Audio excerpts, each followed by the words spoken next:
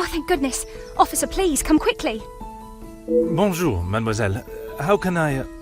It has become a madhouse. Madame has been shouting and cursing all morning.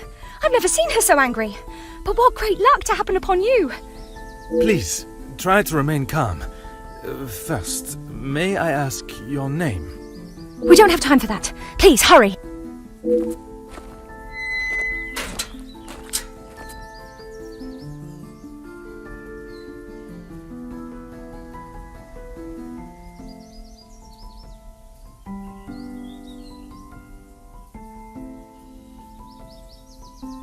Mademoiselle, now we are here, I must insist on your name before I can continue any further.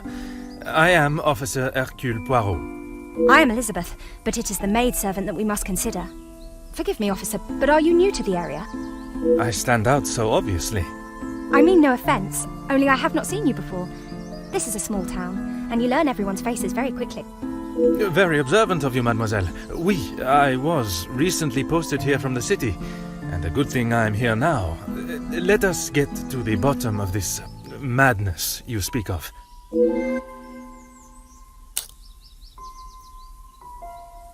There has been a theft at the house. Then I am exactly where I should be, n'est-ce pas?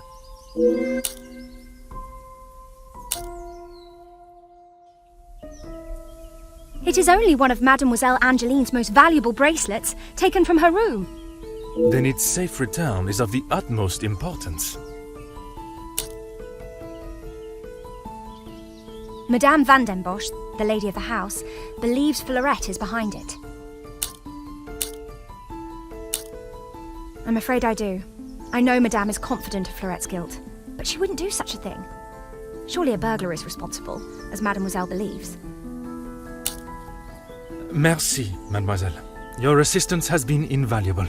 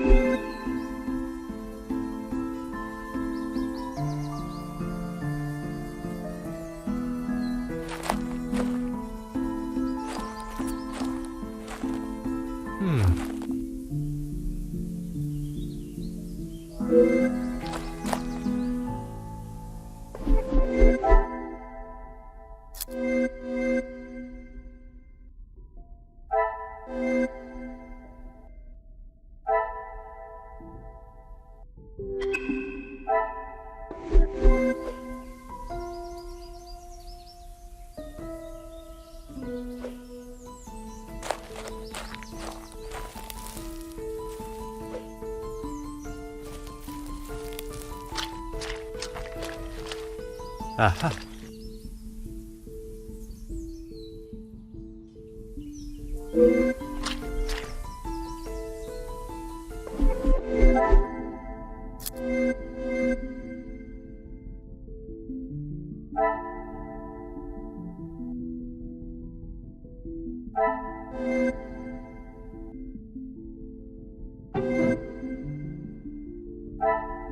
Another success. I never doubted myself.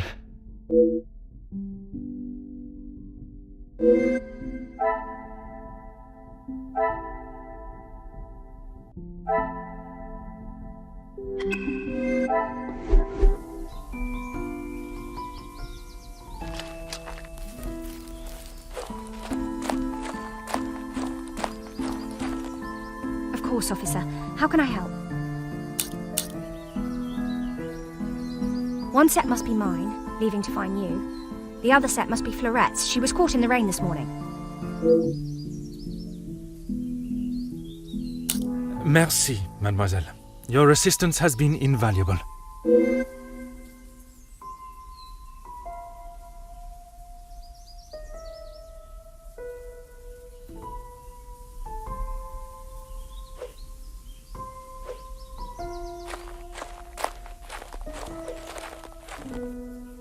Ah.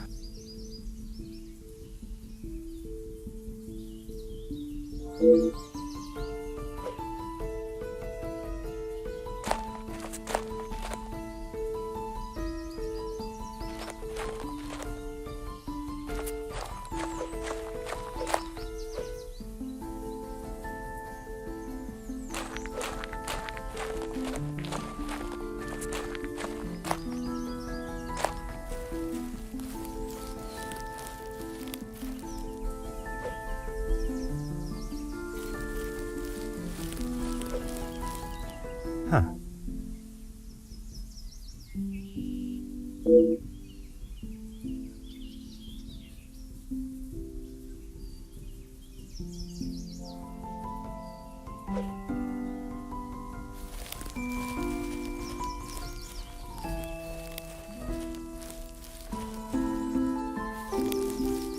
Oh.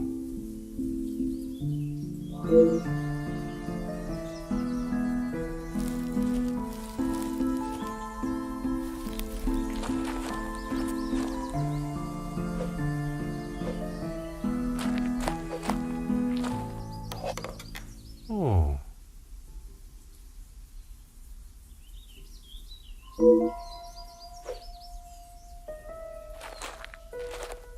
Mm-hmm.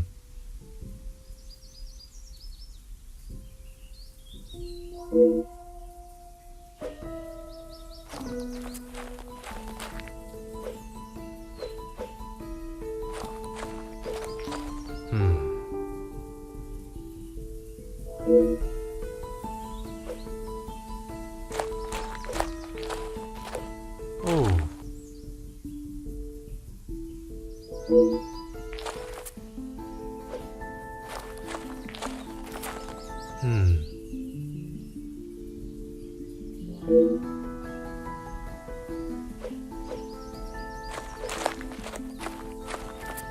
Huh.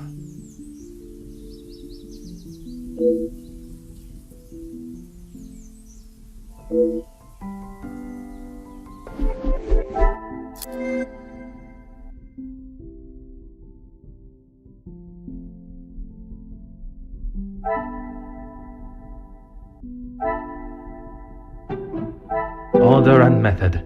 That it...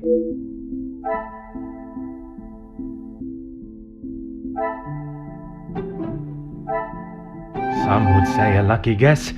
I would say a moment of genius.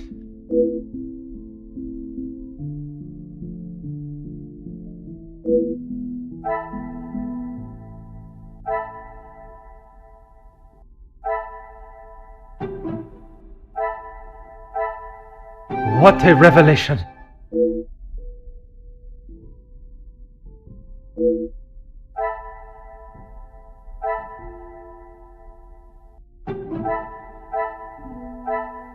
I should not be surprised by my own skills.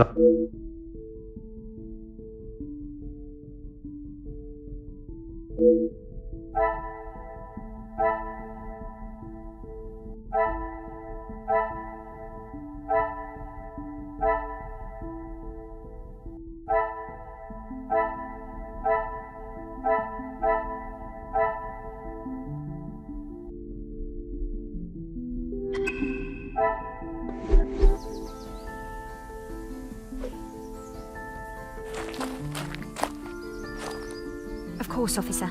How can I help? There is, sir. Luke, but he was called away from the house on a personal matter. Rehana, our cook, accompanied him.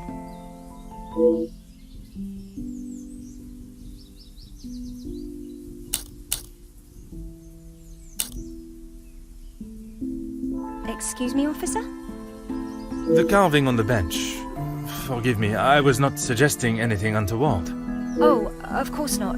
Yes. I suppose there must be. Would you know the identity of the mysterious L and E? I'm afraid not.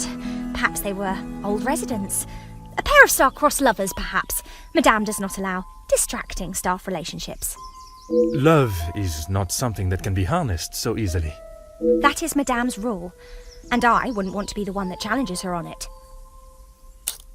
Merci, mademoiselle. Your assistance has been invaluable.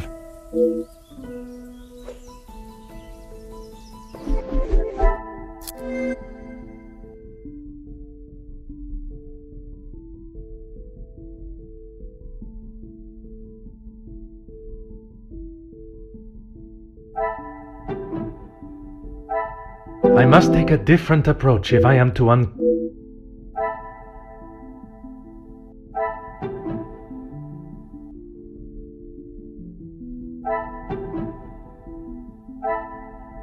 Is there something I am not seeing?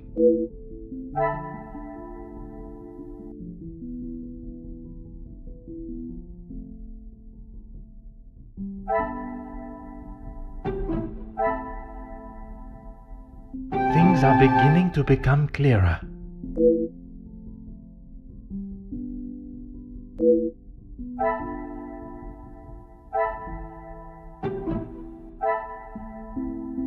The pieces of the puzzle are finally coming together.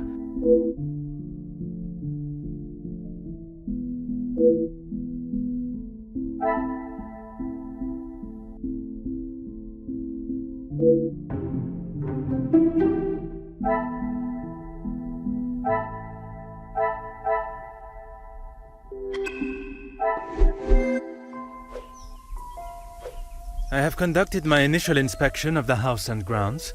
It is now necessary for me to speak with those in the house. Of course. Thank you, officer. I'm sure Madame Van den Bosch will be happy to hear the police are investigating.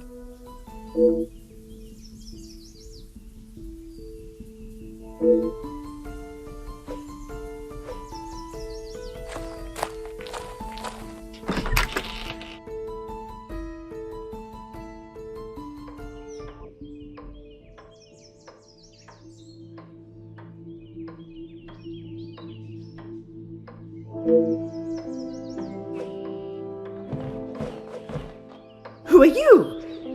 You are not the commanding officer I requested. No, dear madame, I am Officer Hercule Poirot. I can assure you that... This will simply not do. I sent Elizabeth to bring me a competent lawman. And that is what she has brought, madame. Now, I would like to continue my investigation. You understand correctly. It is my daughter's bracelet. It is a rather expensive piece. And valuable to your daughter, no doubt. It was a gift. Yes, it was from her late father, my husband, the Viscount, and it has not gone missing. It was stolen.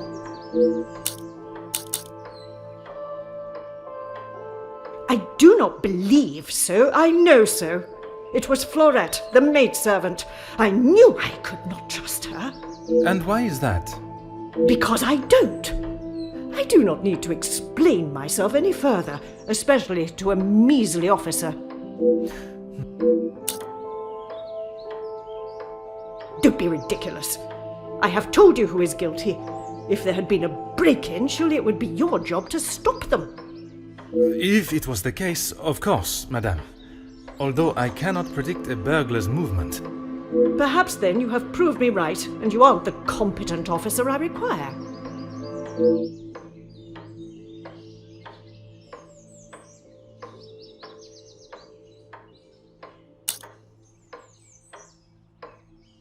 Merci, madame. You have been most helpful.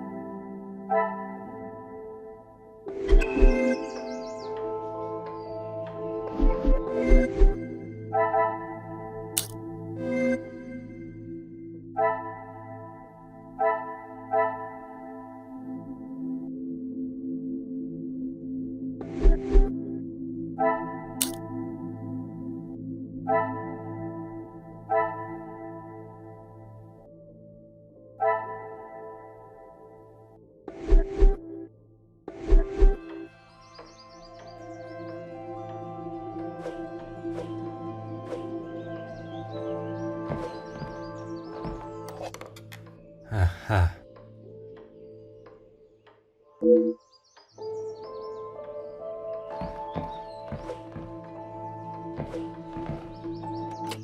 Huh.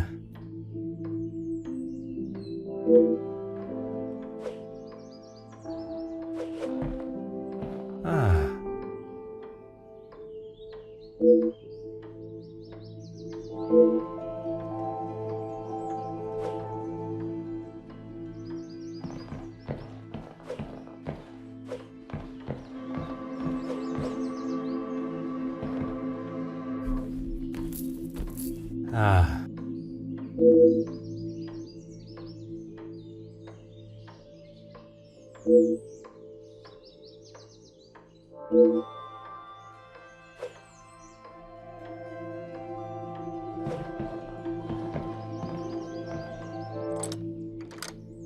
Aha.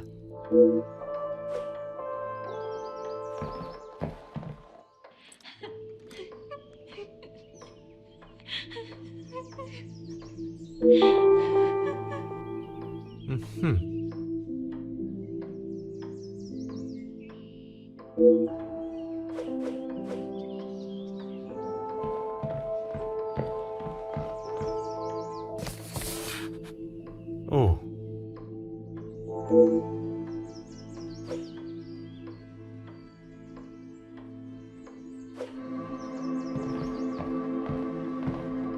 Really, officer, you are wasting both your time and mine.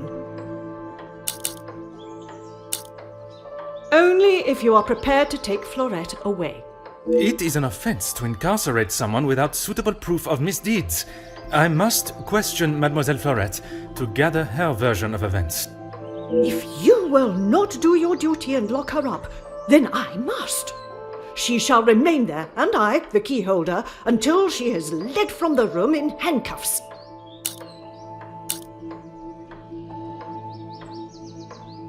And what is your point? May I ask of the subject? You may not.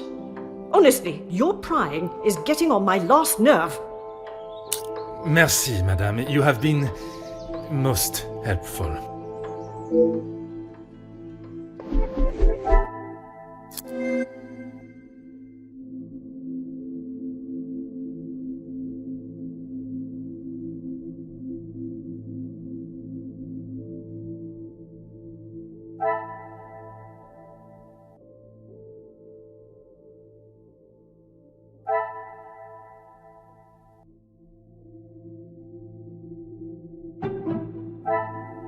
Come, my little grey cells.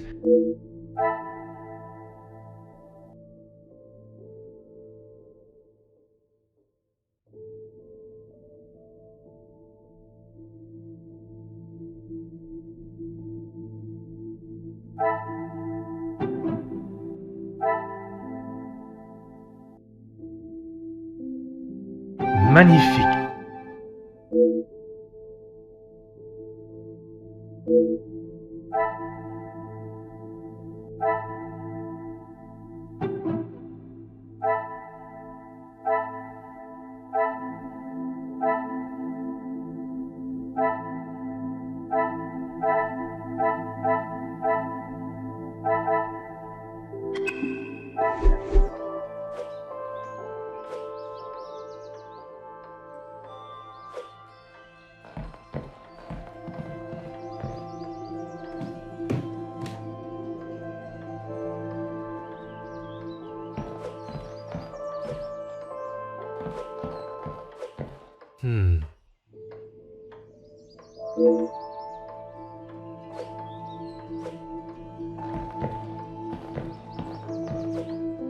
Huh.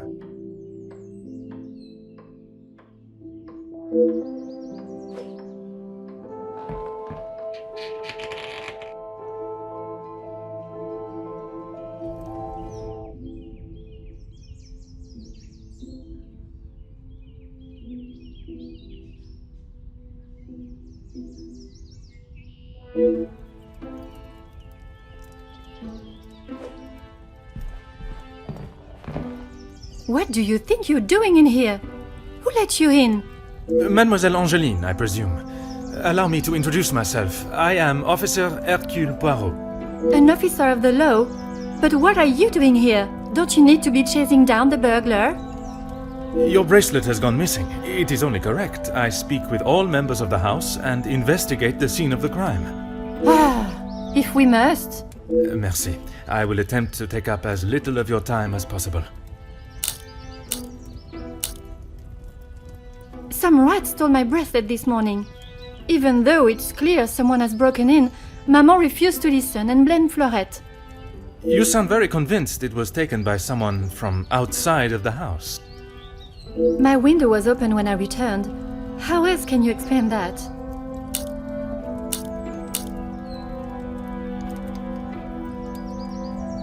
It is of great value. Money was no object to father. It was a gift from your father. I can only assume it holds great value to you also. Of course it does. What a silly thing to say. It's a good thing Maman had it insured with the others.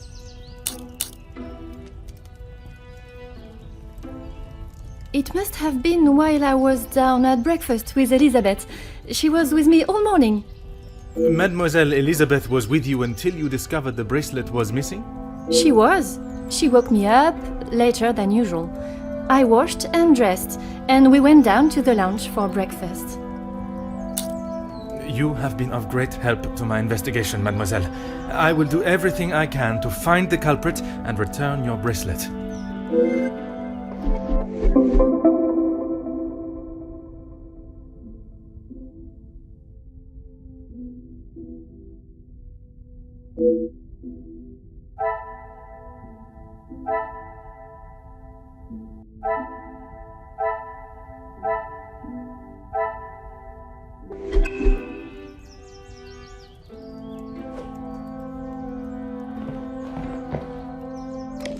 Oh.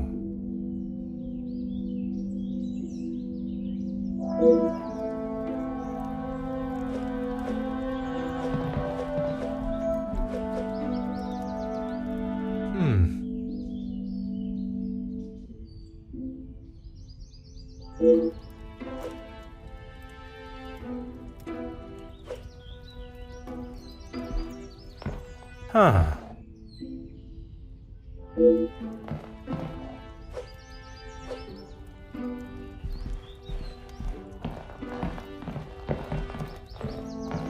Aha.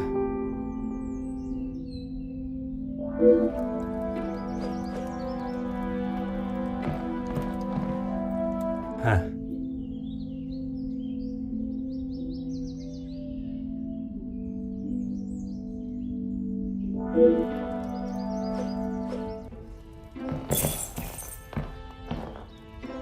Oh.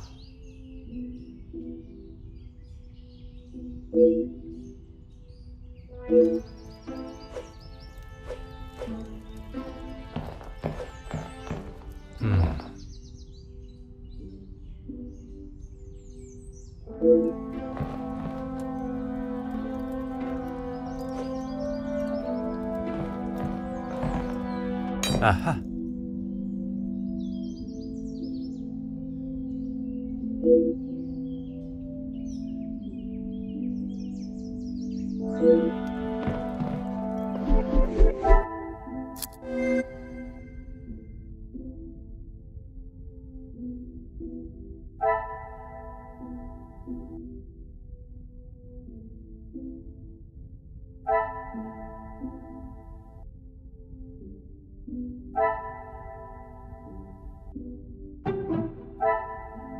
I should not be surprised by my own skills of deduction.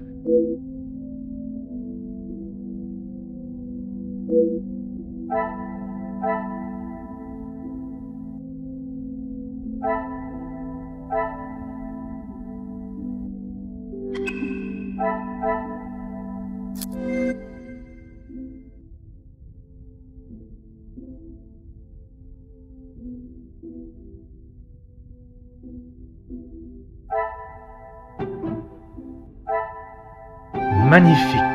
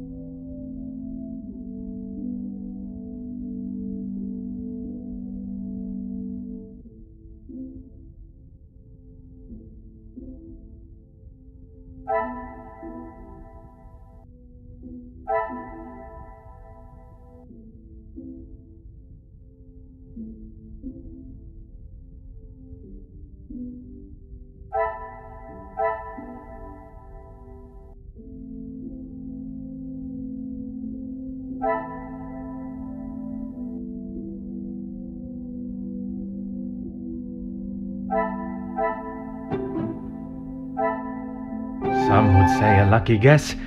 I would say a moment of genius.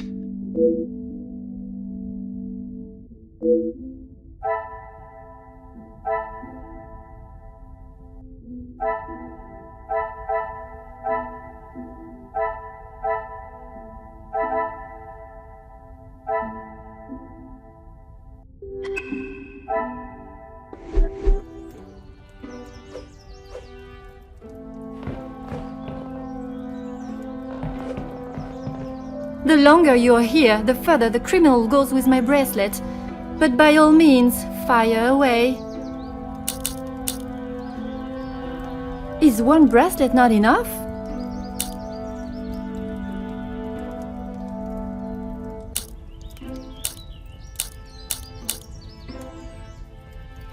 Why don't you believe me? I wish you hadn't spoken to Maman. As I have stated, it is my duty to speak with every member of the house, and I would not want to have discovered a further missing piece later. How should I know? I returned to the room and Father was face down on the floor. It must have been the burglar. So it is your father that is the subject. Isn't he handsome? I remember watching him sit for it. He kept looking across and smiling at me. The artist was getting awfully angry at him. Maman never wants to talk about him. She says it's too hard, but she acts more like she doesn't even care he's gone. I'm sure that is not the case. It must have been very hard for her, for you both. I miss him every day. He always knew how to put a smile on my face. I remember how much fun we would have, all three of us. In the summer, Father and I would play hide and seek while Maman read. She always helped me though whenever it was his turn to hide. I would stand in the gazebo, cover my eyes and count, and when I turned, he was nowhere to be seen. Maman would lower her book and flash a look towards his hiding spot. After I found him, he clapped and cheered as though I had won a gold medal. When I was hiding, it didn't matter where I was. He could never find me.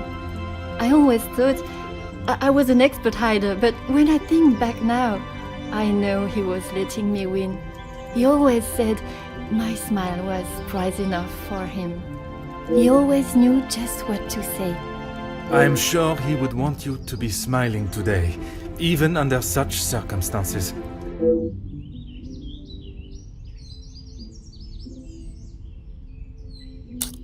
You have been of great help to my investigation, mademoiselle. I will do everything I can to find the culprit and return your bracelet.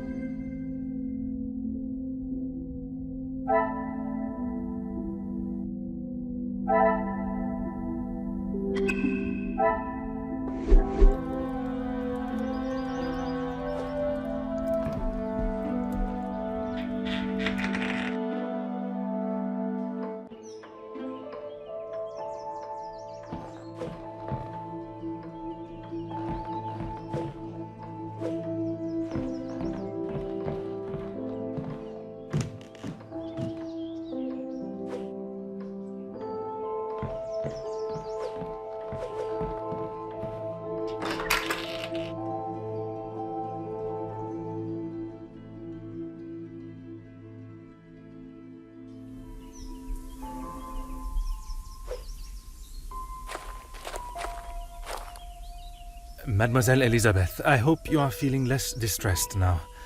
I can assure you I shall find the guilty party and the bracelet. Thank you, officer. Yes. All I want is for Florette to be heard. Bien sûr. Rest assured she will get the fair trial she deserves.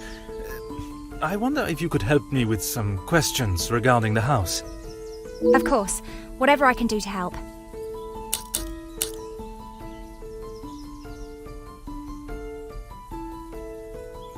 When I left, Madame was with Florette in there. Surely she would not have locked her in. It must have been an accident. Madame van den Bosch should not be deciding her fate. Would you grant me access to speak with her? I would, sir, but I don't have the key. There is a spare somewhere, though. Oh, how awful, the thought of her locked in there. Do you have any thoughts as to where I may find it? I'm sorry. Madame does not trust the staff with such knowledge, even me. Although I did overhear her once say it was hidden somewhere, close to her heart. Whatever that means.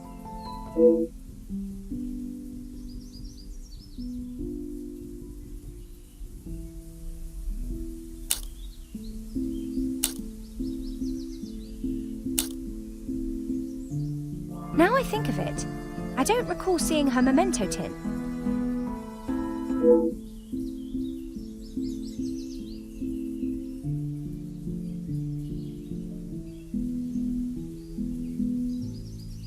She holds her keepsakes from her father and other gifts or tokens in it. She has such a wonderful collection. She's very lucky. She normally keeps it close, but I didn't see it this morning.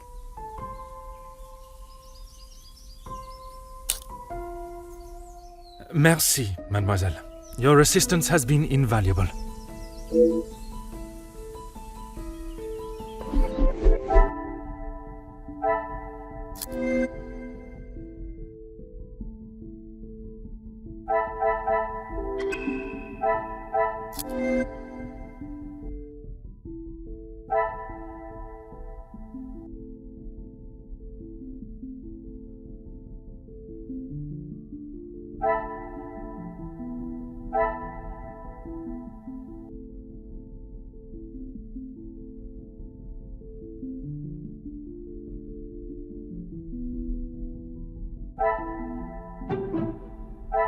This will not get me any closer.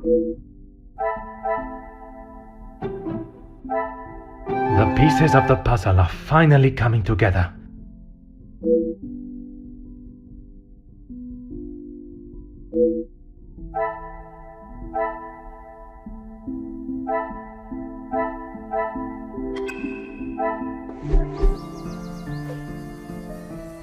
Certainly, officer. Madame is the one with the refined taste. Angeline and I are much more partial to a simple love story. Aren't we all? Romeo and Juliet, the most famous of love stories. I do enjoy it so. The passion, the romance. It gives me goosebumps just thinking about it. Madame has a copy upstairs in the main hall. Merci, mademoiselle. Your assistance has been invaluable.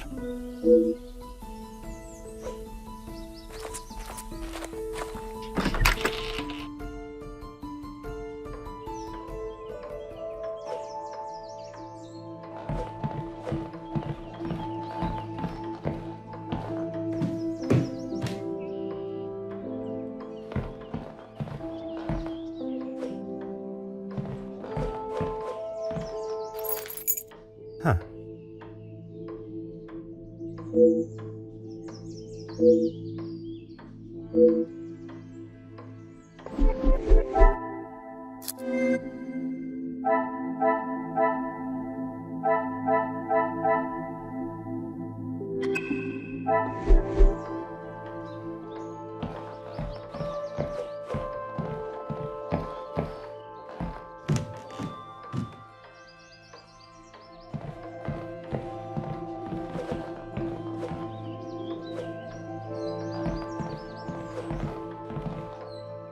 Finally, it is unlocked. What exactly do you think you are doing? If I am to serve justice, I must be able to reach and talk with young Florette. The girl is guilty and shall pay the price for her crime. I shall see to that. If you wish to listen to her feeble attempts to explain herself, so be it. Everyone deserves to tell their side of the story, whether a feeble account or not.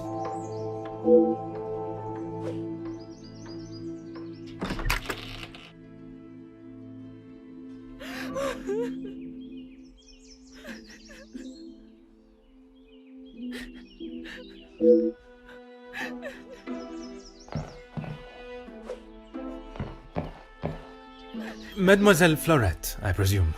Please, officer. I did nothing wrong. You can't take me away. Please relax, my dear. If you have done nothing wrong, you have nothing to worry about. But it is my duty to investigate all avenues. Ah bon? Relax. So you don't think I took the bracelet? As of this moment, I cannot say. But answering my questions honestly will certainly help your case either way.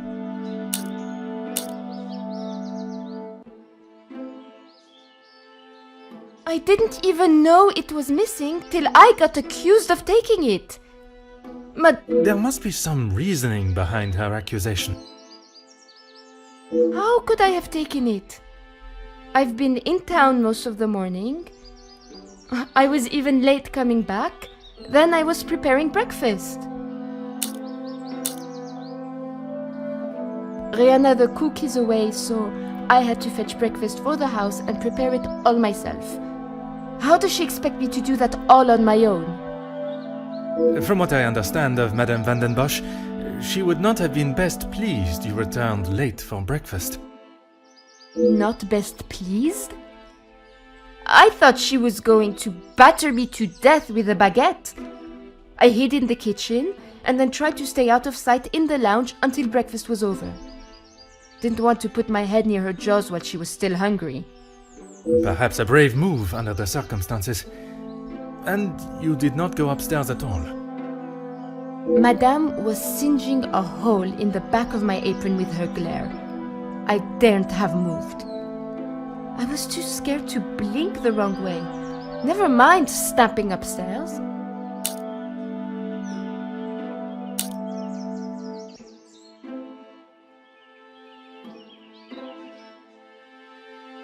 I must just be slow, monsieur. My mother always said I moved like the snail.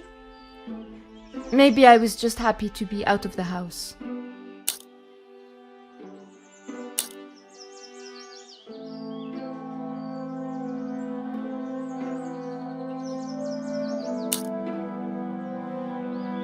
I had a lot to do. I lost track of time. I wanted to prove to Madame I'm not the useless waif she thinks I am. Merci. I shall take everything you have told me into consideration.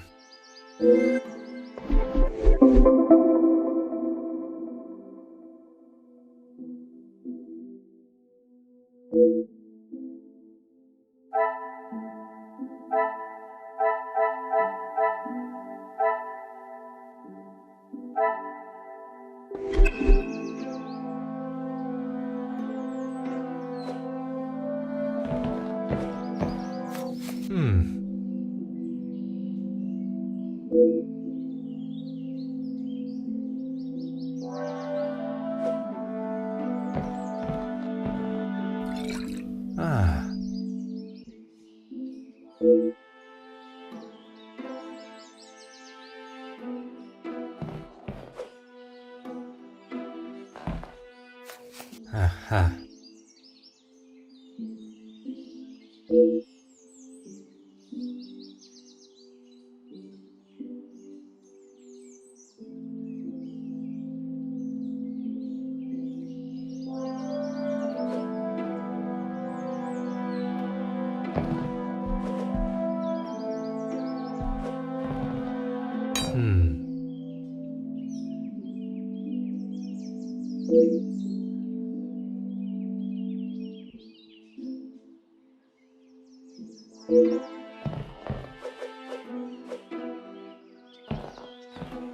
Oh.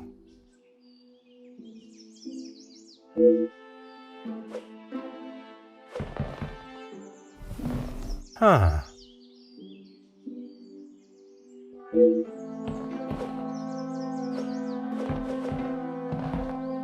Oh.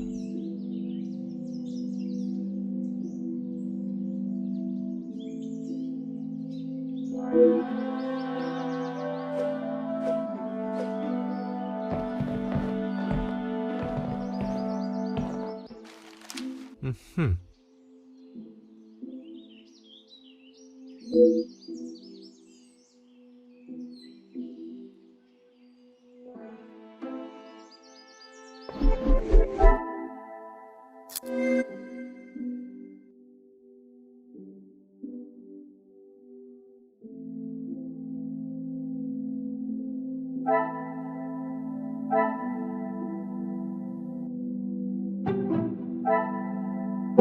must act on thought and fact.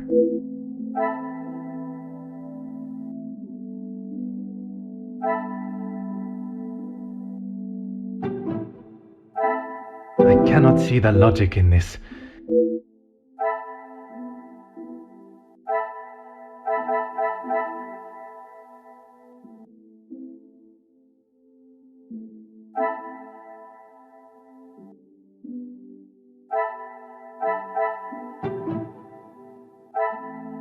Another success. I never doubted myself.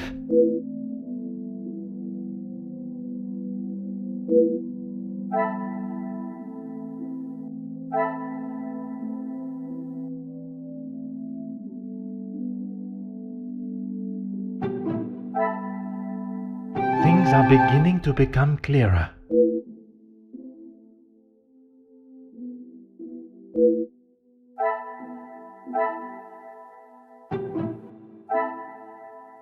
What a revelation!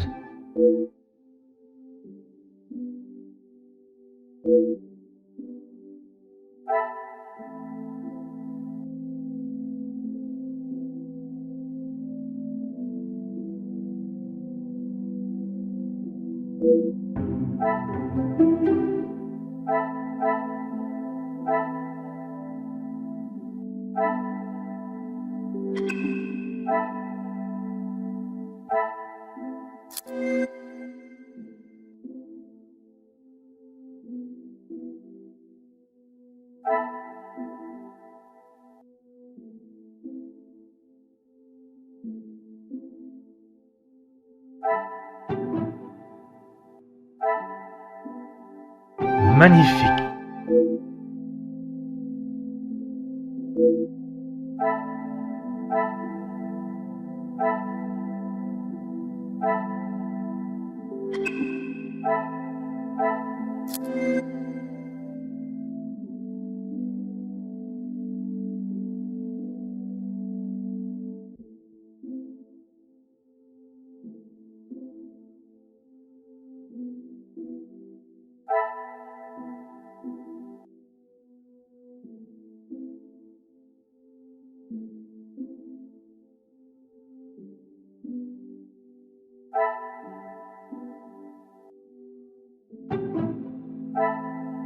The pieces of the puzzle are finally coming together.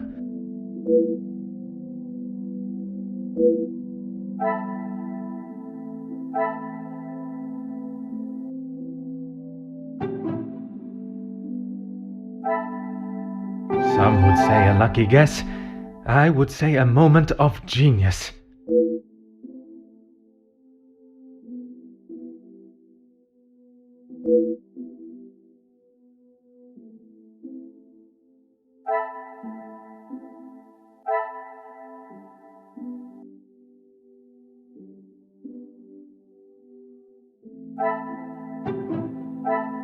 I cannot see the logic in this. Perhaps a second look at the...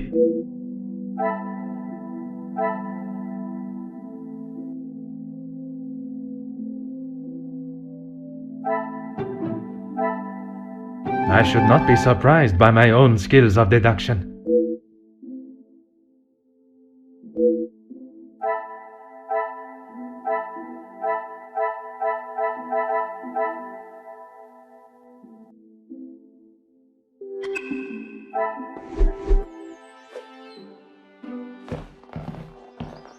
Anything to show you I didn't do it.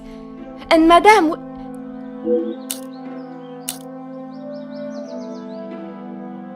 Yes, another thing on my to-do list. I'm afraid it's not in the same condition as when I picked it up. At whose request? It was a favor for Lizzie. I didn't mind having to get it. Merci. I shall take everything you have told me into consideration.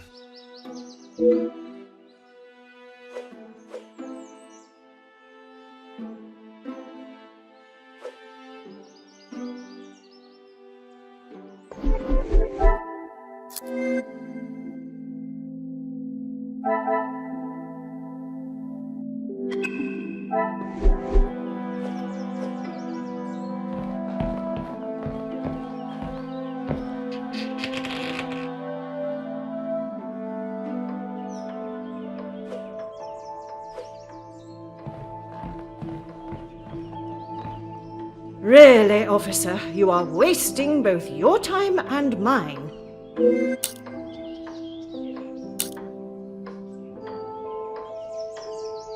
If you have something to ask, officer, I suggest you stop wasting my time further and just get on with it.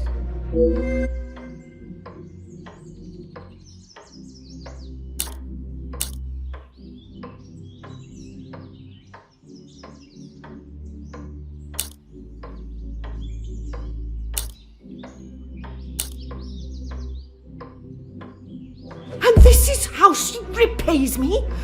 I will not be happy until I see her sufficiently punished.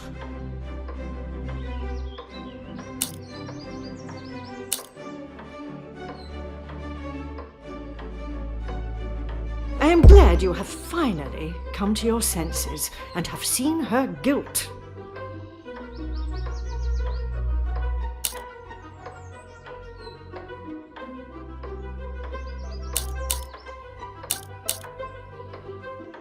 It is challenging at times, I will admit. But I can assure you the Van den Bosch name is as strong and prevalent as it has always been. I have tried my best to provide for Angeline, although sometimes she may not see it that way. She is not to know about what we have discussed. It is my burden to carry. You are accepting the hand you have been dealt and raising a fine young mademoiselle. That is all that can be asked of you. And you have done nothing but bother my staff and my family. I cannot stand here any longer and listen to this second-rate officer speaking such drivel.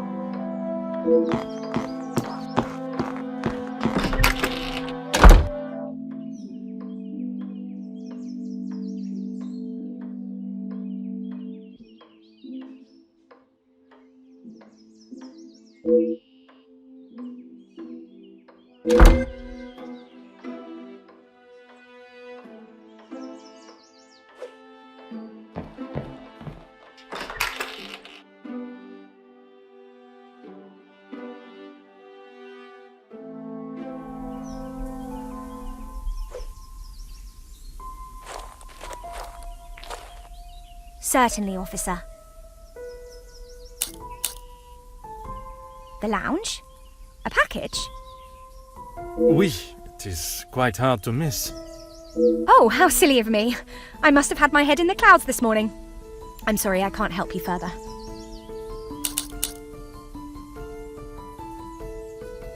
Besides the terrible rain?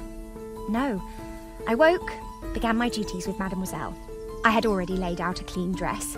I helped her into it and prepared her for the day before getting started on tidying her room as neat as a pin. And the bracelet was still there when you left the room for breakfast? I'm sure of it. I had it down before Mademoiselle Angeline.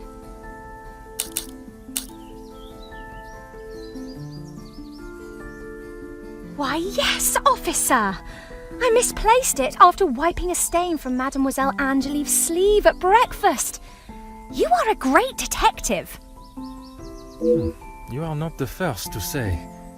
Had she not noticed it herself, I imagine Madame would not allow even the smallest imperfection. It baffles me how she couldn't have. It was only luck that I spotted it before Madame, and a good thing I did.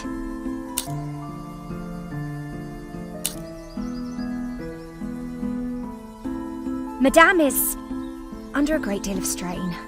It can't have been easy for her to lose her husband, raising Mademoiselle alone. She can be quick to anger.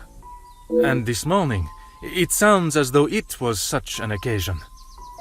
It's not the first time I have had to stand and watch such treatment. I hate to see it. As I said, Madame hasn't had the easiest time.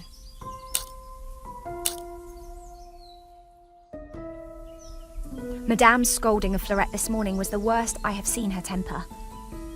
I wish she could see that Florette is just trying to do her best. Could there have been another reason for such a reaction? Madame was not happy Florette was late. All through breakfast, Madame was watching her with a piercing eye. But she's still learning the way. Merci, mademoiselle. Your assistance has been invaluable.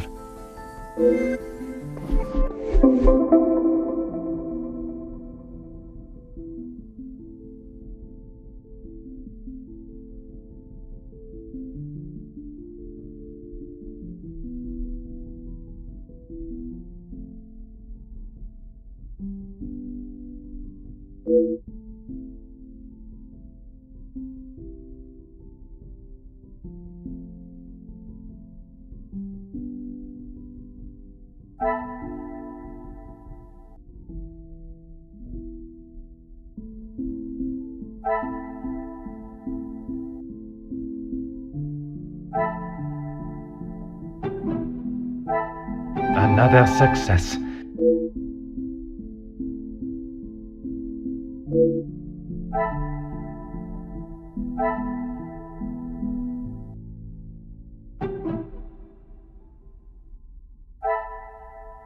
What a revelation!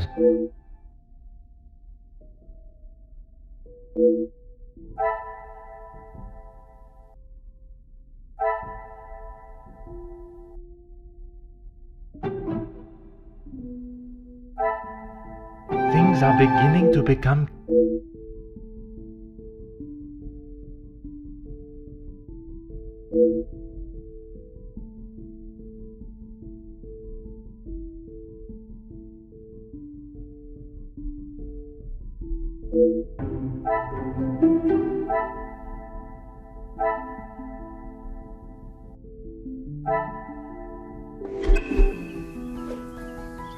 Certainly, officer. How could I not be? I may not enjoy his other works, but how can one not be blown away by a story of two so deeply in love that they will risk everything just to be together? Especially being able to draw similarities between Verona's star-crossed lovers to yourself and your dearest. But I hadn't told. Mademoiselle, I am an officer of the law. It is my duty to uncover the truth. Please, you cannot say anything to Madame. She is against staff relationships of any kind. In her eyes, a relationship between staff is nothing more than a distraction. But he means so much more to you. Oh, officer, I have found my soulmate. At first, it was nothing more than pleasantries around the grounds, but that quickly changed. I know it's not proper for a young lady to pursue a gentleman, but once I knew his feelings reciprocated my own, why shouldn't I have followed my heart? Love transcends professional and societal rules. The mere thought of him was enough to make me blush, but I knew that Madame would never give her blessing. If we wanted to continue, we would have to do so in secret. The summer evenings here are just so beautiful. I often find myself walking around the grounds after my daily duties are complete.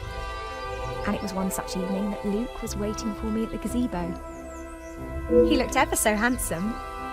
And the poem he had prepared, he had barely started reading and I was already a blubbering mess. Standing there beneath the warm glow of the falling sun, he asked for my hand, and I gave him my heart with no hesitation.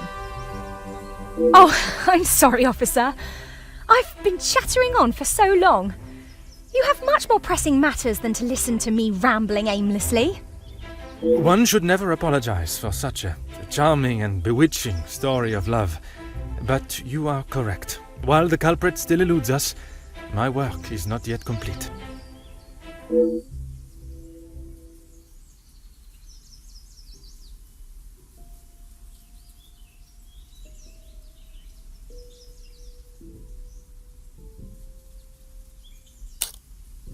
Merci, mademoiselle.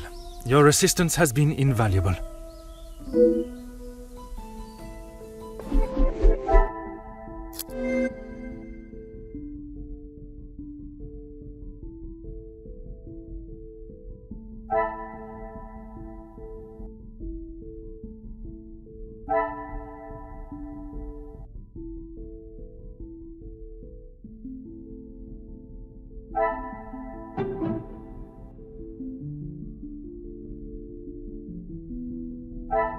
Is there something I am...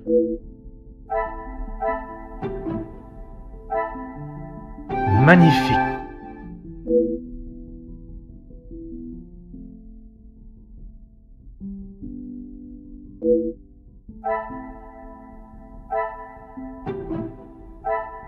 Come, my little grey cells.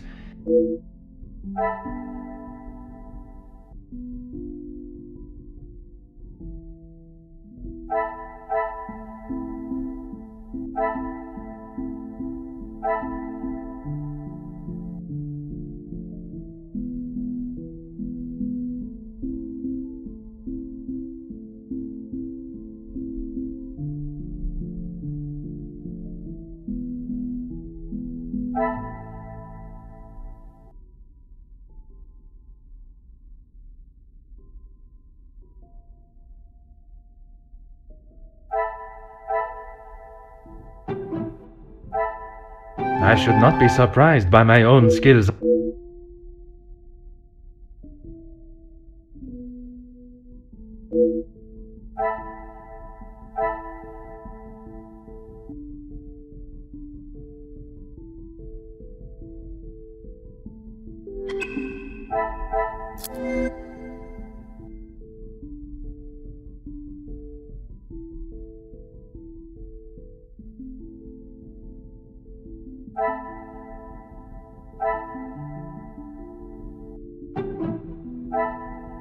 Some would say a lucky guess.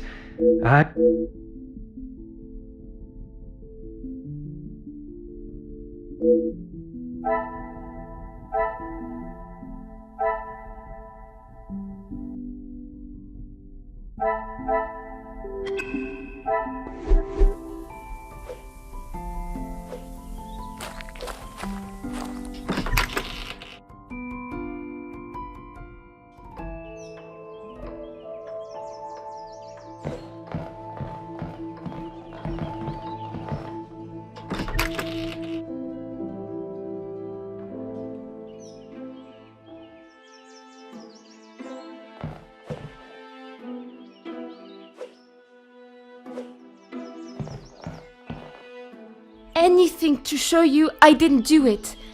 And Madame, Merci. I shall take everything you have told me.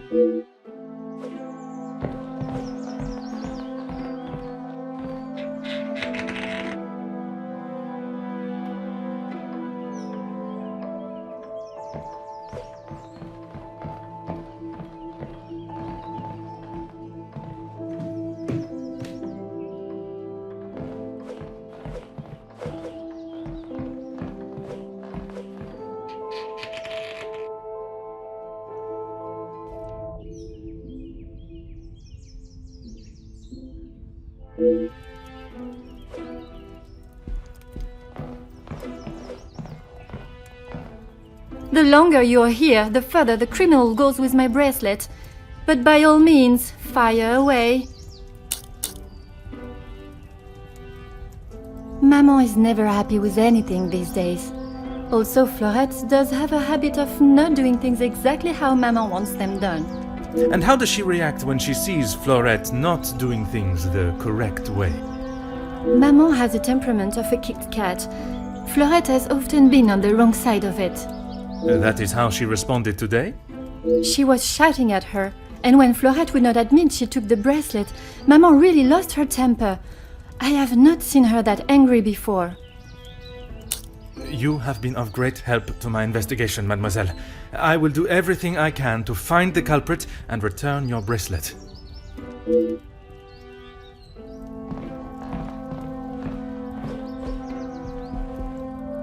Oh.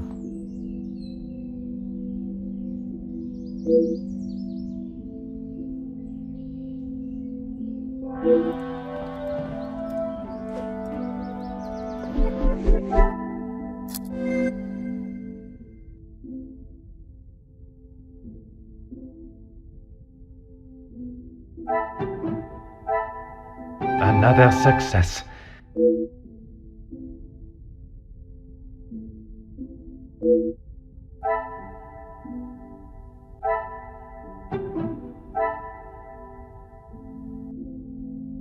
The pieces of the puzzle are finally coming.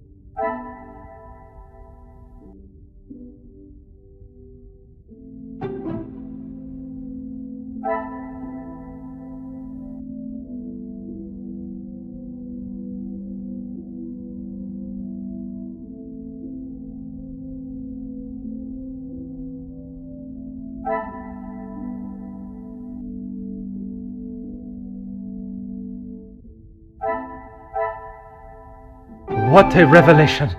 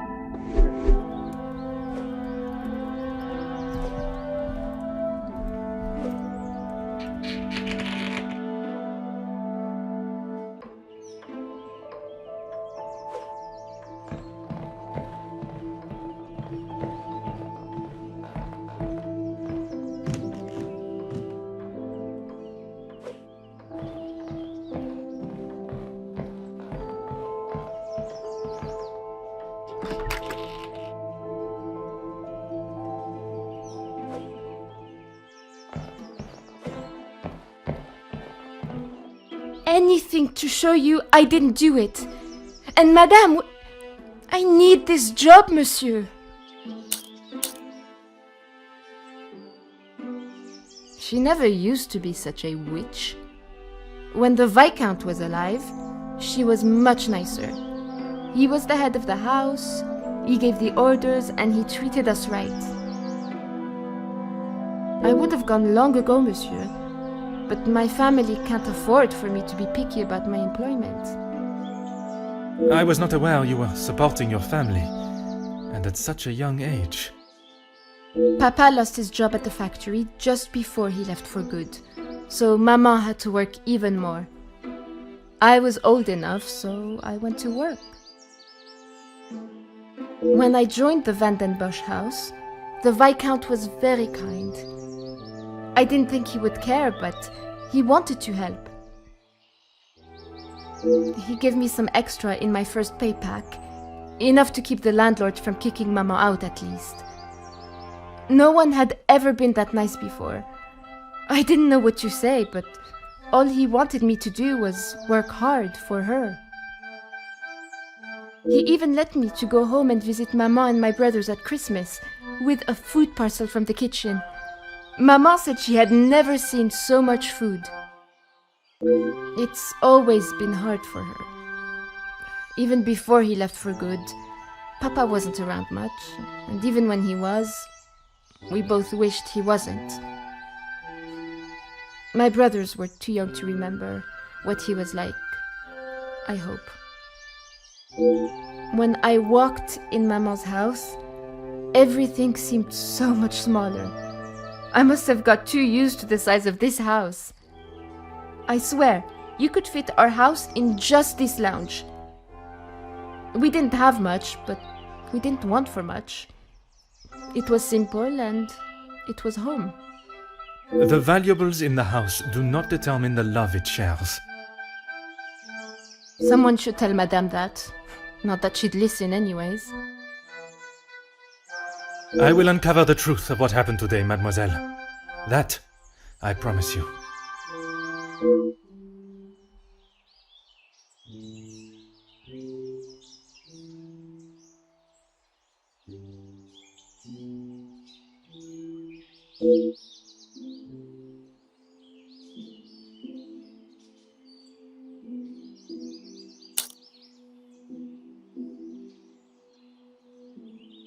Merci. I shall take everything you have told me into consideration.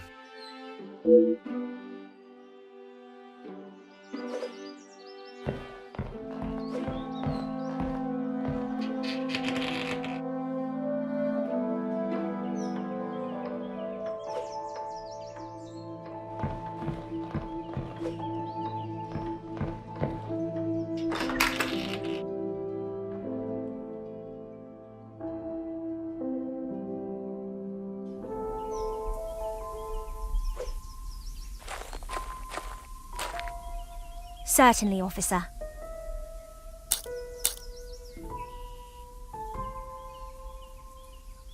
You have found the culprit and the bracelet. Everything will be revealed in good time. Would you be so kind as to gather everyone in the lounge? Of course. Merci, Mademoiselle Elizabeth, for gathering everyone. Will Madame Van den Bosch be joining us shortly? She stormed past me not long ago, and I have not seen her return. Very well. Under usual circumstances, I would wait. But I think we have spent enough time on this matter, n'est-ce pas? We shall have to proceed without her. This morning started like any other. My usual ordinary patrol, until I was approached by Mademoiselle Elizabeth about a suspected burglary and a missing bracelet. A crime I've been falsely blamed for. That I shall come to. I began my investigation outside, but it was not long before I realized there were no signs of an intruder, so I turned my focus to those in the house. You. Florette, your time here at the house has not always been the easiest for you, shall we say. I do what Madame tells me. And to the highest standard, I presume. Madame's standards are very high. I do my best. And you would at least expect fair treatment for the work, not to be spoken to in such a cruel and vicious way. Monsieur? I refer to how poorly Madame Van den Bosch treats you. You are at her beck and call, and she does nothing but belittle you. That is Maman you're talking about. Just wait until... It is nothing but the truth I speak, mademoiselle. All the while, mademoiselle stands by and does not even notice such cruelty. That must have angered you. Perhaps you thought it was time they deserved some retribution. Stop trying to put words in her mouth. I am merely giving her a voice, one that has been silenced for so long. Maybe I do think she deserves it. She's had the world handed to her on a plate, and the likes of me get nothing. A motive begins to rear its head. You're just trying to get me to admit to something. Well, I've done nothing. Allow me to finish. I am sure you will want to hear what follows. Let us return to this morning.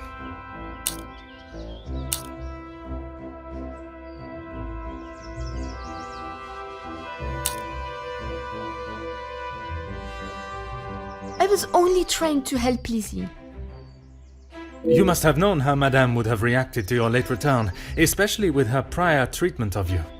She's angry at whatever I do. But nonetheless, you were willing to help a colleague, a friend, knowing what the repercussions could be. And that show of loyalty to your friend has been the thing that proved your innocence. Monsieur? Because of such willingness to help, you were delayed in town, meaning you had no viable way of taking the bracelet from Mademoiselle Angeline's room. There was simply no opportunity. I told you! Maybe now Madame will believe me. It is evidence not even she can ignore. Which then leads us to Mademoiselle Elizabeth.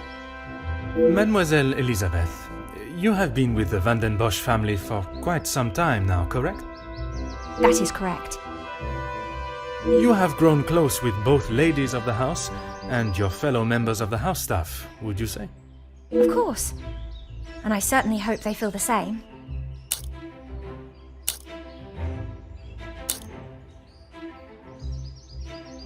Officer, please. Elizabeth, what is he talking about? I am referring to the lengths Mademoiselle Elizabeth has gone to remain in your maman's employment. It is Madame's house. She can enforce whatever rules she chooses. Even if they are going against the very nature and cornerstone of man, to love. I still do not understand. Perhaps that is best for everyone. It is neither my place nor my want to make this situation any more awkward than it needs to be. Oh, thank you. Besides, it was not that story that cleared Mademoiselle Elizabeth's name. Rather, Florette's. Florette's? But she was not here for most of the morning. But when she was, more precisely while preparing the table in the lounge, she noted that, against regularity, you arrived alone for breakfast, without Mademoiselle Angeline by your side. I'm not sure I understand what you mean. It means that I found myself with two suspects with potential motives. But with a lack of opportunity, I was left with only one. Mademoiselle Angeline. You can't believe I would hide my own bracelet.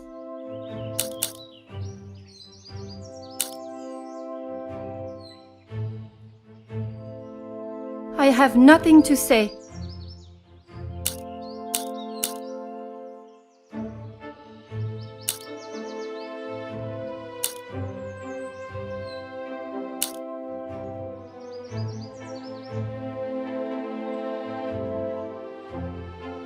How dare you speak to me like that? You have no idea what you are talking about.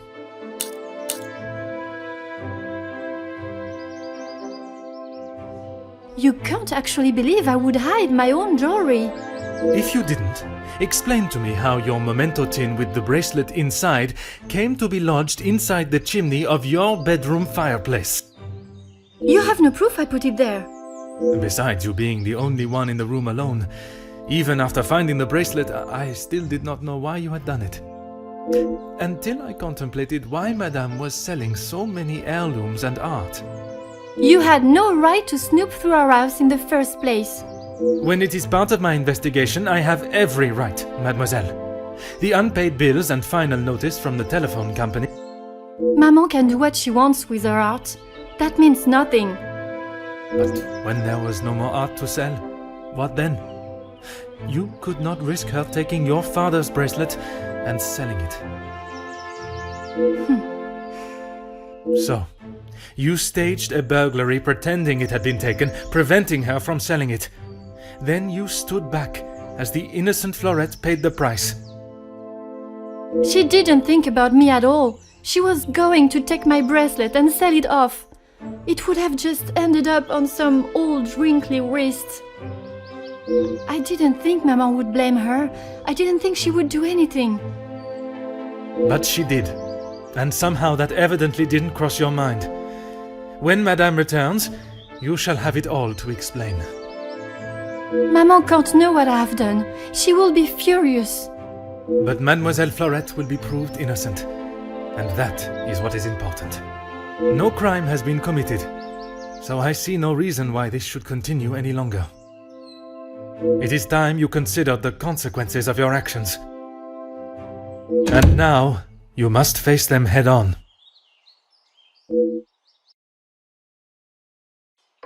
Maman, you're home. Of course I am. And I've brought someone that will bring some order to this chaos.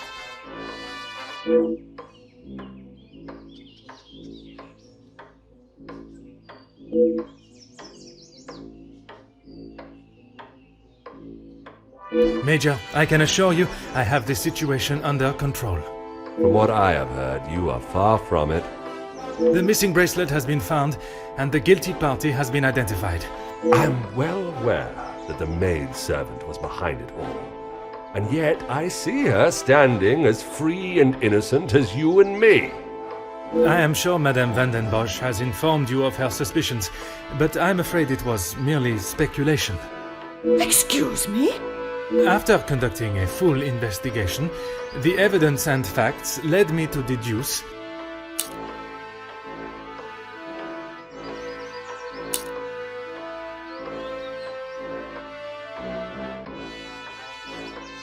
I certainly hope you are not accusing my daughter of... I'm sorry, Maman. He's right. Florette is innocent. I just wanted to show you. Shh, girl. I will not have you guilted into taking the blame for that sticky-fingered girl.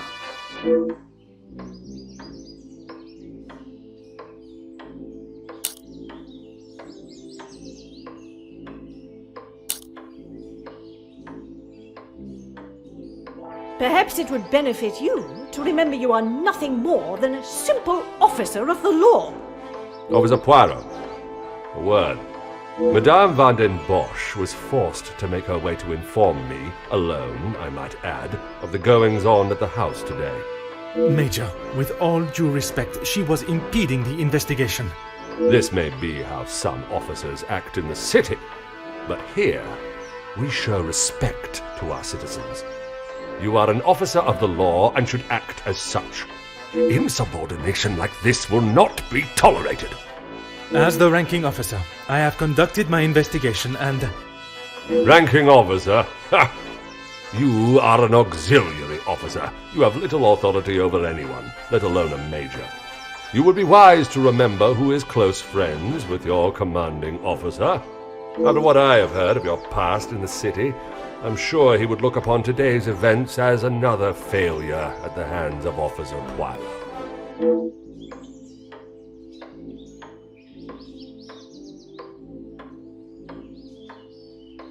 Oui, Major. Now I suggest you do your duty and escort the maidservant to the station where she can be formally charged and a sufficient punishment handed out. Right away.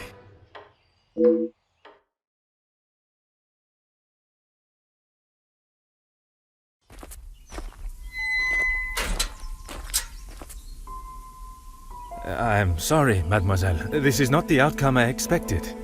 Maman was right. We'll always pay the price for the upper class's actions. We will do everything we can to clear your name. What can you do now?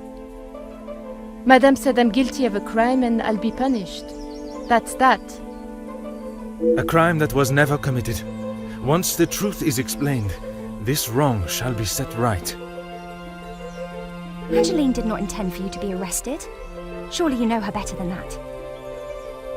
I should have known better than to expect anything else. Justice and fairness don't reach the likes of me.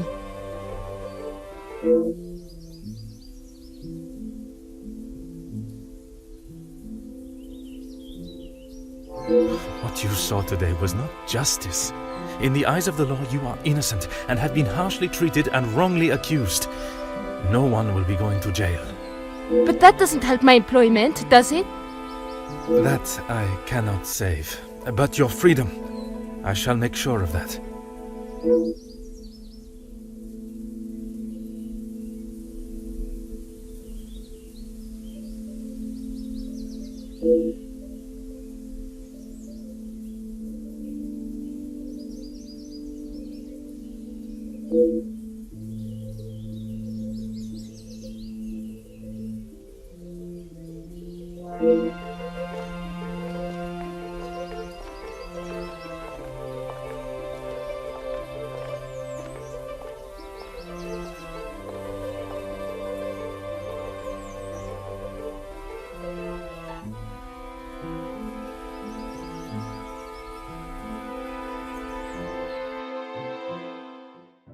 Detective Poirot, I trust this finds you well.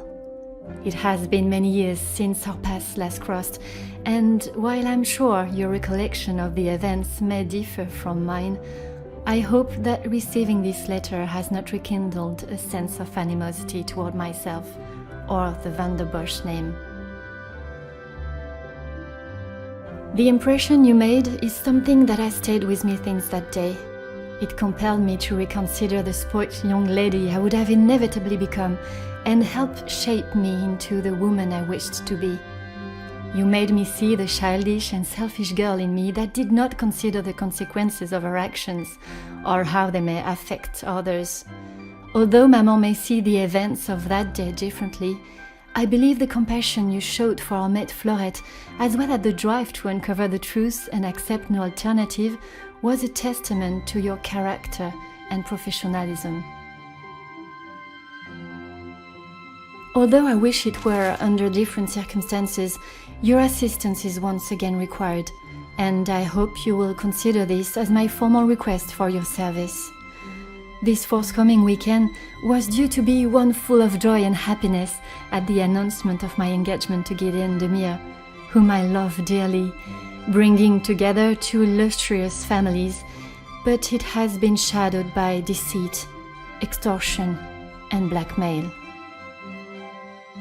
The Van der Bosch name is being held to ransom by a mysterious party, and I am afraid I do not know who I can and cannot trust. We are holding a small gathering to celebrate our exciting news with what Maman calls the dignified elite, those that are well respected and held in high regard in both our close inner circle and society. Our private matters have always remained just that, so I fear one of those invited may be the person who is out to ruin our name. but for reasons I cannot fathom. I have enclosed a first-class rail ticket for you to join us for the announcement, and having contacted your superiors and the correct authorities to request your assistance, which they were more than happy to grant me, I shall expect your arrival with great anticipation. There shall be a carriage waiting for you at the station to bring you directly to Mnemosyne House. I thank you in advance in our time of crisis. Yours respectfully, Angeline van der Bosch.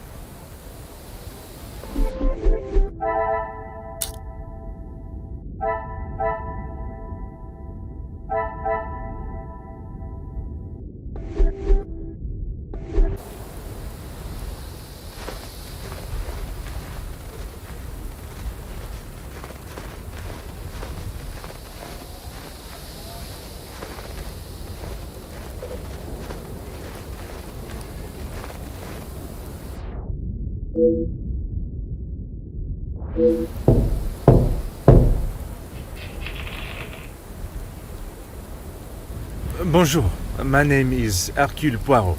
I am here at the invitation of Mademoiselle Angeline. Ah, Detective Poirot. We have been expecting you. Please come in from this frightful cold. Merci. I don't think I would have lasted much longer out here before turning into an icicle. Welcome. I am Archibald Sterling, the head butler. Please accept my apologies. I have a rather pressing matter, but I will see that you are attended to immediately. Do not trouble yourself on my behalf. I am sure I am more than capable of finding my room.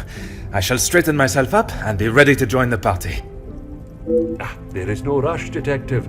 Dinner will not be served for some time, so please, make yourself comfortable. Once you have settled in, I am sure that Miss Angeline will be happy to see you. She has been eager for your arrival. She's not been herself recently. You will be staying on the first floor.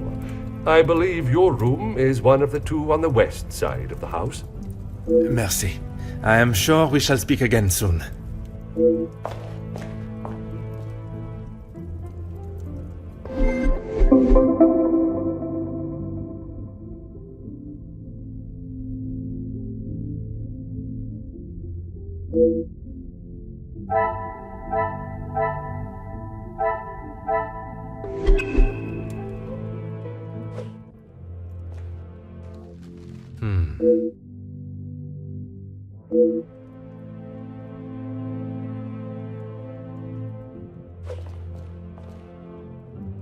Bonjour.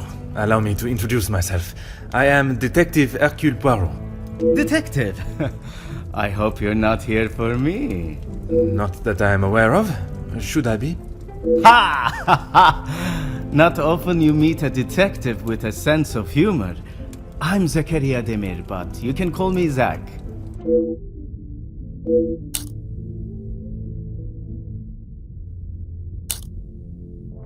If I had seen them, maybe I would have.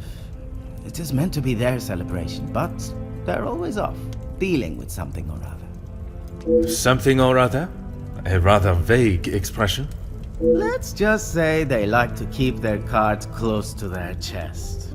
For such a well-known family, I'm surprised they can keep anything hidden.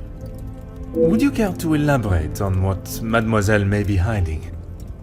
I'd rather not. You're the detective, isn't that your job? Très bien, Monsieur Demir.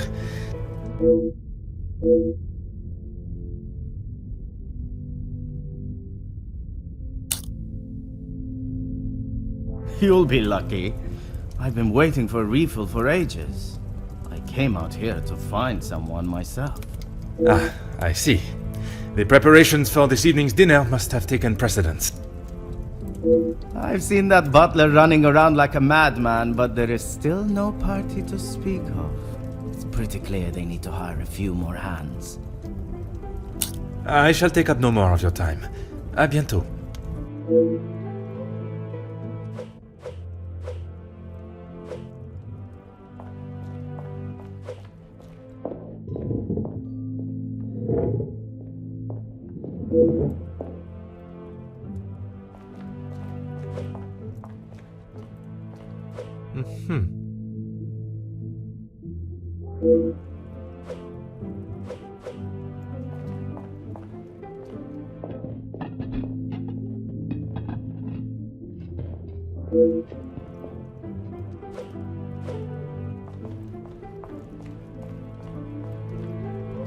Huh.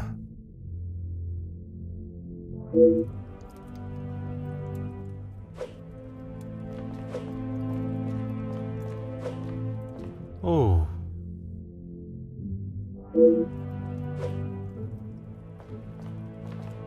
Aha.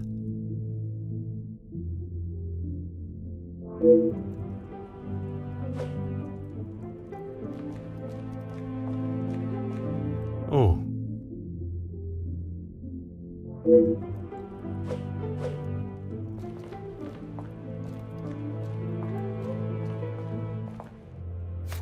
Aha.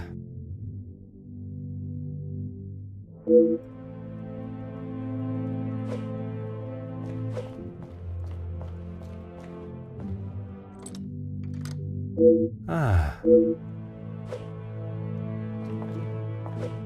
Huh.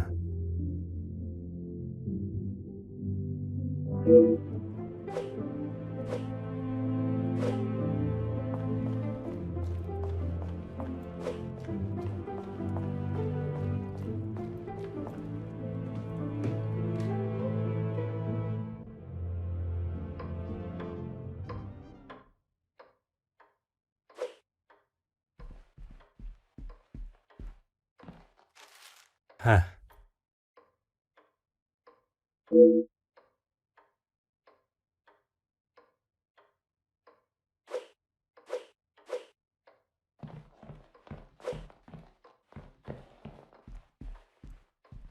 Oh.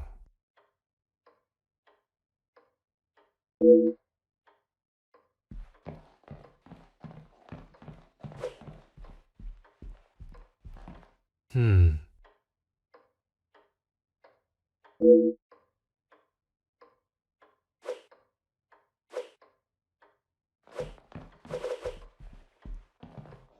Ah.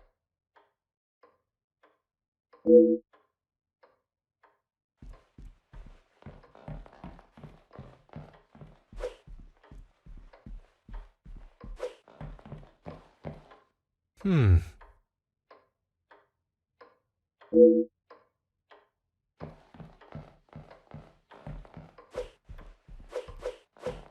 Oh.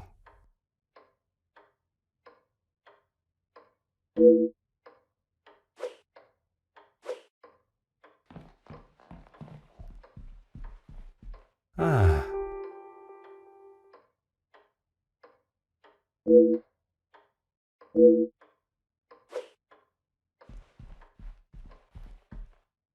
Oh.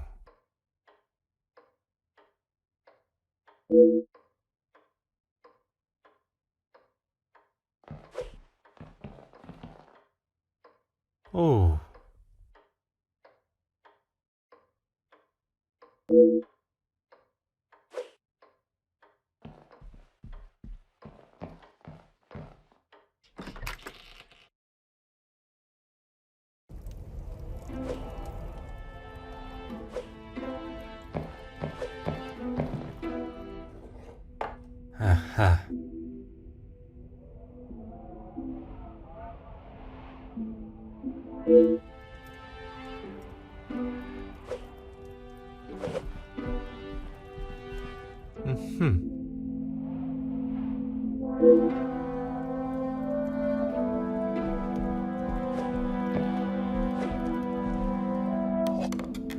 Ah.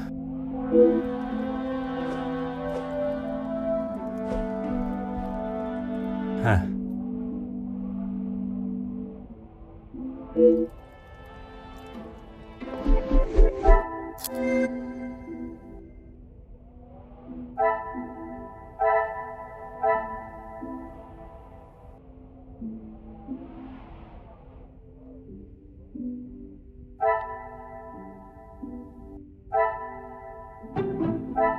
What a revelation!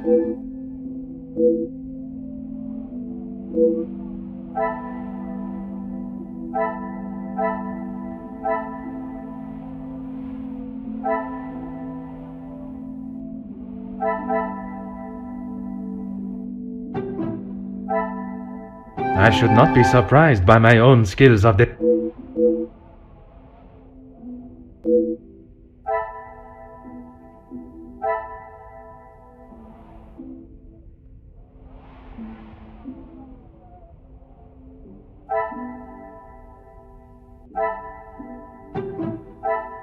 Magnifique.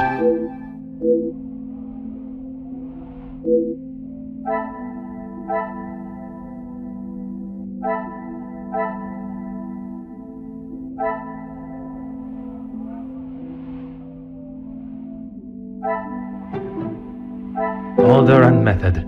That is...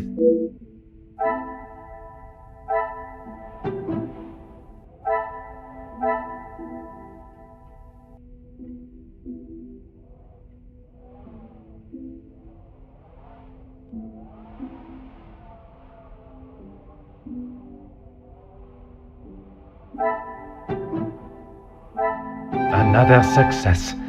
I never doubted my...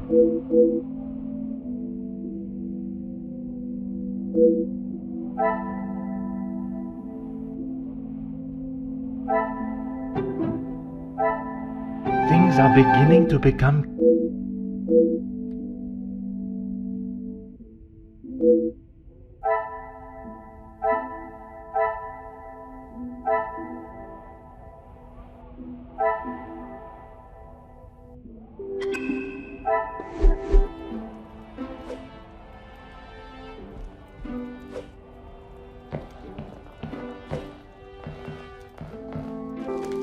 Huh.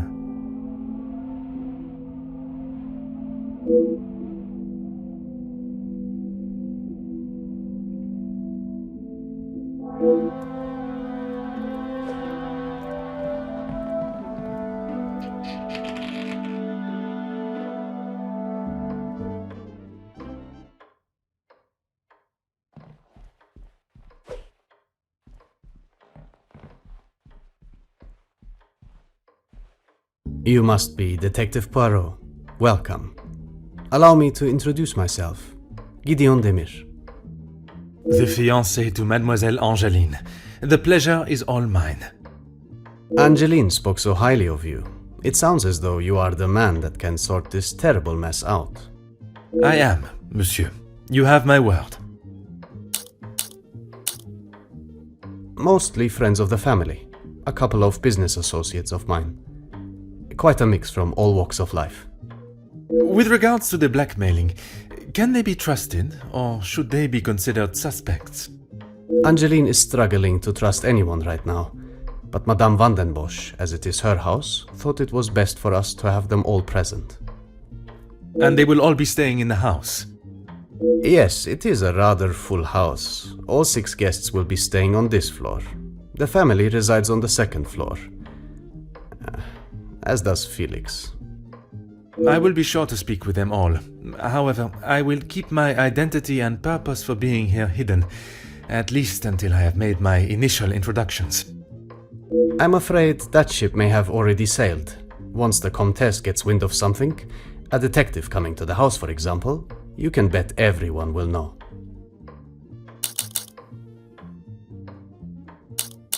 She tries her best to keep everyone else happy, but I can see it is taking its toll.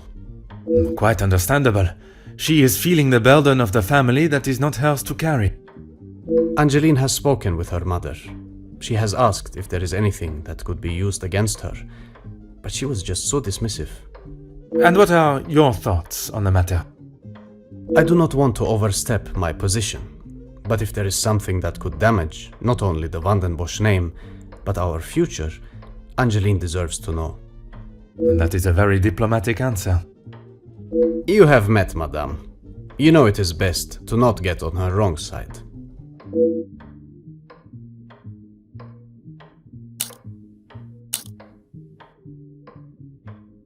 You are very observant, detective.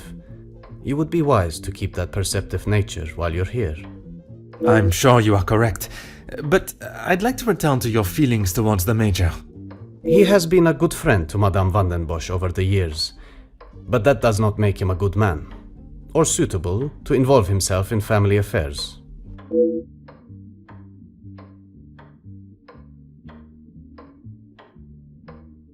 Merci, monsieur. I shall leave you to prepare for tonight's celebrations.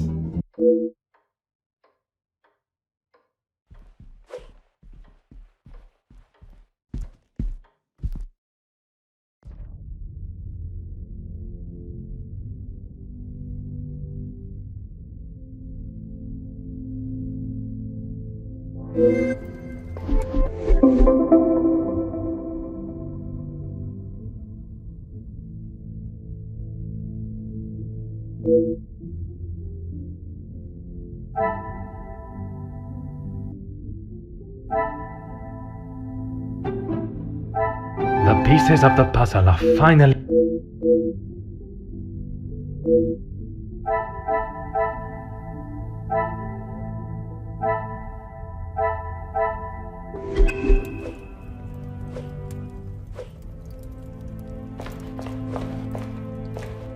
Mademoiselle Angeline, it is a pleasure to see you again.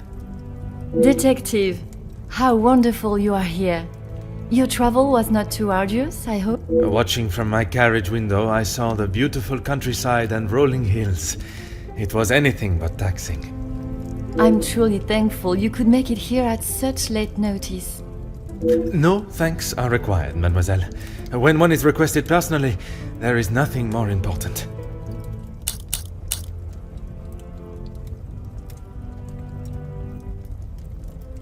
Gedeon and I only wanted a small dinner to celebrate our engagement, but Maman was adamant on throwing this party.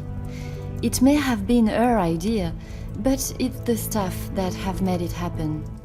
Their efforts do not go unnoticed, from me at least. They have been with us for so long. I do my best to make sure they are happy and content.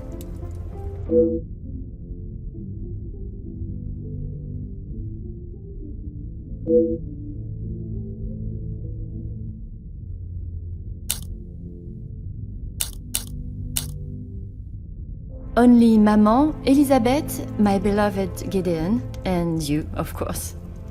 And what is your fiancé's opinion of the letters? He thinks me foolish for paying the first one if there is no secret to reveal. But you believe there may be a secret lurking, one that Maman is herself keeping hidden. she tells me nothing. Even though I'm a grown woman on the verge of marriage, she still treats me like the child I once was. Perhaps it is out of love that she protects you. It is in every mother's nature to protect their young from hurt.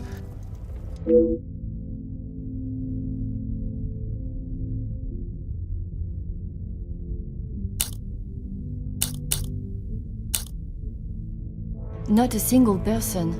I don't know anyone that would stoop so low. The guests that will be joining us tonight, they are ones you can trust?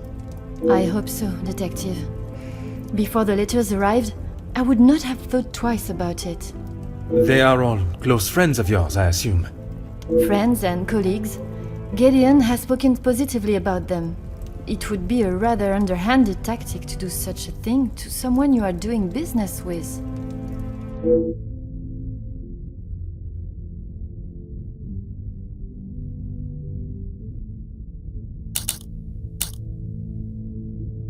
Oh, detective, I'm afraid I just don't know.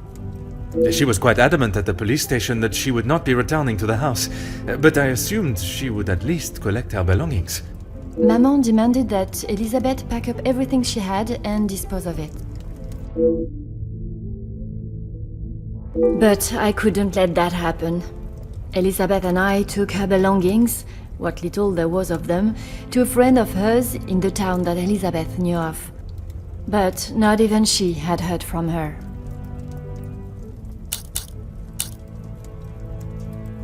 I wanted to contact her, but I had no address or telephone number. Surely Madame must have had some information when she employed her. You saw how Maman was. As soon as Florette was out of sight of the house, it was as though she had never been there at all. Elizabeth was most upset at the news Florette would not be returning. And your mama's choice to ignore her accountability for the girl stopped you searching. Please, detective, you cannot make me feel any worse than I already do. If I could go back and live that day again, you must believe me, I would never have done it.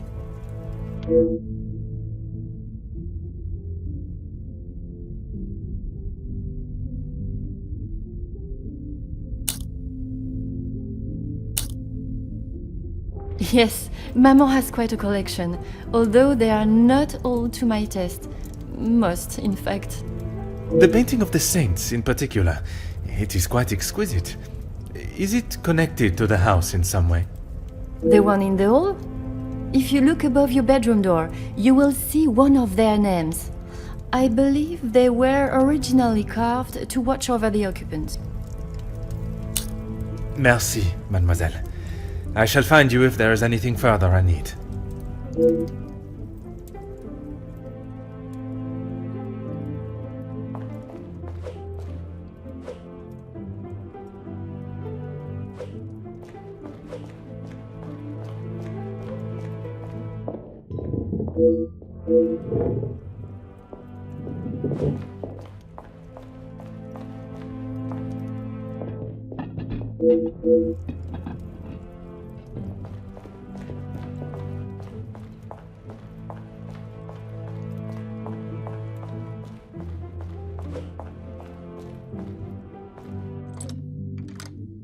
Huh.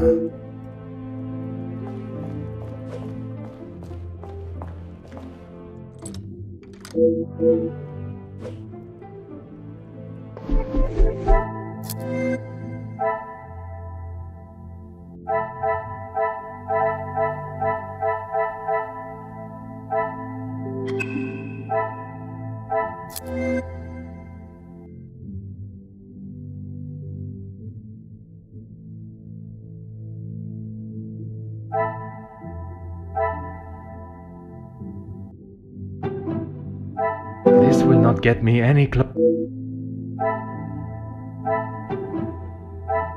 Some would say a lucky guess.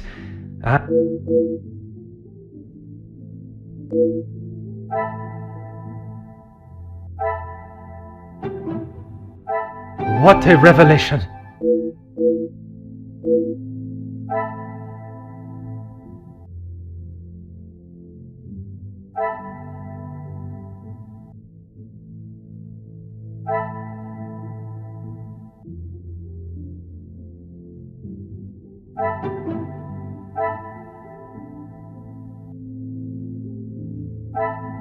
Magnifique.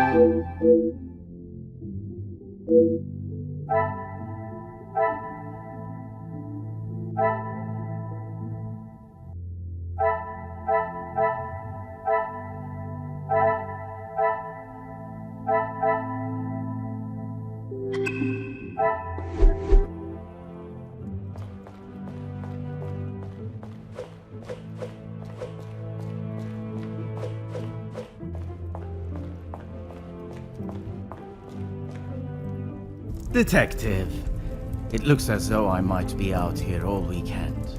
What can I do for you?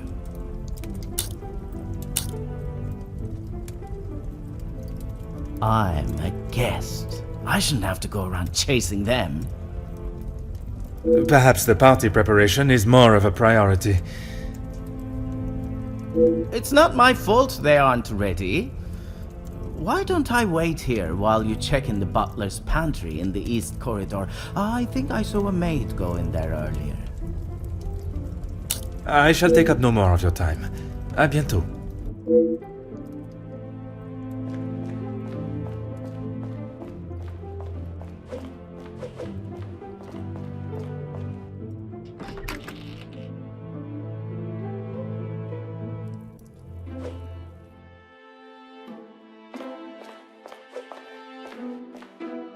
Ah, Mademoiselle Elizabeth. What a pleasure to see you again. Detective Poirot, I'm so glad you could make it.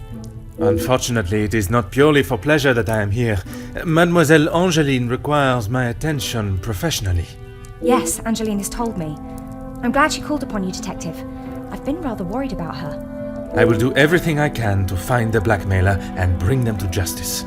I have every faith in you. I hope I am not interrupting you. We're all very busy, as I'm sure you can imagine. After I'm done, I can come to your room and help you with any further questions.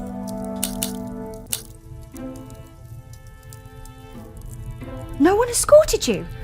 I'm so sorry. Everyone is just so frantic at the moment. Madame has requested all staff prepare for this evening. And you have been tasked with jobs in the pantry. Surely your talents could be used elsewhere. I do as Madame asks. Well, as Archie asks. Monsieur Sterling. Yes, I met him when I arrived. A charming gentleman. He did give me some rather vague instructions to find my room, though. I can only apologise on his behalf. He would be mortified. I'm afraid I cannot be of much more help, but I believe you are located next to Mr. De Silva. By all means, the house is yours to explore.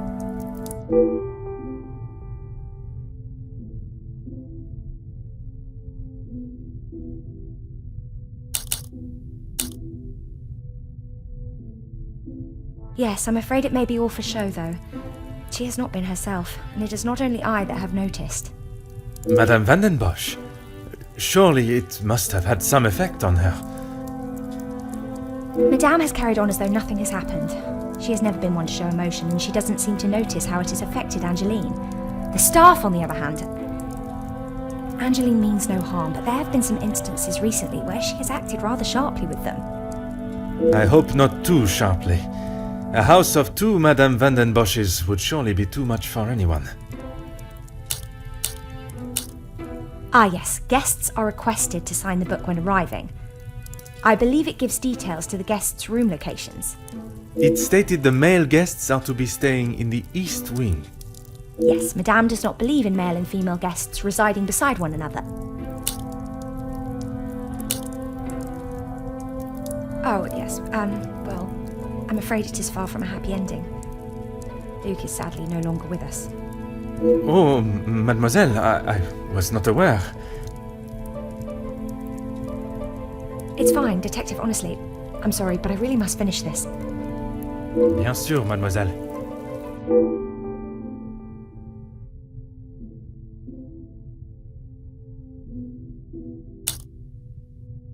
Merci, mademoiselle. Pleasure is mine, Detective.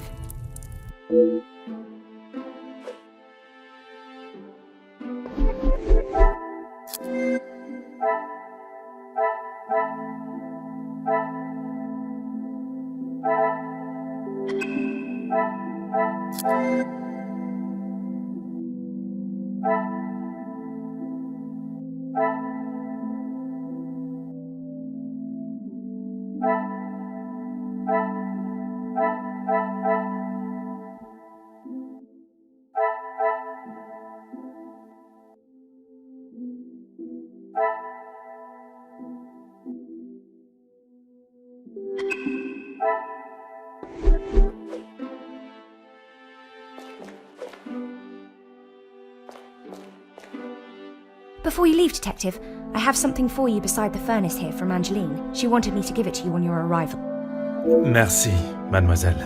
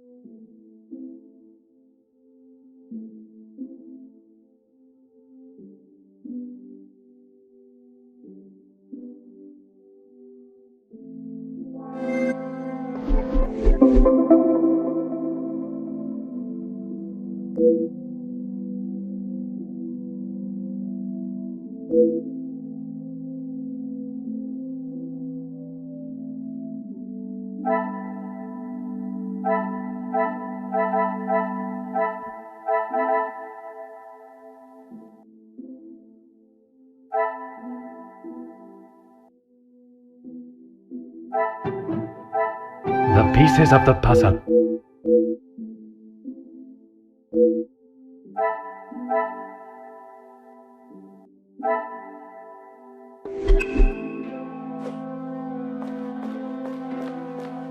Of course, Detective.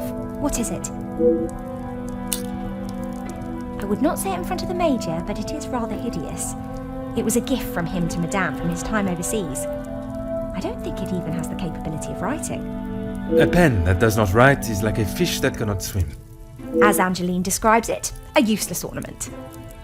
It's the thought that counts, I suppose. Merci, mademoiselle. Pleasure is mine, Detective.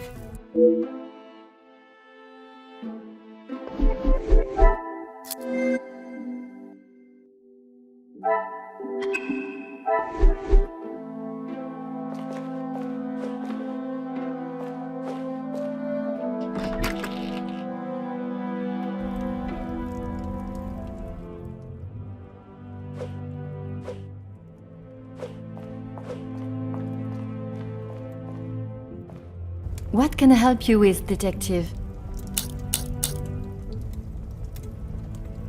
I was right to pay it, yes? You have read them.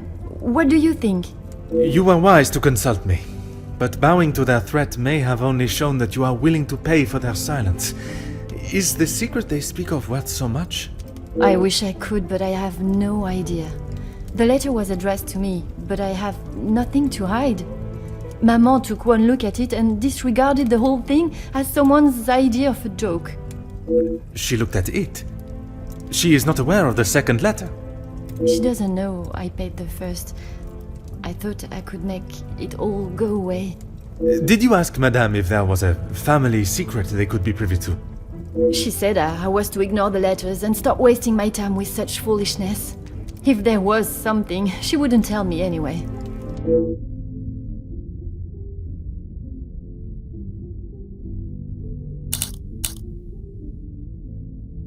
I couldn't ask Maman for the money. She was angry that I had even considered paying it. Gedeon offered to help. Pardon, did he not think you foolish for paying? He did, but he said he couldn't stand by and watch me in so much distress. How honorable. We are soon to be married, Detective. A loving partnership that faces their troubles together. They are his words. I did not mean anything by it, mademoiselle. You have found yourself a husband that will stand by your side and do what must be done to protect you. I am most pleased for you.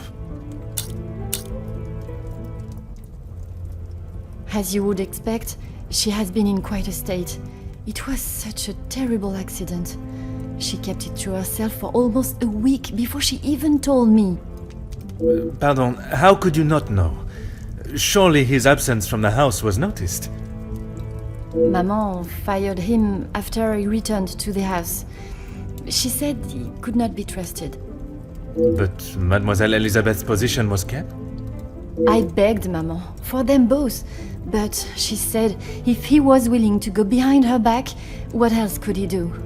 Falling in love is a far cry from committing even the smallest crime, n'est-ce pas?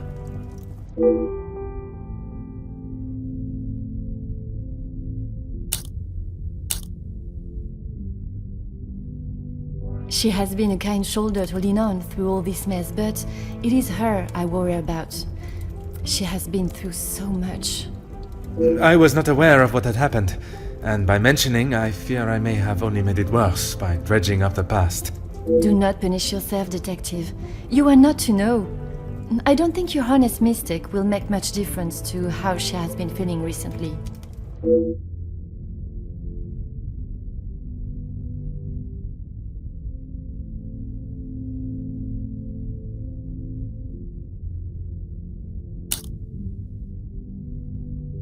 Merci, mademoiselle. I shall find you if there is anything further I need.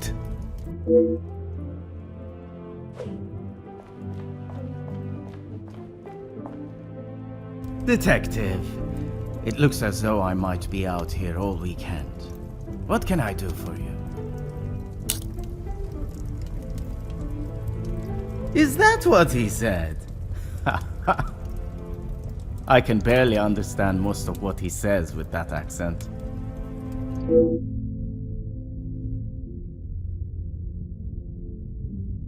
I find his accent rather pleasant, reassuring. I guess. Not too helpful when it comes to finding your room, though. You'll probably be the lucky one that has that hideous plant outside the door. I shall take up no more of your time. À bientôt.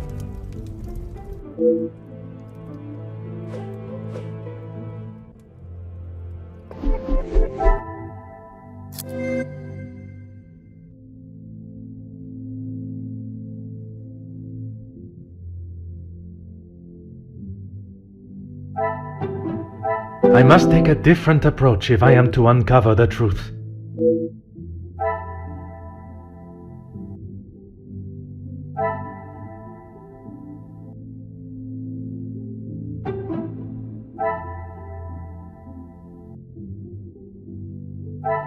Another success. I never...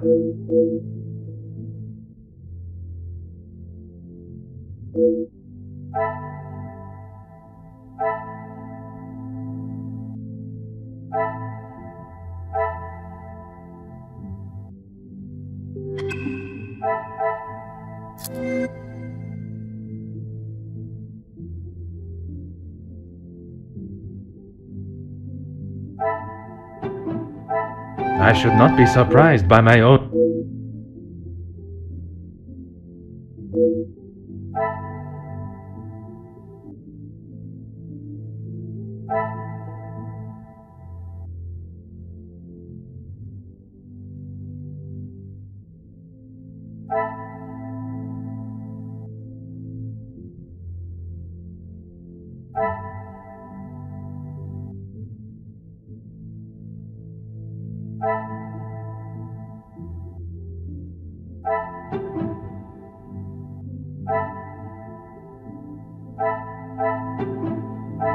I must act on thought.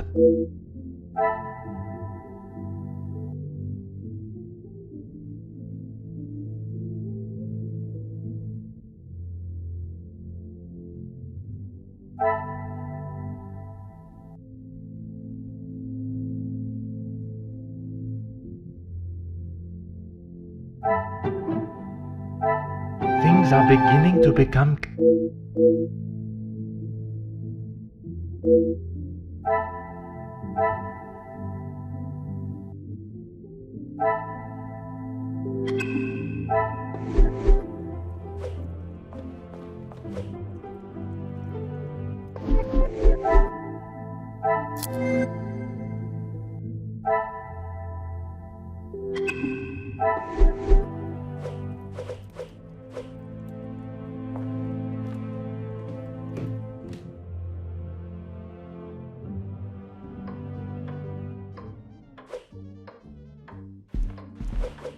Please, ask away, detective.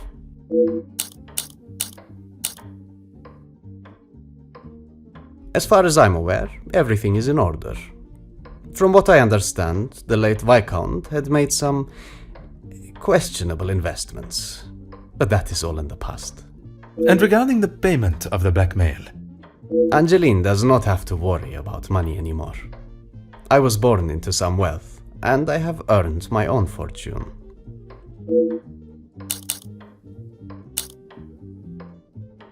Angeline has spoken of it. You made quite the impression on her, detective. I feel responsible for what came from that day. Florette's dismissal and Luke's. It is not your fault. Madame van den Bosch does not like it when her rules or authority are undermined. I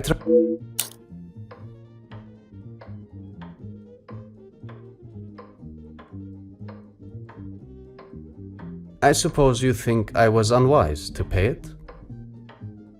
I am glad Mademoiselle requested my help before you fell further out of pocket. Madame van den Bosch had no intentions of paying it, whether she believes there is a secret that could ruin the family or not. It was an honorable move for you to make the payment. It was certainly no small fee. Angeline is to be my wife, and then we shall be family. As far as I am concerned, My money is our money. Merci, monsieur. I shall leave you to prepare for tonight's celebrations.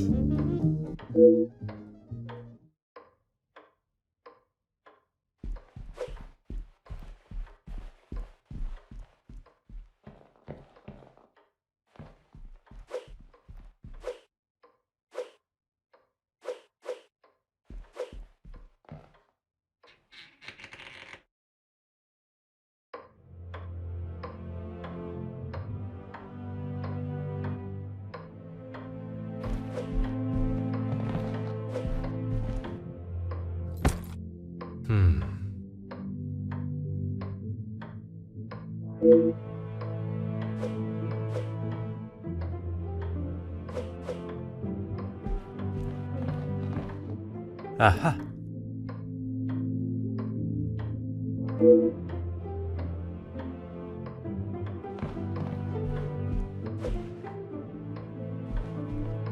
Ah.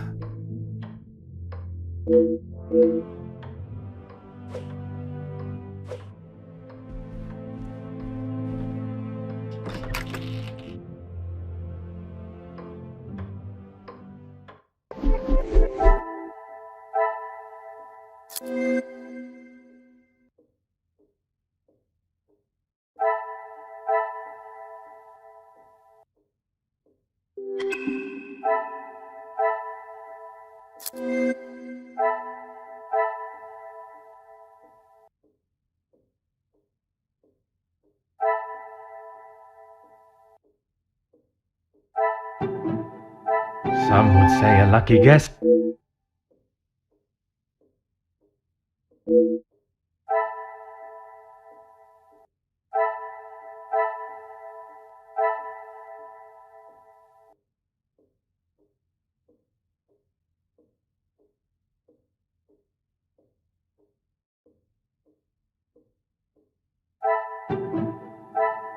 Come, my little grey cells.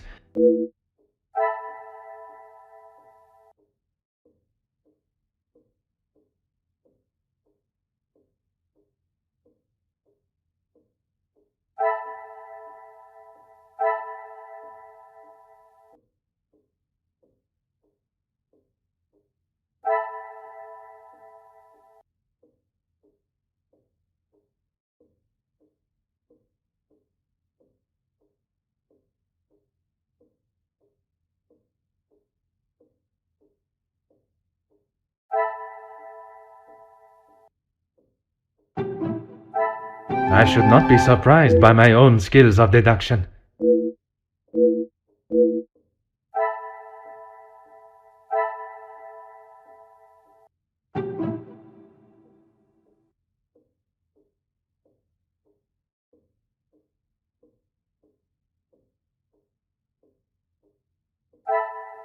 Another success.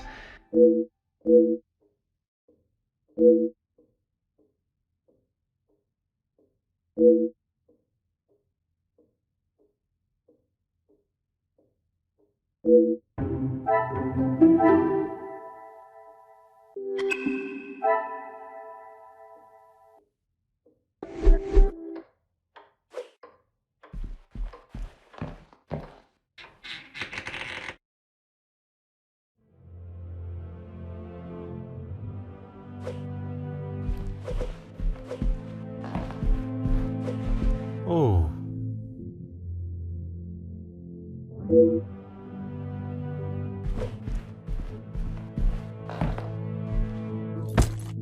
Huh.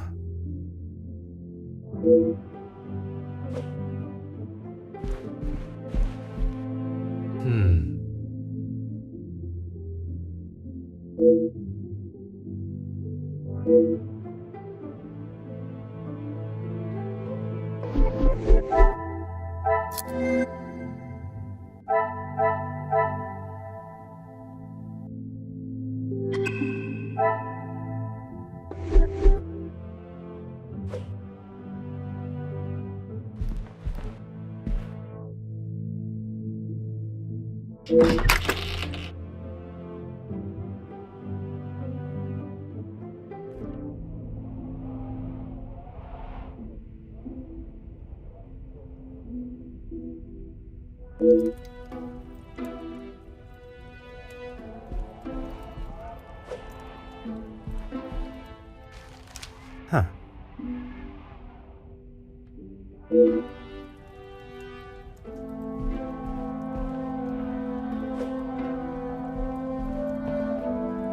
Aha.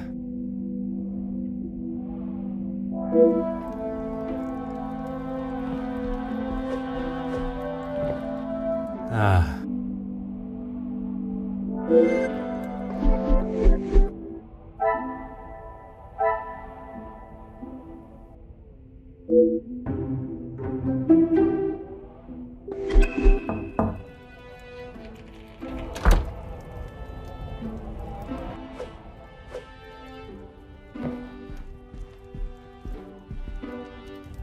Elizabeth, thank you for coming.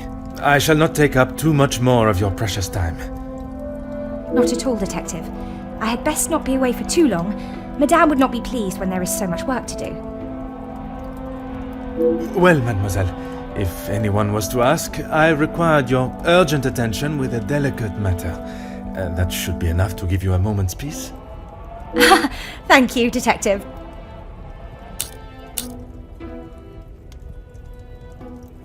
I have heard whispers, but this town is full of busybodies. It's hard to know what is the truth and what is hot air from socialites trying to outdo one another. I would not have thought you want to join in with such chatter. I'm not, but it can be hard to ignore. I try to quash any talk of it in the house.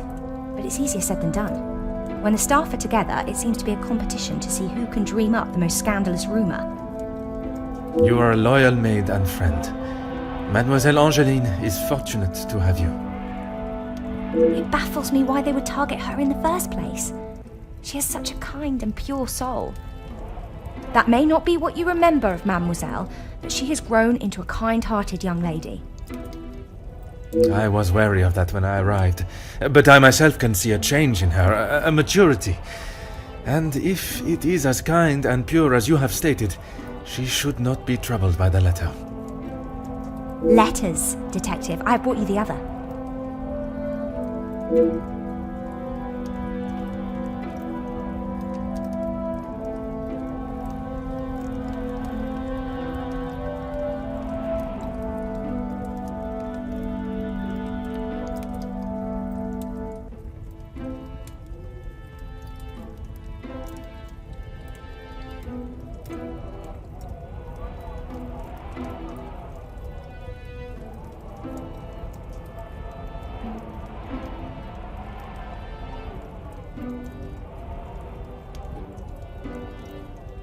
I have tried to tell her not to think any more on them, but she fears that even a fabricated story could ruin the family name. She even frets at what it may do to her engagement.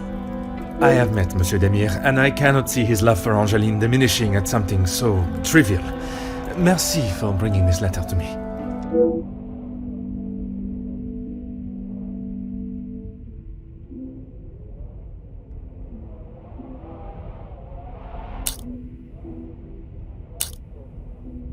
Merci, mademoiselle. Pleasure is mine, Detective.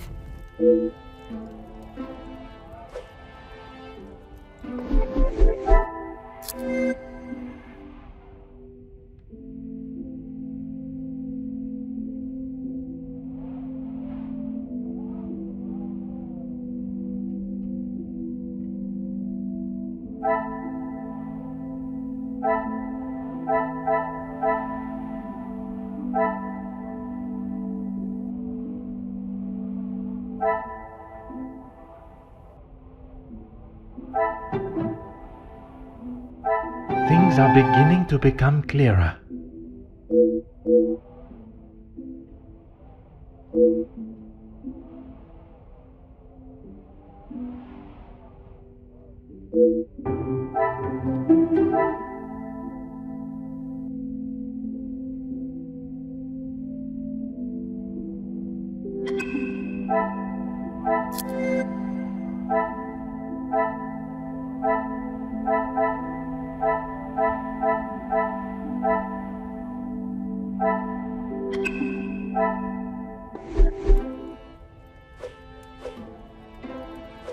Of course, Detective. What is it? She will no doubt be with Master Gedeon. The party was just beginning when I came upstairs. That is my cue to make a grand entrance. Am I presentable enough for the creme of society? Quite handsome, Detective. Merci. If you catch me snoring, please poke me in the ribs. I will use Madame's sharpest poker. It sounds as though someone else may have already been poked.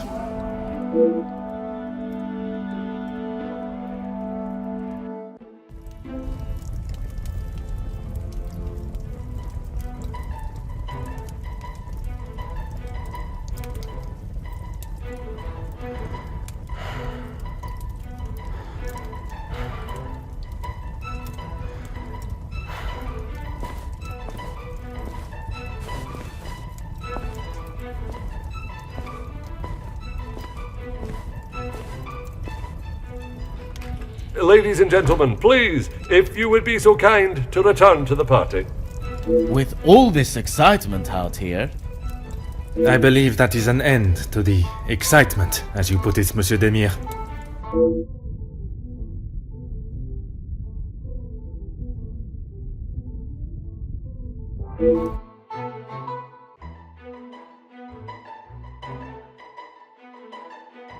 Oh, thank God. One last match. Bonjour, Monsieur Hagen. I wondered when you would be arriving. At least now you can do your job. Pardon, Monsieur. I have just been assaulted! I want him arrested! I am afraid it is not as simple as that. I merely witnessed...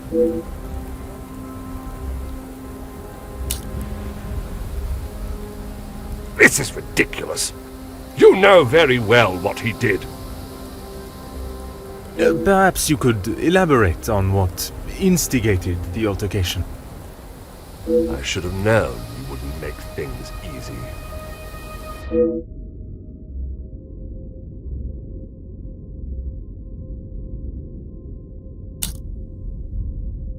I have met Monsieur Demire.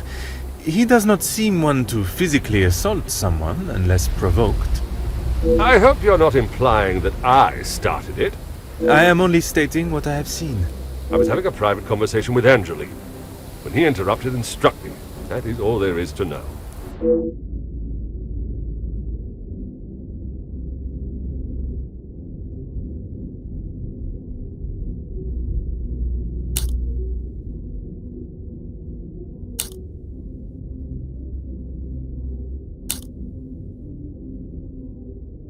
I would not act any other way. Well, unless I am provoked. You have grown rather close with the Vanden Bosch family, it seems. What has my relationship with the family got to do with anything? Why are you even here, officer? Detective. And I was invited by Mademoiselle Angeline personally. Seems to be mistake after mistake with that girl.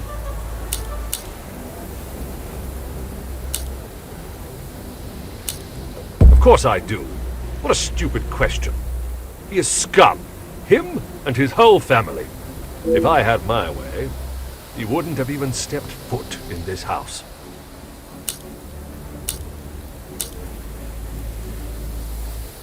Officer Poirot, are you going to do something about him or not? It is Detective Poirot.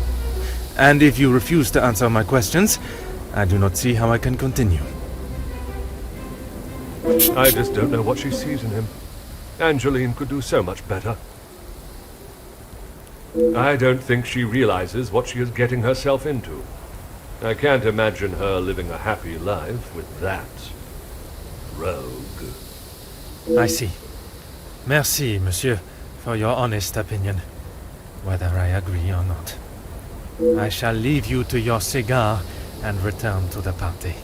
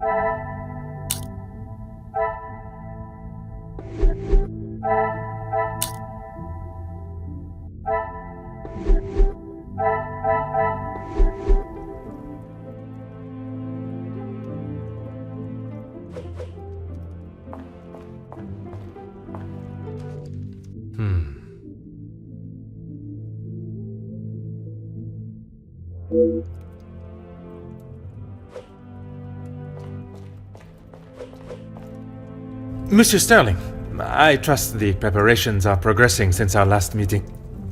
Please, Detective. Archibald is fine. Everything is in order now. Are you ready to join the party? You are head butler of this house. It is a position that warrants respect, and I shall continue to give it, Monsieur Sterling. And I must admit, it is the smell from the kitchen that has my attention more than the party itself. Rehana is quite the cook, but it will still be some time. Maybe you'd like to enjoy a drink while you wait. Some of the guests are already in the salon to your left. And the remaining guests are in the library on the first floor. I will be sure to explore both. Merci. Dinner will be served in the dining room, but the rest of the evening is yours to enjoy. You have all certainly been working hard, it seems. Very hard. The lady of the house wanted everything a certain way, and that's how it was to be done.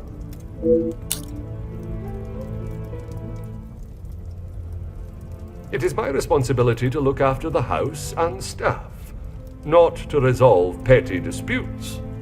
I cannot imagine he will be in any mood to attend the party. He often has a cigar to calm down, and if that doesn't relax him, that temperature outside surely will. Merci. You have been most helpful.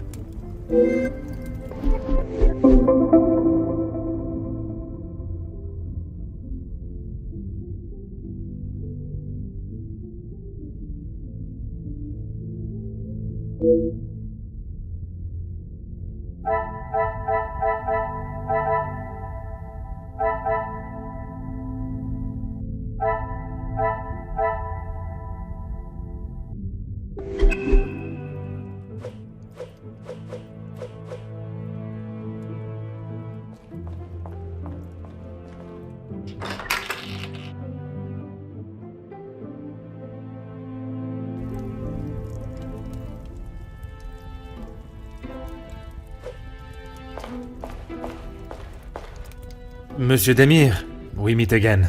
What did I tell you? Call me Zach. You found your room all right then? I did, and a charming room it is. I don't know if I would call mine charming, but if I drink enough, it won't matter.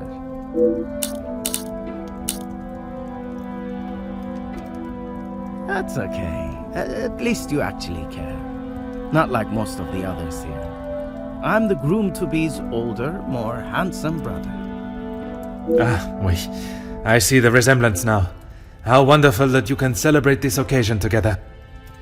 I'll stop you there. The only wonderful thing about this celebration is the free food and drink. You are not pleased for your brother? Angeline seems nice enough, but marriage is not for me. What is there to gain from tying yourself to someone for the rest of your life?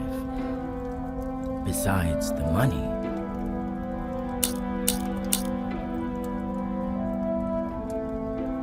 Recently, not a great deal.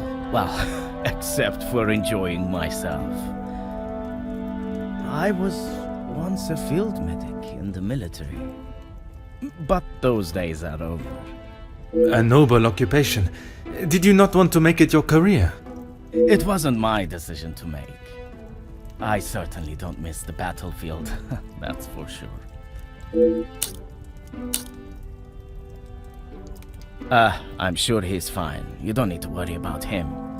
Always the knight in shining armor, riding in to save the day. Saving the day from who, exactly? Well, if Gedeon is the knight in the fairy tale, Felix is the dragon. Felix the Major! Ha! Always there, thinking he is better. Just because he was a major. We all know how he got there. In his mind, that puts him at the top of the chain.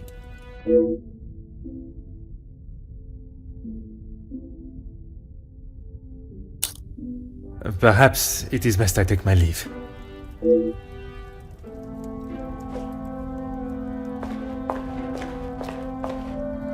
Madame van den Bosch, congratulations are in order on your daughter's engagement. Thank you. And you are? Detective Poirot.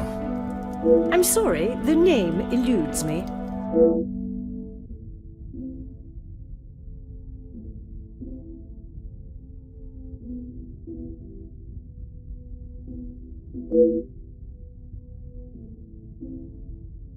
Once Officer Poirot. I investigated your daughter's missing bracelet. Oh, it's you. There is no missing jewelry here today, so we are really not in need of your services. I am here on a rather more pressing... I know why you are here, officer. Detective, whatever you are now. Please, just get on with it. Detective. And I promise not to keep you too long.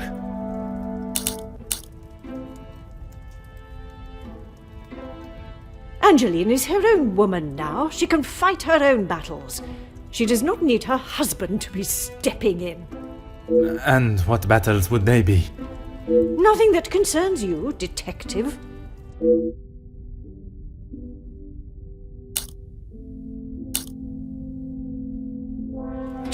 Keep your volume down! She had no right to do such a thing. As soon as the other ladies get wind that there was a police officer in-house, the whole town will know. Perhaps you should be more focused on catching the blackmailer that is holding your family's name to ransom than what the chattering women of the town will say. I care more about what those chattering women, as you so rudely described them, have to say than the empty threat of an anonymous letter. Your daughter does not agree. In fact, it has been suggested that one of tonight's guests may know more than they are willing to show. The guests? You mean our friends? You can't honestly believe one of them would be so petty to send a letter like that. Oh, officer, you have not changed. I suppose it is only polite to say you're welcome. Madame is as quick-witted as I remember. What a shame there is nothing as memorable about you but your lack of respect.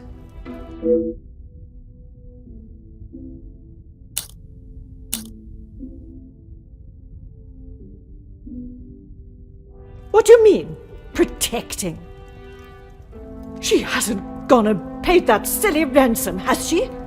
It was Monsieur Demire that accepted the cost. He paid it because your daughter believes there may be something to hide. For heaven's sake! Why do you think it was addressed to her and not I in the first place? Because they knew I would throw it in the rubbish where it belongs. Madame, if there is something you are keeping, it would be wise to tell me now. It may help in identifying the culprit.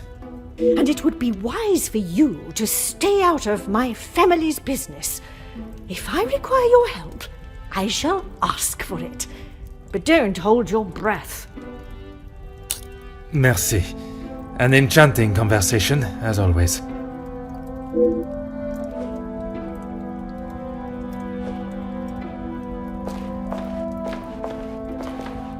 Allow me to introduce myself. Hercule Poirot. Detective Hercule Poirot? I heard we were being joined by one of the King's finest officers. Oui, madame. I see my name precedes me. Comtesse Margaux de Vos. Charmed, I'm sure. It is I who is charmed. Handsome, well-mannered, and a man of the law. I did not expect such a fine caliber of gentleman at this party. Comtesse, your compliments are enough to make a young detective blush. I fill my time mostly with charity work. The number of those less fortunate only continues to grow. How very admirable. One must remain humble. I have been a close friend to the Van den Bosch family for, well, heaven knows how long. You must have known the late Viscount, then. Indeed, we had been friends since our school days. His passing was very hard on both Cassandra and young Angeline. I became a sort of protector of them both after his death. A guardian angel, if you will.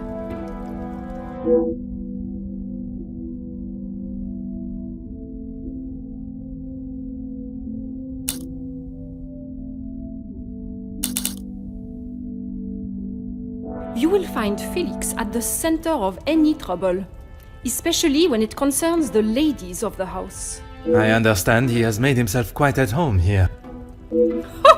What an understatement. He thinks his friendship with Cassandra entitles him to anything and everything in the house, including certain opinions of how young Angeline lives her life. He does not approve of Monsieur Demire? You'd have to ask him, or rather speak with Gedeon's brother.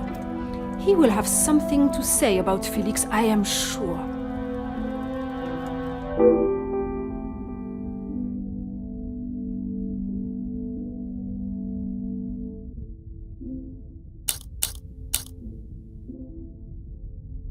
A strapping young man. Angeline has found herself a good one. They certainly make a handsome couple. Speaking with them both, it is plain to see, even to one that is unexperienced in such emotions, that there is a great deal of love between them. When they are together, it is obvious for all to see, even at such a young age. But who are we to judge what the heart wants? Work with? I built it from the ground up, detective. My admiration continues to grow. While my husband, the Honorable Count de Vos, is always busy with his duties, I found myself at rather a loose end. I could not bear wasting my days with no purpose. And one day, while shopping in the city, I noticed the abundance of young women living and begging on the streets. Dirty and hungry, without a franc to their name. It is horrifying to think of how so many must live their lives while others live a life of such selfish opulence. I hope that was not a backhanded comment on the life I live, detective. Far from it, Countess. You are using your wealth to better the lives of the less fortunate. It is commendable work you do. It is, isn't it?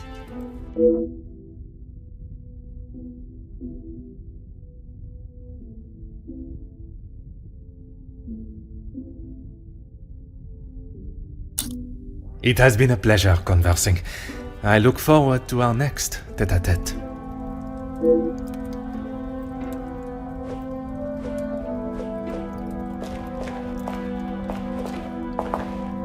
Let's make this quick, detective. You can make whatever assumptions you wish. Based on several accounts, it seems as though the Major has a certain level of disdain for him and his brother. Felix is merely protecting both my daughter and the Van den Bosch name. Protecting them from what exactly? That is a question best asked to them.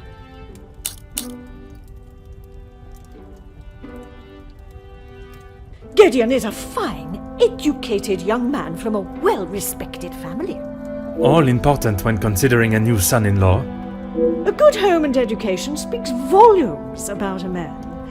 Even in the short time they have been engaged, his noble character is obvious. If you were an educated man, you would know that. I can assure you, madame, my education is not one to be sneered at.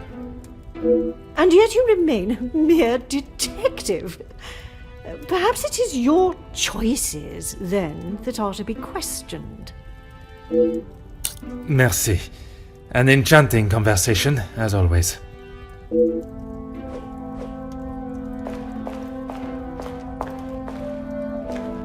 Fire away, detective.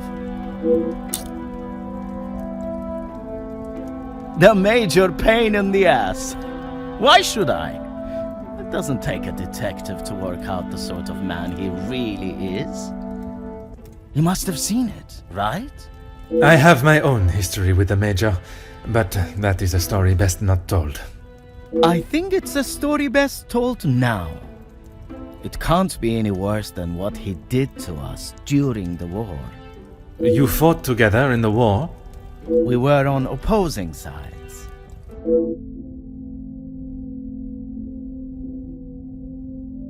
The subject of war is a difficult topic for everyone. Perhaps it is best to discuss something else. If you had seen what I have, what he has done, you wouldn't side with him. I am taking no sides, monsieur. It is just not conversation fit for a party. Perhaps it is best I take my leave.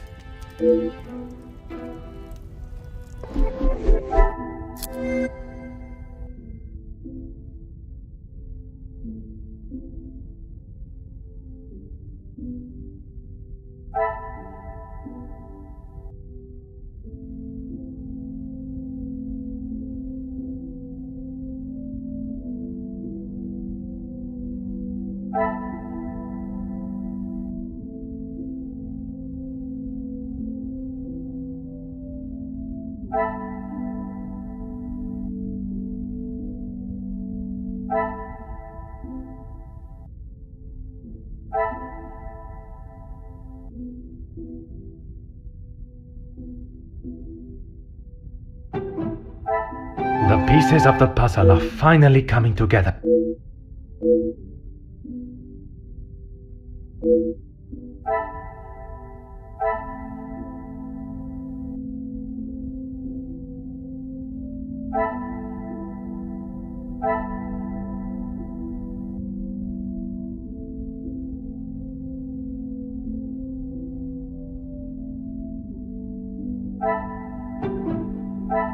Some would say a lucky guess.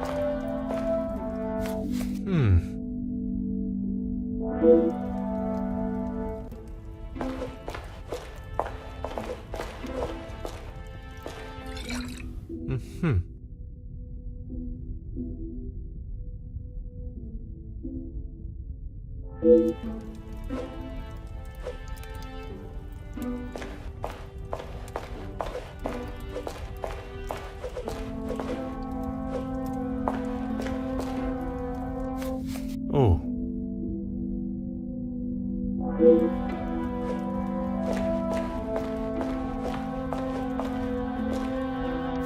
Oh.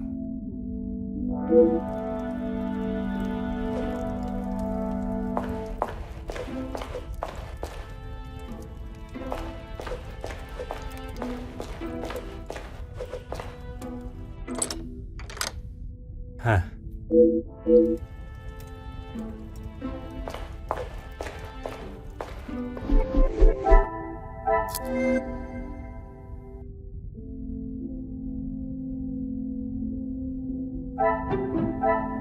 Magnifique.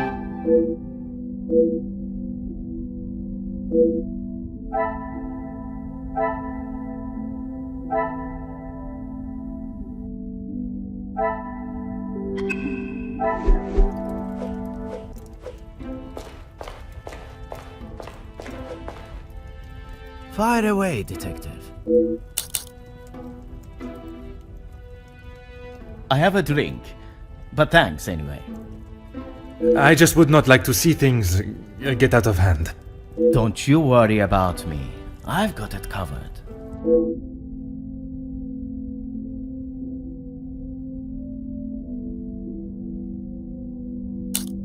Perhaps it is best I take my leave.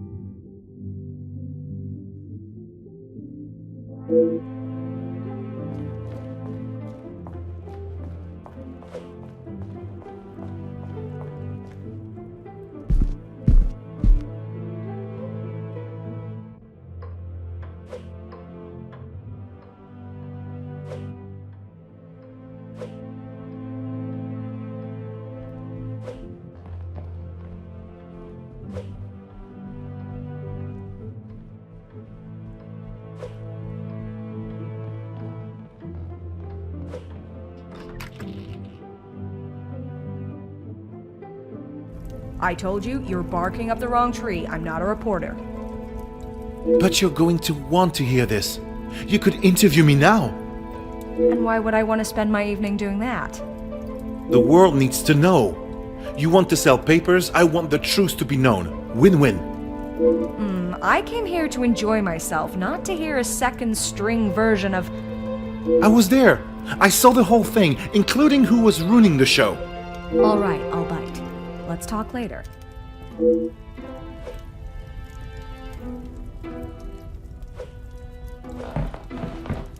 Bonjour. Are you a guest of Mademoiselle Angeline or Monsieur Demire? Do I know you? Where are my manners? I am Hercule Poirot. The lawman.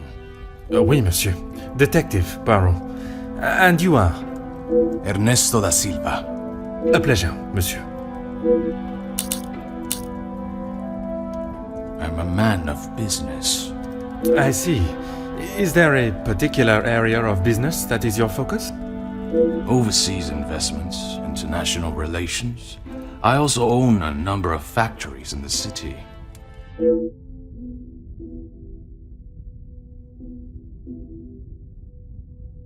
Très bien. Monsieur has many talents.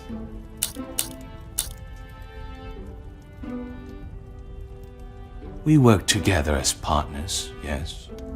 You must know the Van den Bosch family well, then. I helped Cassandra, rather, Madame Van den Bosch, if and when she needs me.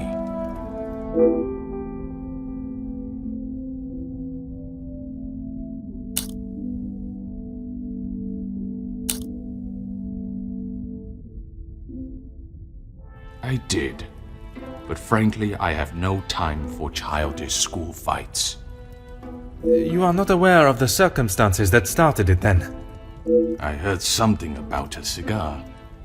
Only Felix would be petty enough to get riled up by something so menial. A cigar?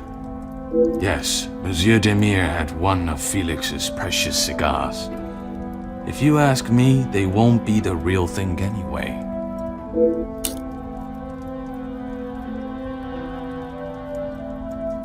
Distinguished gentleman. There was 2 alpha males going head-to-head. Master Gedeon came out the victor. Surely we have passed the days where shows of unnecessary brute strength impress anyone. When it comes to the protection of a woman, we are far from it. Man will always return to their most primitive form. Mademoiselle Angeline, the Major has no place to feel threatened. Monsieur Gedeon is to become her husband. And he has spent the last however many years supporting them, as he calls it, clutching on to whatever he can. Merci for your time. It has been most intriguing.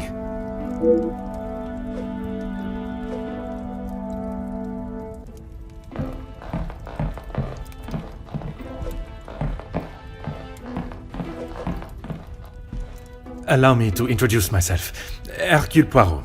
Hugo Beckers. A pleasure. I hope I am not disturbing you. I often find myself at a loose end at parties such as these. I've never been referred to as a loose end before, but it is always good to make a new acquaintance. There is no better way to understand one's purpose in life. I stand up for the workers that cannot do it themselves. You work with a union? Union leader, well, that is my formal title. But I see myself as more than just that. So much more. I am the face of the people. A voice in the void when there is none. Very spirited. You have quite the way with words. In my line of work, it is essential. Some fight with their fists, but I believe words are the ultimate weapon. I have been working with Gedeon for quite some time. We are doing great things together. Great things. I was not aware he was part of the Union. Well, he's not exactly. But he is an ally in the battle we face. Without his support, our uphill struggle would surely be a climb. Hopefully my talks with Da Silva will help him see the light.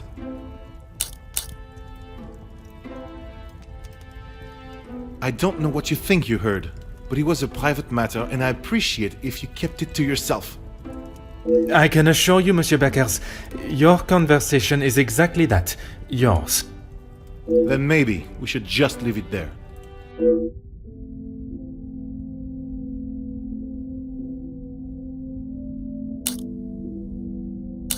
Merci.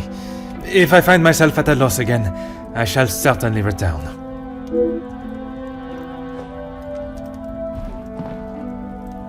A pleasure to make your acquaintance. Likewise. You're not from around here, are you? My name is Hercule Poirot. I am a friend of Mademoiselle, soon to be Madame, Angeline. I see. Jacqueline Conrad. No doubt you've heard the name before. I am rather embarrassed to say I have not, Madame. No need for the madame, I'm not married. Just call me Jackie. Oui, Jackie. Seriously? You don't know who I am? My sincerest apologies. And I thought you Europeans were meant to be cultured.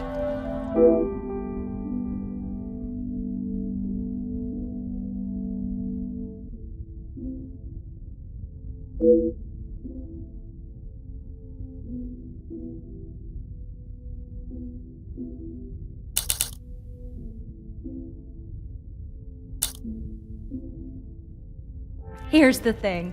I'm one of those people you want to know, and not be on the wrong side of. Perhaps it would be wise for me to remain on your good side. It's the best place to be. You wouldn't believe what a couple of positive stories can do for a family name, or a career. And that is what you have done for the Van den Bosch family? A little help goes a long way, and from what I have seen, the ladies deserve some positive support. I heard, and it doesn't surprise me, there will always be someone trying to get something out of someone else. People are only out to help themselves. That is a rather pessimistic way of thinking. But it's the truth. And in my experience, more often than not, it's someone the victim knows, and knows pretty well. You make me question those I consider friends. And maybe you should. If you have something you don't want the world knowing, just keep it to yourself.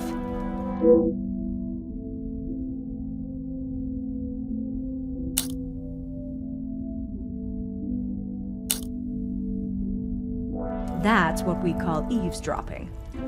Pardon. I didn't mean to pry. And with respect, I don't think it's really any of your business.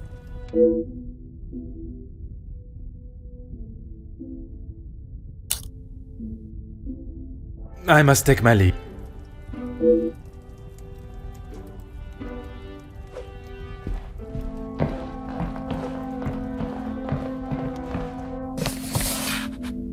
Oh.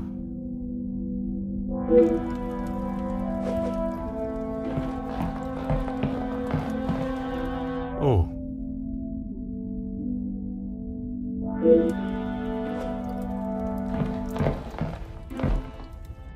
Ah.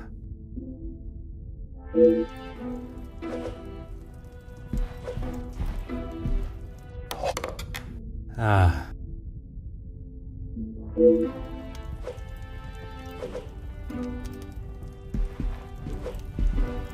Mm-hmm.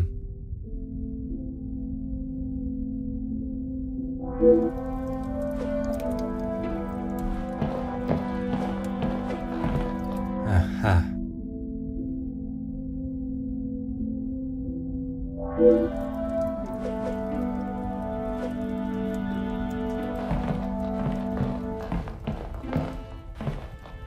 Hmm.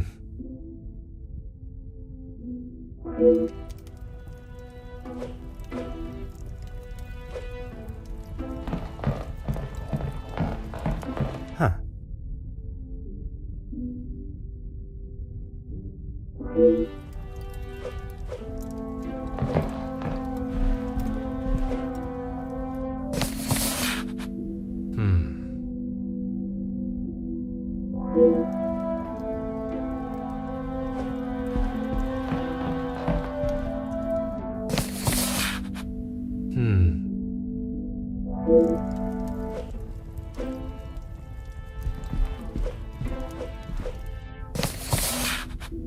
Aha.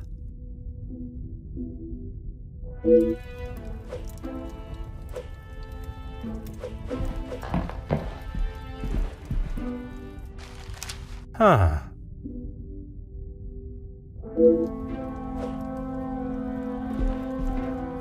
Oh.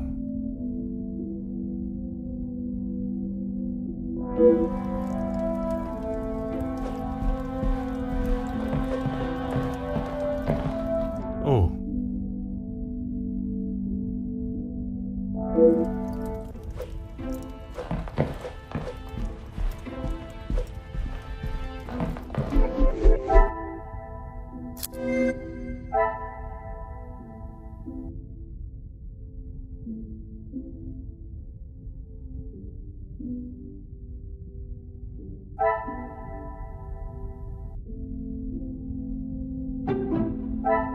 I should not be surprised.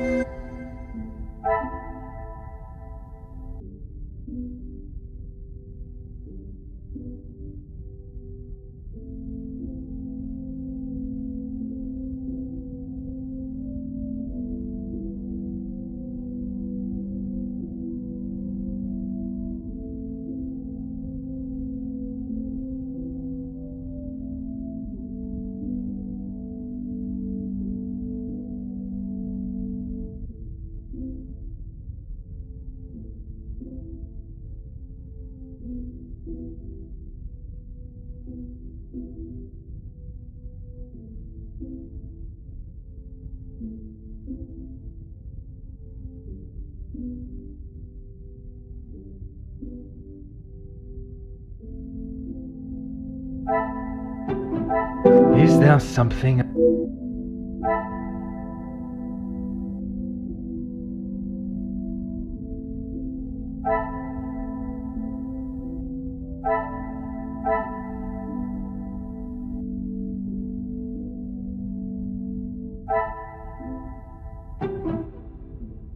This will not get me any closer.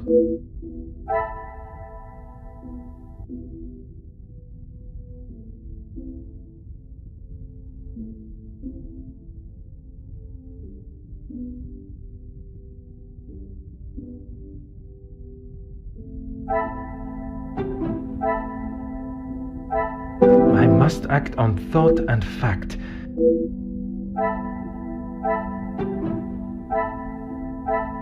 Things are beginning to become clearer.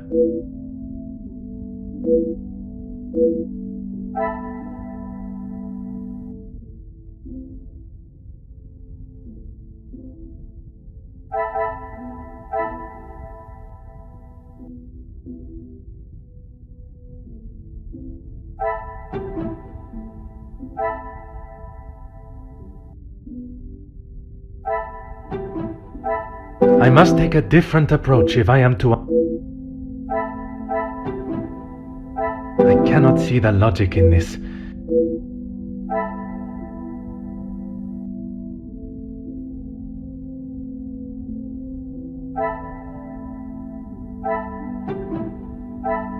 Order and method. That is...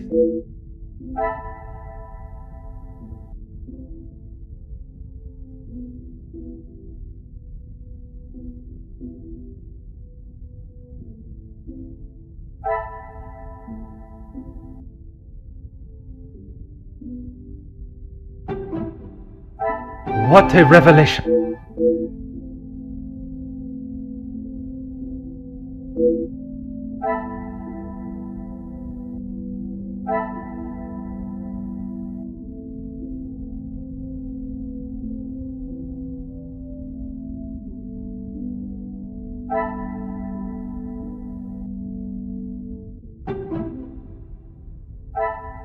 Another success.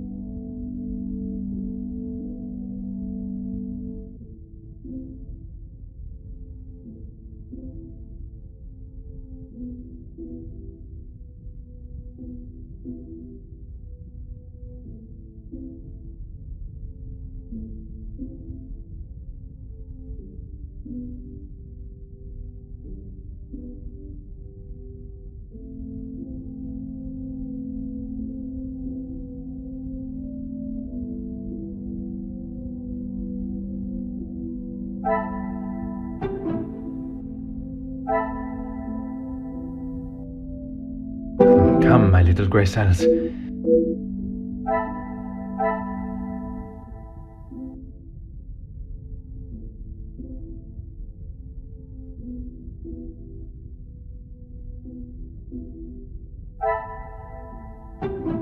Order and method. That is the...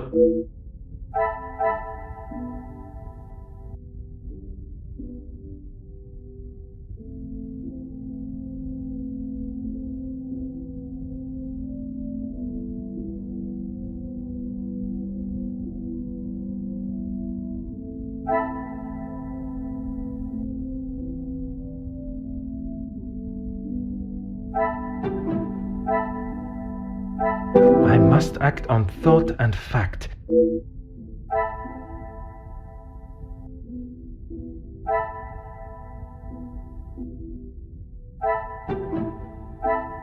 Magnifique.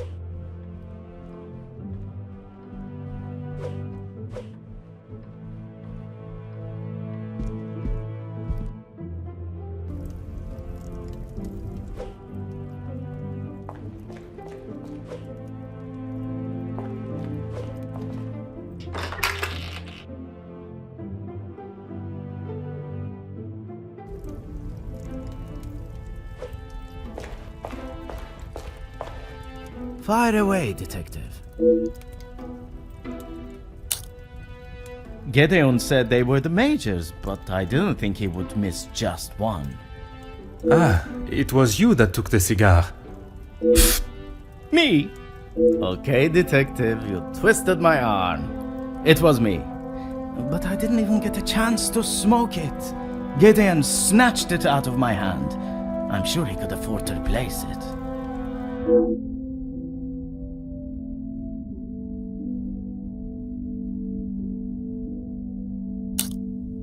Perhaps it is best I take my leave.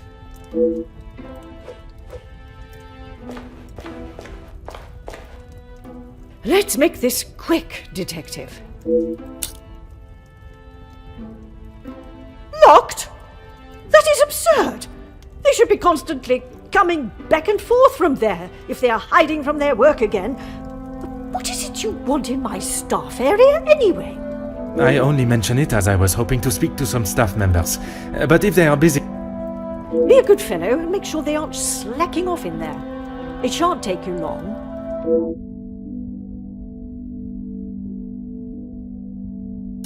Merci. An enchanting conversation, as always.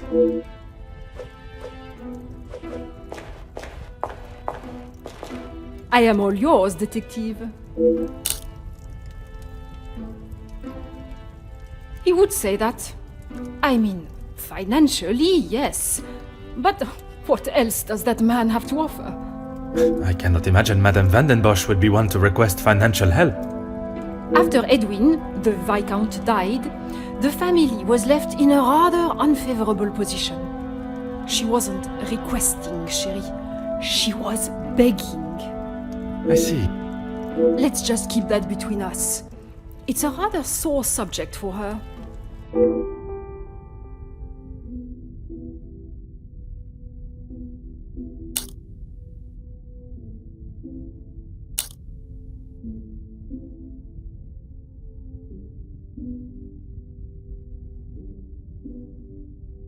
You are quite inquisitive, aren't you? I believe it is called small talk, no? There is small talk, and there is prying.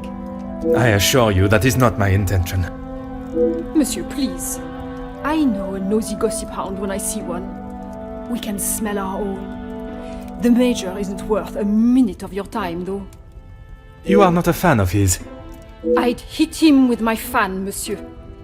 Any man that can treat a lady the way he does doesn't deserve to be in his position.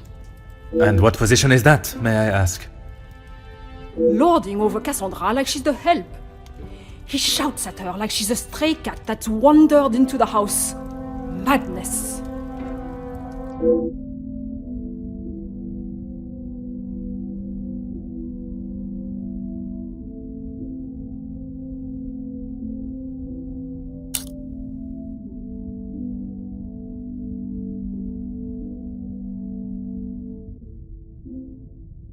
It has been a pleasure conversing.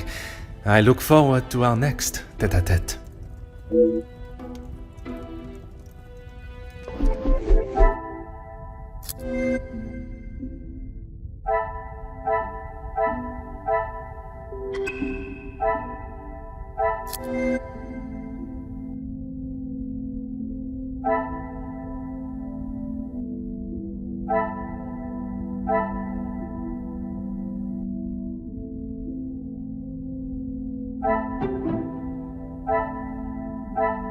Things are beginning to...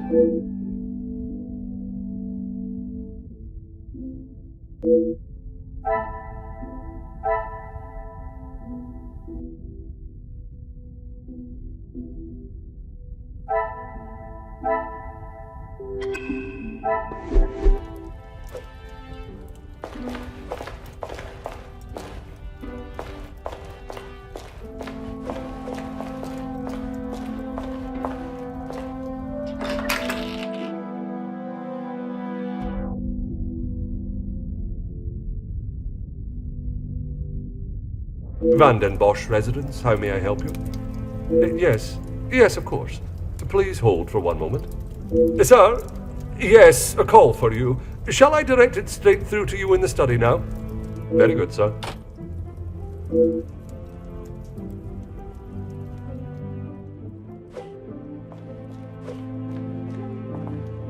What can I do for you? Yes, he has been here for some time now. Lady Van Bosch has been very good to let him stay so long. Would you say he has become part of the family? He's always been very vocal about how he stands the ladies in high regards, and so he should. Merci. You have been most helpful.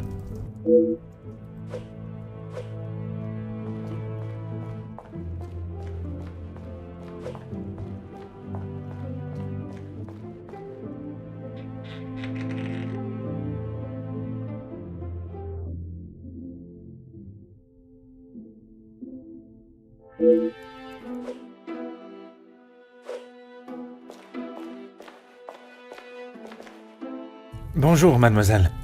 Oh, monsieur, you startled me. It was not my intention, mademoiselle. I was hoping to talk with a member of the staff. You are the detective? I am Detective Hercule Poirot. I only intend to take up a moment of your time. Madame Van der Bosch will be very hungry if she knows I'm standing talking. Allow me to worry about madame. Inge Frank, detective. From the Norse god of peace and fertility. A most beautiful name. Merci. It was my grand-mère. Oui, detective. Madame was very clear on what was to be prepared for today. Well, everything looks exquisite. But if I may be blunt, would you not benefit from some more hands? Monsieur Archie knows how busy we are, especially in the kitchen. I hate when I have to run service. Merci, mademoiselle. I shall leave you to your work.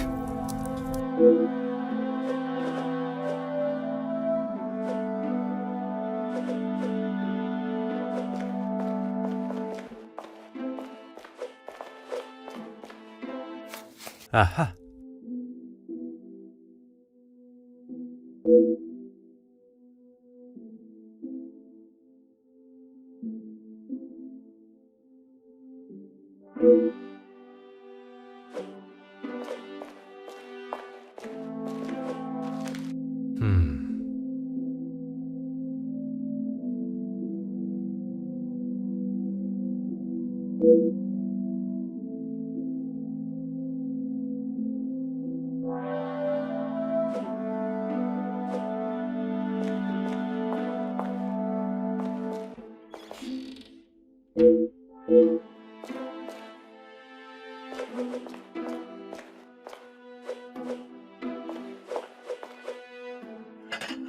Aha.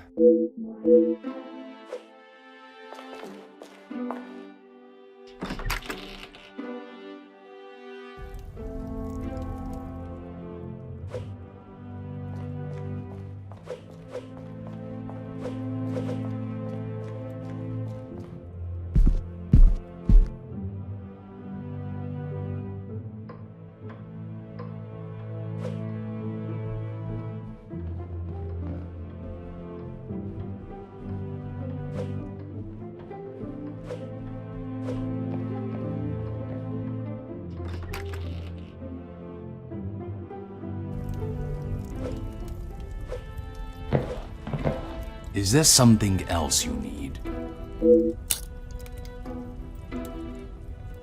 It seems someone has been asking around about me. Only polite curiosity, I can assure you. Well, you would be right. Although working with the Viscount caused me much less grief. Grief, monsieur? Let's just say we didn't always see eye to eye.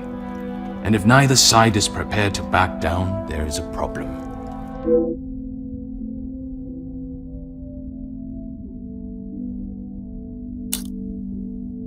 Merci for your time. It has been most intriguing.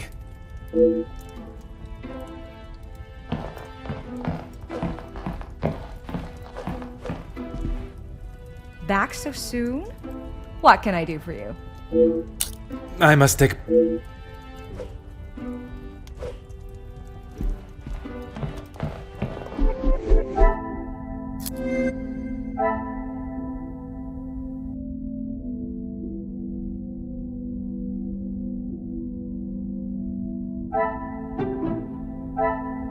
The pieces of the puzzle are final.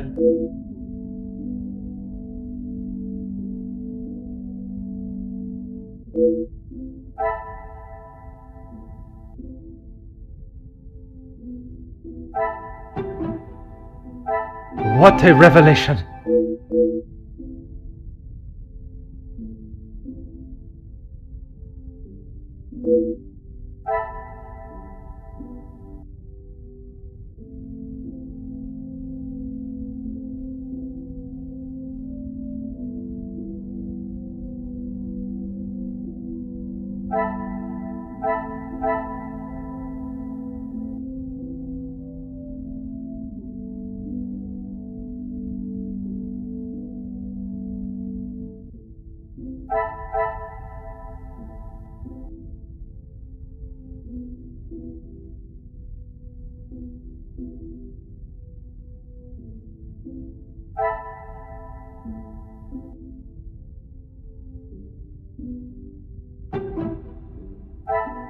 Some would say a lucky guess.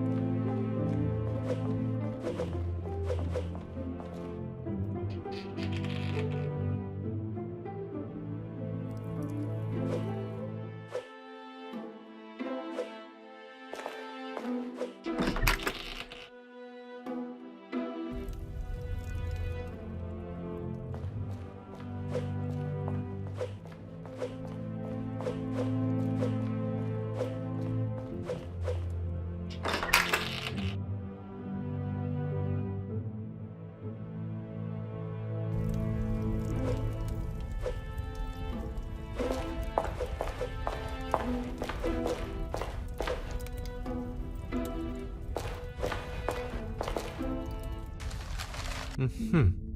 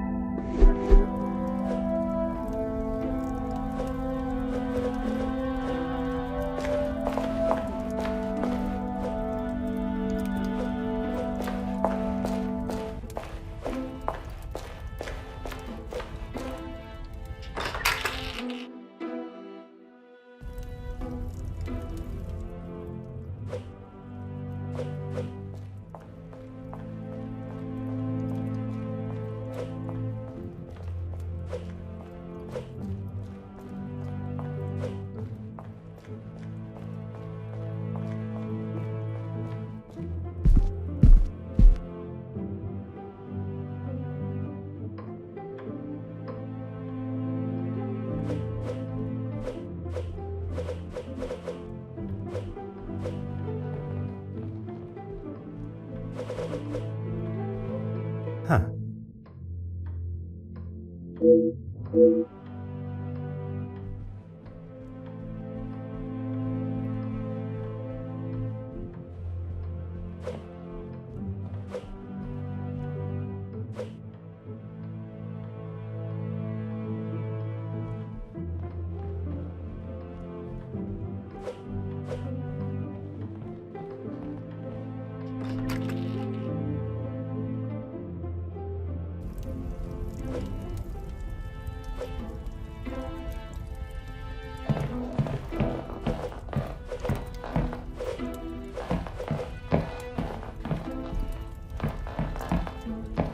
Oh.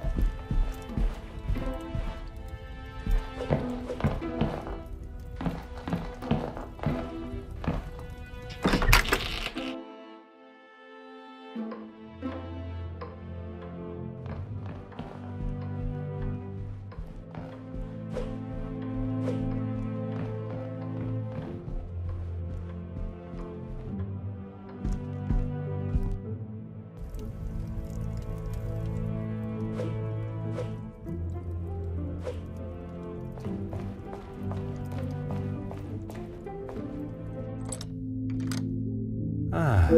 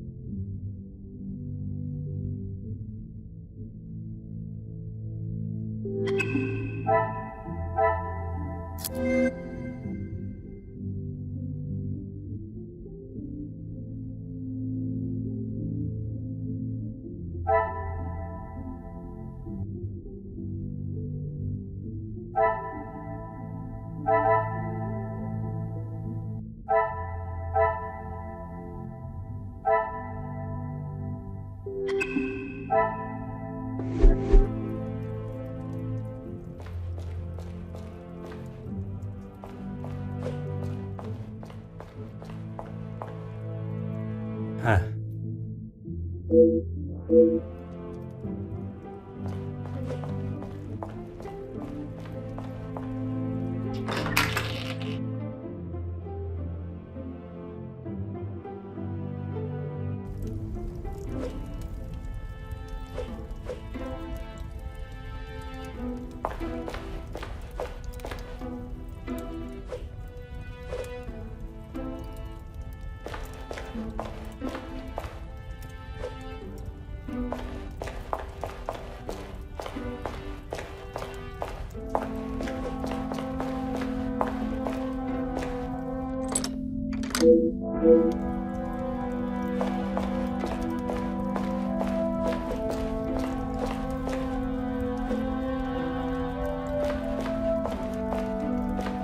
I am all yours, detective. It has been a pleasure.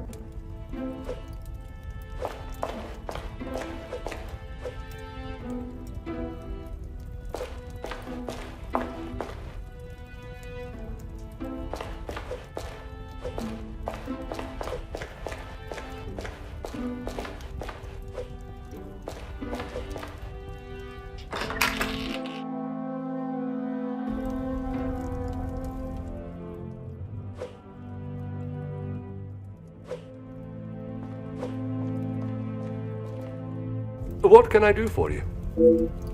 Merci.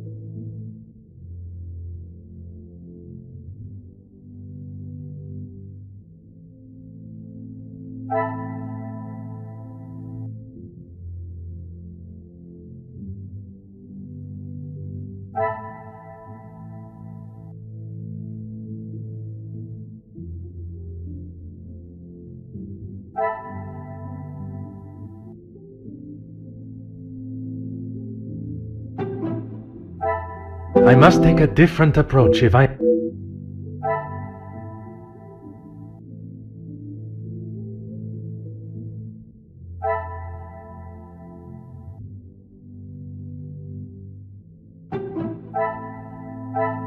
Is there something...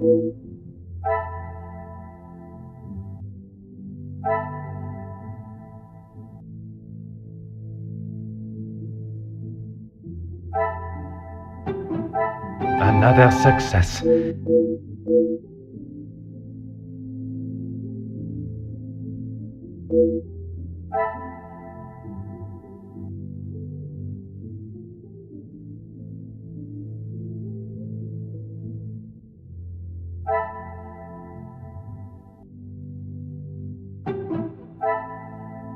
This will not get me any closer to my...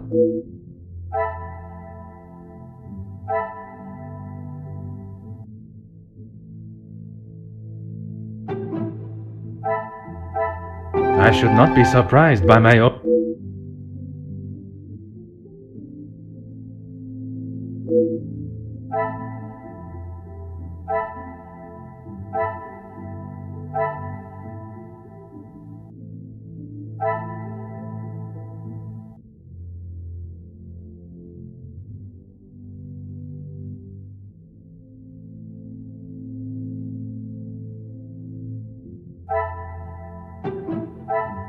I cannot see the logic in this.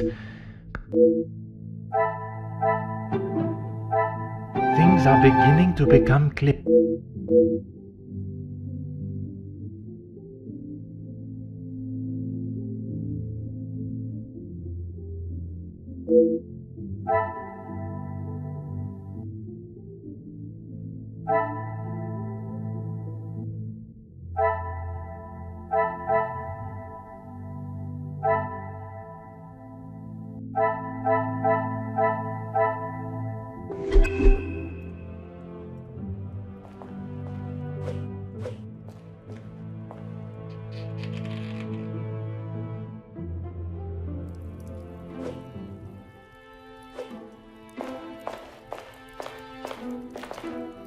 Oui, détective. I am at your service. That is not for me to talk about, detective. If Monsieur Archie found out I had said anything out of turn... I am not asking you to betray your fellow staff or the family. What is said between us remains that way, mademoiselle. It's only whispers, but the last servant was caught in areas of the house they shouldn't be. Apparently, they saw something they shouldn't have. Please, detective, if Monsieur Archibald found out I was talking like this with a guest... My lips are sealed, mademoiselle. Merci, mademoiselle. I shall leave you to your work.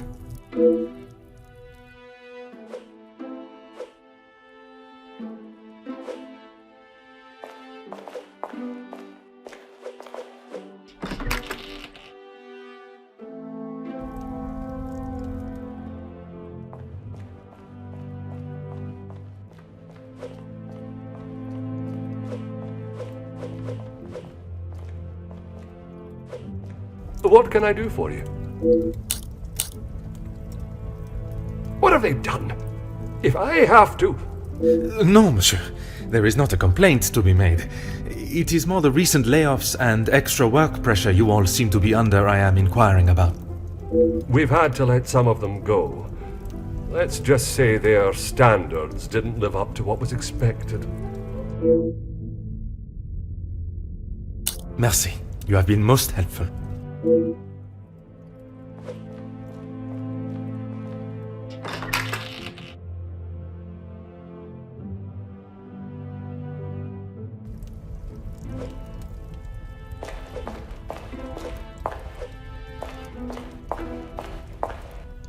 Let's make this quick. The public rooms are not adequate space for you to celebrate my daughter's engagement. Madame, I asked only the limits, as I understand a member of the staff was let go for a similar reason. It would benefit you not to listen to whispers and rumors, officer. They did not produce a satisfactory standard of work. There is nothing more to say. It is detective, madame. And it is just that the termination papers detail the matter and proceed to... Need I remind you again whose house you reside in? Merci. An enchanting conversation, as always.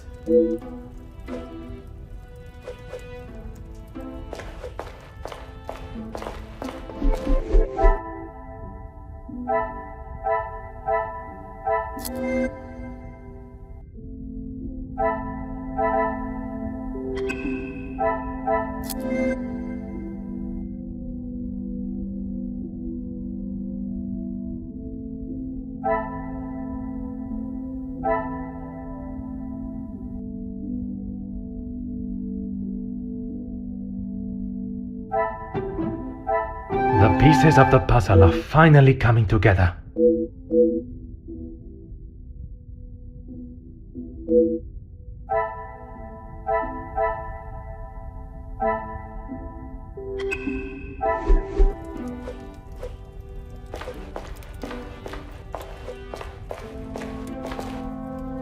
Let's make this...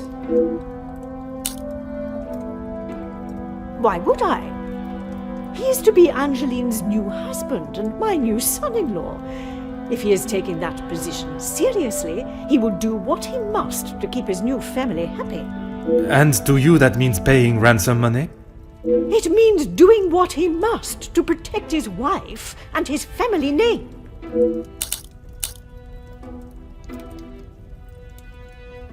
I see you have still not learned any sense of tact or subtlety. I see no reason to beat around the bush, madame. Until you are pricked by a thorn. And until that day, I shall continue with the method that best serves me. Now, Monsieur de Silva. Yes, he has provided some financial support when it has been required.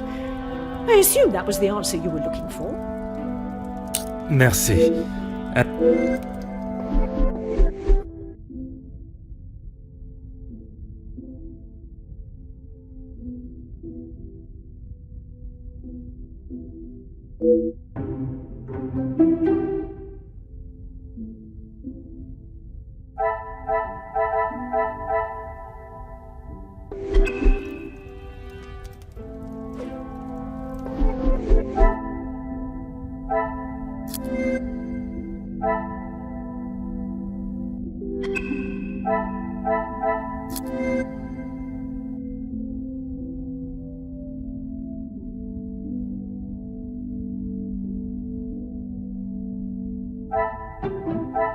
Another success.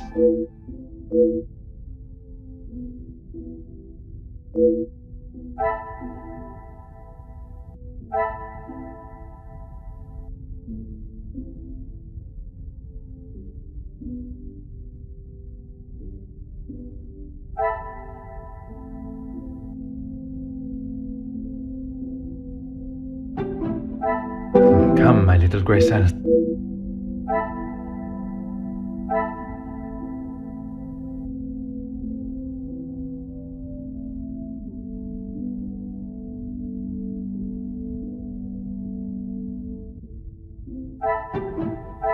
I should not be surprised by my own...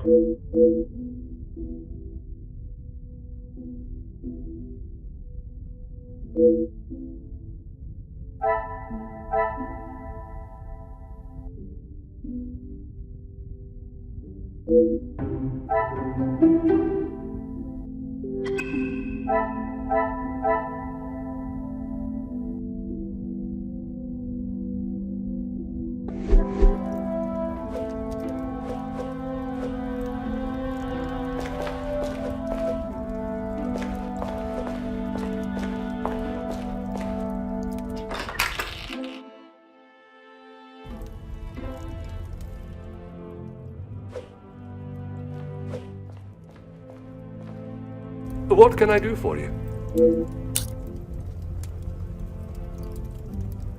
Ah, perfect timing. I was about to ask that everyone move through to the dining room. Très bien.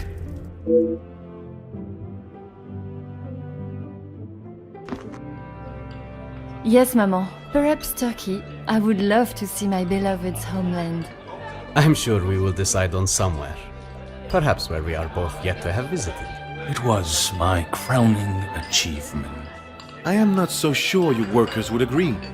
Are you sure? I've definitely seen your face somewhere before. I do not believe there is another that resembles these features, or brains, at least.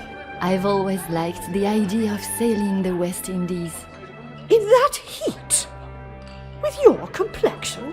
Okay, but you lived in the capital at one time. Oui, mademoiselle. I spent much of my working life there. Maybe sleeping off half a bottle of whiskey. Let us not be so blasé with our opinions, brother. If you ask me. I don't believe anyone did.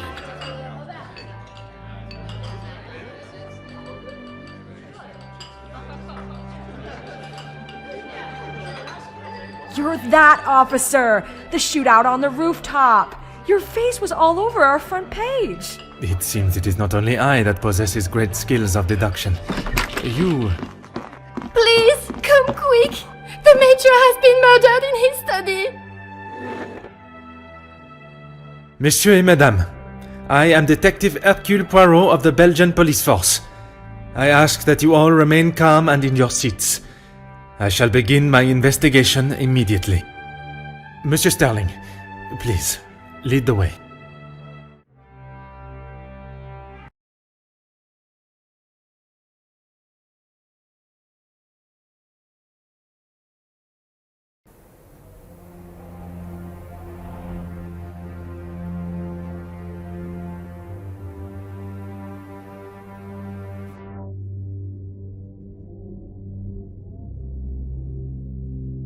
This is Mr. Hagen's study, Detective.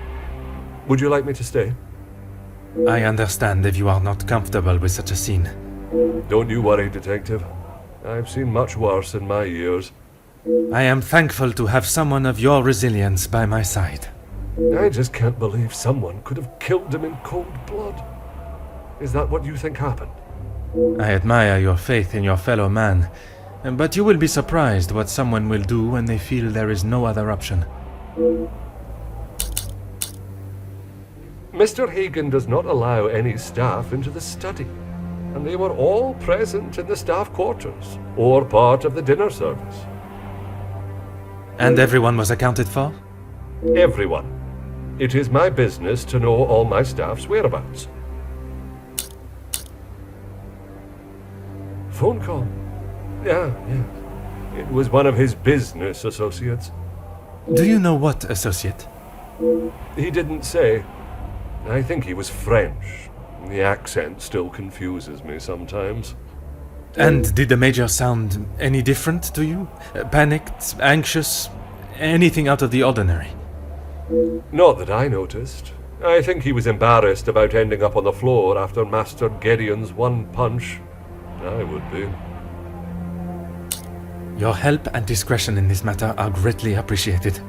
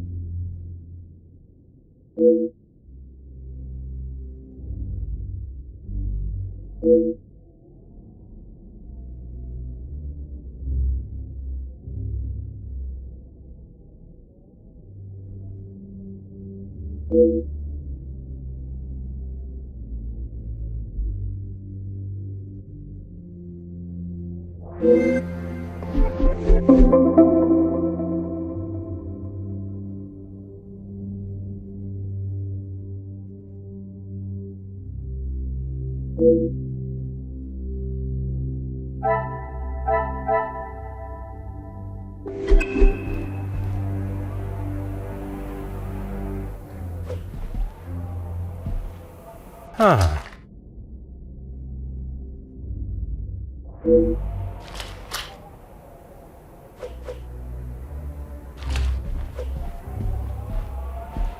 Ah.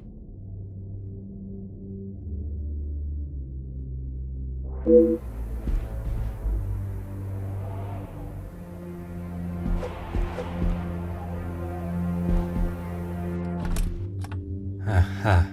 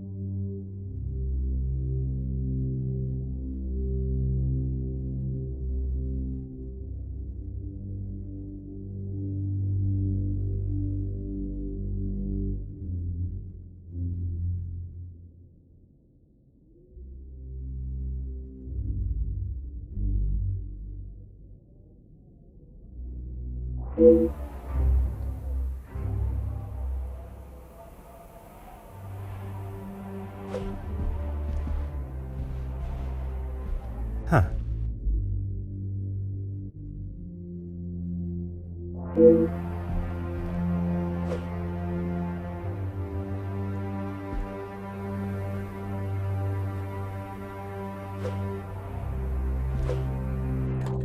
Oh.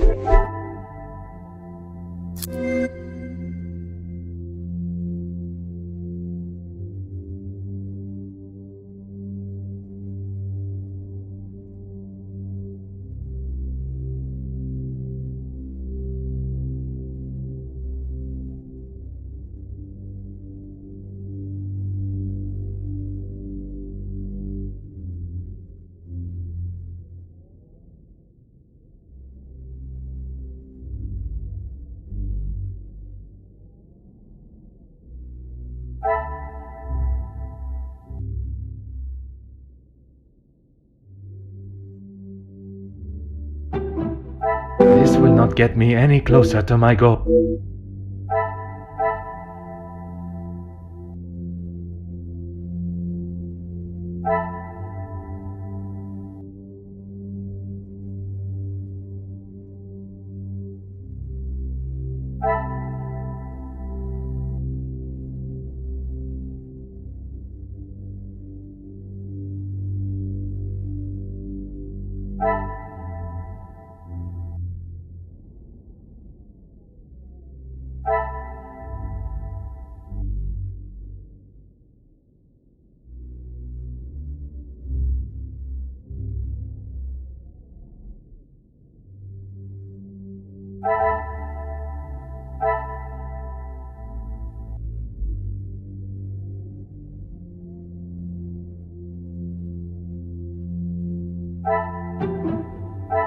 Things are beginning to become clearer.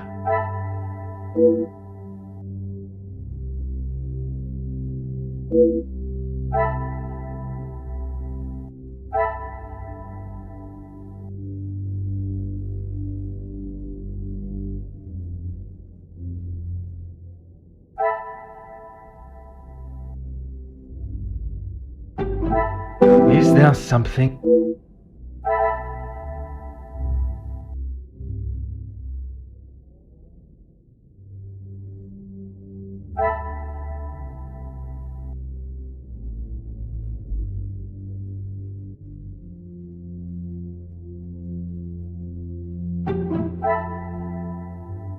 I should not be surprised by my own.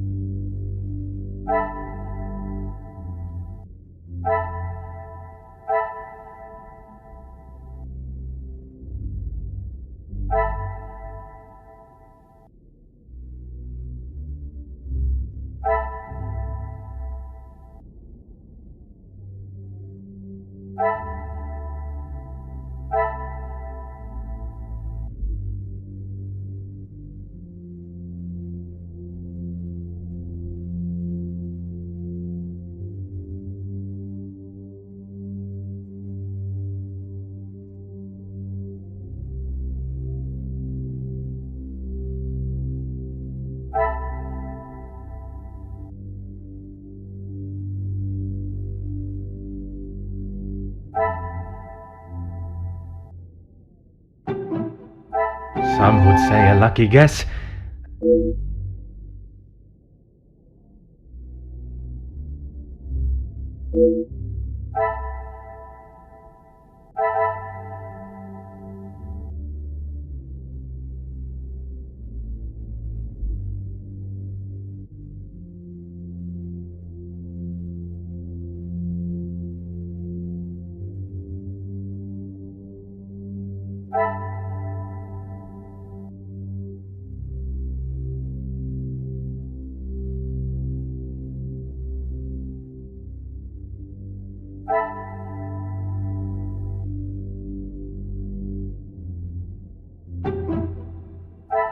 The pieces of the puzzle are finally...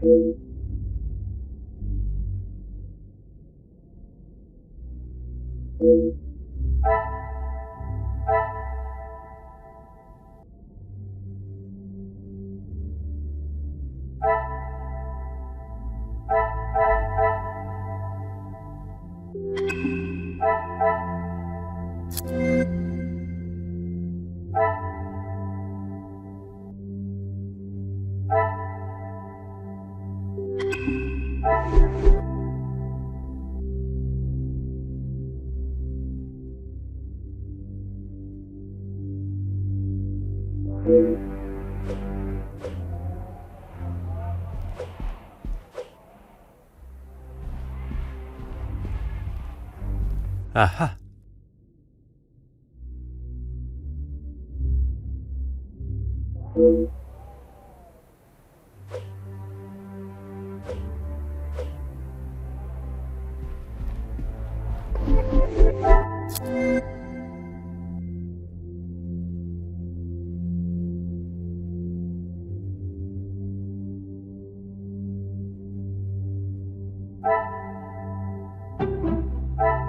What a revelation!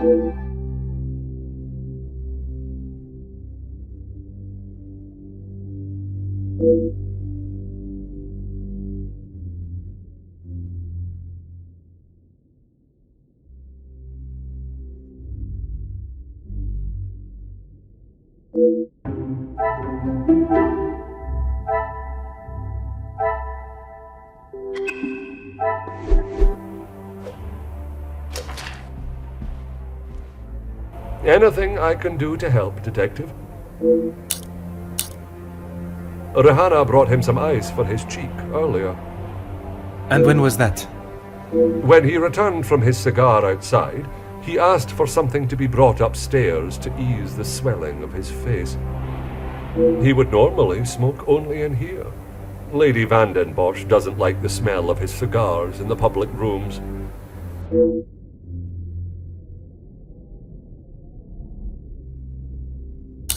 Your help and discretion in this matter are greatly appreciated.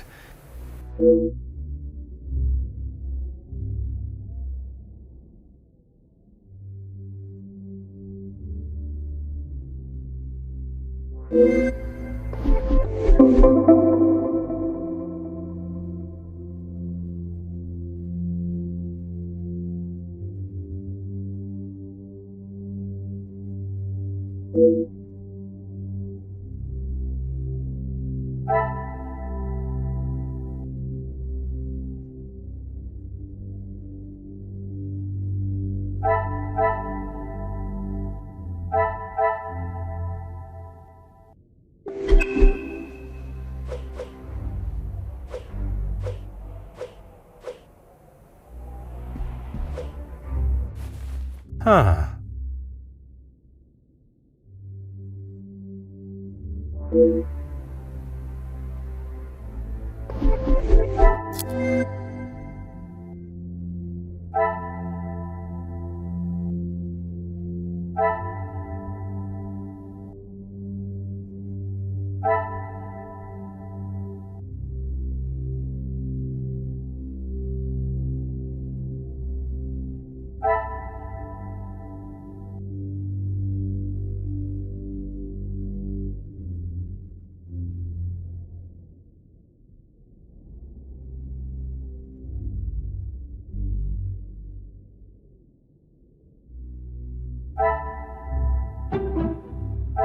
Another success.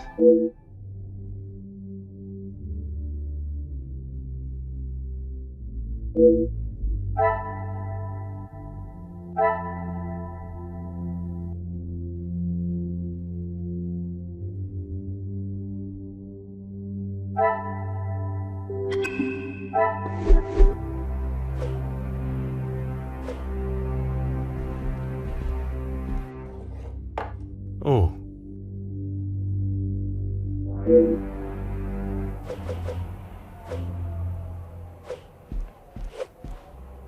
Ah.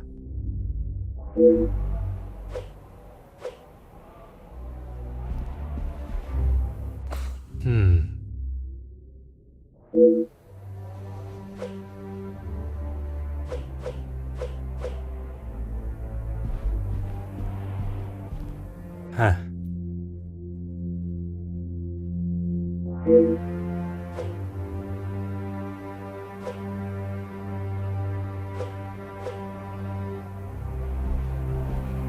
Oh.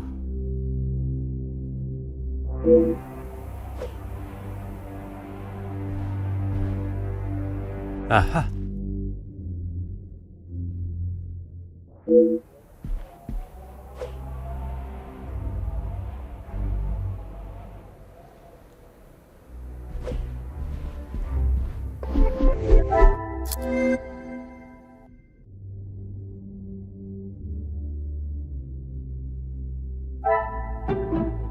I must take a different approach.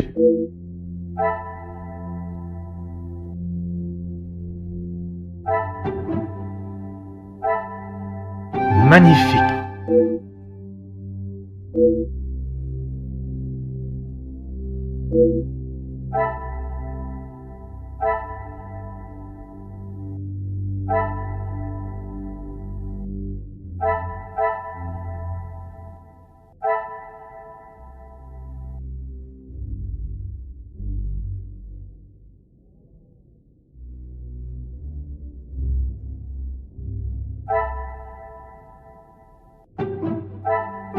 pieces of the puzzle are finally coming together.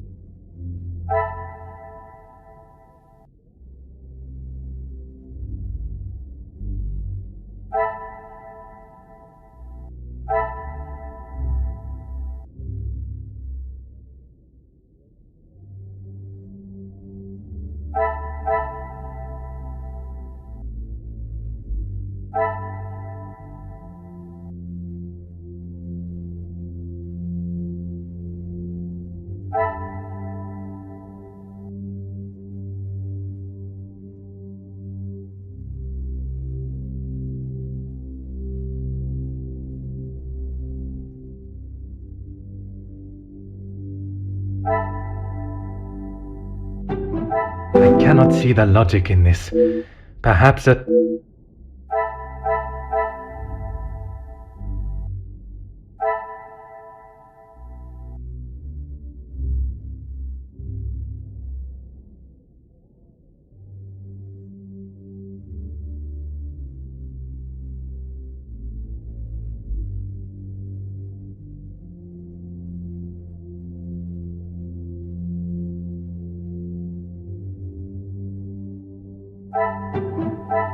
Come, my little grey cells.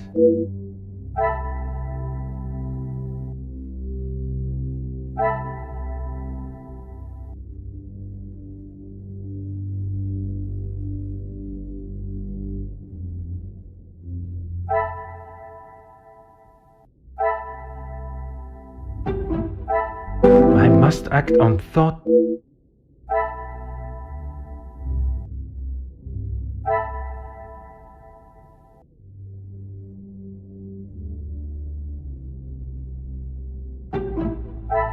I should not be surprised.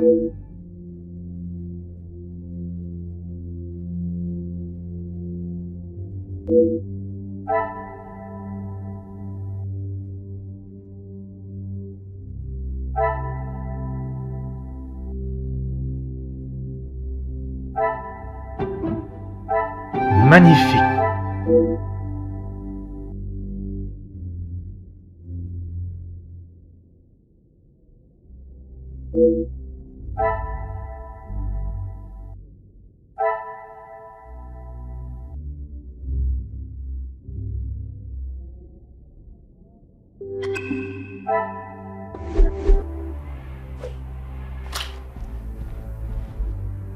Anything I can do to help, Detective?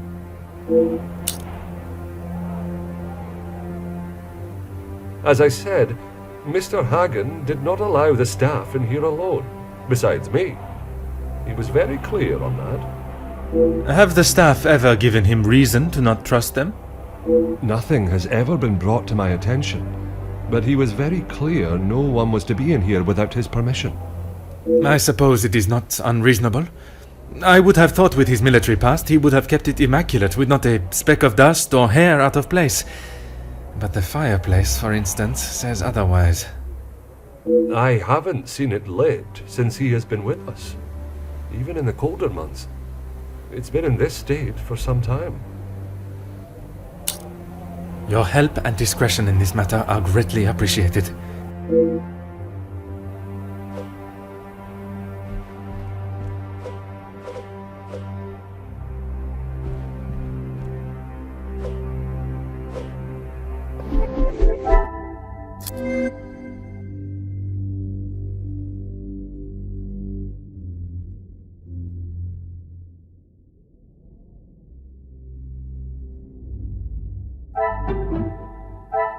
What a revelation!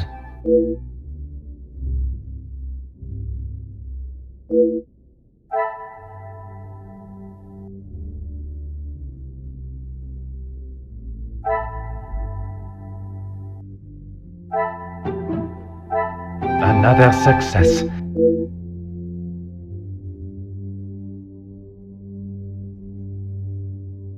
Some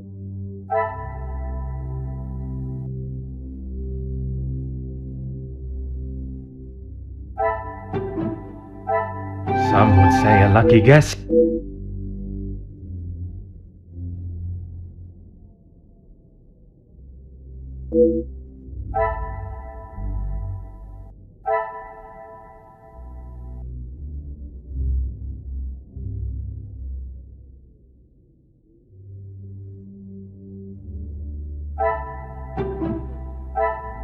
Things are beginning to become clearer.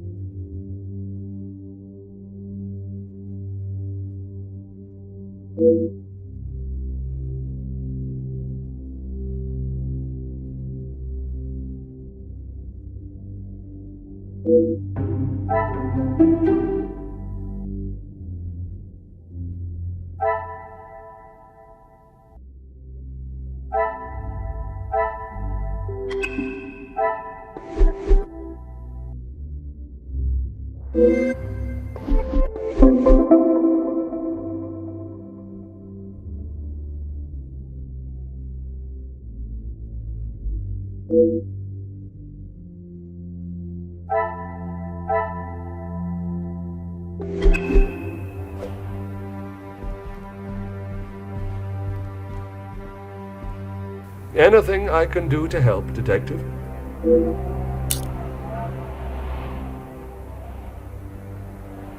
As you wish.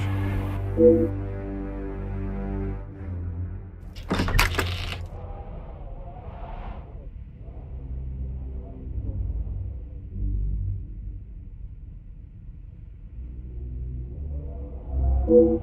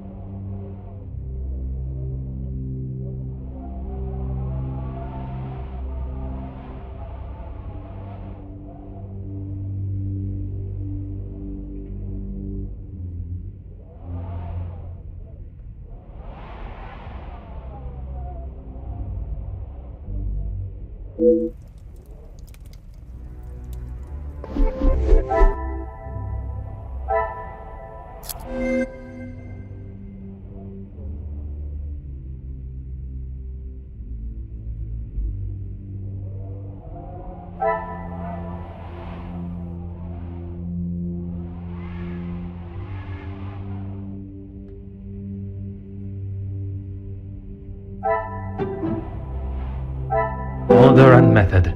That...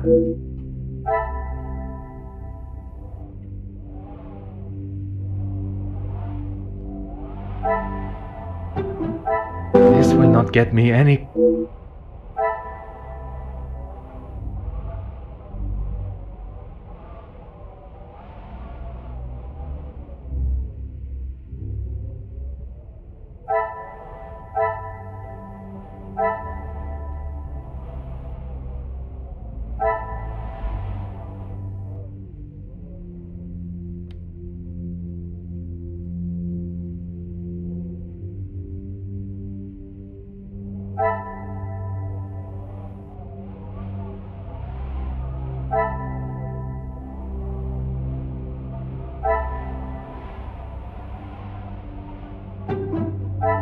What a revel...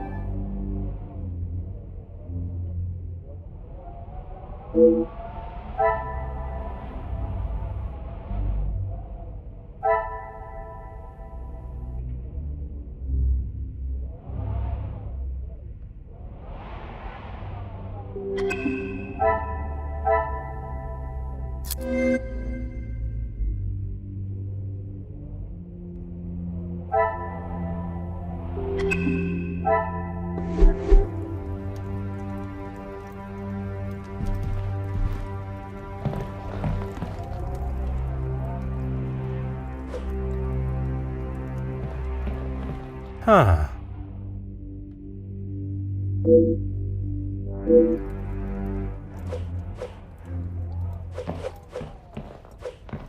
Aha.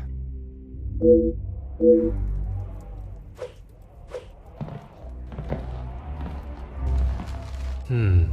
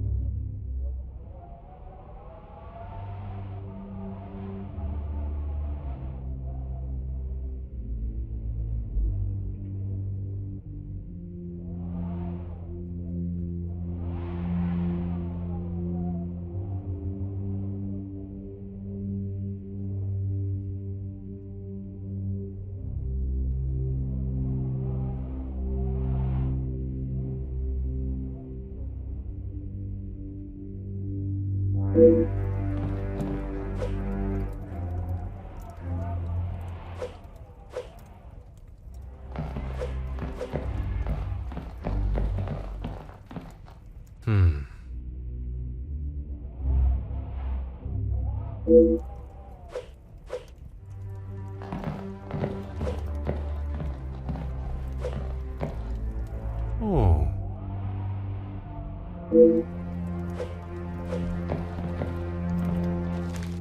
Ah.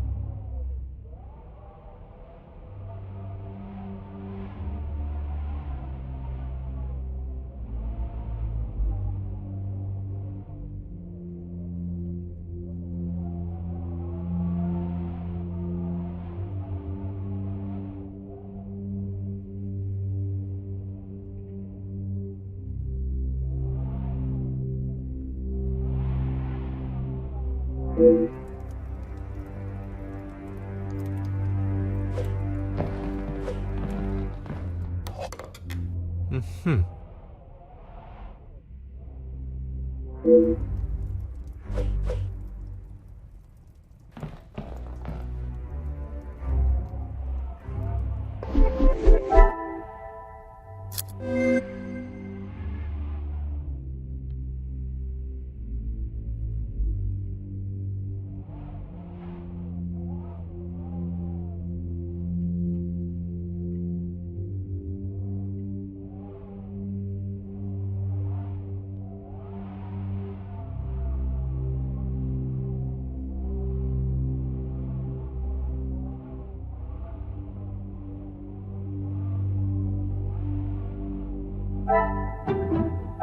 I should not be surprised by my own.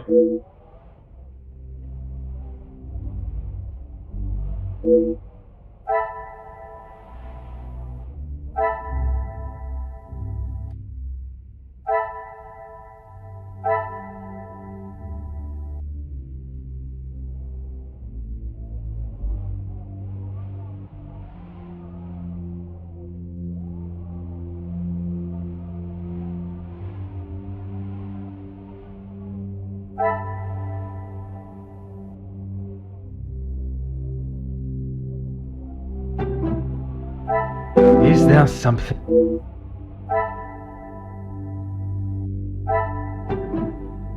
I cannot see the logic in this. Perhaps.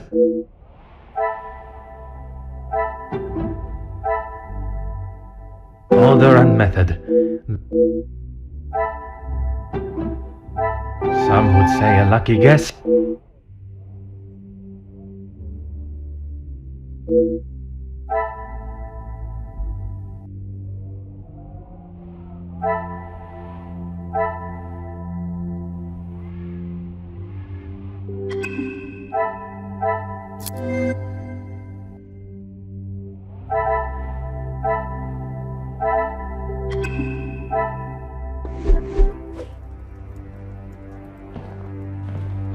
Certainly.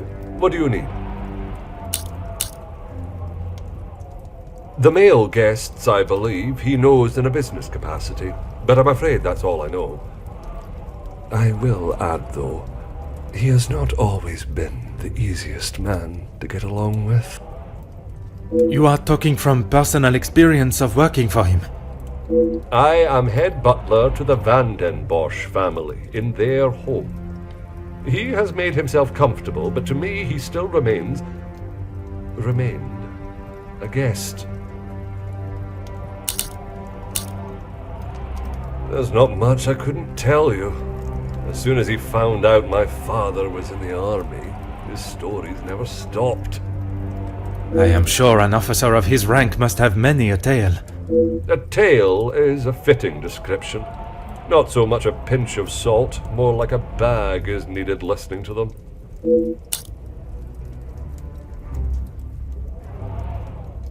You've lost me, Detective? I struggle to believe they were both helping her out of the kindness of their hearts. Could they have been fighting for the Madame's affection?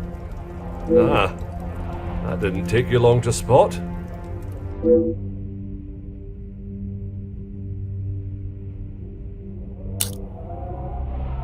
Your help and discretion in this matter are greatly appreciated.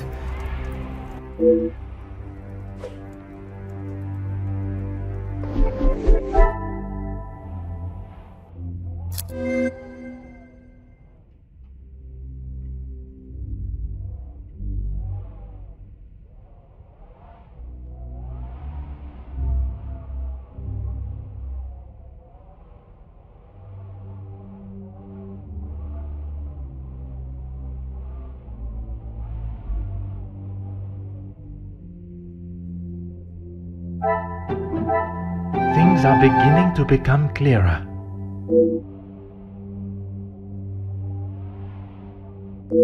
The pieces of the puzzle are finally coming together.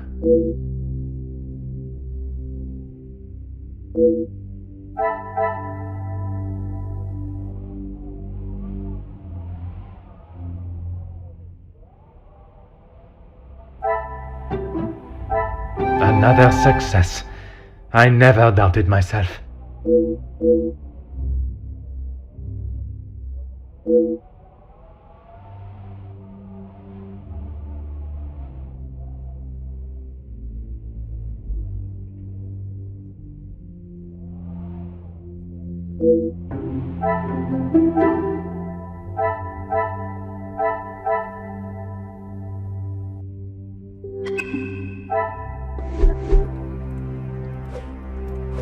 Certainly.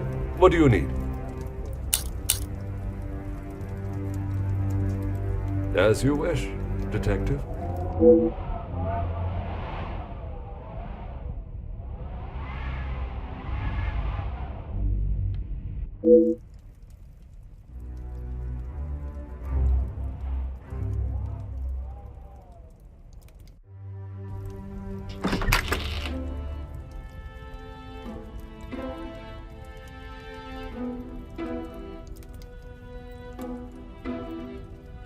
The guests are waiting for you, Detective.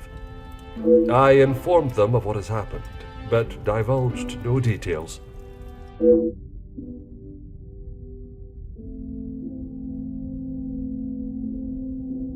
I am most grateful. Madame Van den Bosch is here also? She's in her room with Miss Angeline.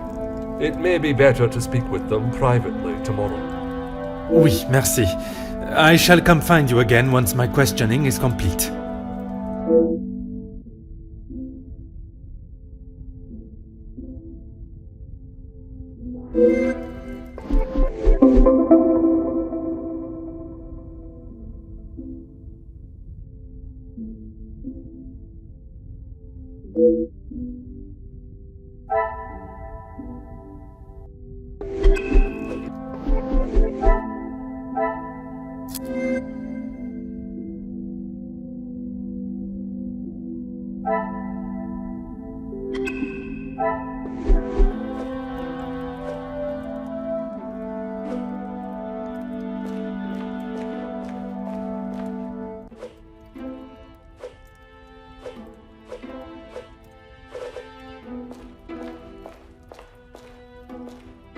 I'm afraid our conversation is of a more formal nature this time. So the Major was murdered? It appears so. You can't think that I did it, though. I will be questioning everyone over the course of the evening, and your cooperation will certainly speed up that process. I was here in the salon, minding my own business, enjoying my own company. Minding your business from whom? Comtesse, what's her name, and my brother. Apart from wanting to congratulate him for a great right hook, there was nothing I had to say to him. Comtesse de Vos? And they will both confirm you were here? If she had taken a moment to notice anything besides herself, she will tell you I was here the whole time. I think that is all for now. Merci for your time.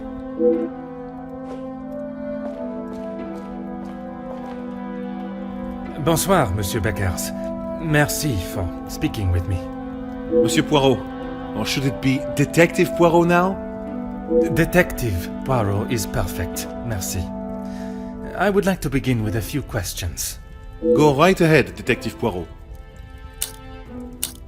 I took great pleasure in seeing the Major's ego as well as his face take a bruising, and then I made my way to the library. Where you spoke with Mademoiselle Conrad? And yourself? Yes. We were the only two that you spoke with. One of the servants brought me a drink, and I was telling her about the benefits of joining a union. She didn't understand what it truly meant to be a part of something. Something bigger than just her. I was trying to explain to her how... Monsieur. Oh, yes, it was just the two of you, and the servant.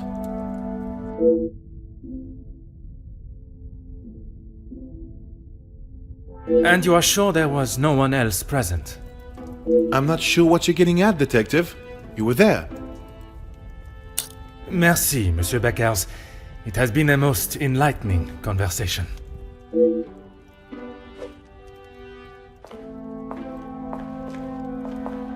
Monsieur de Silva, merci for obliging me. A detective comes to a party and a dead body shows up. Coincidental, don't you think? A man's death is not a matter to joke on, monsieur. Who said anything about a joke? I am saying what I see. Then perhaps you can tell me what it was you saw this evening.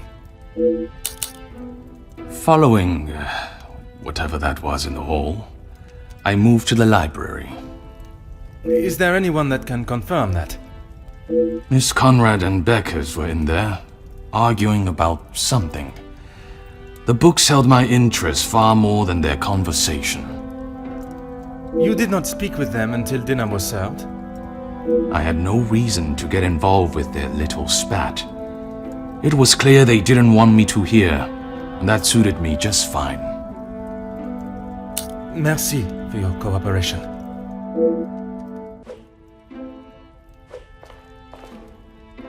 Monsieur Demir, I am sorry your celebrations have taken a rather dark turn. As am I, Detective. I hope we will be able to bring this investigation to an end post-haste. With your cooperation, I will do my very best.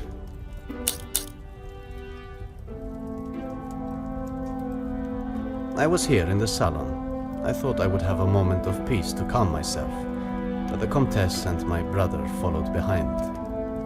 Did they inquire into the reasons behind the fight in the hall? I think they both saw it as some light entertainment, more than anything else. The Comtesse does not strike me as one to enjoy violence. Not so much violence, but karma for the Major, perhaps. You did not hear how he spoke to my wife-to-be. She is still rather upset about the whole thing.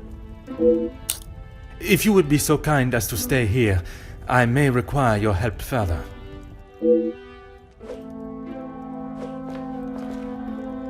Comtesse, I am sorry our next conversation must be under such formal circumstances. It is not the first time Felix has ruined a good party.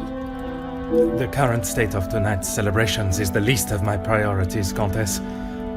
Well, it's at the top of mine, Detective. I did not come here for a week. Perhaps then we should proceed with my questions and you can get back to celebrating. It would be my pleasure, chérie.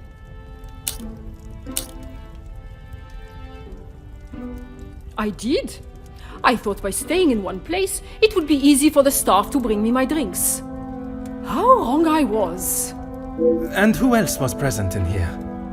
The handsome groom-to-be and his brother, although Zakariyah, is it, made a rather sharp exit at one stage. Did he say where he was going? He barely said 2 words to either of us.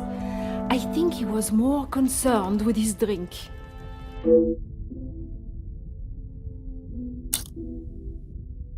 Merci, Comtesse. If I have any further questions, I shall be sure to come and find you. Mademoiselle Conrad, I am sure you understand the delicate nature of the situation. I knew I had seen your face before. You were just an officer when that story hit the paper. You have a très bon memory, mademoiselle. That was a long time ago. You can't escape the past, especially when you go and do something like that. That is very true, but one can learn from it and create a better future. What would you say to an Please, mademoiselle. Catching the Major's killer is my sole concern right now. Now, if you would be so kind, I have some questions for you. I arrived, unpacked my bags in my room, and made it downstairs just in time to see the Major take a right hook from Gedeon. And then I went to check out the library. And you were joined by Monsieur Beckers. And Ernesto, or Monsieur Silver, as you say. But after he ignored my attempt at pleasantries, I left him to his book in the corner. And your conversation with Monsieur Beckers that I interrupted. You are a persistent one, aren't you? Makes sense now I know who you really are. You'll just have to wait and read about it in the paper like everyone else.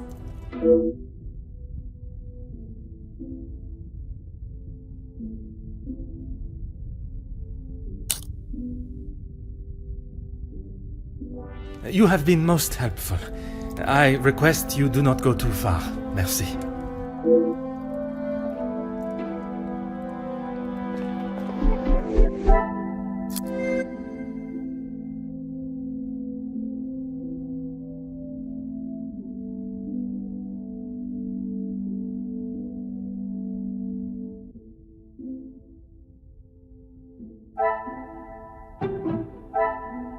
Some would say a lucky guess. I would say a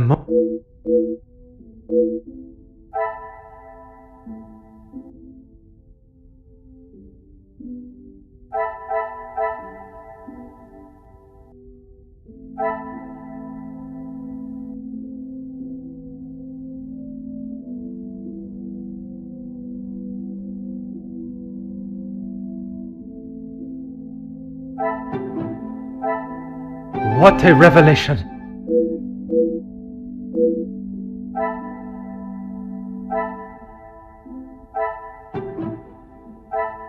Is there something I have...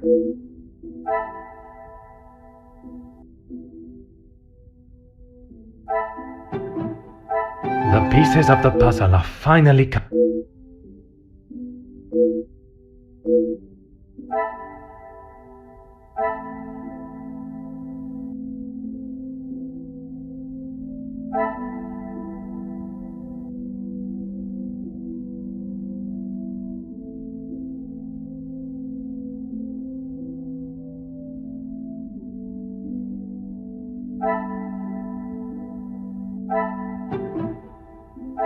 Another success.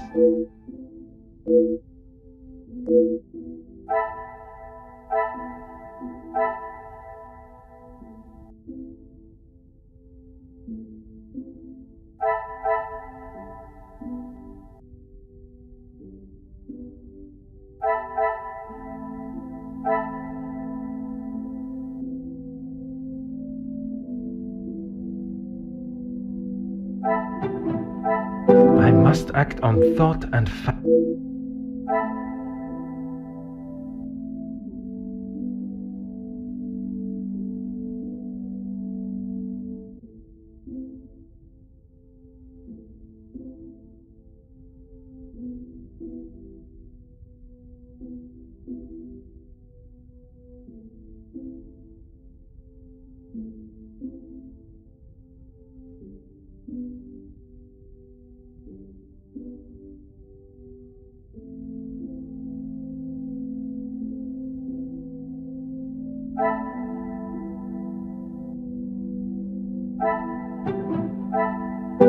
Come, my little grey cells.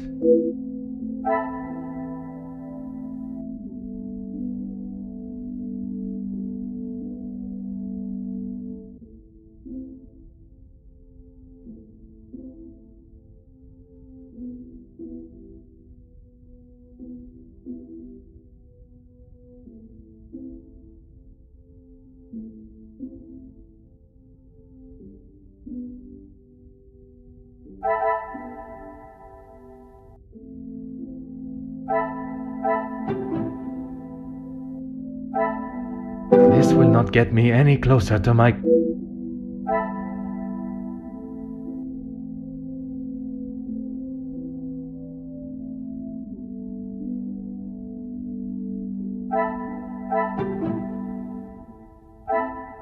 Magnifique.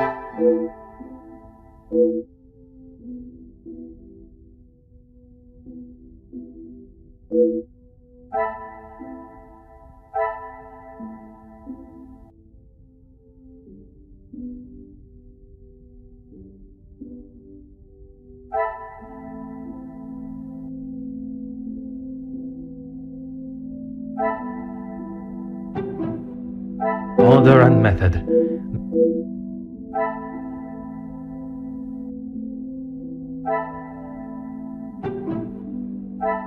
Things are beginning to become clearer.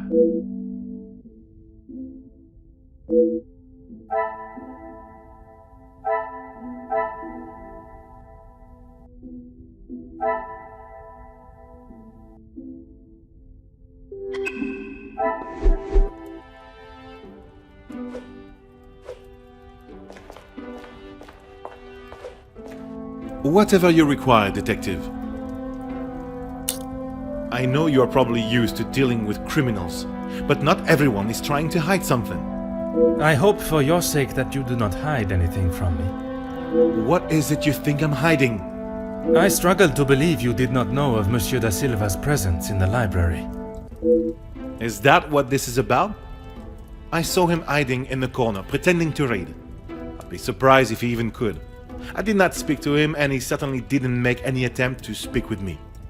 Monsieur Demire invited you here to speak with him. You didn't see that as a fitting time too?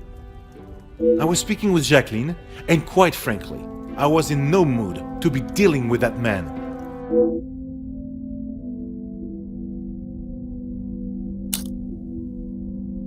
Merci, Monsieur Backhouse. It has been a most enlightening conversation.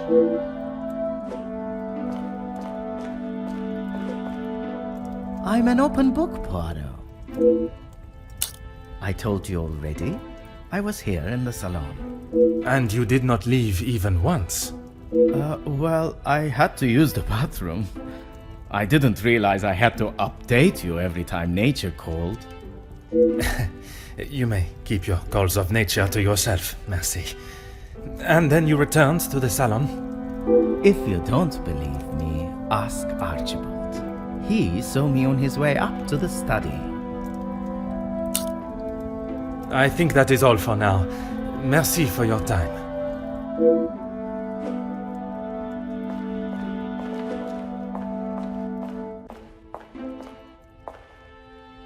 Can you confirm seeing Monsieur Demire in the hall this evening?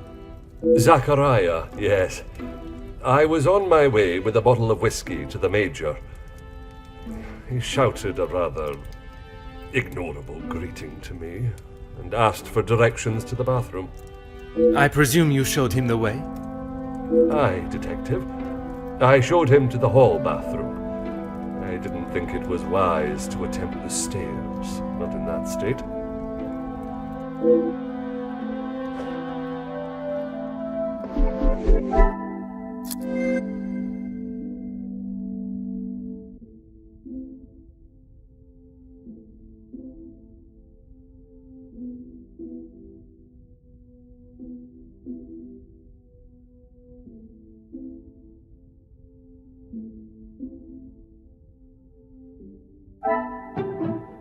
I cannot see the logic in this.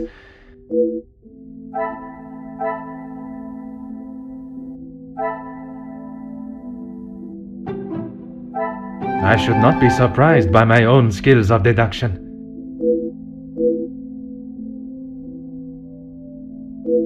I should not be surprised by my own...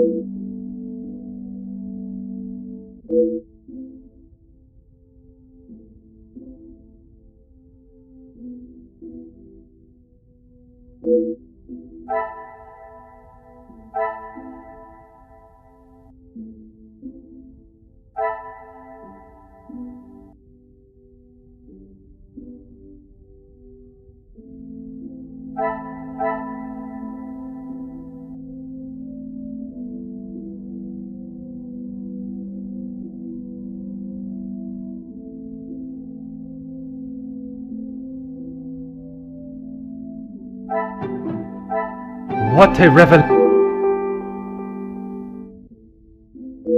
Things are beginning to become clearer.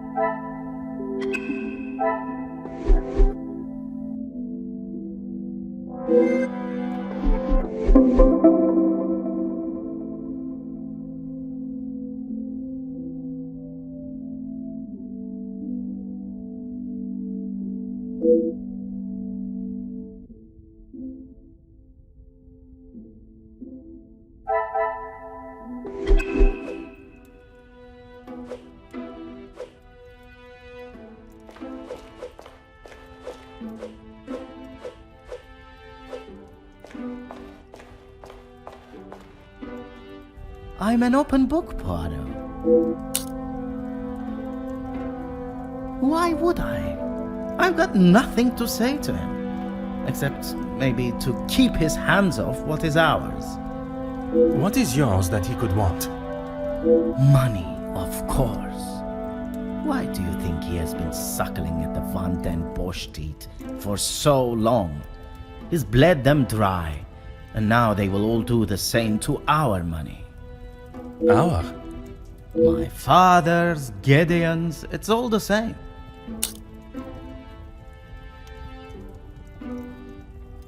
When you have not been on level playing fields for years, it's hard to have a fair game. I am afraid I do not quite understand.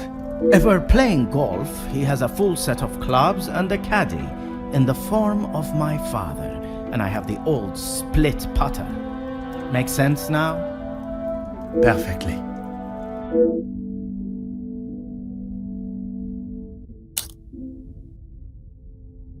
I think that is all for now. Merci for your time.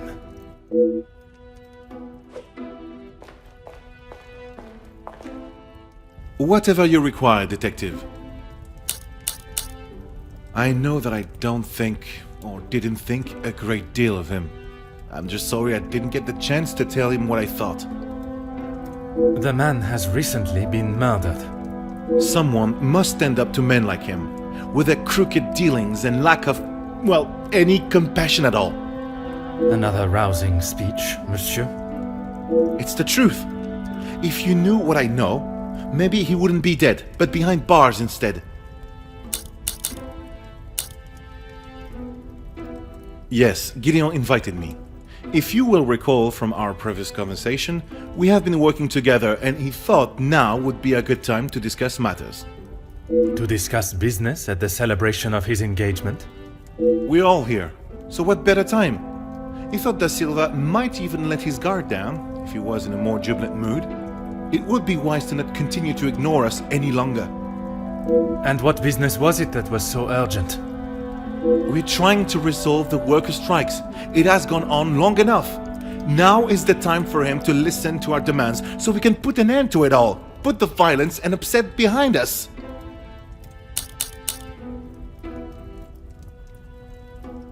Anger, yes, but that's all. I wouldn't kill a man. You must see why this leads me to have suspicions. You can't honestly think I did it. I am a man of peace. I make changes with words, not with violence.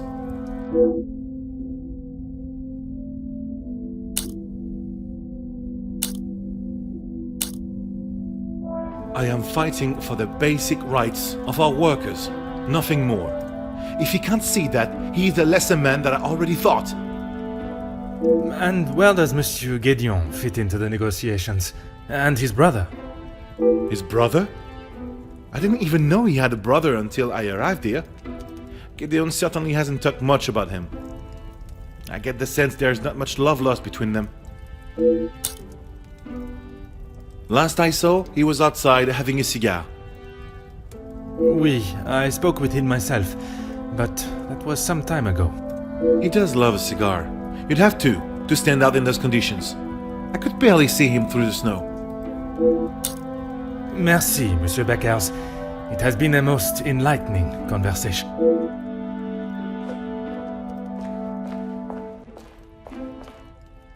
I'm an open book, Poirot.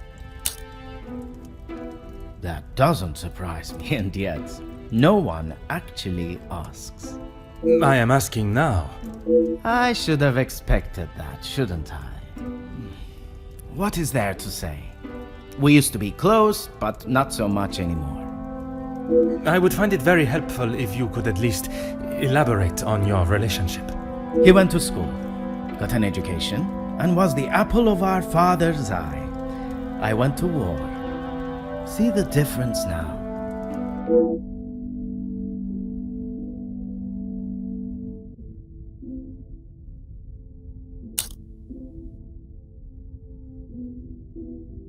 I think that is all for now. Merci for your time.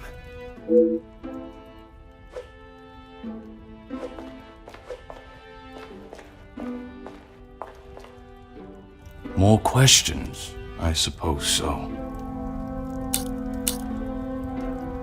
Felix, I didn't know him that well. We spoke a handful of times. I met him through Cassandra. I thought him to be rather pompous. But you remained polite, as any gentleman would. Of course.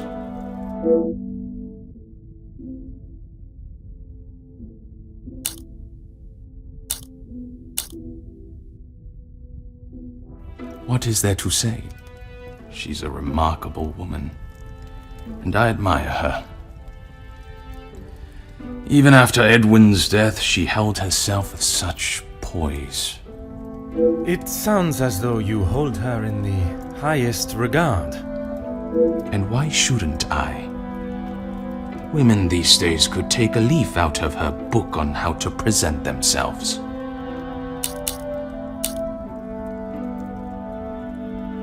He had approached me about doing some business together. I like to know who I'm getting into bed with first. And you both went ahead with your business venture? Not so much a business venture, more security related. But there is no need to discuss that any further. Is there something you wish to remain hidden about your partnership, monsieur? It was far from a partnership. I hired him to run security at my factories. If the workers were going to get violent, I wanted to make sure I was ready to protect my property.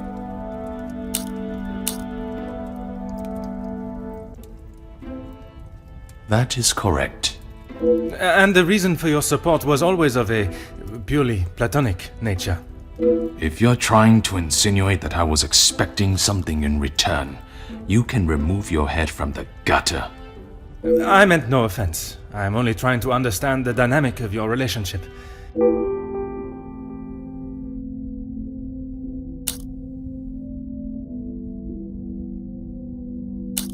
Merci for your cooperation.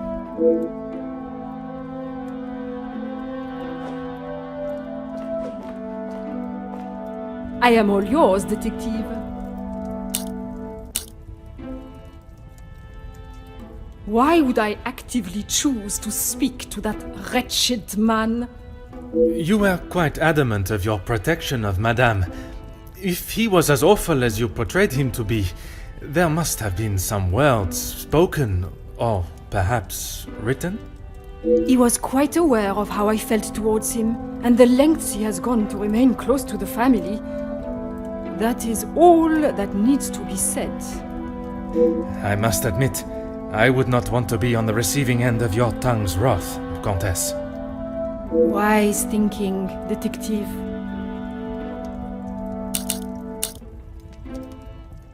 I imagine she will have shed a tear for him, but she should not waste any more. You don't think she would? Or you don't want her to? I have made it quite clear what I think of that man, alive or dead. I would not want her to waste anything further on him.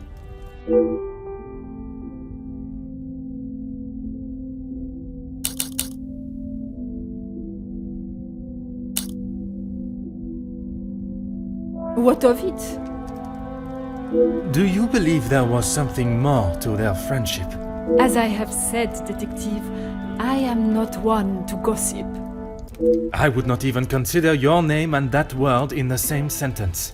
Because it is not gossip when it's the truth.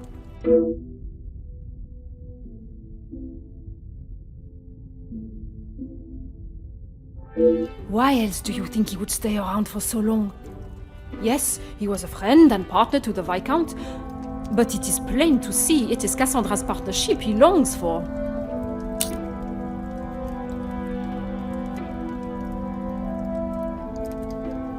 He was a disgusting leech that was driven only by money and power, like most men. I can assure you not all men are concerned with such egotistical wealth. That may be, but they are few and far between. I believe you are a special case, Detective Poirot. It is not the first time I have been described in such a way. Embrace the compliment, Detective. You have set yourself apart from the horrid crétins that seem to somehow make their way into positions of authority and power. And that is what the Major was doing? Using Madame Van den Bosch as his ladder to the top? You are finally seeing the man he was. A weak and self-indulgent social climber.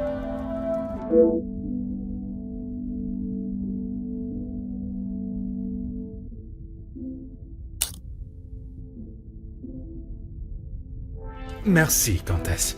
If I have any further questions, I shall be sure to come and find you.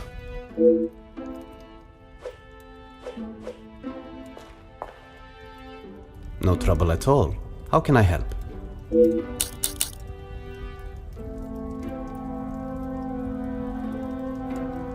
I knew of him more than actually knowing him myself. In the past, he made his feelings towards my brother and I quite clear. And that was not in a positive way. I certainly wouldn't call trying to get Angeline to postpone the engagement positive.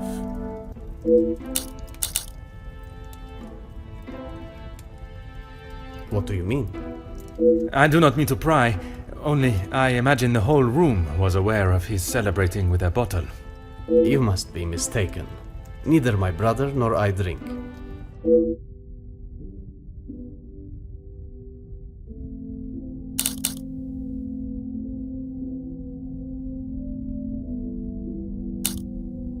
We aren't the closest, but what brothers are? I would argue that many are. We've lived very different lives. Our priorities are different. He does not see things the way I do. There isn't much more to say.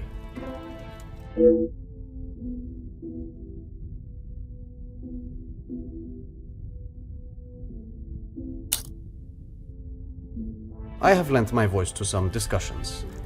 I have tried to facilitate meetings. Just positive support. Does that positive support include sending letters to those on the opposing side?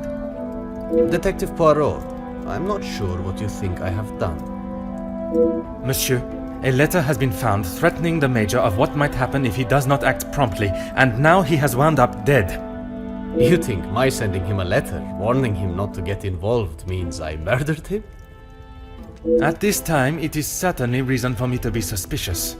I have been funding the strikes, Detective. These men deserve fair treatment, and a wage that fits the hard work they undertake every single day. The Major didn't see that. All he cared about was the money for his services, and that is all I care to discuss.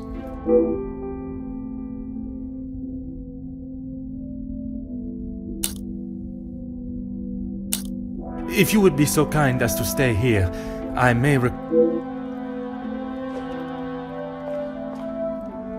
You came to the right place. What do you need? I know that he was not the good and honest man he liked to think he was. In what sense? If you spoke to him for longer than 5 minutes, you'd know. I've met people in dark alleys I trust before him. And on the occasions when you did speak with him, what was discussed? I'm sorry, Poirot. If you're looking for a deep-seated secret between me and him, you're going to be disappointed.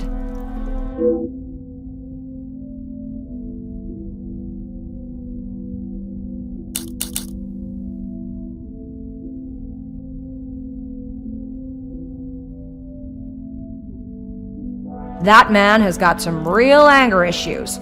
I get why he's frustrated. He's trying his best for the workers, but holding on to rage like that, something's gonna burst.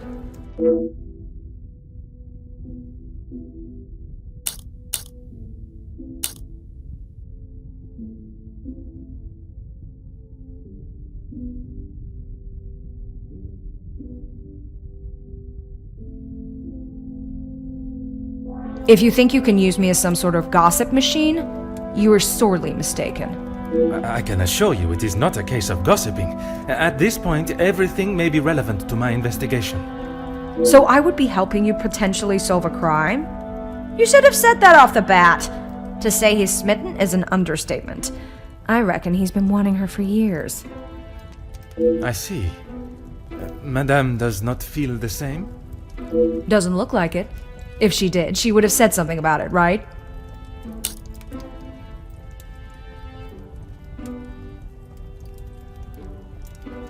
I don't know if you really would. She's got a mouth the size of Texas, except when it comes to truths about her.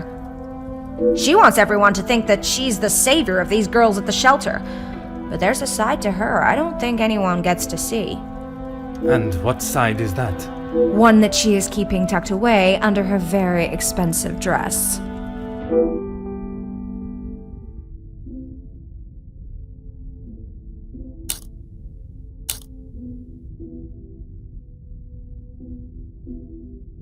You have been most helpful.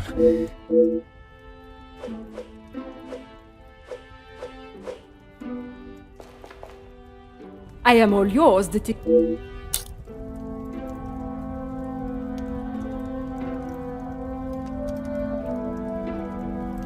Countess, you gave me the impression the Major and the Madame were close, but there were times where he acted rather aggressively to her, n'est-ce pas?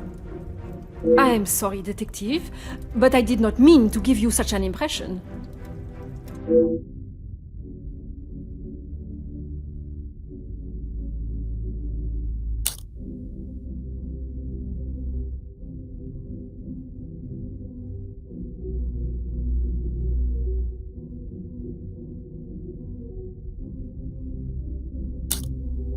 Ever the charmer, detective.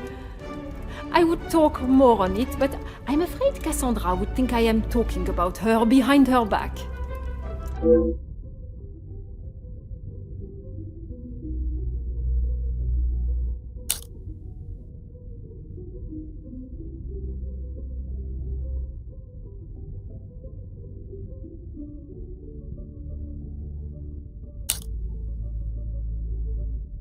It is not often I am swayed so easily. I applaud you on your willingness and persistence. From day one, I was wary of his intentions. And it was not long before he showed his true colors. If it is a tear she sheds, it should be one of joy that he is out of her life. I understand your feelings towards the Major, but perhaps there was... He was a bully. He took his shortcomings out on her, and she sat there and accepted it. I never thought I would see the day. Perhaps now she will be able to see the man he truly was. Karma will always catch up to you. Merci, Countess.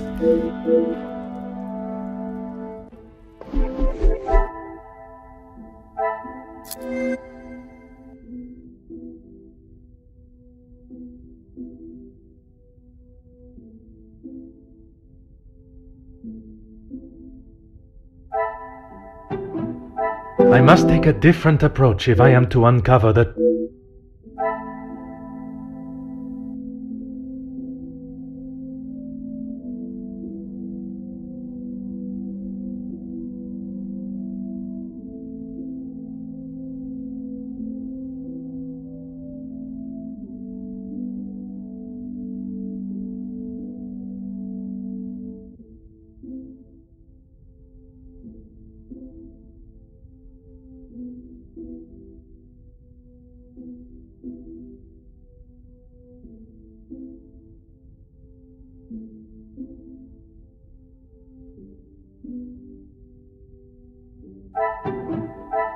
magnifique.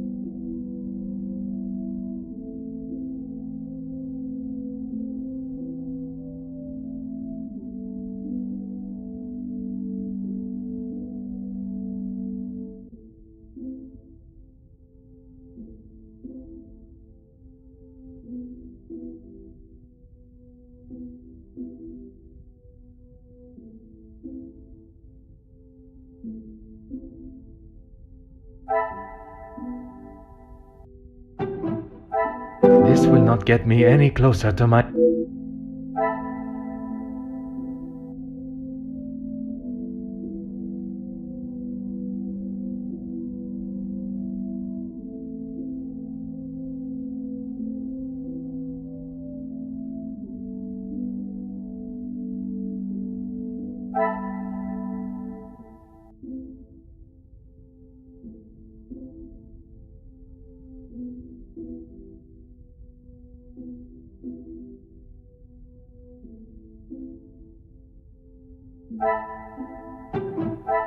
Is there something I am not...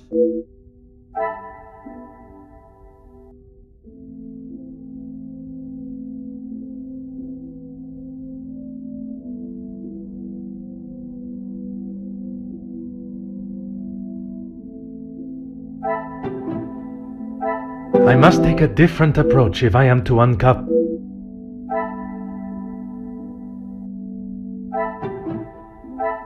The pieces of the puzzle are finally come...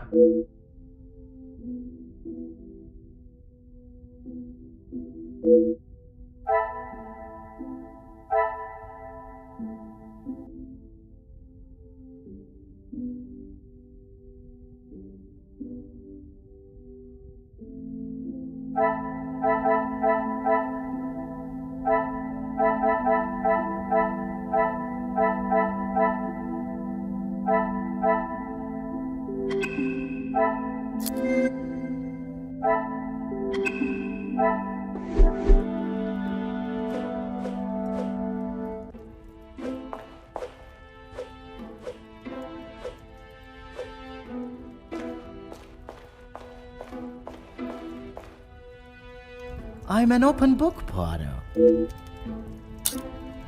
If you want to know about Gedeon's part in the Union, why don't you ask him? So, you are aware of his support for them? Yes, well, he... Oui, monsieur? It'd be best to just ask him.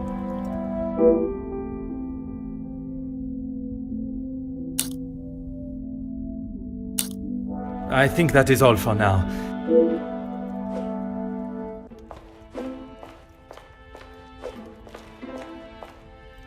More questions? Mademoiselle Conrad was quick to talk of your hidden feelings towards her, perhaps only hidden to Madame van den Bosch herself. What has this got to do with the Major's death? Does Cassandra know you have spoken to others about this? I have only tried to help her.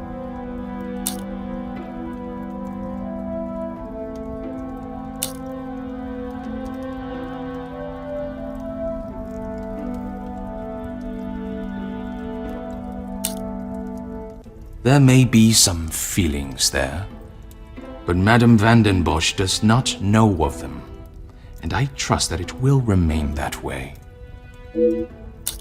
Merci for your cooperation.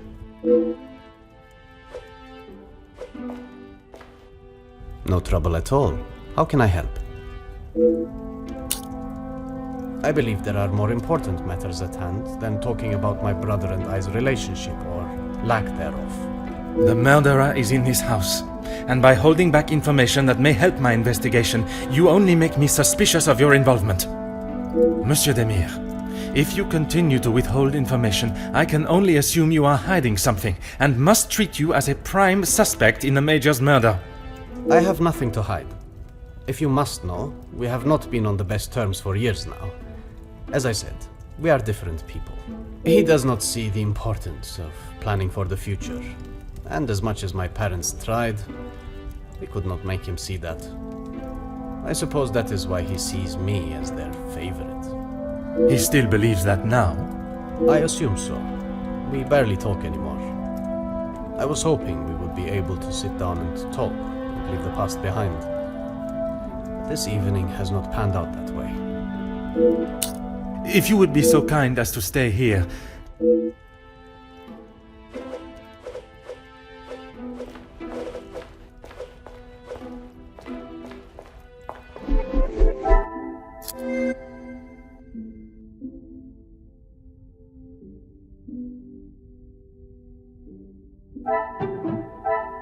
Some would say a lucky guess.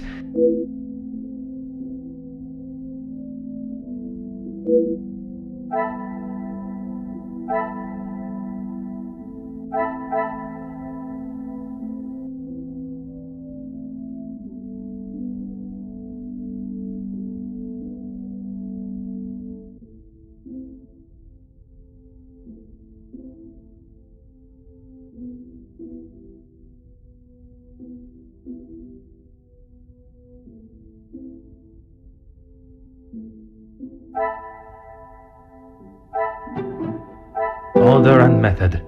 That...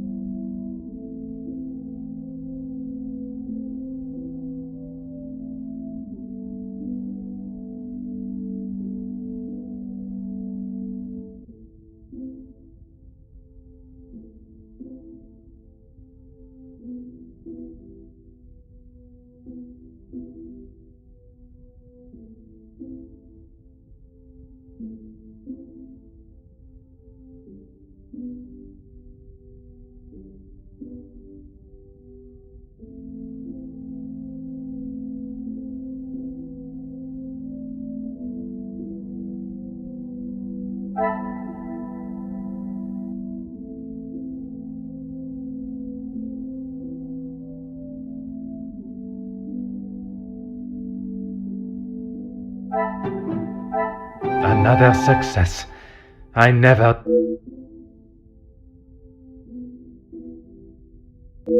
Another success.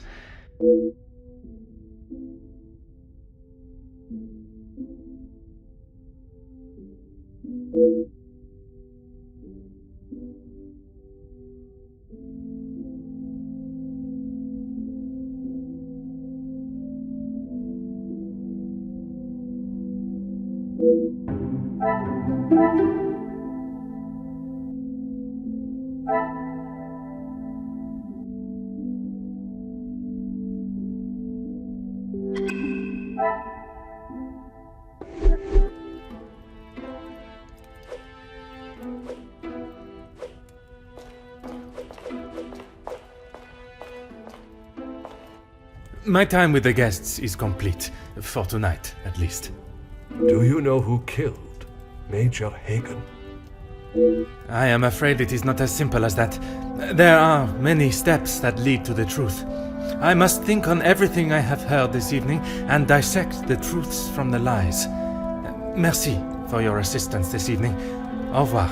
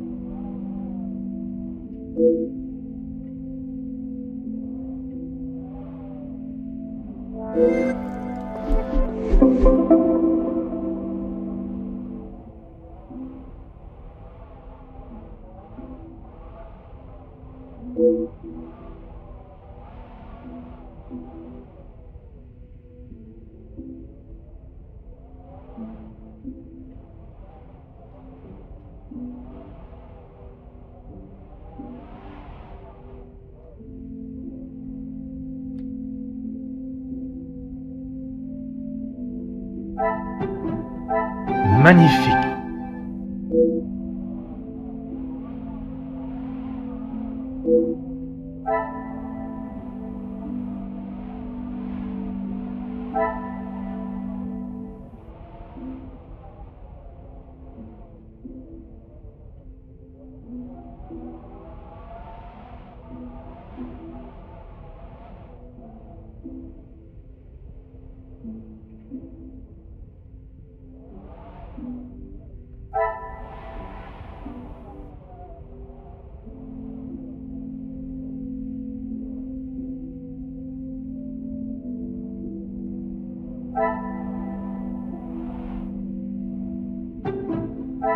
I must act on thought and fact. What a revelation!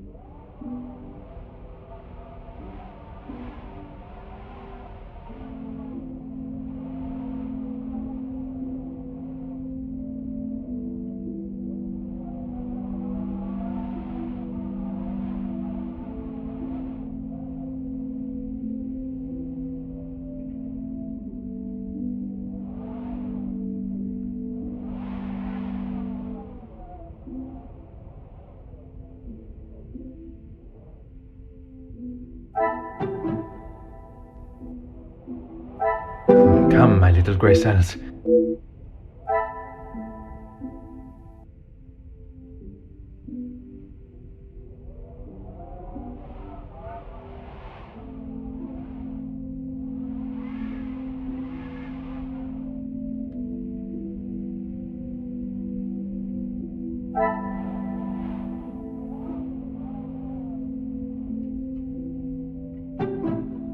I cannot see the logic in this.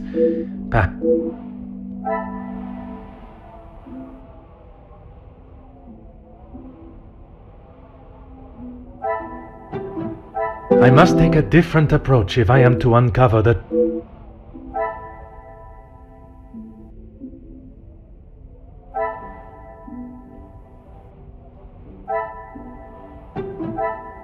The pieces of the puzzle are final.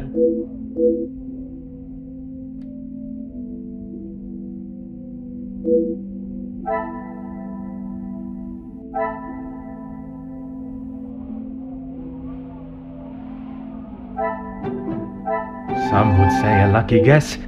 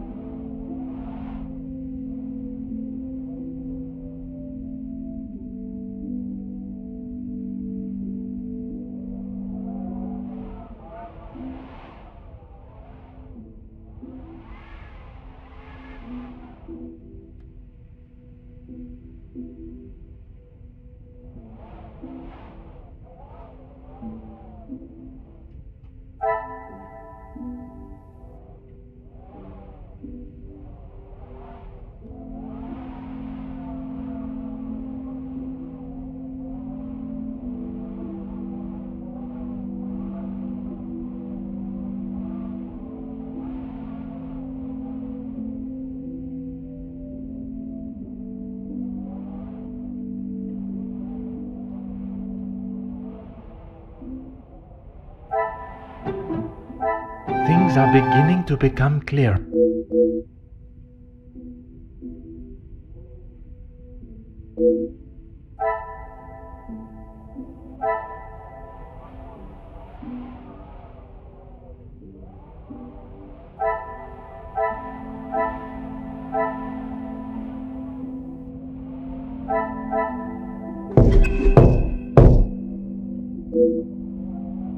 Entrez.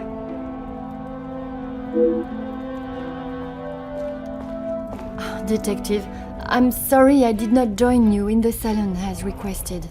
Please, mademoiselle. There is no need to apologize. I was with Maman in her room. She would not allow anyone to see it, but I could see she was terribly upset. Most understandable. Do you have any suspicions as to who could have killed him? I'm afraid my suspicions extended across all of the party's guests.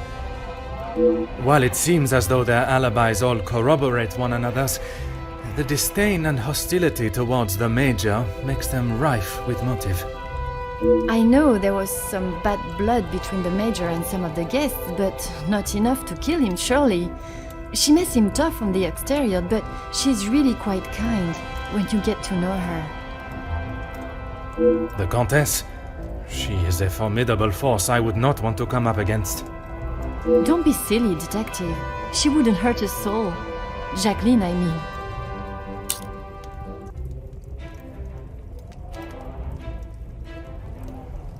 I assume that's who you were talking about, detective, after what happened between them. That is a story I have yet to hear. She must have told you about the piece she was writing on us, about Gedeon's work and our marriage. Somehow that was the only thing she did not mention. That's strange. I thought that is what she would have started the conversation with.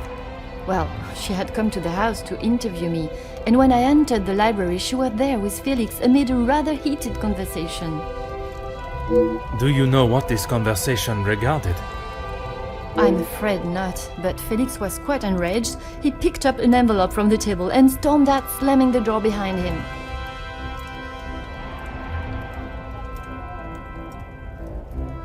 And Mademoiselle Conrad? She was equally heated in the moment. She had a few choice words for him that I wouldn't care to repeat.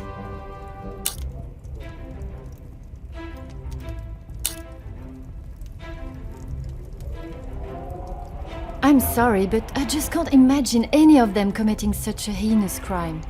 It can often be hard to look past one's personal feelings for someone and see their flaws. It's not that, detective, it's just they have known each other for years. Why would any of them act now? I was under the impression the Major had merely a business relationship with some of the guests. That's true, but those invited know each other, some of them for years. They may not seem like it, but some are even friends. Better, thank you, detective. She's resting in her room. It is the best place for her. And you, mademoiselle? I'm not quite sure. It is a rather surreal feeling. I did not think I would miss him like I do. It is understandable. He has been a close friend to your maman for many years. And to me, detective. We had grown close. After father's passing, he was always there for me. And now, he's gone as well. You must try and not think on it like that. It is easier said than done, detective. I have no doubt, but you can be assured the culprit will not remain at large for long. You have my word. I should return to my room now, detective. It has been a trying day for us all. Oui, mademoiselle. I am afraid tomorrow may bear a resemblance, but I will not stop until I have found his killer. I am certainly glad you are here, detective. When and where a detective is required, that is where I shall be. Bonne nuit, mademoiselle.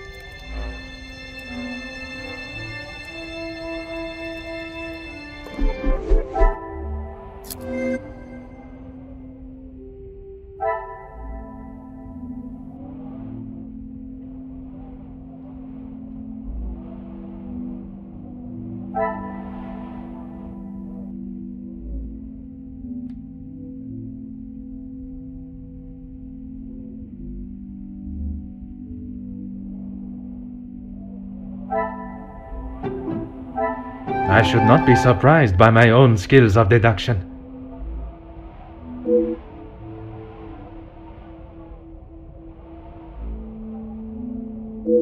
Magnifique.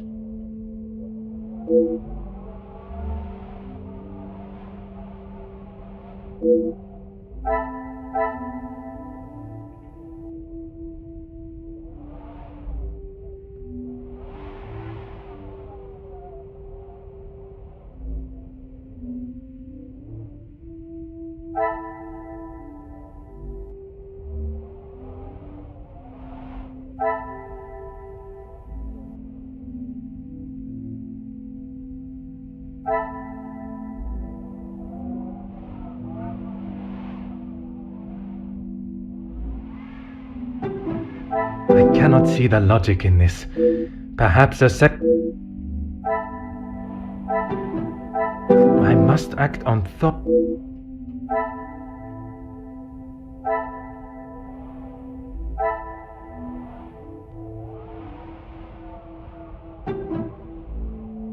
Order and method.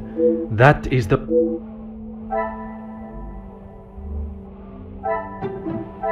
Things are beginning to become clearer.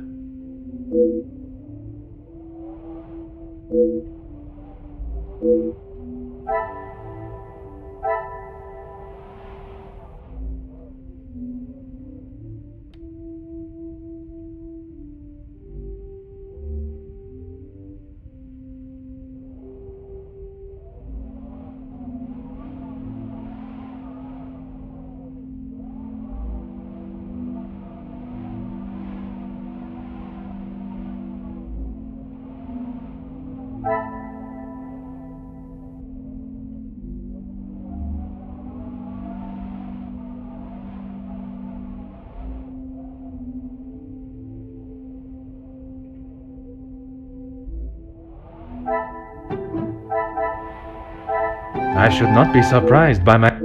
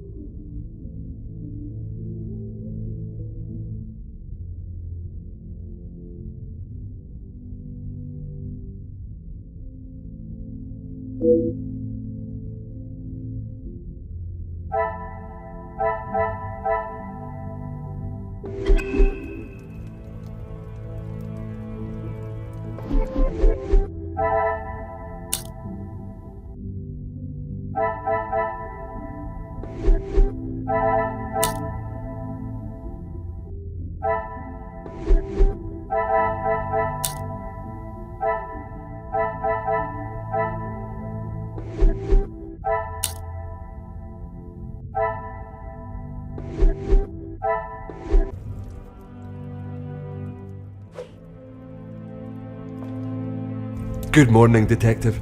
You slept well? I'm afraid I did not. I was hoping for at least a moment of pleasant slumber, but alas, it was not to be. Finding the Major's killer is the only thing that will put my mind at ease. In that case, Detective, what can I do to help?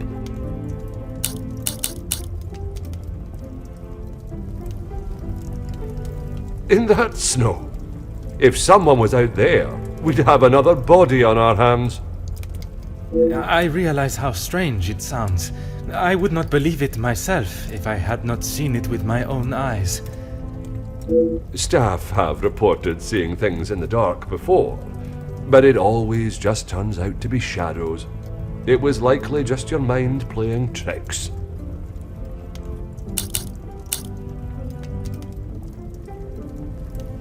I'm afraid our Lizzie is not well. I think the events of yesterday were too much for her. We'll have to just make do without her this morning. As Wordsworth once stated, rest and be thankful. Perhaps a chance of peace and relaxation will work wonders.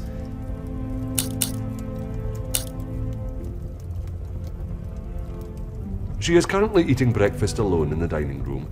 It's how she prefers it. But if you wish to speak with her now...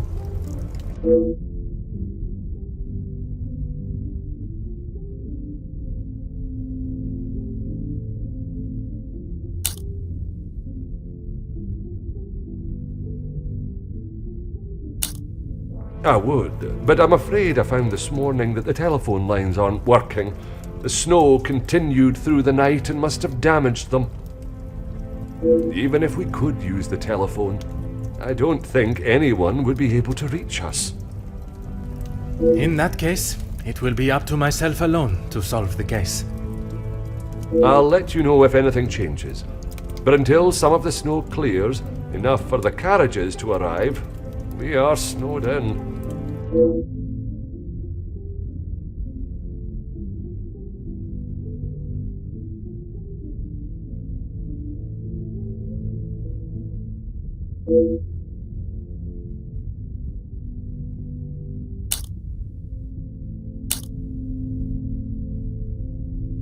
Taken care of. Master Dramir and his brother, after sobering up, helped me move him into the cellar. Best place for the time being. Très bien. I imagine there is no reason for anyone to go down there. Besides me, no one. Once this snow clears, we will be able to move him from the house. Your assistance has been most valuable as always.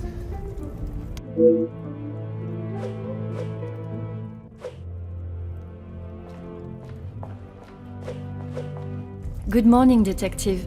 I hope you were comfortable last night. Bonjour, mademoiselle. The room was more than pleasant, merci. I'm afraid my mind was not in a state to enjoy it to its full potential, though. I can't imagine any of us slept soundly last night. Hopefully, guilt will be weighing heavily on someone's shoulders this morning. I'm sorry if I was not much help last night, Detective. On the contrary, your inside knowledge of the guests was of great help to my investigation. But there are many more questions that require answers.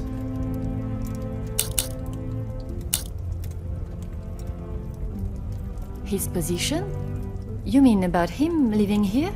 Oui, even in a house this size, you must see a lot of each other. I enjoyed having him here. When I was away with Gedeon, it was comforting to know Maman was not alone. Although his work with Mr. Da Silva has kept him away from the house of late. What can you tell me about their relationship, working or otherwise? There is not much to tell, only that there is no love lost between them. He was always quite private about his work. I know that he was helping Mr. Da Silva with some safety matters. I found a check addressed to the Major from Monsieur Da Silva. It noted security consulting. Ah, that's right, security. With his military training, he helped Mr. Da Silva prepare for any trouble with the strikes.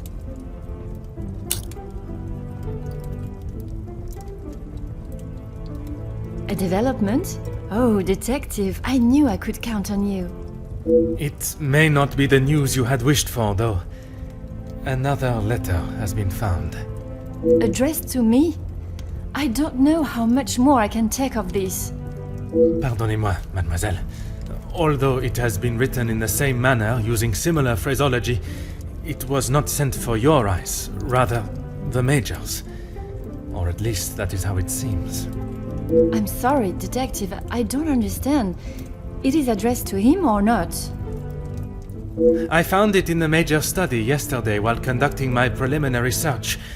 Whether he is the author of the letter or the recipient, I am still yet to discover. Heavens no! He could not do that! You did not hesitate for a moment. Why would he do such a thing? And then to send a letter to himself? It just doesn't make sense. Merci for your time, mademoiselle. You are to a detective what an umbrella is to a traveler on a wet day. Useful? Exactement.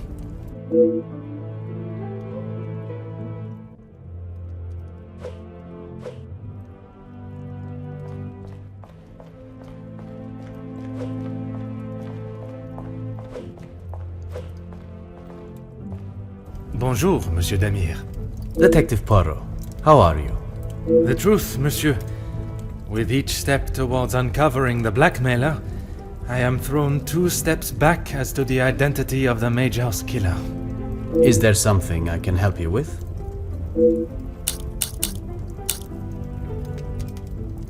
Archibald came to me and asked for my help in the matter.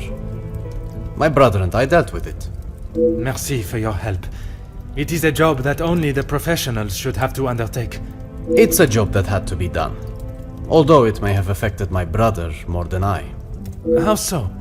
At the sight of the body, the color drained from his face. Once we had reached the cellar, Zakariyah took himself straight off to bed, without even a good night.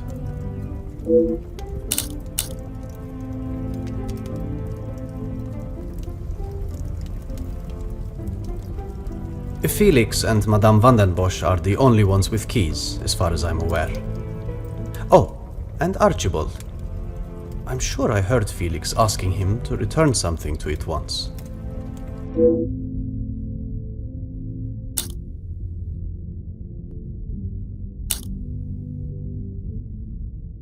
I have not seen him since last night. I'm sure he will have been fine after a good night's sleep.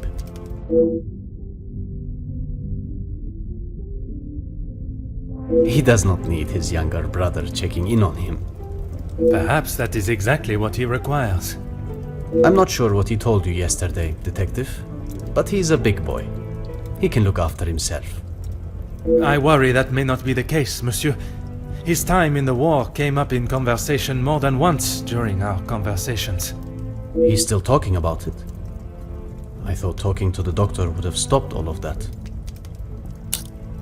Merci, monsieur.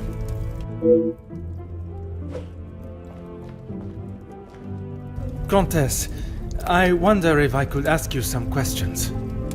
That is it, detective? No small talk? No inflating of one's ego? I am afraid not, Comtesse. With a murderer still loose in the house, my mind is rather preoccupied. Well then, detective, Perhaps I can be of some assistance. Comment, madame? I thought you might like to know what I found on the Major's body.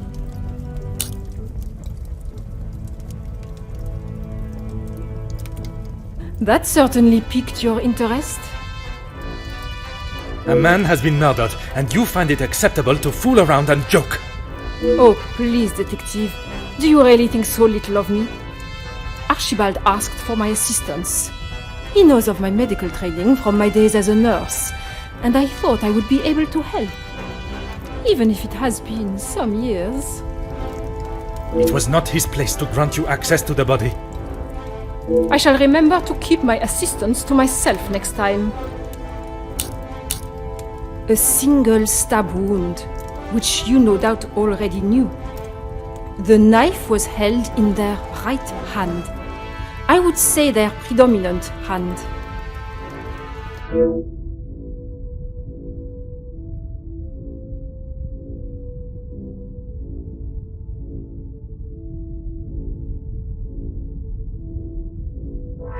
Judging by the depth of the wound, I would say there was no great force put into the strike. More a sign of defense than attack. If I had to say what weapon was used, a small sharp knife or dagger.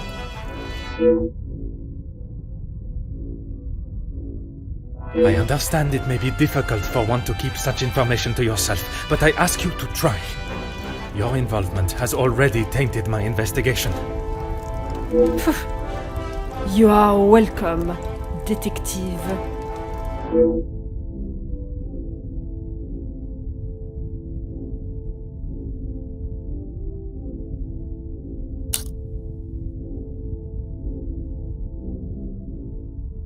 S'il vous plaît, Comtesse. Keep this information to yourself.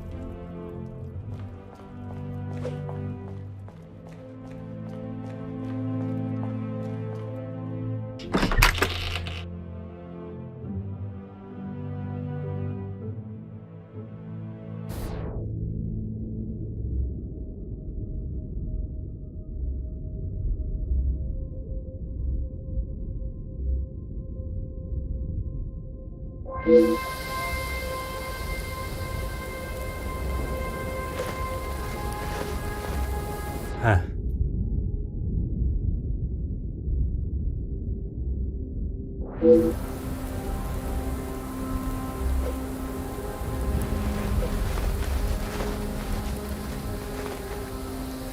Huh.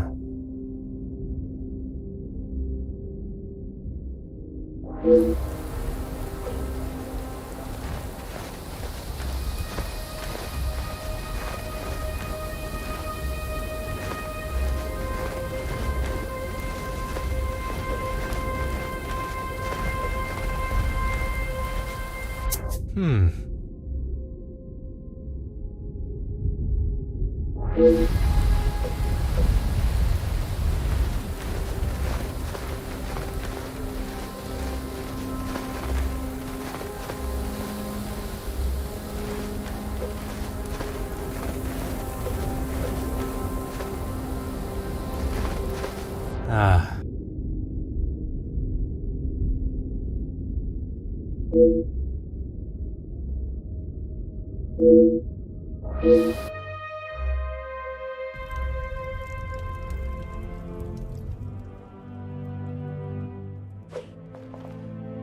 Oh.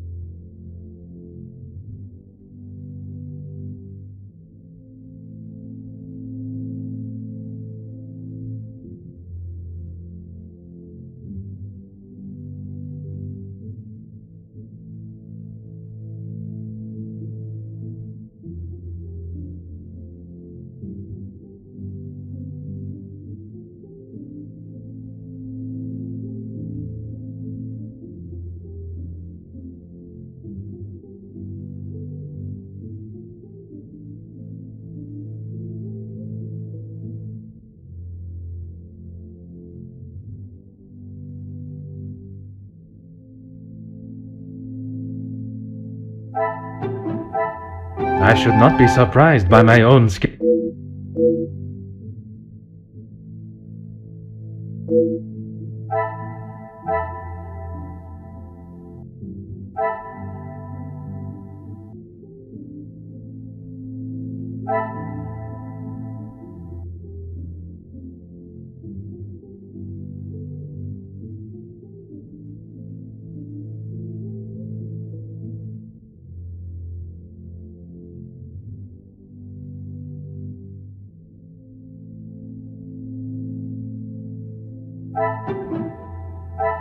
What a revelation!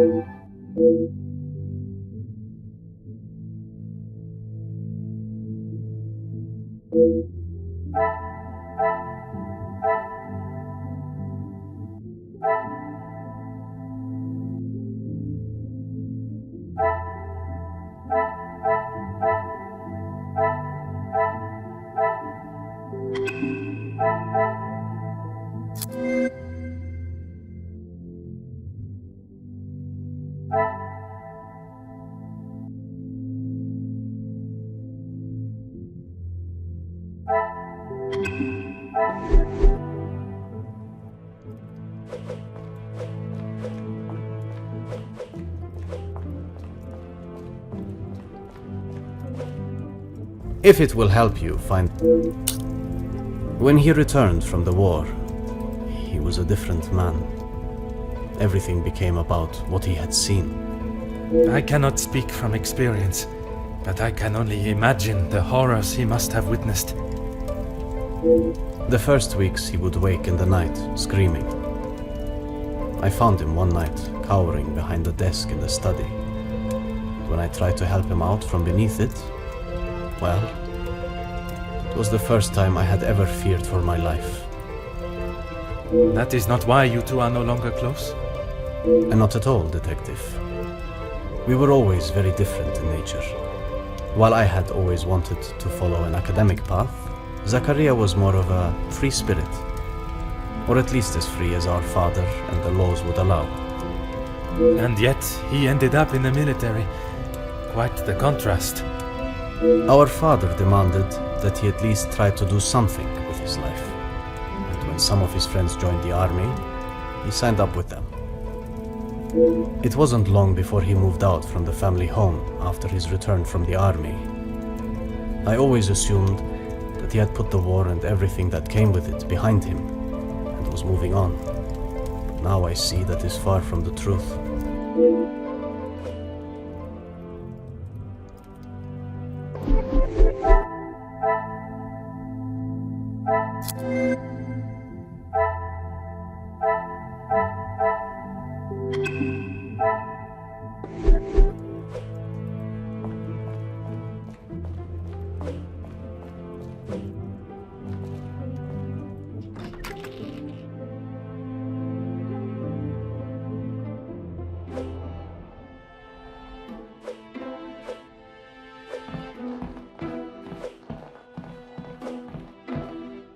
Oh.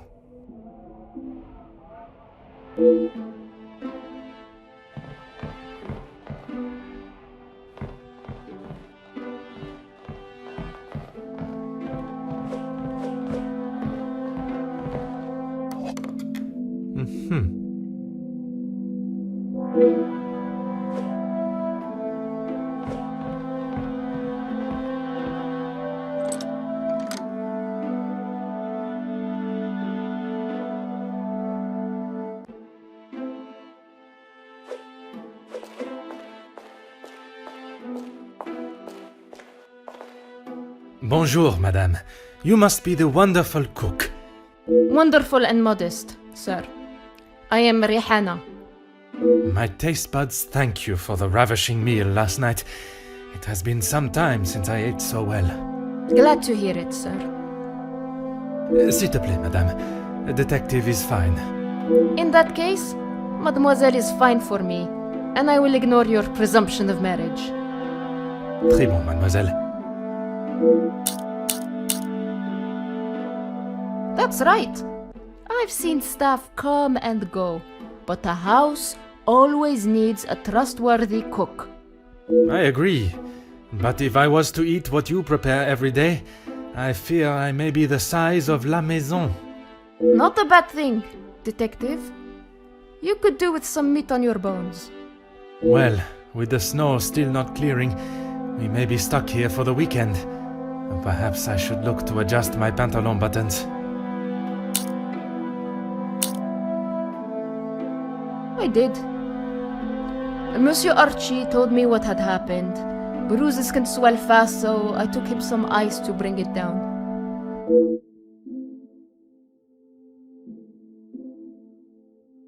How was the Major when you saw him? Grumpy, as always.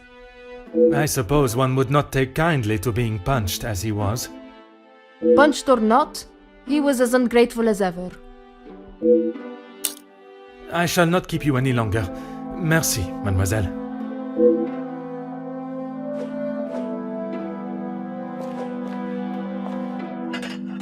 Aha.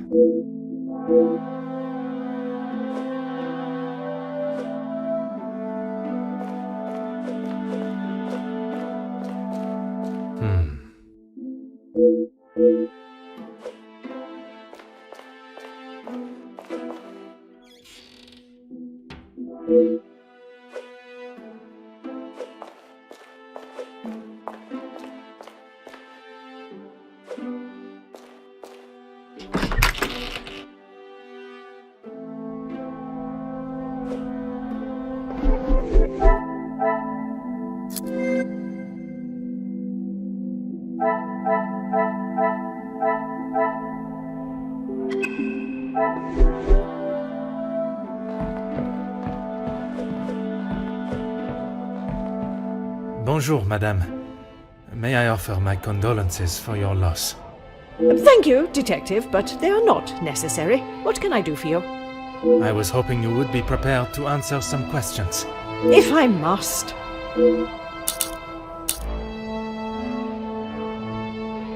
I'm sure you're aware he was not the easiest man to get along with.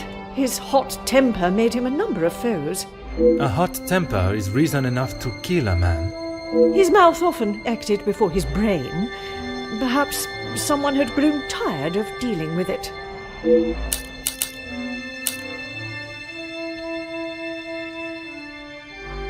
Seeing as I heard Mr. Becker's in what I would describe as an unnecessarily loud exchange of words yesterday, he would be my first suspect.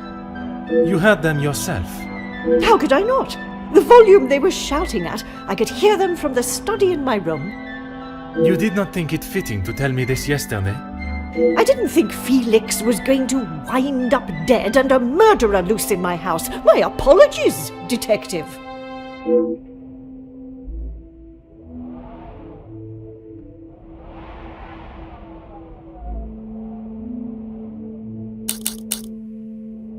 I assume you are talking about the supposed blackmail letter.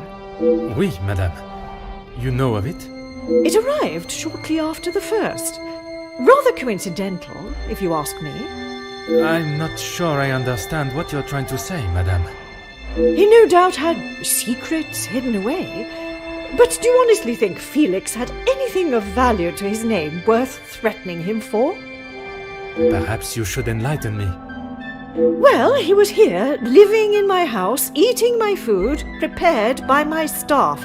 Does that answer your question, Detective? I wouldn't put it past him to have written it himself, in the hopes of getting some sympathy from me. And the other letters? He probably wrote those too. If Angeline paid the first, that would have given him the money to pay the second letter. He is the White Knight, saves the day, and expects to live here happily ever after.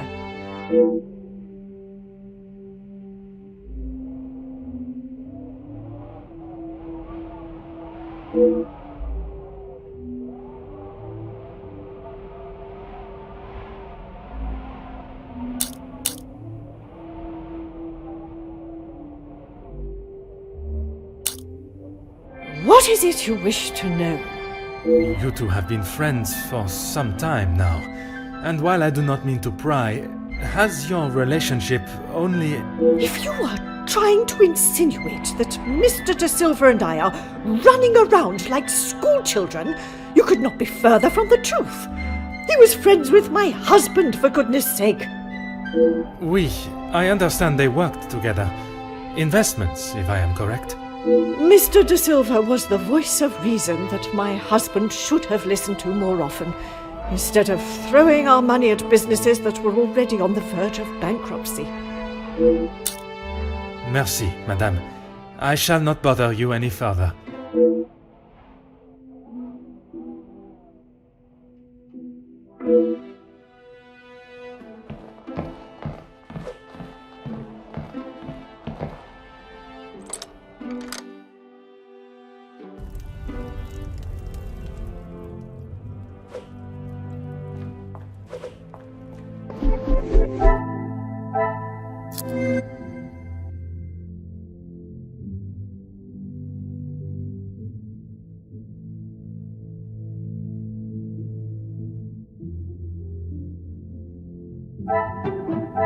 Another success.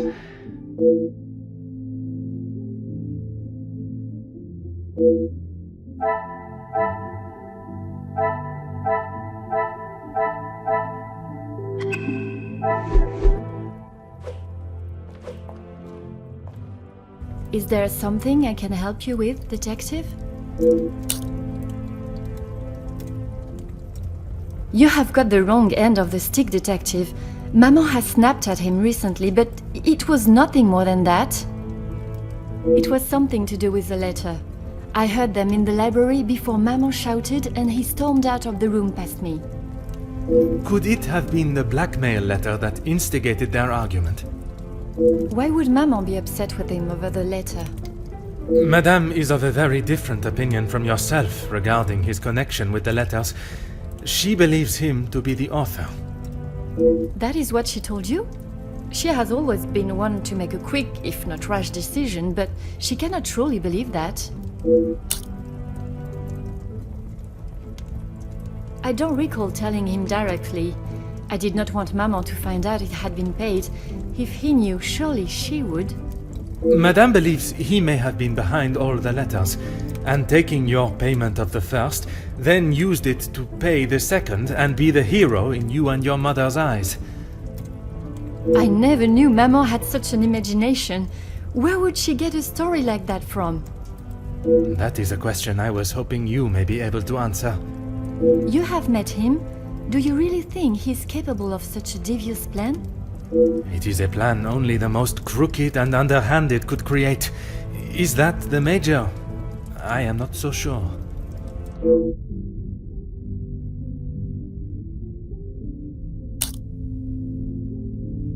I shall not keep you any longer.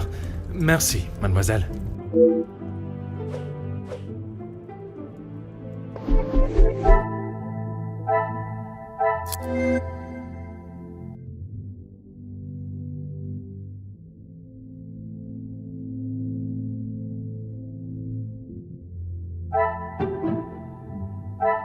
Come, my little grey cells.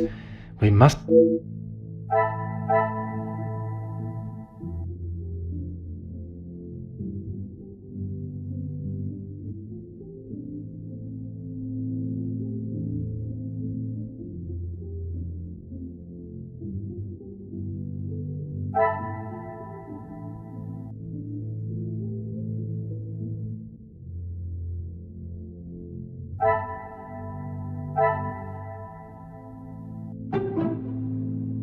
This will not get me any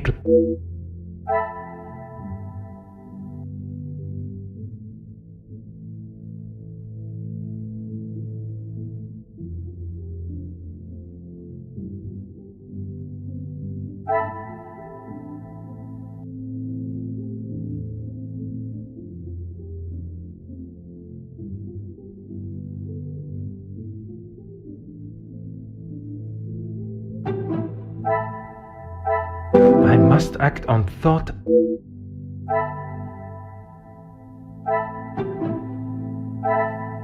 Magnifique.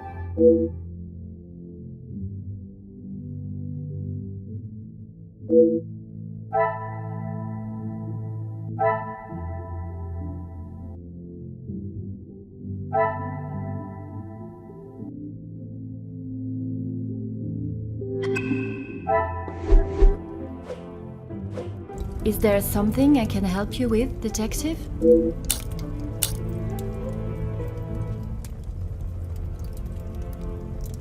I'm afraid it had been that way for some time. Maman is not forthcoming with her emotions, as I'm sure you are aware, but I could tell she had not been happy with their arrangement for the last few months. What gave you that impression? There was not one particular thing that she expressed, it was just the way she spoke to him and of him when he wasn't present. I shall not keep you any longer.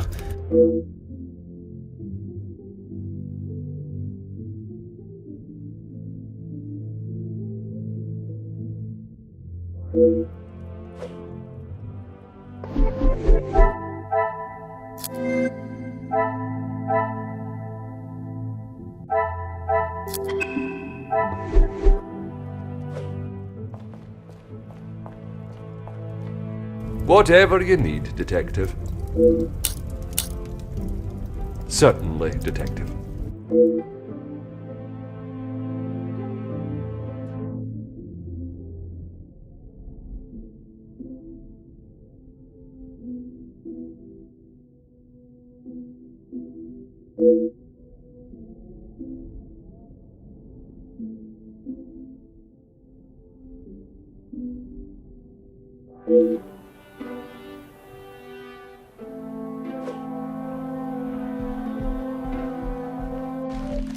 Huh.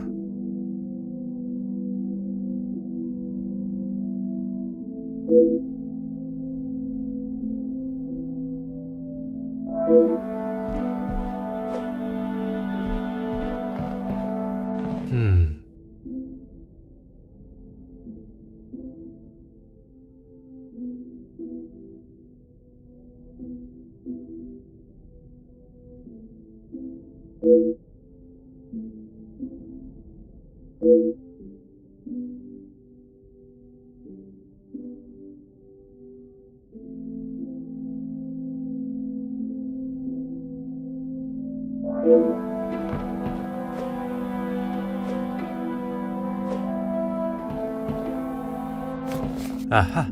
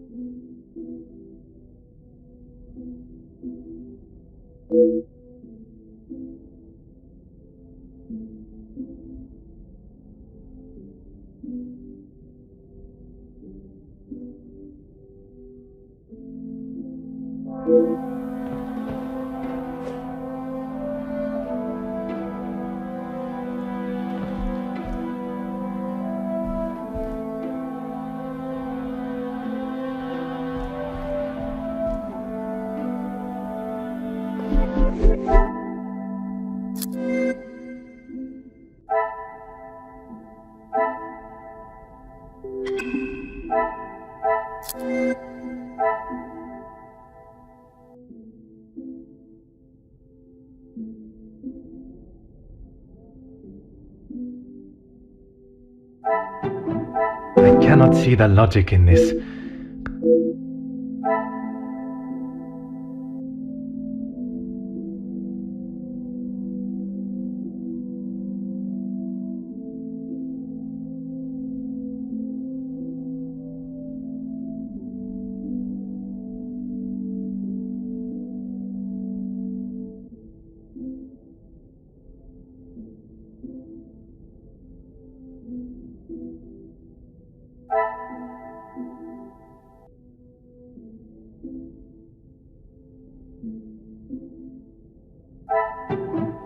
I must take a different approach if I am to uncover the truth.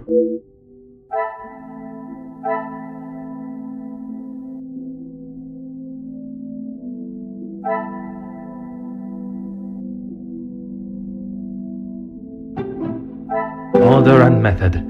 That is the way. Some would say a lucky guess.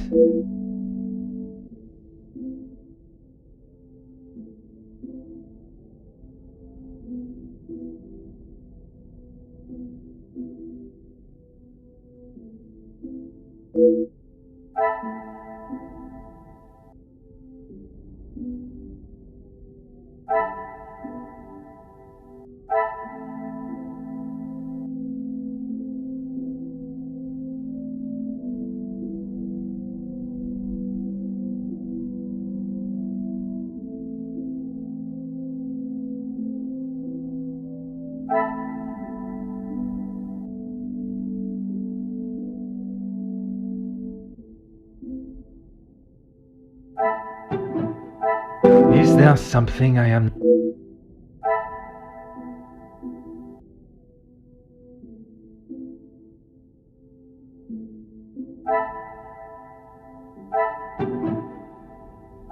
Order and method. That is the way.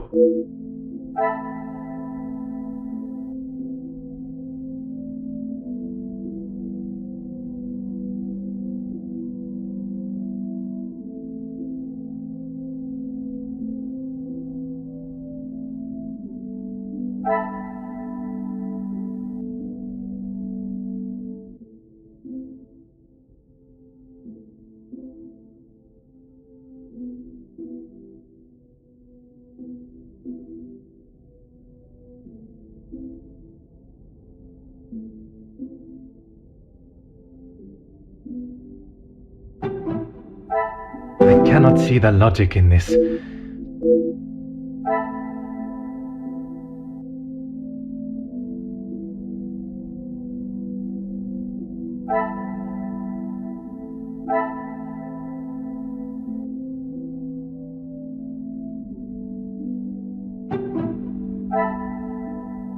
Things are beginning to become clear.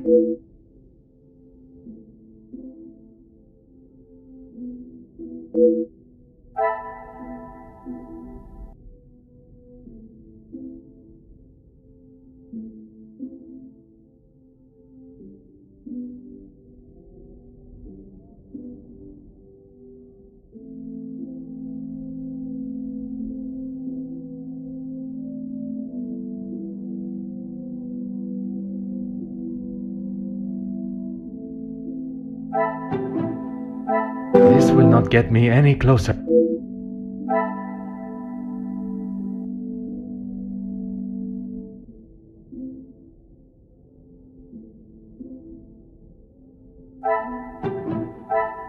Come, my little grey cells. The pieces of the puzzle are fine.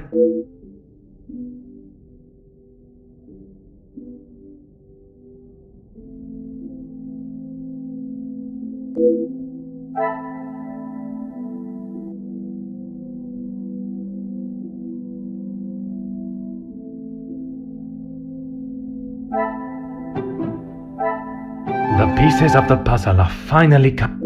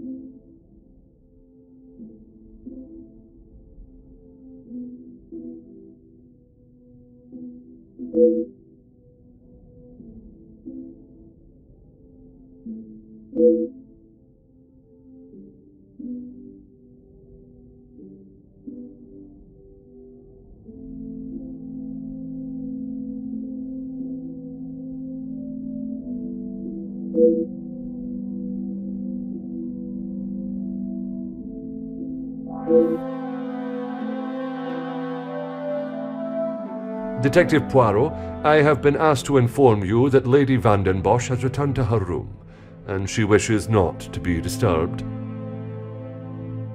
Merci. Madame certainly has mastered the art of subtlety. They may not be the exact words she used, but I'm sure you can imagine. Excuse me, I have some further duties to attend to in the pantry.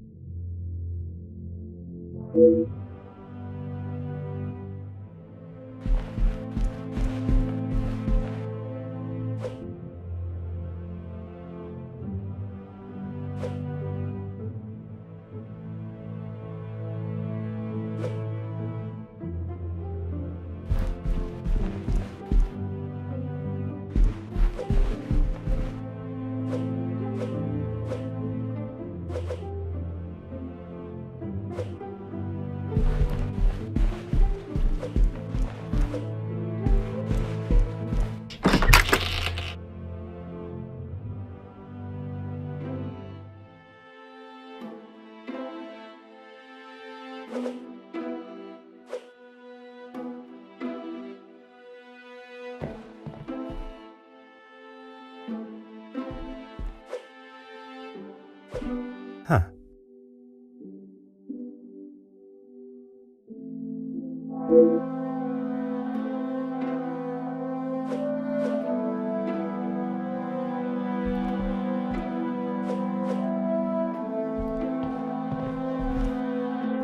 Huh.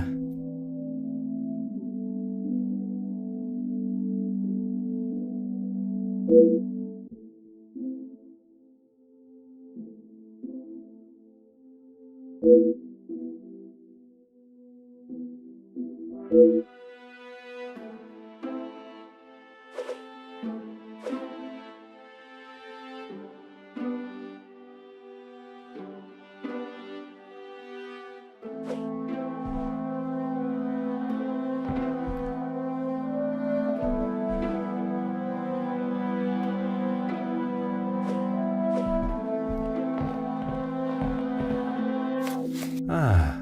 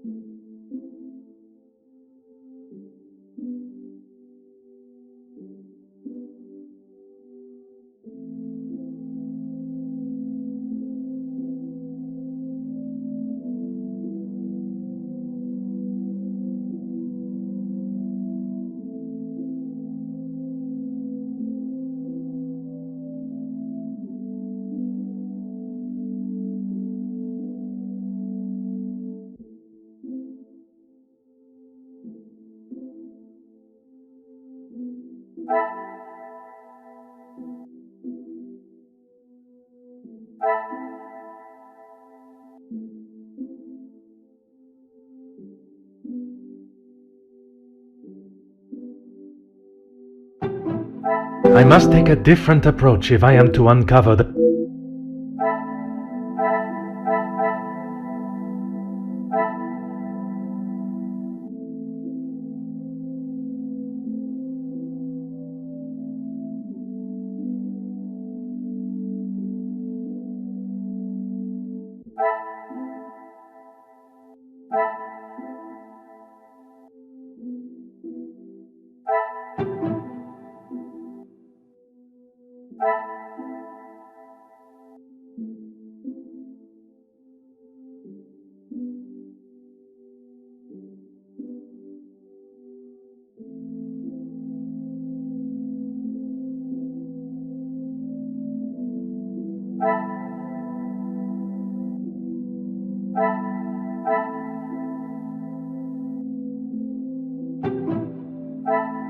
I must act on thought and... Is there something...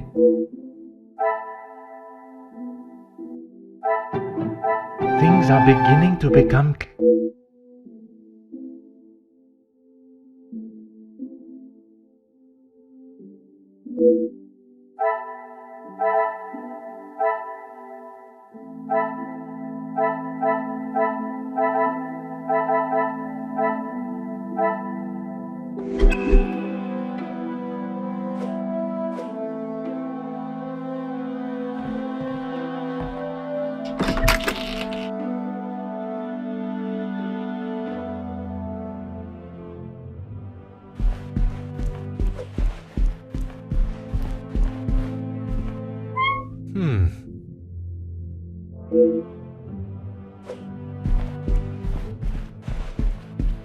Oh.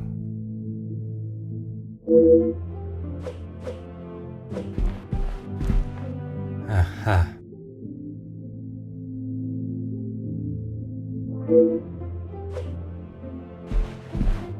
Huh.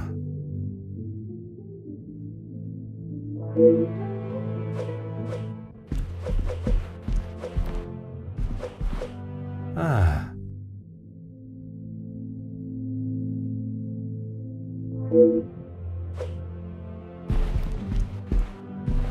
Oh.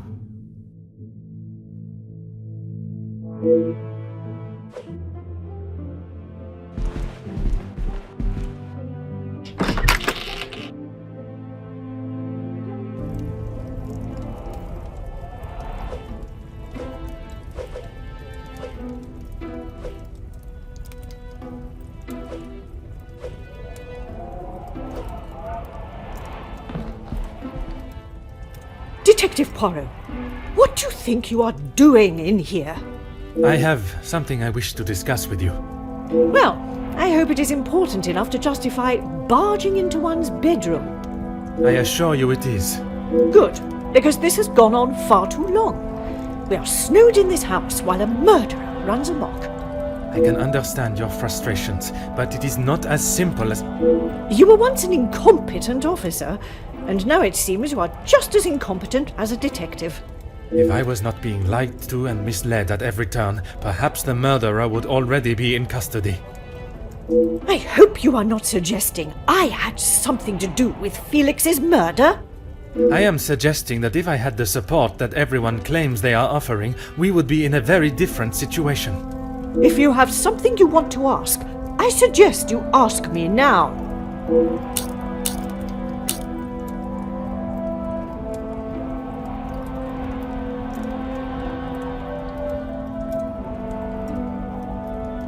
We met before Angeline was born, so he was often at the house when she was growing up. And where was it you two met? I was attending an event. Felix was also in attendance as a serving officer. A conversation was struck. So it was not through the Viscount that you two met? I did not require my husband to start conversations on my behalf. It was you that instigated it then? My, detective. That active imagination of yours has taken you on quite some journey.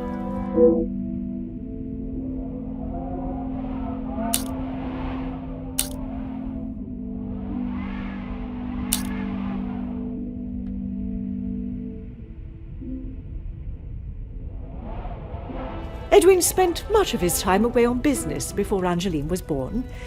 Felix was a welcome distraction from the loneliness of the house. You were alone in the house. The staff continued their duties, of course, but trying to get any sort of sophisticated or cultured conversation from them was like drawing blood from a stone. And when Angeline was born? Edwin remained at home. It was his duty as a father. And the Major? He had his own business and life to tend to, but we remained in touch via letter. Around the time of Edwin's passing, Felix had relocated to the area.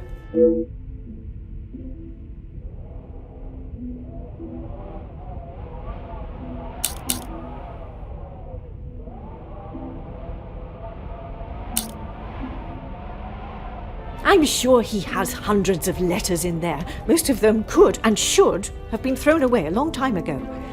You are going to have to be more specific. I refer to the letter addressed to you, the one of a romantic nature. Romantic nature? Please, Detective. Felix did not have a romantic bone in his body. He made his intentions quite clear in the letter. I must admit I myself was surprised. You really do have quite the active imagination, Detective. If that is how you wish to interpret it, so be it. But I can assure you, the Major did not think of me that way, and certainly did not include it in a letter. I think that is all for now. Merci.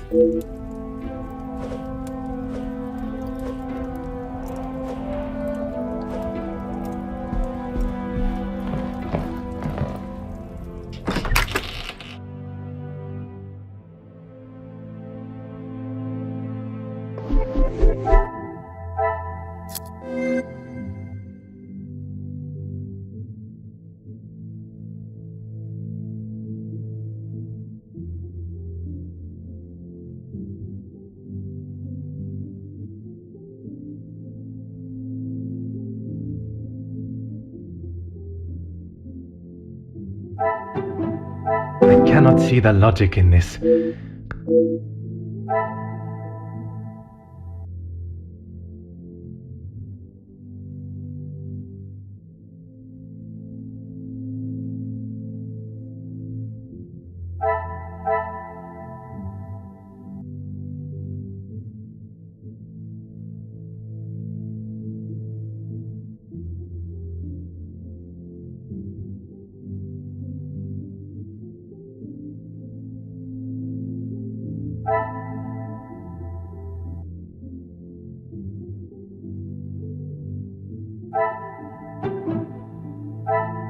Is there something I...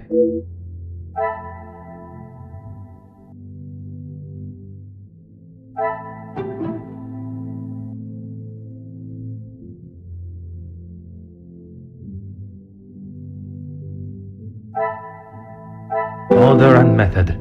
That is the way to solve the problem.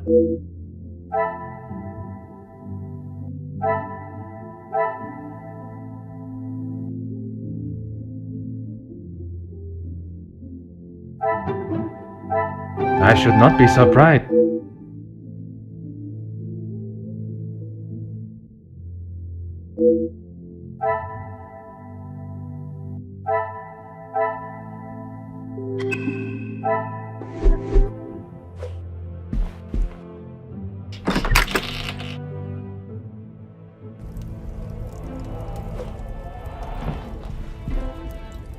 Is this...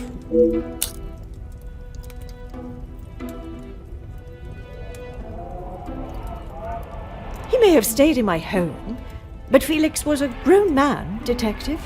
What he kept, hidden or otherwise, has nothing to do with me. But it does not surprise you that he had such a photograph? We have been friends, and he has been there for Angeline for many years, but you find it strange that he keeps a reminder of us? Perhaps that says more about you, Detective. What I do find strange is that if he did hold a flame for you, why he would never express it.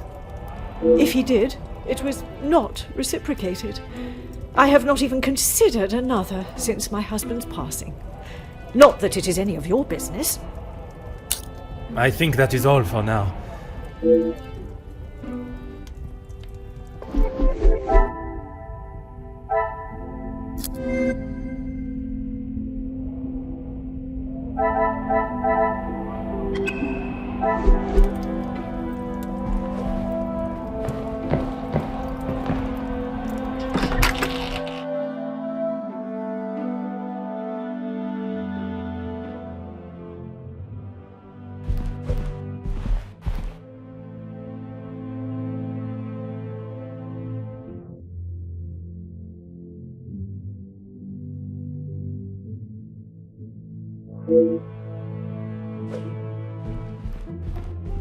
Detective Poirot, are you any closer to uncovering the truth of Felix's involvement with the letters?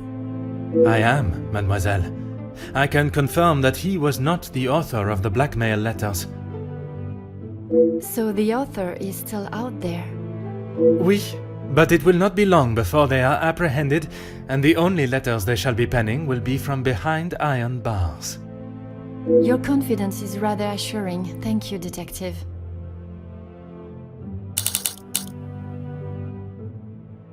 I'm sorry, Detective.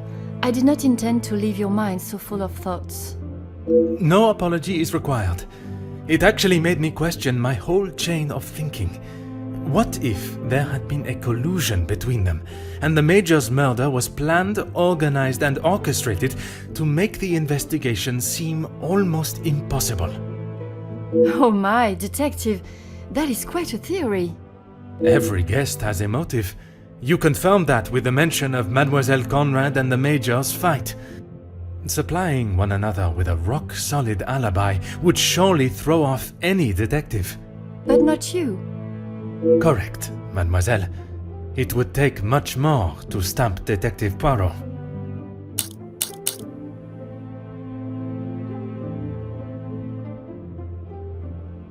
I haven't seen that book in so long. Yes, it was a gift for my 10th birthday. I have read it from cover to cover countless times. He left such a lovely inscription too. It sounds as though there is a side to the Major I did not get to see. Was it common for him to bring you gifts? Not common, but if he had been away for some time, he would bring me a small memento from his travels.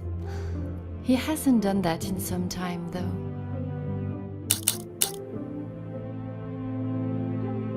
There were. I'm afraid they may have gathered some dust being in the storage room for so long. I kept them in hope of giving them to my child when the time comes. It sounds as though he had always cared about you. His presence at the house was comforting for us both after Father died, even if sometimes he was a little too overprotective. That's right. Ever since I can remember, Felix has been around. It seems as though she has a number of support networks. The Major, her friendship with the Countess, not forgetting Monsieur da Silva. Maman has many friends. I know how she may seem to most, but once you break the hard shell... There is a further shell waiting to be broken? Oh, very good, Detective. Forgive me, mademoiselle. I only jest. It's quite all right. You are not the only one that feels a razor tongue. She's grateful you are here, especially now, whether she shows it or not.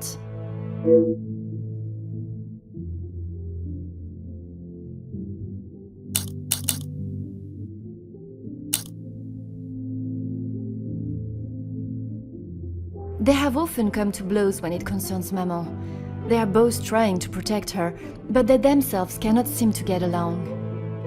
She spoke of his desire to join the, how do you describe it? Social elite. This isn't the first time she has vocalized that concern. She thinks the Major was just using our family name to make his way to the top. And you do not agree? I will not deny he has shown interest in Maman's social circles, but they have been friends since even before I was born. Surely all those years of friendship was not just to raise his social standing.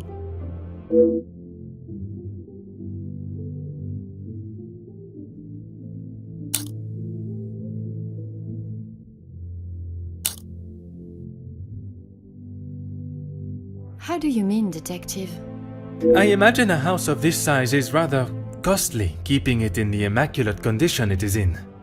Maman looks after the financial side of the house, but I think she has had to ask him more than once for a contribution of sorts.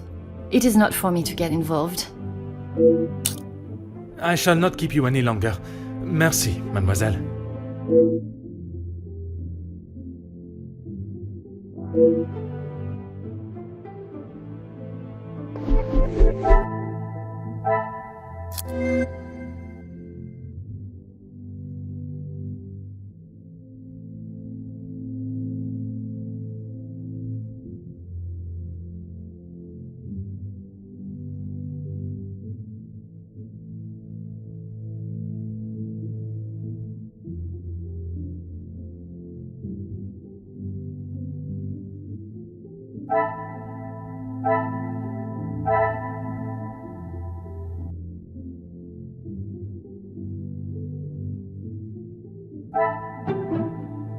I must take a different approach if I am to uncover.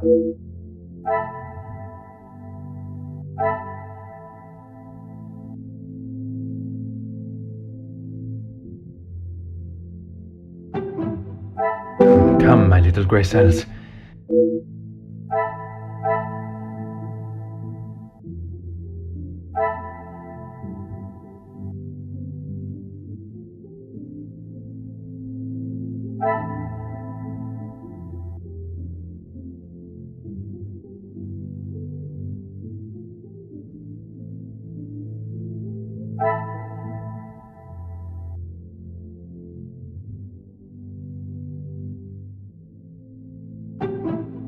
Another success.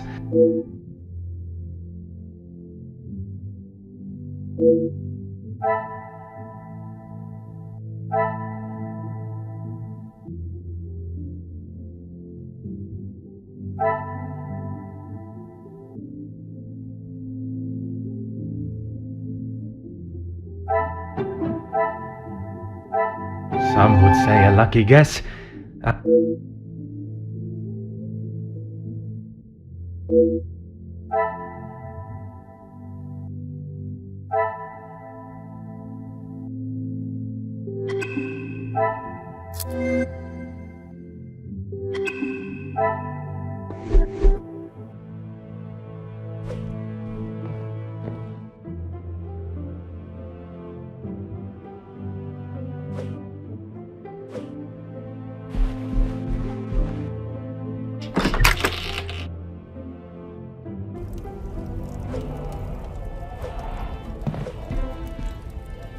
Is this really... Who I allow in my house is none of your business. I do not have to explain anything to you. I did not think you were one for charity. I would not expect you to think much of anything. There is no need to talk on it any further, but I'm sure you will remember that, financially speaking, we have had our issues.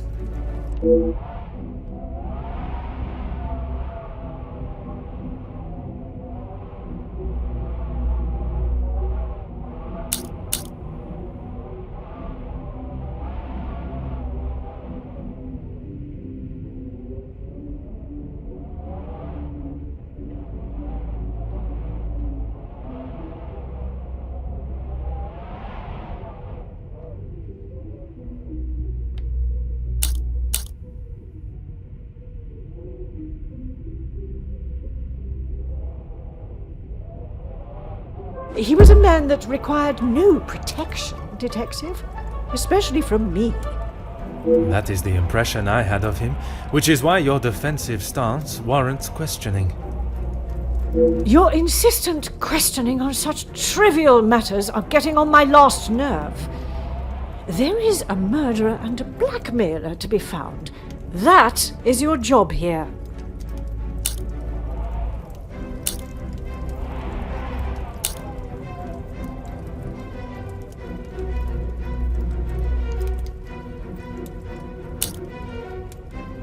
Your continued probing into something that does not exist is becoming quite tiresome. There is nothing I can tell you that will magically present what you are looking for, detective. I have grown weary of this conversation, Poirot. There is nothing more to say.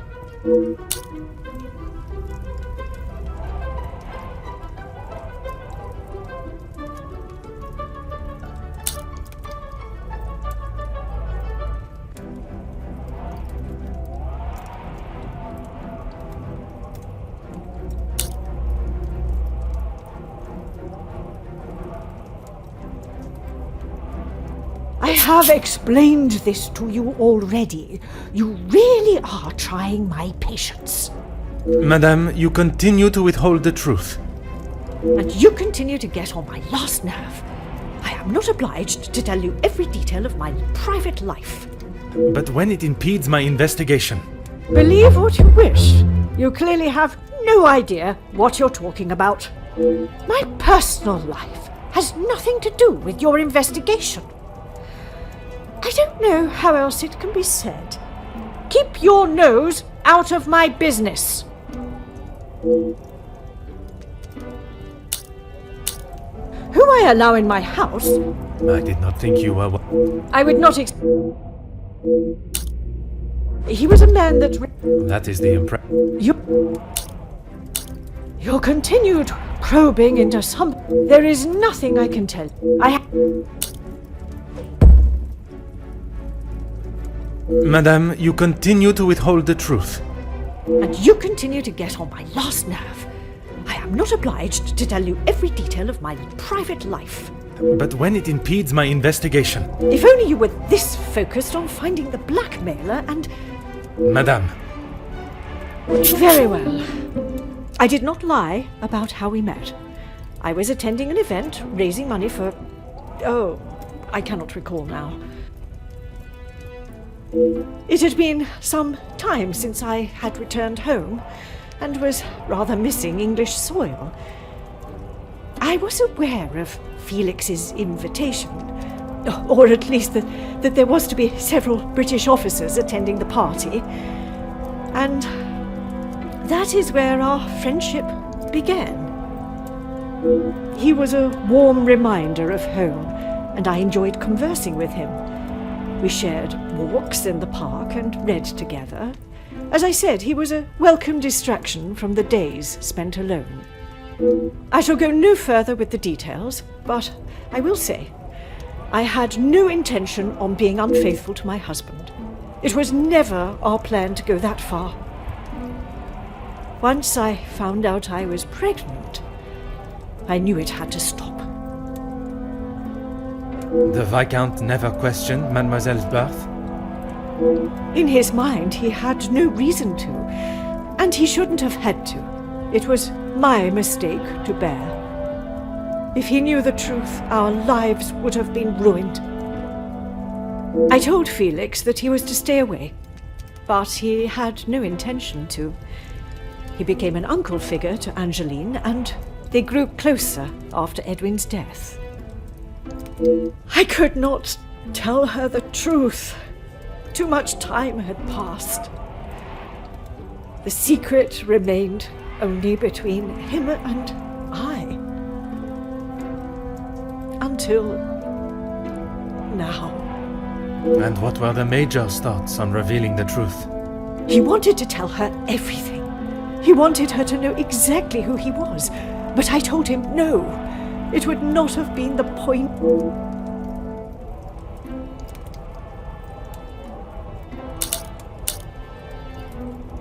I tried to retrieve them from the safe after everyone had retired last night. But when I opened the safe, they were nowhere to be found. I assumed he must have hidden them somewhere else. When I entered the study this morning, they were as visible as a red notice on a police station wall. I would appreciate if you did not compare them to the face of a wanted felon. Pardon, madame. But that does mean someone else in the house has seen them. I don't understand. Why would they return them? A mystery that is still yet to be solved.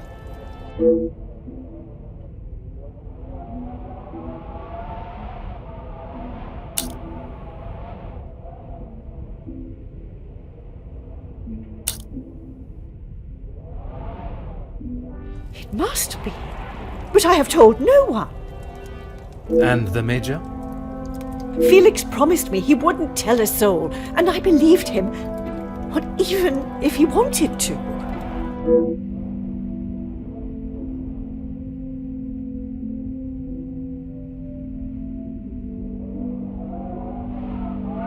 You did not think anyone knew, and that is why you disregarded the letter. If you bow to these criminals, they will only try to claw more from you. I think that is all for now. Merci, madame.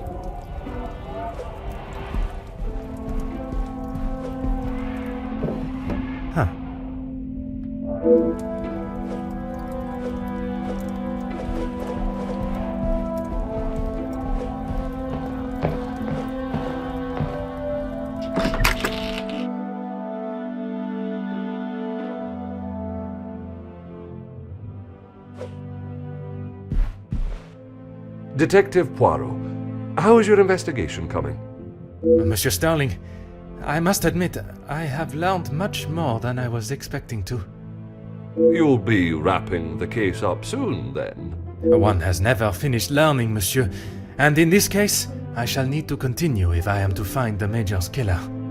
It might help to vocalize your thinking. I'm all ears.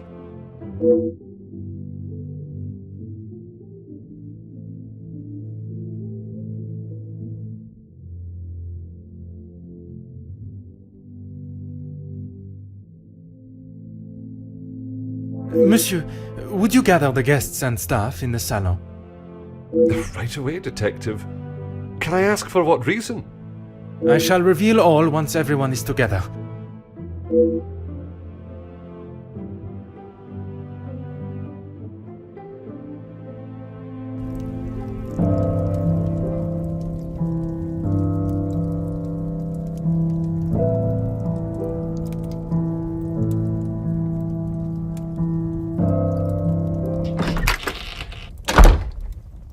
Detective, what is the meaning of all this?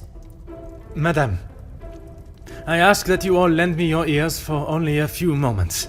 What I have to say is of great significance to everyone. You are all invited here to celebrate the engagement of Mademoiselle Angeline van den Bosch and Monsieur Gedeon d'Emir, the coming together of two prevalent families. But the celebrations were short-lived, as Major Felix was found dead in his study by a young servant of the house. It then became my responsibility and obligation as a detective to uncover the truth behind his demise. My initial examination of his study exposed a number of things I did not expect to find. Things I have no desire to divulge at this time, but what I can say is this. It was no simple murder. A letter demanding ransom for a continued silence confirmed this. I am sure some, if not all of you, have heard whispers of a series of blackmails that have plagued the social elite in recent weeks. After hearing of the letters in the major study, you may ask if it was him behind the letters. You may further ask if he was preparing his next threat to another unsuspecting victim. It is a question that crossed even my mind. That was until I sought the truth. That in fact it was the Major that had fallen victim to our blackmailer Mystérieux. Last night I spoke with you all, confirmed your whereabouts in the house over the course of the evening, and while I would have expected such questioning to reveal a potential suspect, what I learned was that it could not have been one of you. What do you mean, not one of us? The man was stabbed. He hardly did that to himself. There is still a killer in the house. Pardon, monsieur, if you would allow me to finish. It could not have been only one of you. Rather a partnership, in cahoots, if you will. Conversations today have revealed facts that I was not expecting to discover. And although they may have muddied and complicated my investigation, what I must do to bring the guilty parties to justice has become clearer. Those of you that spun stories in an attempt to confuse and derail my investigation have made a grave mistake in underestimating my intelligence. Other detectives may fall for such deception, but I can assure you, Detective Poirot is no such fool. My investigation is far from over, and swift justice shall be dealt to those that have committed such appalling acts and have continued to mislead and lie to protect themselves. Now, I must continue mon enquête, and I shall leave you to consider that you may be beside a cold-hearted killer. Bonsoir. Monsieur Sterling, un moment. Quite the speech, Detective. Merci, but it was not made to entertain, more to warn the guilty parties that I am hot on their heels, no matter how clever they believe themselves to be. Well, if there is anything I can do. Is that really necessary? The murderer remains at large, and there is still no sign of the weapon. I would say that makes them essential. Of course.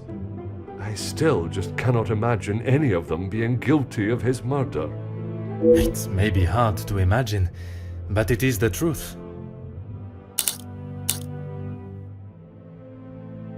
Nothing. But I was so preoccupied with the Major. Sorry, Detective. Should I have? Perhaps it was just my mind playing games again. Maybe one of the guests got lost and wandered in.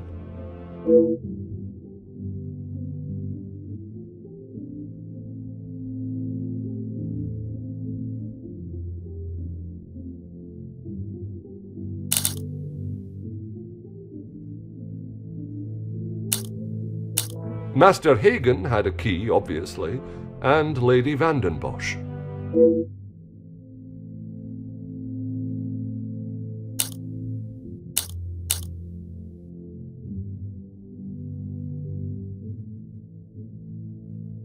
When requested, aye.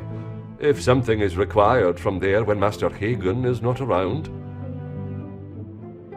Forgive me. If he is not around, how is it you access this safe? It's not what you think, Detective. What I think is that you have been trusted with a copy of the key, and you have lied to me about it. I only lied because of the trouble I can get into with Lady Vanden Bosch.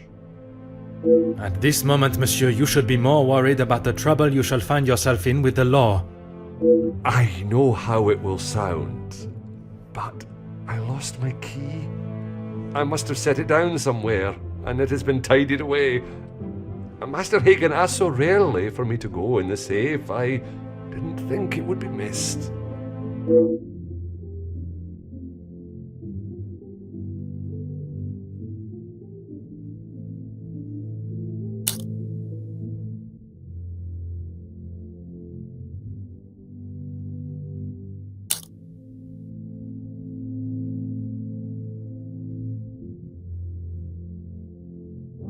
I should have said this morning. I'm sorry.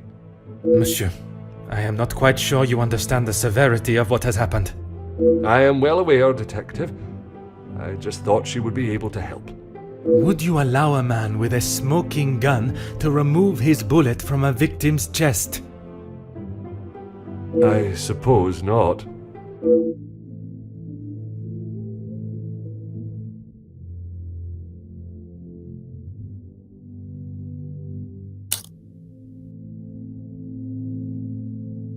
I would like to begin my searches now. Since it is closest, I will start with the west wing. I may not be back when you return. Here is the key to the other rooms. Please return it when you're done. Merci. I shall guard it with my life.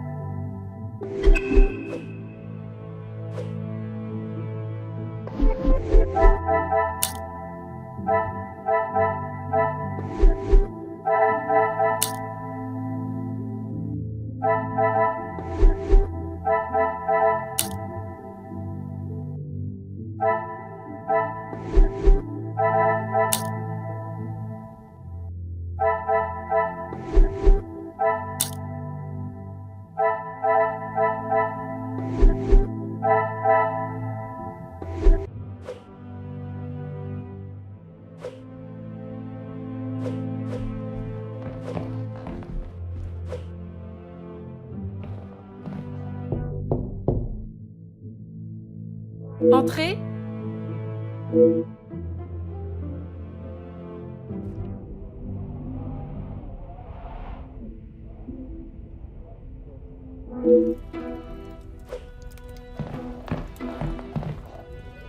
Detective, what a pleasure. I did not expect to see you in my chambers. In a purely professional capacity, I can assure you. There is no need to act so stiff, Detective. Madame, after the revelation of your actions last night, I'm afraid my sense of humor is all but gone. I will not apologize again for merely trying to help. Shall we get straight to it then? Let us not waste your time any further, Detective.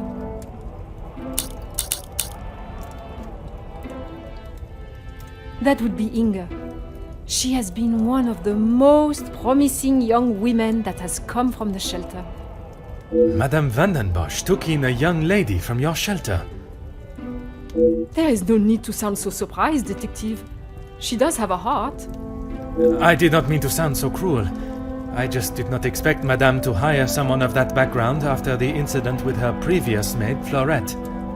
People change, Detective. You should not judge someone on their past actions. Believe me, Countess, I know that only too well.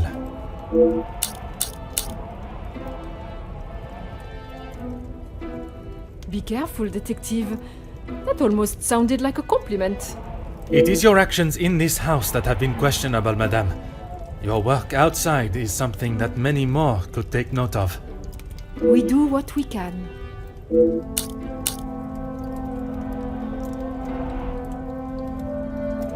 We wouldn't be doing a very good job if I could only help one girl. I in fact found work for one of them as a maid in Monsieur da Silva's house recently. She has fitted into Monsieur's home well. What is better, Detective? That she remained in an abusive house, or she is able to rebuild her life with an honest wage in a prosperous house? When put like that, is she happy in her position? The happiest she has been in years. I check in with them all as often as possible. And if there was a problem, I would know.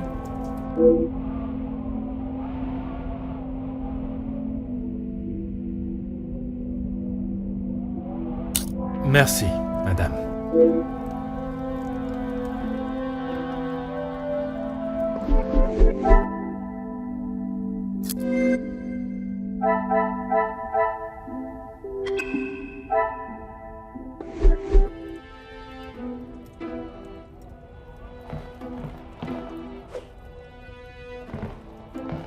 Oh.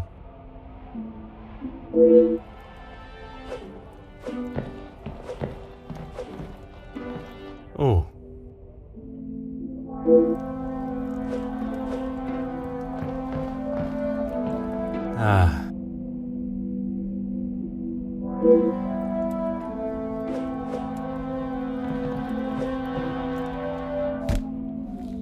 Huh.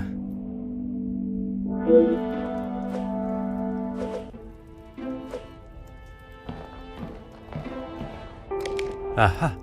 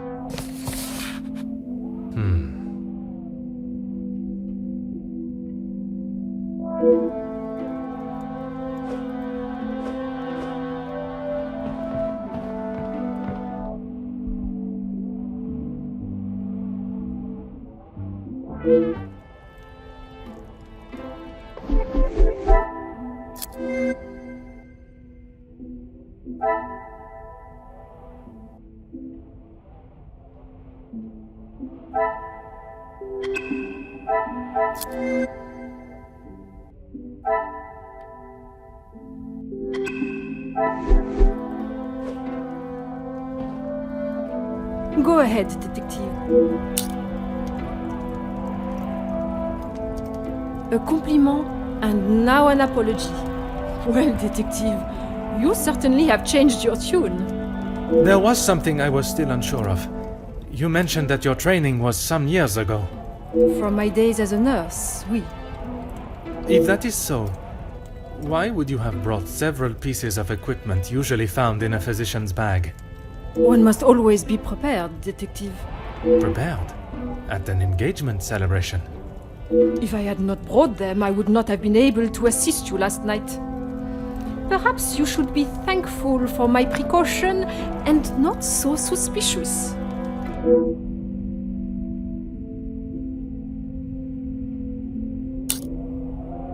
Merci, madame.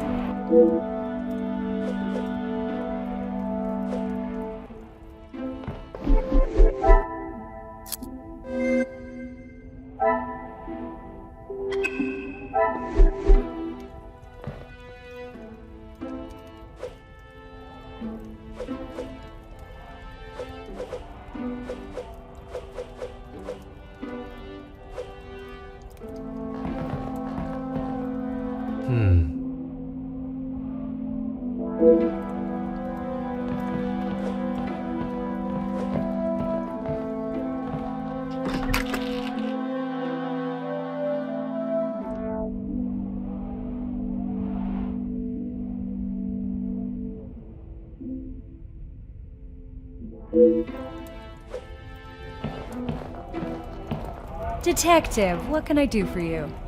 Mademoiselle, I am sure you understand my reasoning for such intrusion. If it's going to clear my name, be my guest. If you wouldn't mind answering some questions, it can hopefully be cleared faster. Like I said, he's not the man he wants everyone to think he is. Oui. But how is it you came to that conclusion? You don't really want me to recount every conversation I've had with him, do you? There is one particular I had in mind. An argument would imply it was a two-way conversation. And that is not how it was? Here it is. I've been helping Angeline get exposure, her marriage to Gedeon is big news, and his work is really paving the way for others. I saw the chance to get their names out there, and he didn't like it. What was there not to like? Your guess is as good as mine, detective. But if I had to, I'd say he was jealous it wasn't his name at the top of the article. And his reason to storm off? Oh, you know about that. Let's just say I didn't accept his pathetic attempt to get me to stop the story. If you're gonna try and pay someone off, at least make it worth their while.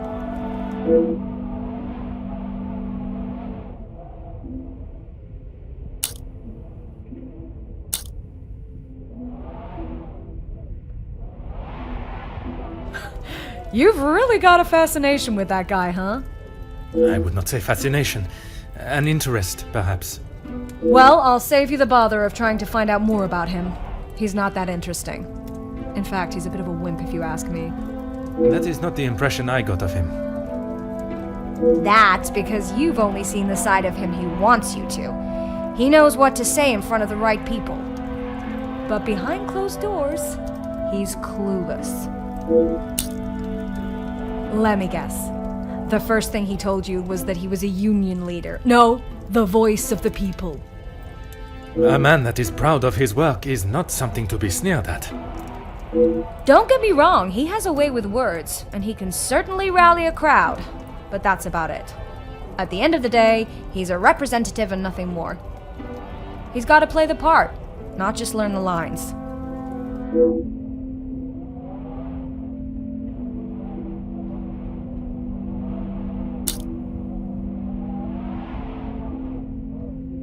Merci, mademoiselle. I shall leave you to relax. Sure thing, detective. And if you change your mind on that exclusive about that shooting... If I do change it, you shall be the first to know.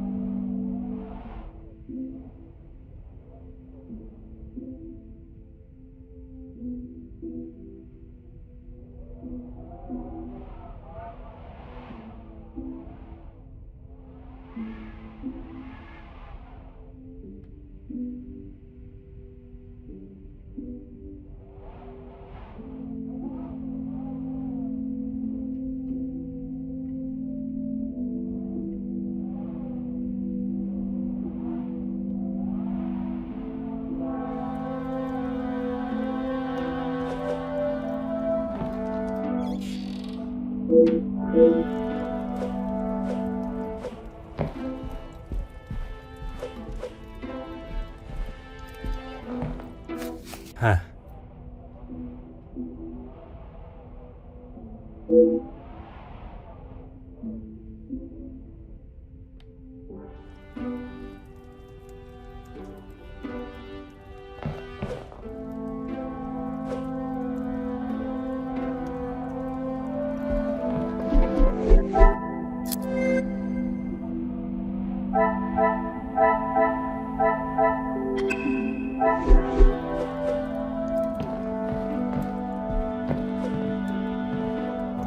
Go right ahead, detective. All Felix cared about was money and filling his pockets with it. That's why he got into bed with De Silver. The Major was not in need of money, though. Need and want are two very different things. Did he need to move here and leech off the Madame? No, but he wanted to. As far as I know, De Silver hired him to work security. He was worried what could happen to his precious factories if things got ugly. And your reporters were there to cover the story when it did turn that way. My reporters go where there is news to be told. And you predicted the violence that occurred? Anyone could see that was gonna happen. If you ask me, Hugo should have acted sooner. Merci, mademoiselle. I shall leave you to relax.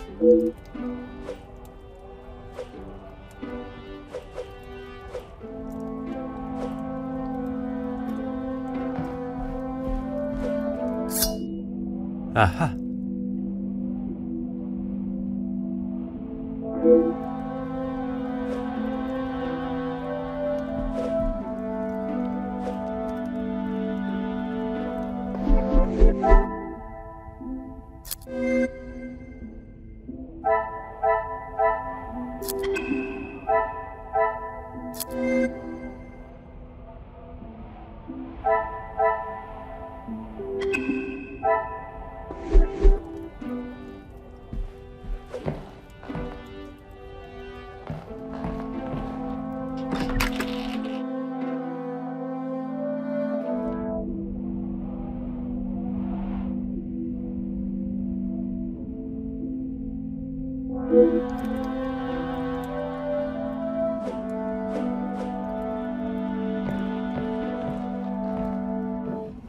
Oh.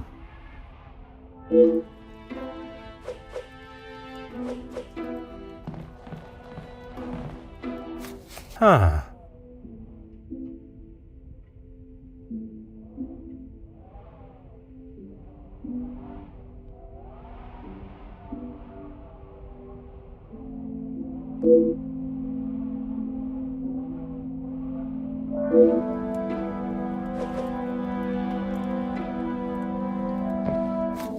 Oh.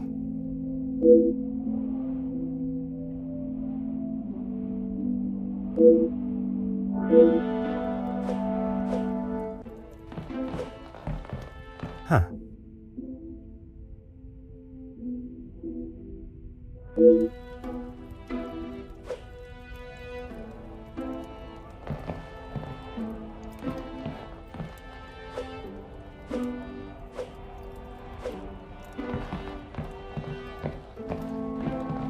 Oh.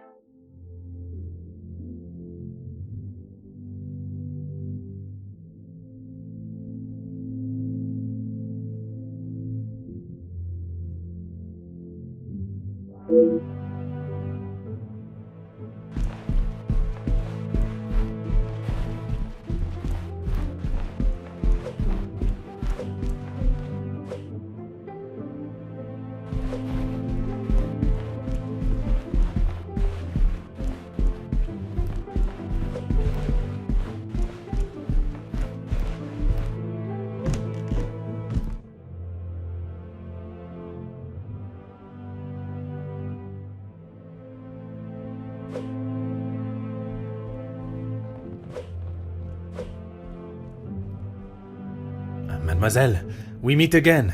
Bonjour, Monsieur Poirot. Pardon, Détective Poirot. Just a detective is quite all right. Bon, can I help you with something? I was taking him a plate of food, but he didn't answer to my knocking. You then entered the study. I did. He wasn't moving. He just lay there.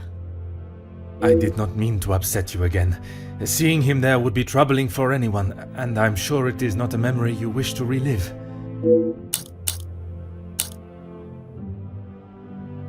I suppose we're like a family. We argue, but most of the time we get along. You must all be quite close, then. Some more than others. You refer to whom, mademoiselle? Well, Maman Rehana, she's been here the longest, and she's very close with Lizzie on account of Luc.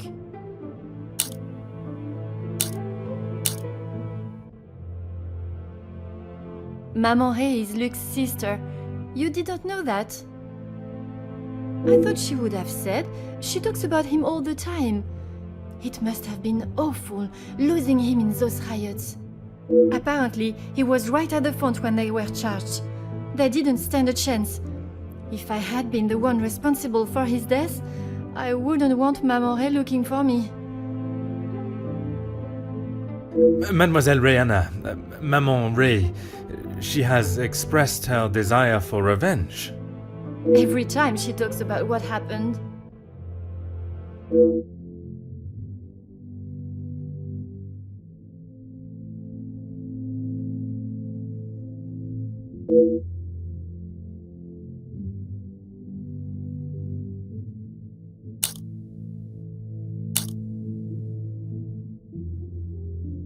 I guess you wouldn't know anything about life on the streets.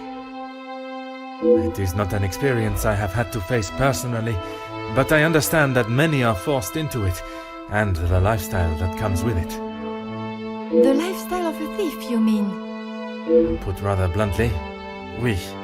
You are the first officer that has not taken one look at me and pulled out their handcuffs. Mademoiselle, I can see you have turned your life around, and I commend you on your efforts. Without the Countess, I would probably be rotting in a cell somewhere.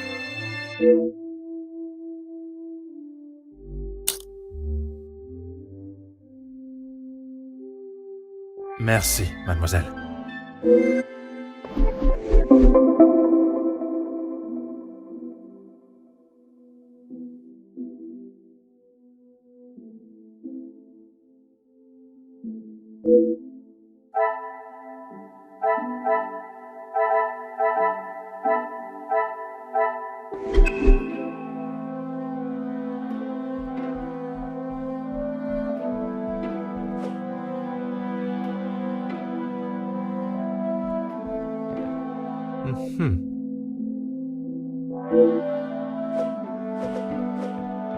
Ah.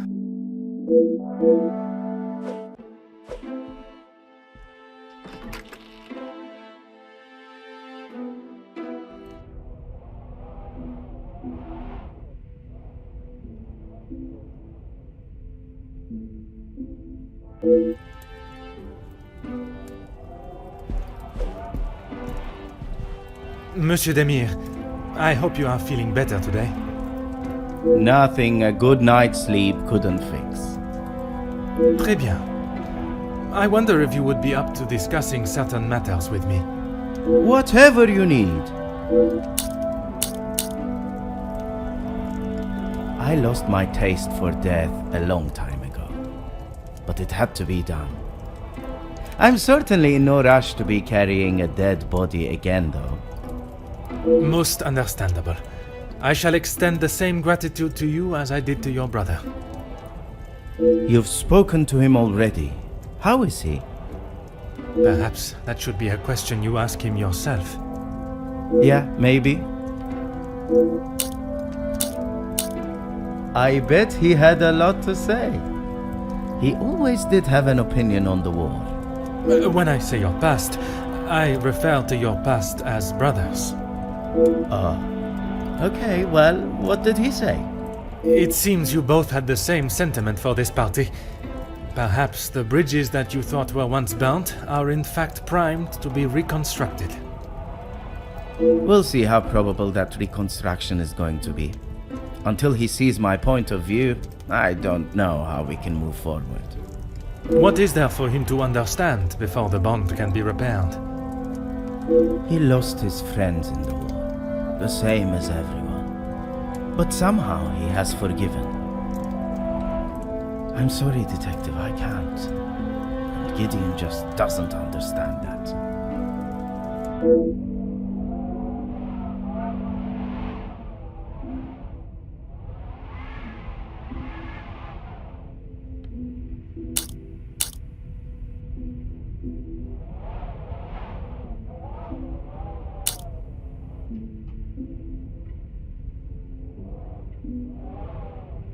Those two, close. They must share something in common to be able to hold the conversation for the time they did. If there is one thing I know about my brother, it's that he will not. No. He cannot be rude. He just doesn't have it in him. Was it not your brother that punched Monsieur Hagen? Ah, that's different. He was asking for it. If you put my brother in a room with 5 socialites like her, he would work his way around every single one of them, offering his full attention and finest manners.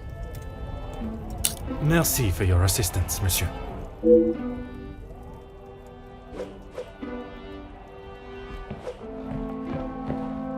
Ah.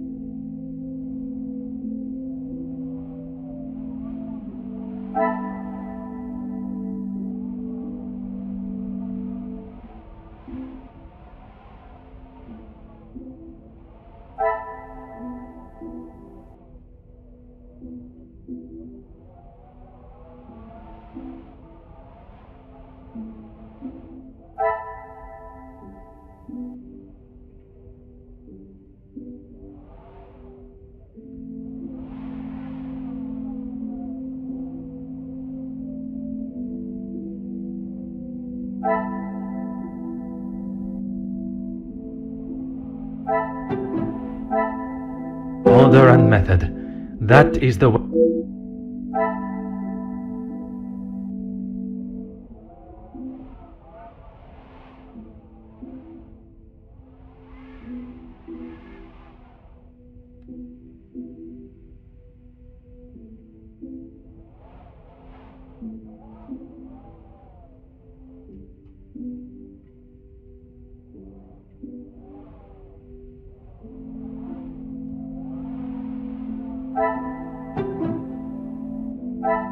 The pieces of the puzzle are finally coming together.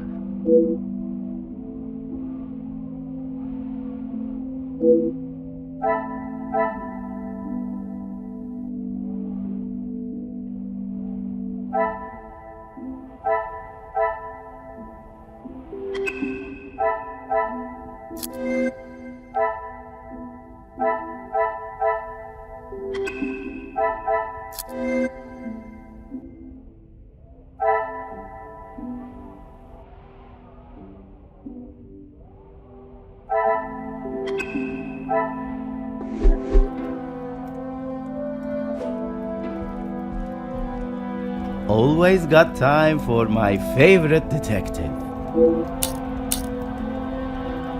The dagger.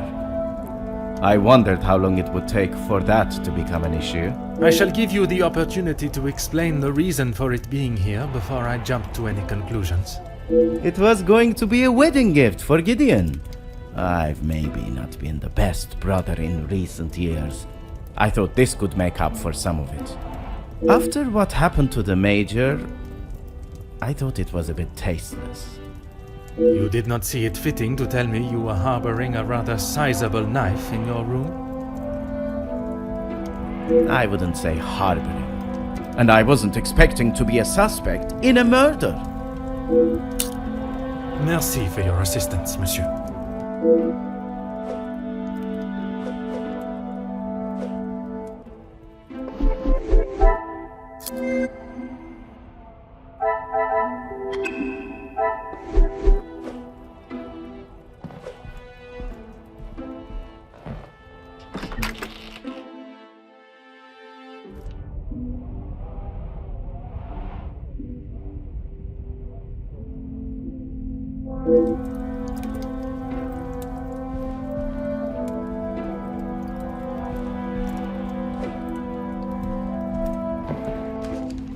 Aha.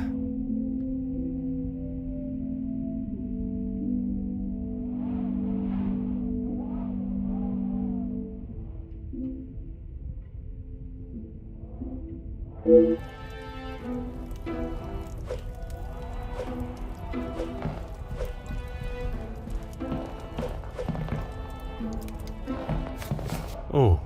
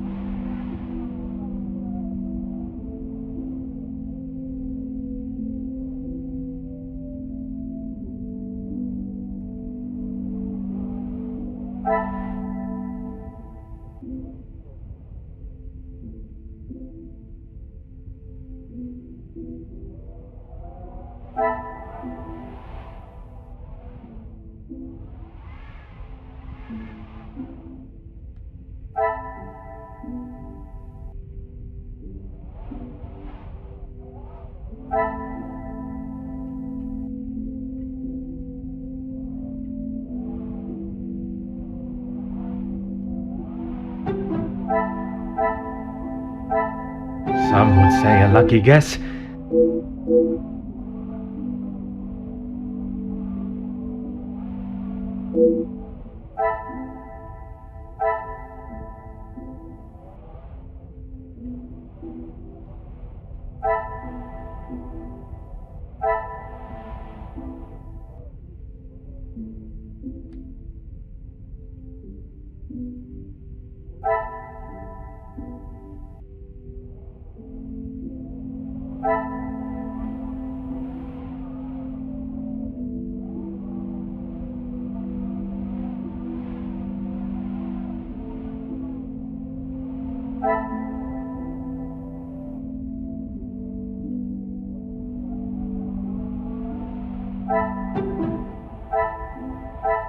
Another success.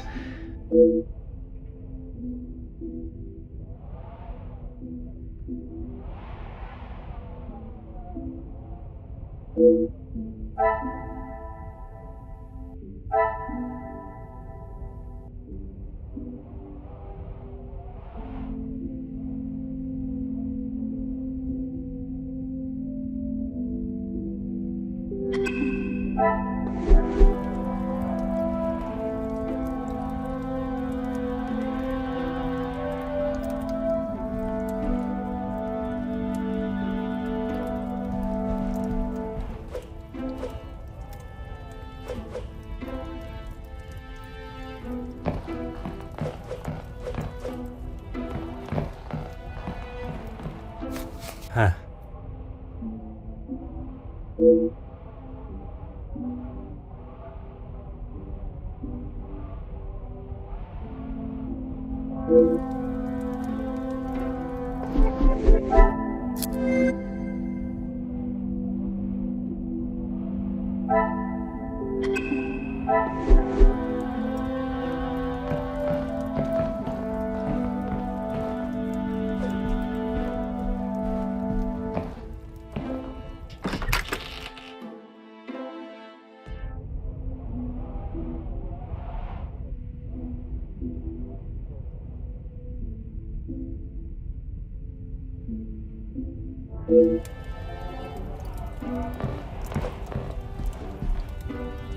Monsieur de Silva, I am sure you understand the necessity for this type of Not really, Detective. Your speech was rather spirited.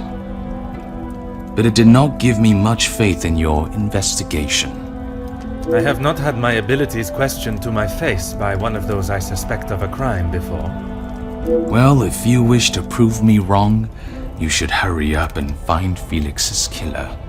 And I hope, with your help, monsieur, I shall.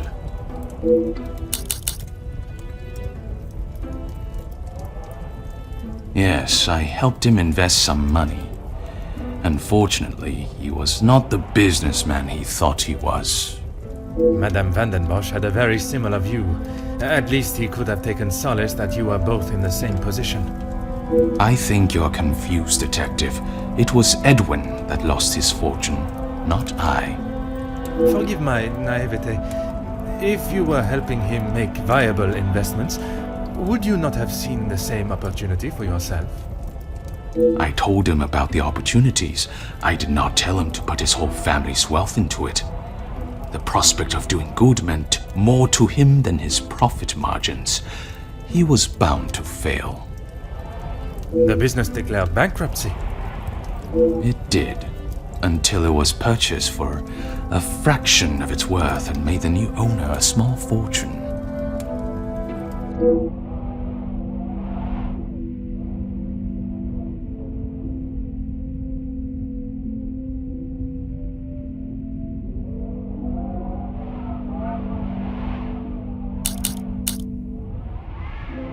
Everything that I want to say on that matter has already been said. I understand, monsieur. But what I would like to know is, was the late Viscount aware of your feelings towards his wife? Excuse me, Detective, but you have crossed the line. Crossed the line like an attempt to bankrupt a business partner and friend so that you'll be able to swoop in and impress a certain target of your affections. You make such ridiculous accusations without a shred of proof. Your reaction at the mere suggestion is proof enough, monsieur. While I cannot arrest you for betrayal of a friend, I can hope your conscience does not forget, and that will be punishment enough.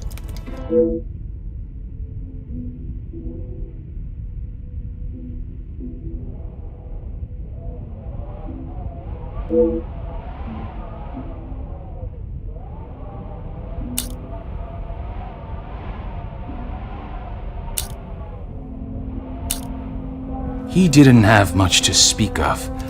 I was always surprised at the life he lived. Surprised in what way? Well, considering it wasn't that long ago he came to me asking about work, I didn't think he was in such good financial shape. You offered him a position? Nothing that he was willing to lower himself to. That's when he began talking about what else he could do for me. If you can call what him and his team did security. For the money I paid, I did not expect them to be so reckless. It was a considerable amount you paid him? There's no need to divulge amounts, but it was certainly more than was expected.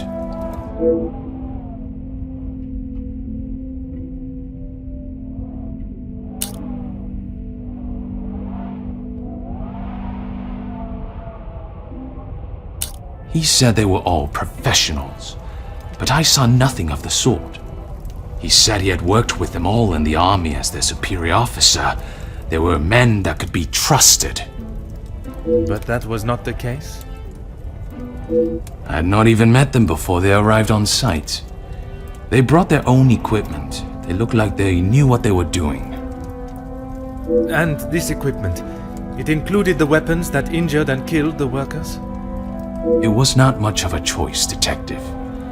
I said they didn't need them, but Felix said it was essential. He said he knew better.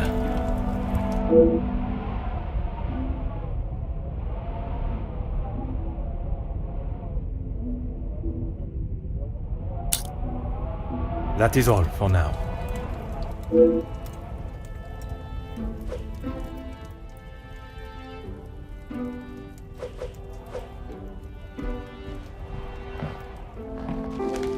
Huh.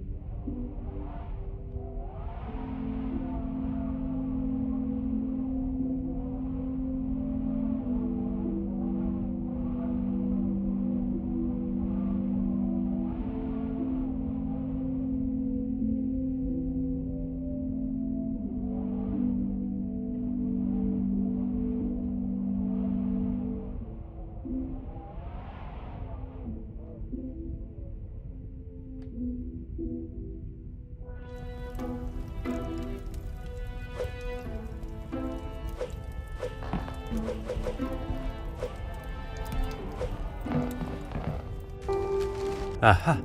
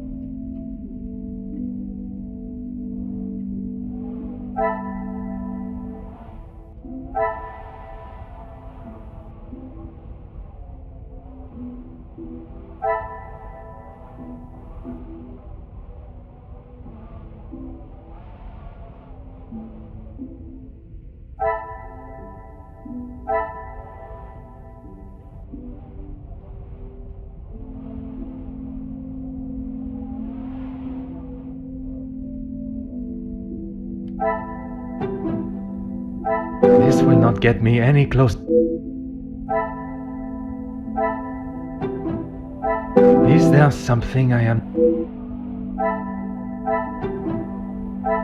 cannot see the logic in this.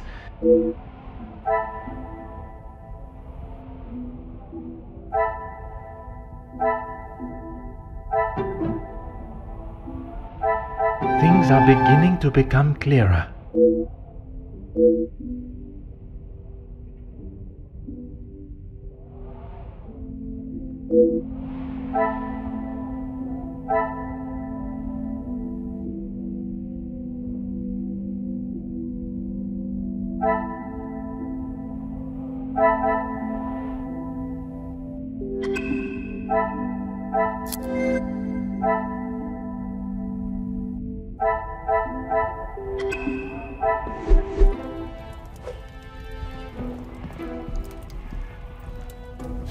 What is it now, detective?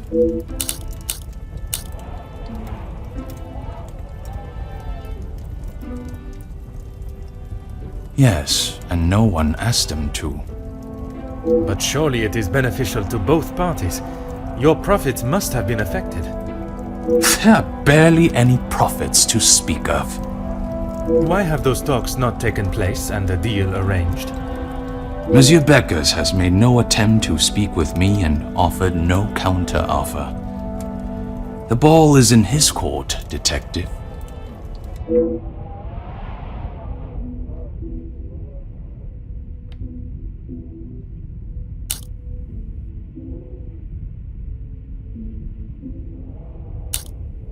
I have spoken of a potential blackmail ring, and yet you still kept your letter to yourself. It is none of your business, and it is nothing more than a cheap trick to have me admit something that is not true. If that were the case, it would be strange for you to have kept the letter and brought it with you, would it not? Your persistence is a trait I do not enjoy.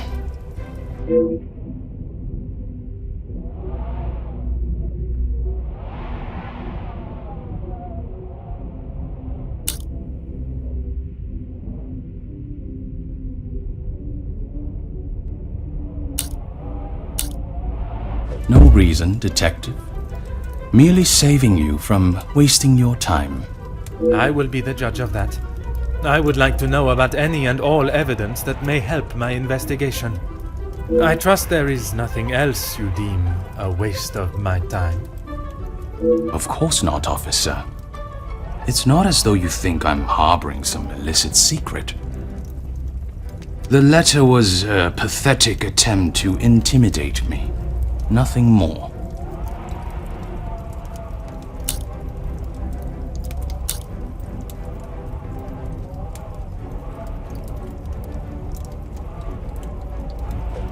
I have never heard so much rubbish in all my life. I value those that work hard and deserve it. That suggests there are some that you do not respect. Yes, well, why should I praise someone for doing a poor job? You make me sound like some monster. Monsieur, the letter does not only discuss your questionable business dealings, but also cases of abuse against your staff. Both accusations that must be taken very seriously. Detective, there is a difference between telling a member of my staff what to do and abuse. And it is you that decides where that line is drawn? In my house? Yes, it is.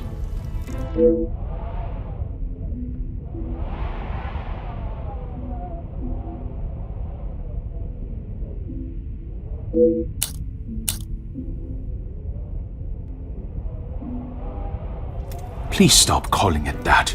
I treat all my servants exactly how I always have, and no one has complained before. That does not mean your behavior is appropriate.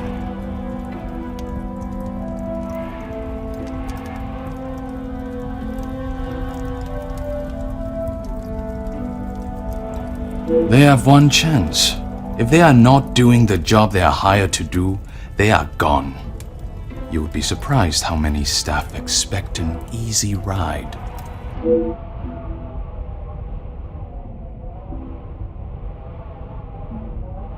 Is there a specific member of staff that may have expected such a ride? There is one girl, a new maid. I didn't expect great things from her, but Comtesse de Vos promised me she could do what was required.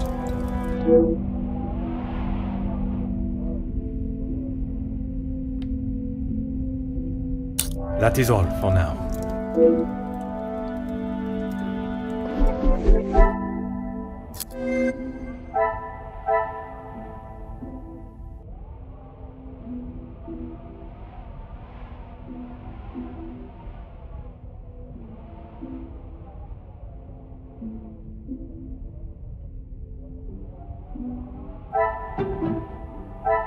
Come, my little grey cells.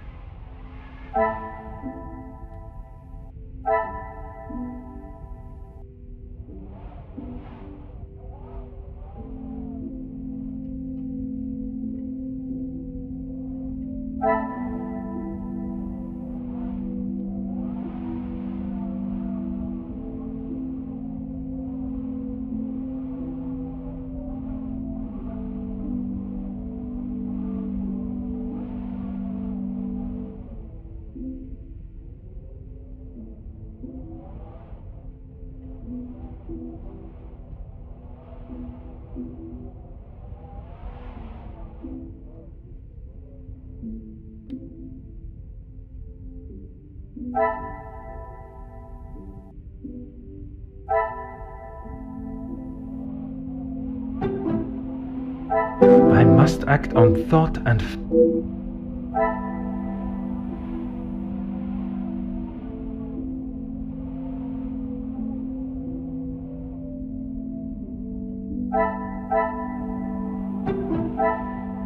I must take a different approach if I am to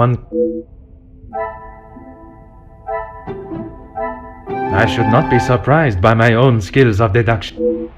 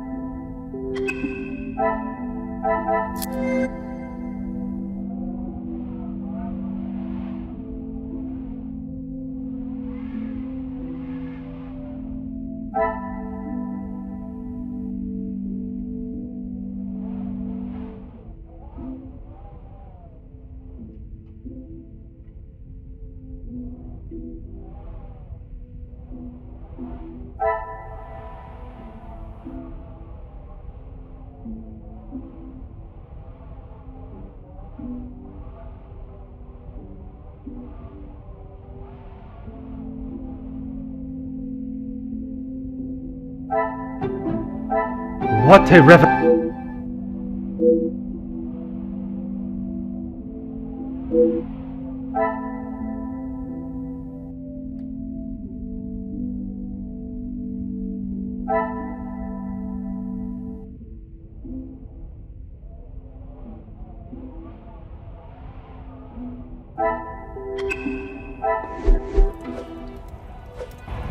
What is it now, detective? She approached me. I thought it was rather brash. In what way? Assuming that I would want to take on another servant, and one from such a troubled background. She is running the charity, not I.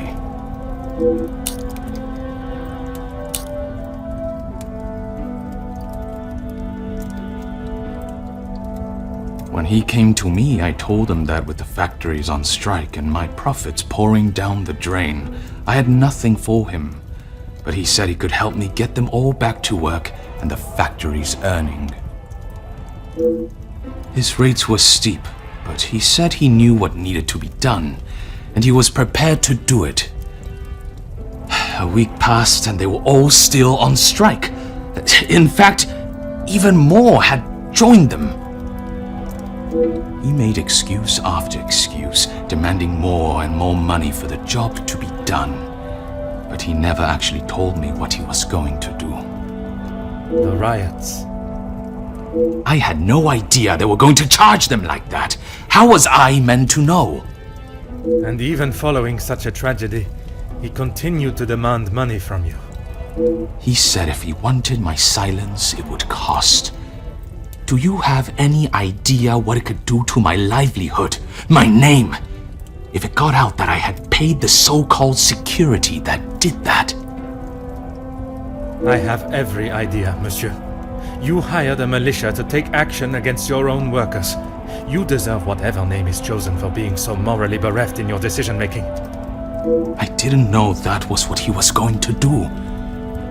You must believe me. I have to believe nothing but the truth. And the truth, monsieur, is that it is not only the Major that has the blood of those men on his hands. That is all for now.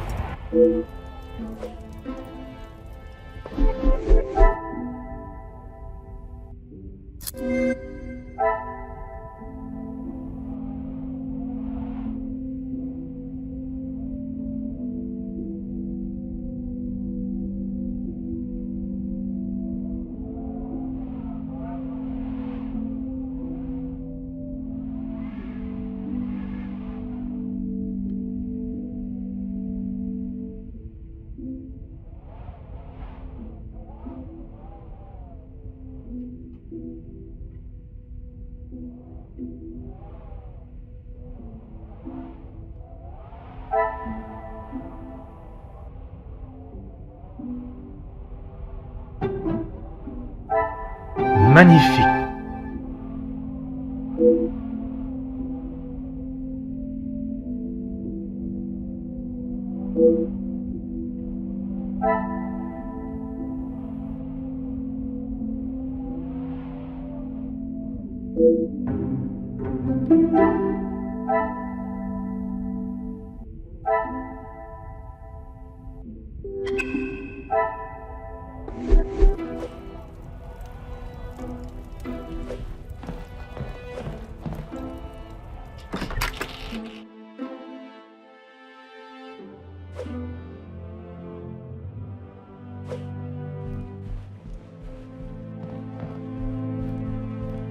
Is there something you need, Detective? She helped me at the shelter and with this job. That I am already aware of. What I am not is what else she tasked you with. Pardon, Detective?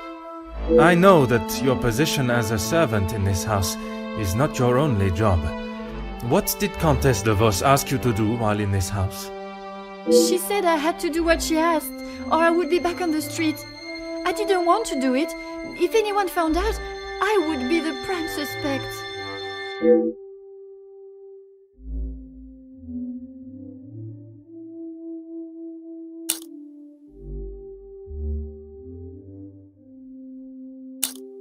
Merci, mademoiselle.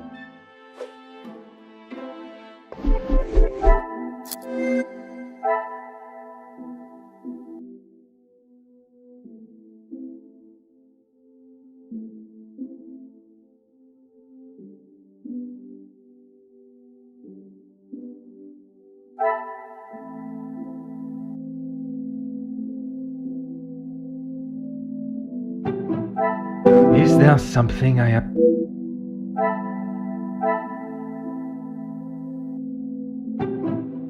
Order and method. That is the way to... Some would say a lucky guess.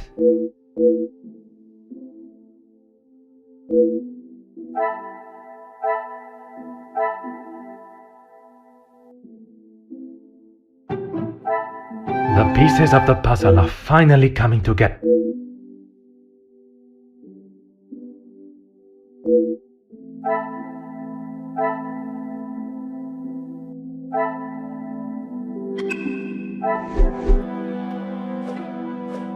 Is there something you need, detective? Nothing. She said I was to take nothing. If it was not something she wished you to take, what was it? She wanted me to find out information about the family and Monsieur Hagen. Why did she request that? At first I didn't know, but when I heard about Mademoiselle Angeline being blackmailed, and then the Major, I knew she had used what I found.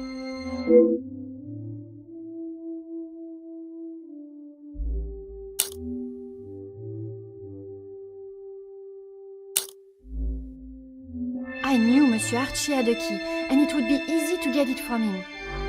You knew that the Major asked Monsieur Sterling to access the safe from time to time, and if anything was ever discovered missing, he would surely take the blame. I never took anything. I only told the Countess what I had found. And that was?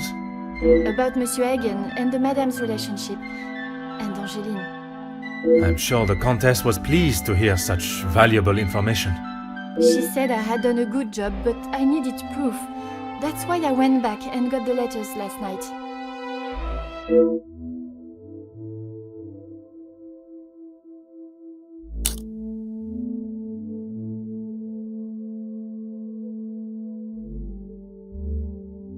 I fetched the letters again and took them to the Countess last night. But she shouted at me and said what a stupid girl I was. You were only doing as she requested. She said it was too dangerous for her to have them with you around. That's when I returned them to the study. I thought I heard someone on the stairs, so I just threw them back. It was dark as I dared not turn the light on. Someone would have seen it.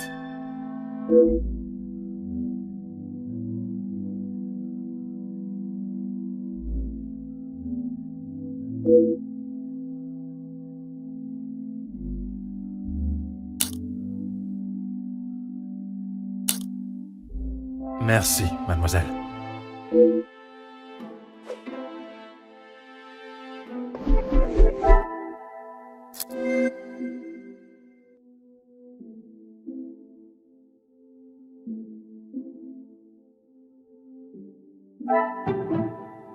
This will not get me any closer to my...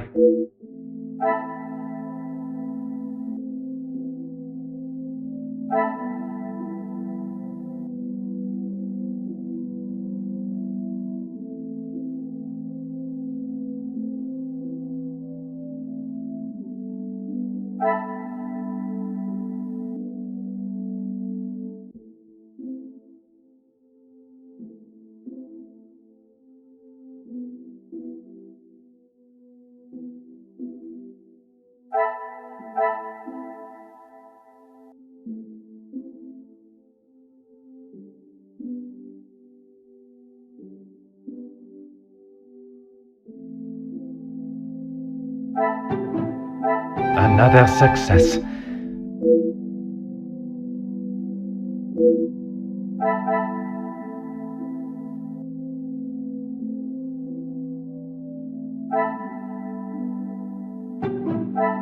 Things are beginning to become clearer.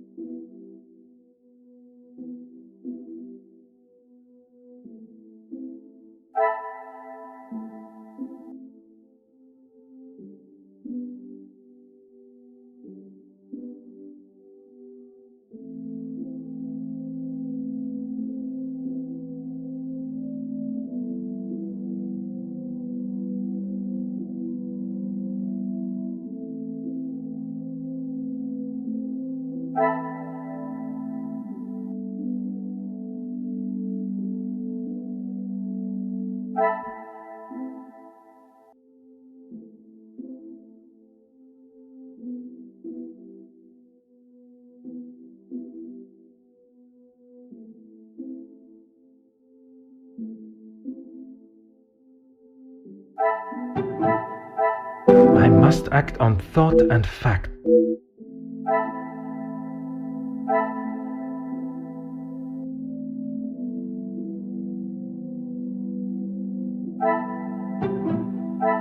What a revel...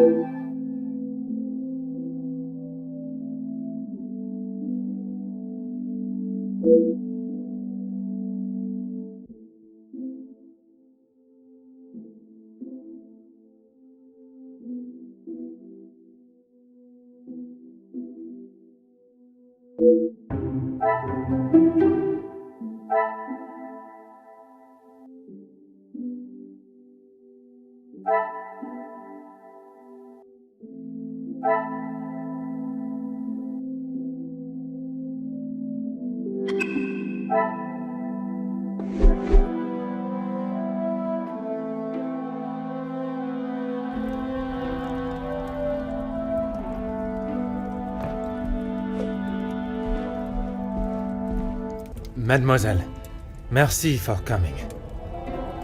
Have you had a breakthrough, Detective? I have. Finally, I have the news you have awaited. Please, Detective, don't hold me in suspense.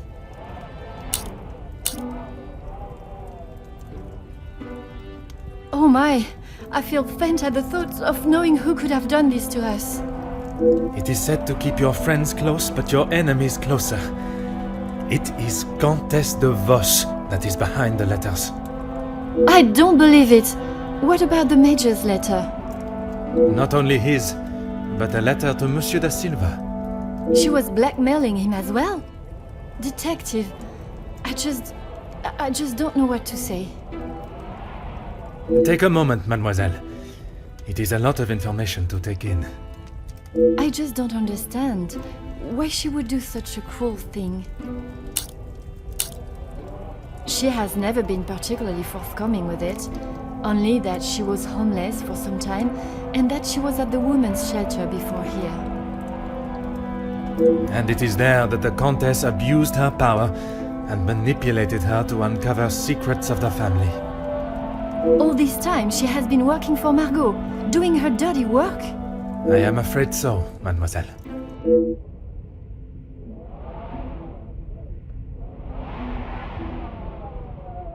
Is Maman aware? You are the first I have told, mademoiselle. Next will be the authorities. I'm afraid that we'll have to wait.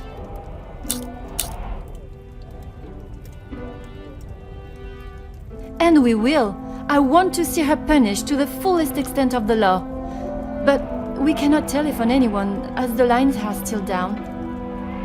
Monsieur Archibald informed me earlier. I had hoped they would be working again. Last night's snow must have caused more damage than expected. Last night?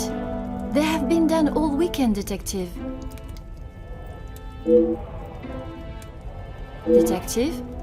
Are you okay?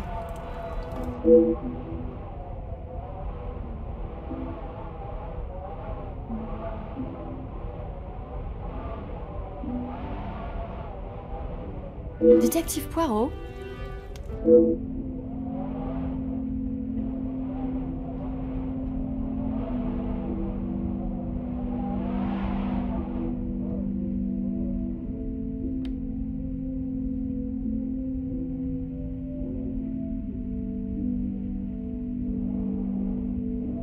Would you like me to fetch you a glass of water, Detective? My apologies, mademoiselle. I was taken by surprise for a moment, but I have regained my composure. A glass of water is not required. Would you excuse me? Merci, mademoiselle.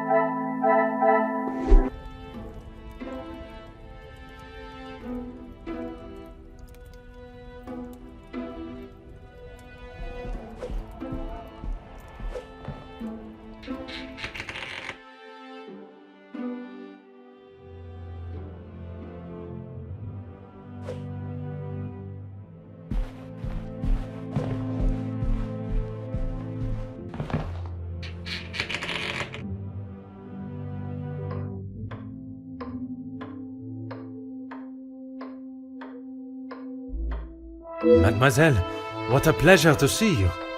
Detective, It is a rather late hour to be wandering the halls. Oh, yes, of course. I do not feel myself, Detective. If that is the case, you should be resting. Allow me to help. No, that's quite all right. I will see to my duties and return to bed.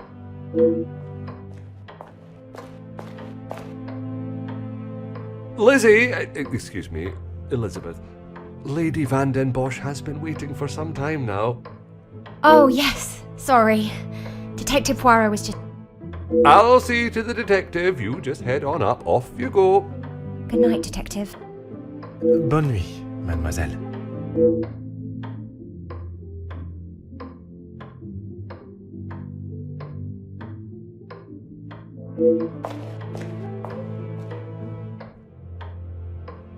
I'm sorry about her, Detective. As you can see, she is still not back to her usual bubbly self.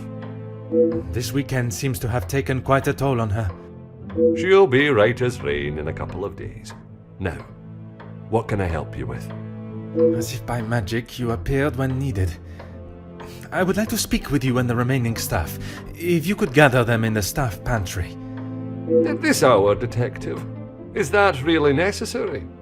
I shall be the one that determines what is and what is not necessary, and this is very much the former. As you wish, Detective. I'll see if Inge has finished preparing for breakfast. And Mademoiselle Rehana? Yes, of course. I'll fetch her from the kitchen. Elizabeth may be some time with the lady of the house. Perhaps you'd like to start with us? Very well.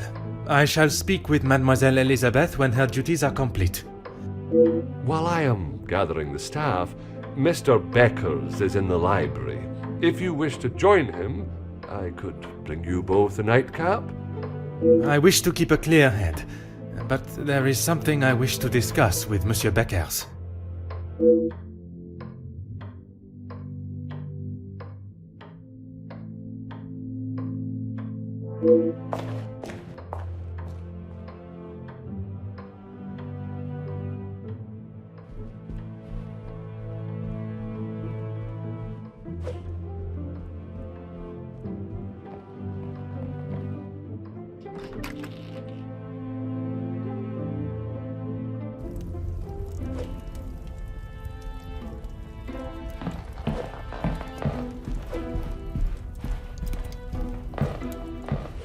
Monsieur Beckers, it is rather late. The other guests have already retired to their rooms. I didn't even see the time. It's easy to lose oneself in a library this impressive. That is something we can agree on, monsieur. I suppose I should be heading? Un moment, monsieur. There are some matters that we must discuss. Oh, what is it, Detective?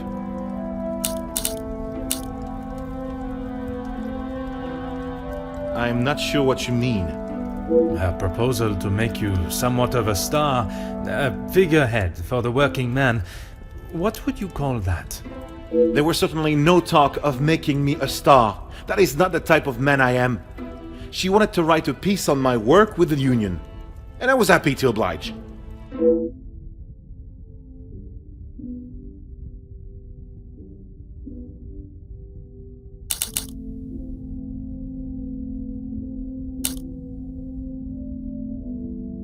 My speech? I'm not sure what speech. You may save your false ramblings for your next audience. I am aware you spoke with the Major yesterday. Whoever told you that has it wrong, Detective.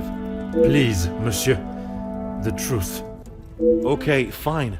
Yes, the Major and I spoke, but it was not for long.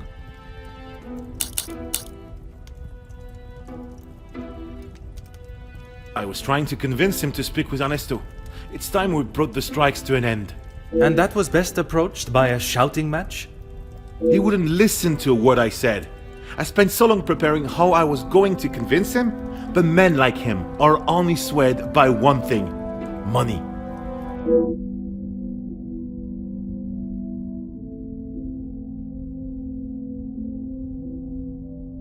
It is said that money is the root of all evil, but it can also be a rather powerful bargaining chip. Well, he was bargaining with people's lives. If he had acted sooner, none of those men, my men, would have to die.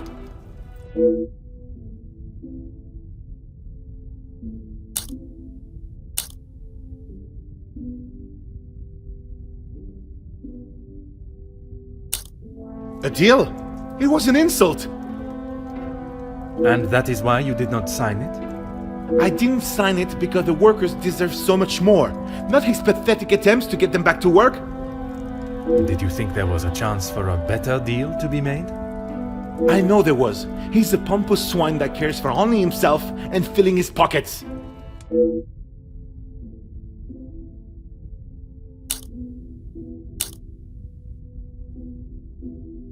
Mademoiselle Conrad can be quite convincing, can she not?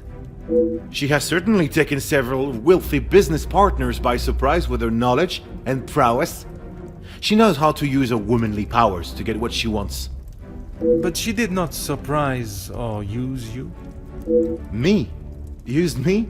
Don't be ridiculous, detective. There were no games played at my expense.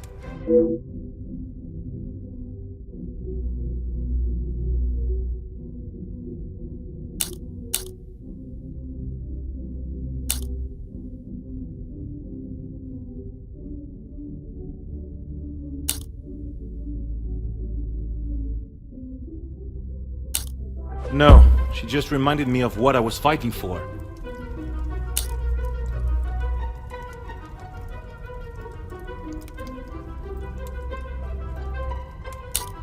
Excuse me?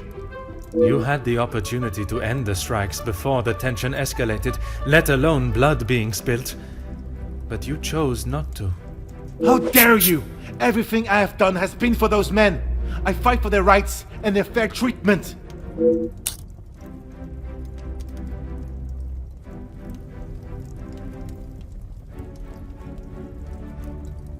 I may not be perfect, but I have done everything I can. Your efforts fell short in every respect.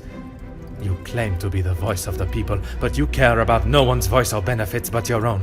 It's not as easy as just signing a piece of paper, detective. It is a heavy weight to bear on one's shoulders. I consulted with others. You yourself spoke of Mademoiselle Conrad's cunning in business. And I told you, I was not one of her targets. Tell me then, what was it she reminded you of? The acclaimed man of the people you would be known as if you pushed the factory owners for more? It wasn't like that at all. From where I am standing, it was she that was manipulating the terms of the deal, and you in the process. You were merely her pawn. I think you have let your imagination run away with you, detective. She merely offered some advice. What kind of union leader and fighter for equality and fairness would I be if I just did what someone told me to do? Mademoiselle Conrad... She has... But she did not... Me? No, she just reminded me of what I was...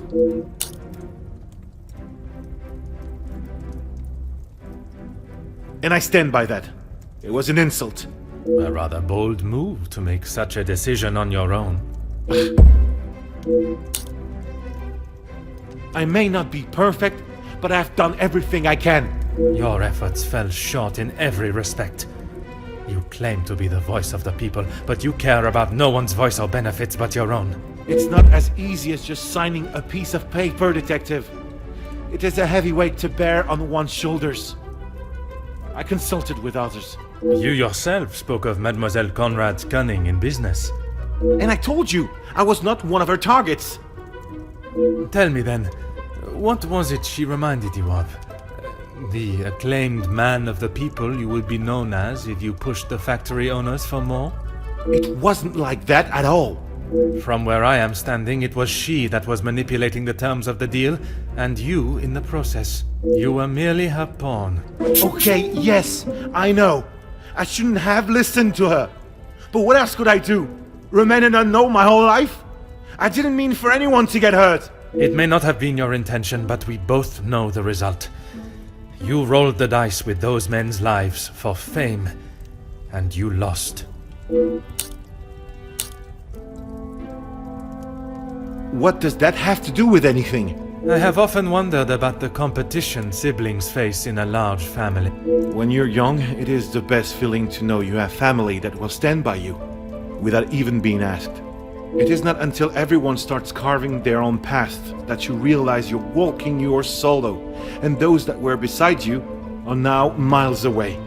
My older brothers were the athletes of the family.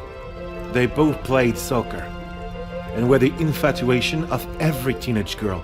I'm sure you have seen the type.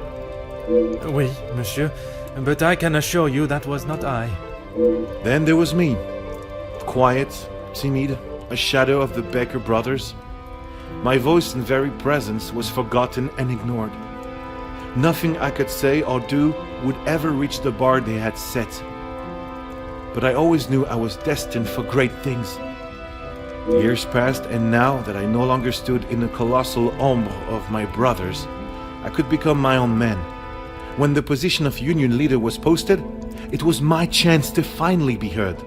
You hear politicians speak of the little or the common man? Well, that was me. And I knew what we wanted and what we needed. When I spoke, others listened.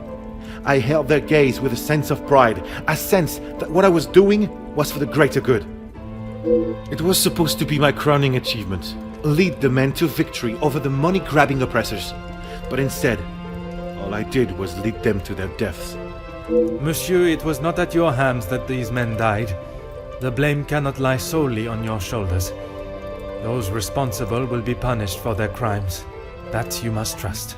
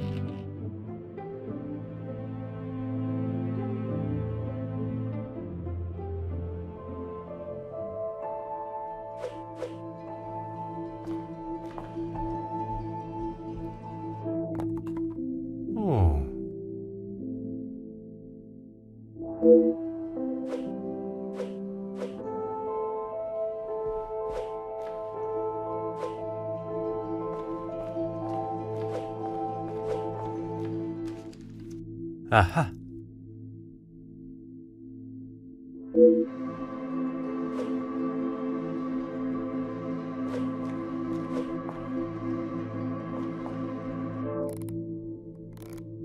Ah.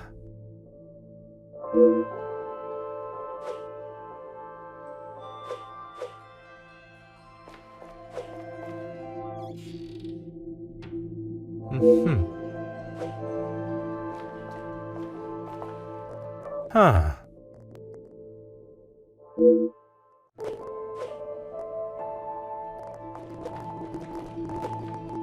Huh.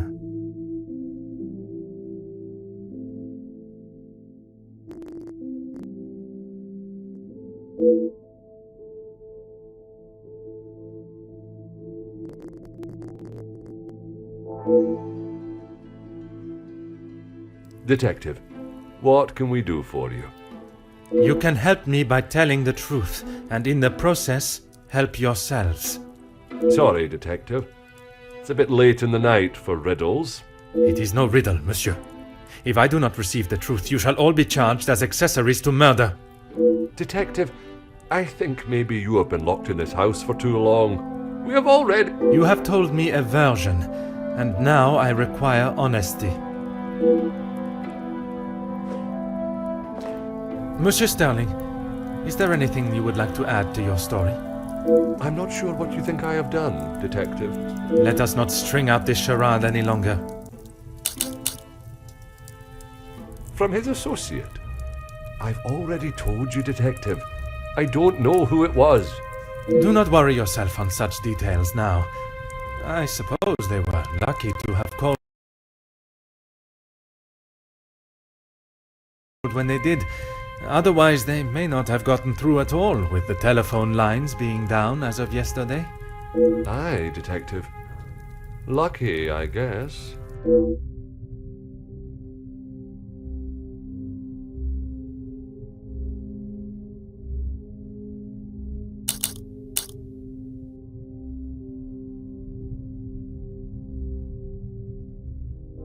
Whiskey? You took a bottle of whiskey to the Major. You spoke with Monsieur Demire en route. Aye, of course. It was a bottle he picked up from his last visit to Scotland. Rather smoky number from the Highlands. He was saving it for a worthy occasion. Drowning his sorrows must have been fitting enough.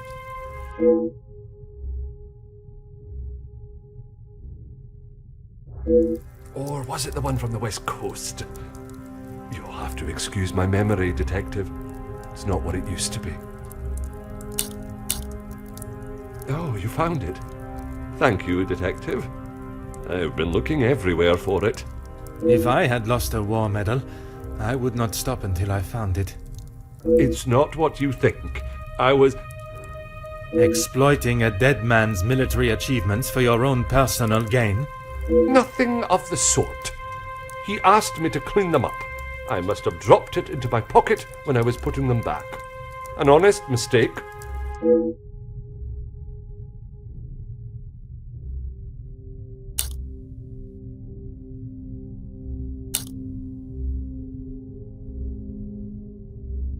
I wouldn't know. Probably. Your father was in the military for many years. That is what you told me. He was. And your family still keep his medals? They were sold. And why was that, monsieur? Is my family on trial now, Detective? Only you, monsieur. And I repeat my question. Because we needed money. Voila.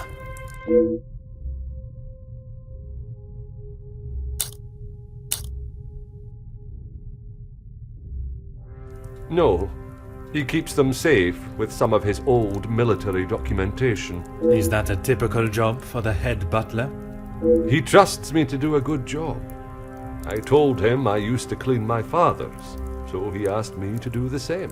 And where does he keep these items? In the storage room. I know where everything is, so it's just easier if I fetch them for him as and when he needs them.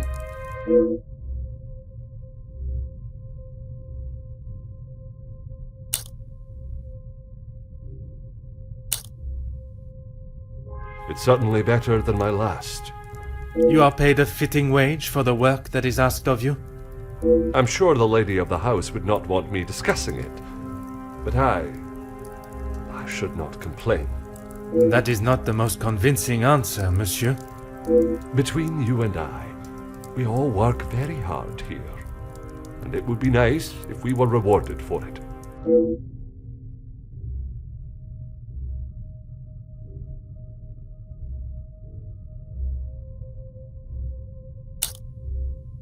Please don't go anywhere.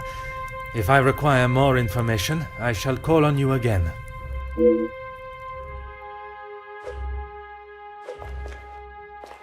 Mademoiselle, I shall keep my questions brief.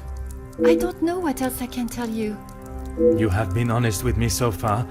All I request is that you continue to do so. Oui, détective.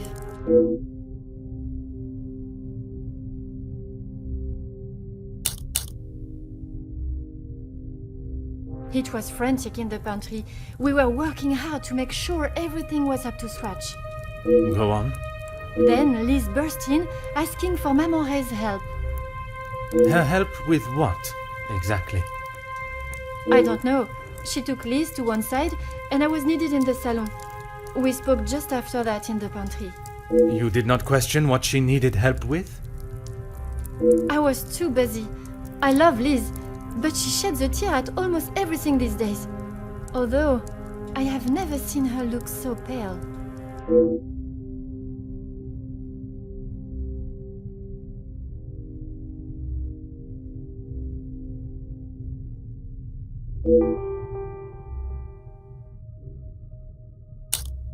Merci. I shall return if I have any further questions.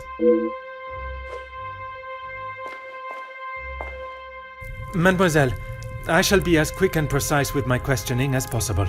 Okay. What do you need? Merci. He was a good man. Taken too early. Forgive me, mademoiselle, for not extending them earlier, but I was not aware of your relationship. He was my only brother. And he died doing what he believed was right. If I ever get my hands on who took him from me.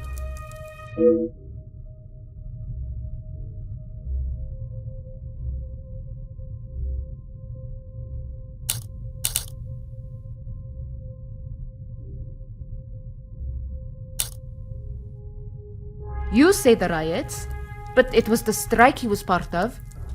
They started the riots, not the workers. By they, you are referring to the security forces. They were brought in to keep the peace. Security, huh? They were brought in to make an example of them. It was all peaceful until they arrived. Why would they need to make an example? So that the workers would stop rallying. No one is going to go on strike if they think they'll get killed. The security you talk of were armed and ready. The workers were pigs to the slaughter. What chance did they have?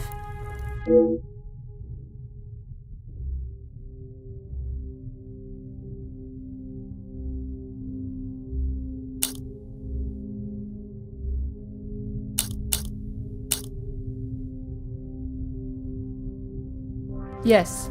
This was before or after Archibald took him a bottle of whiskey? Before. You are sure? It may have been after. The whiskey is kept in the cellar with all the alcohol? It is.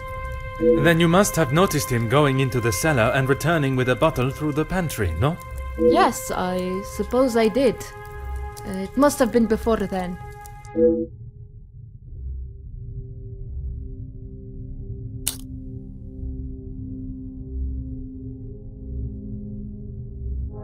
What is there to say?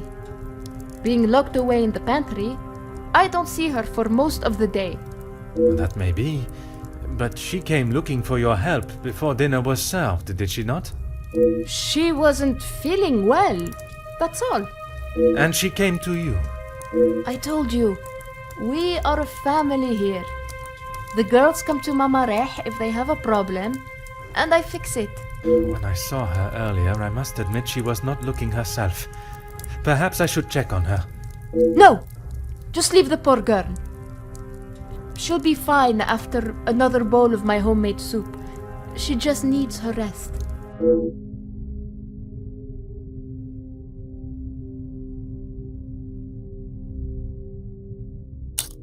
Merci, mademoiselle. That is all for now.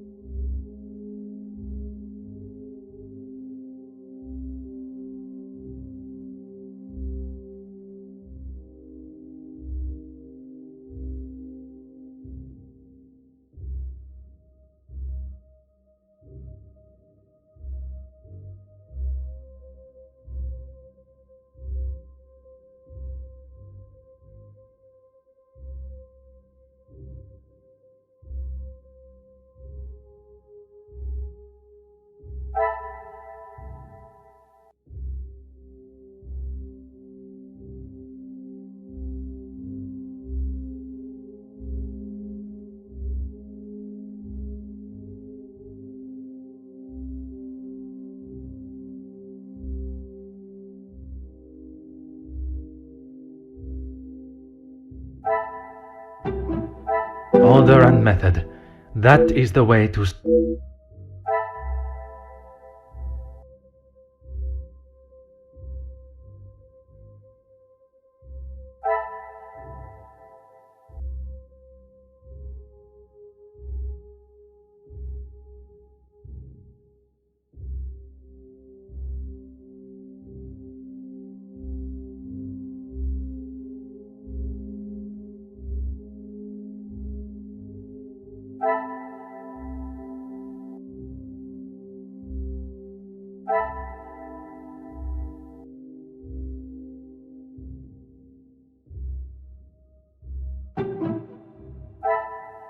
The pieces of the puzzle are finally coming.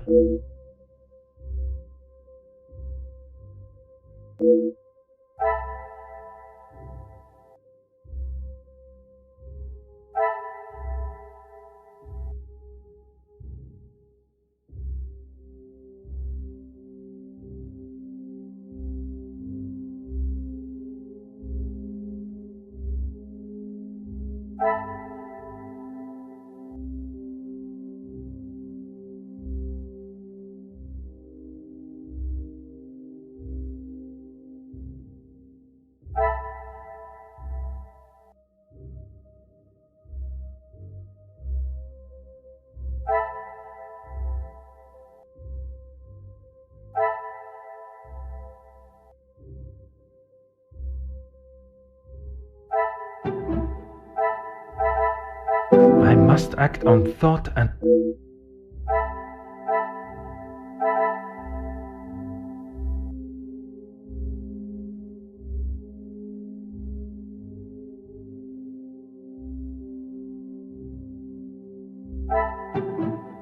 I cannot see the logic in this.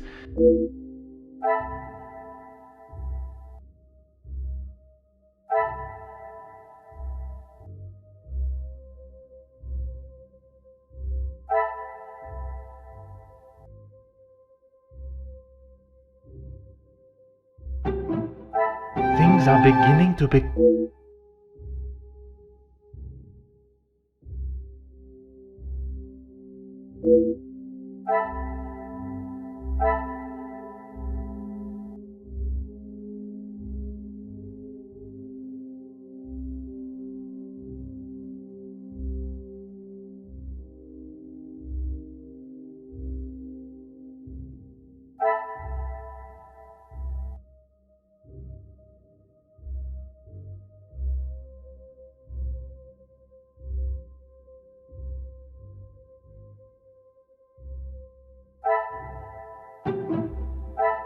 Come, my little grey cells. We must...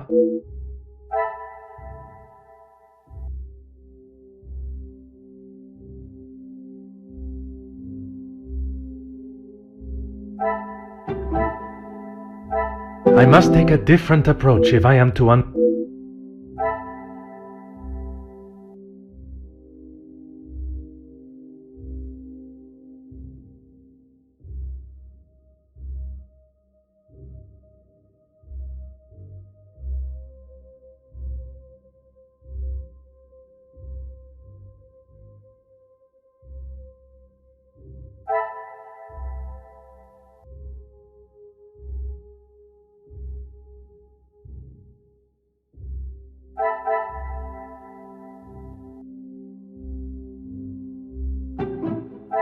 Some would say a lucky guess.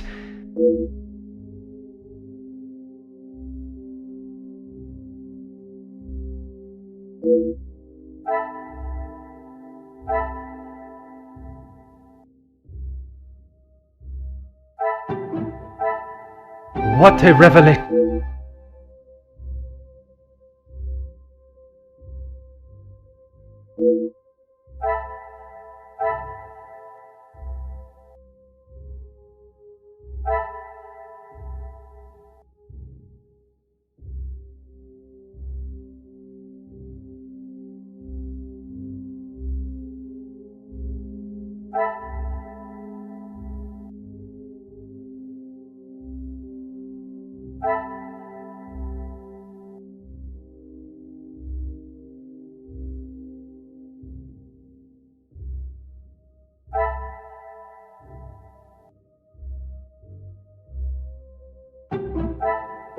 there something I...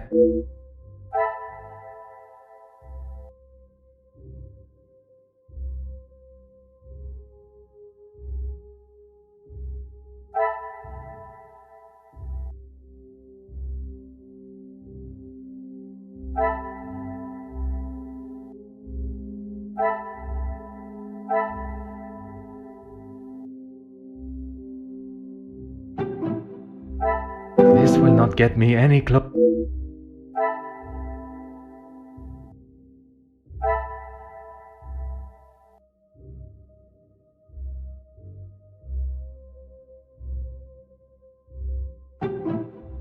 This will not get me any close.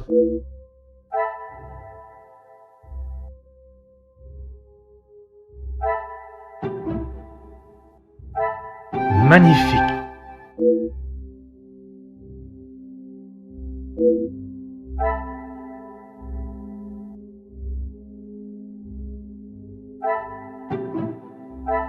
I should not be surprised by my own...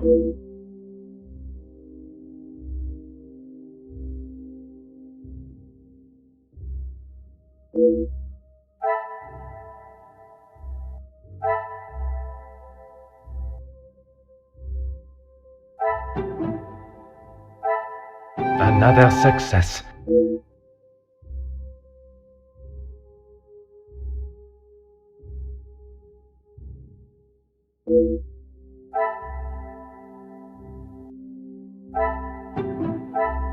I should not be surprised by my own skills of deduction.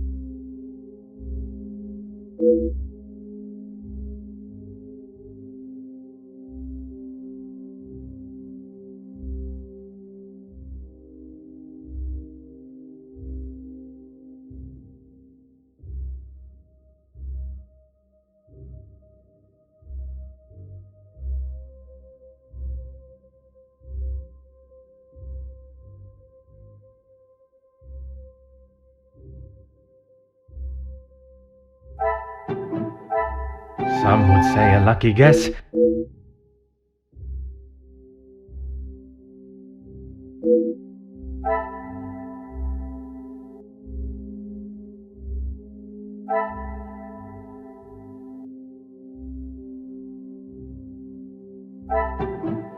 Order and method. That...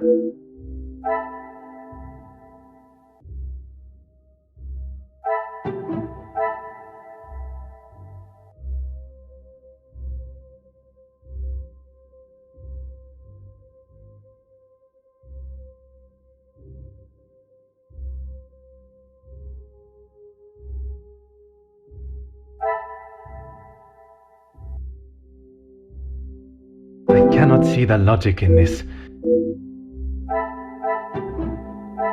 I must take a different approach if...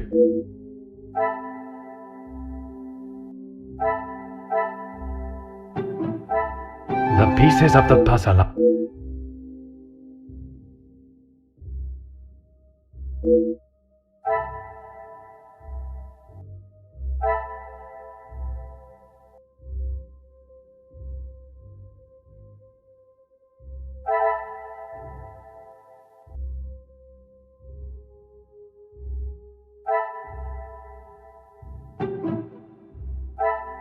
Come, my little grey cells. We must...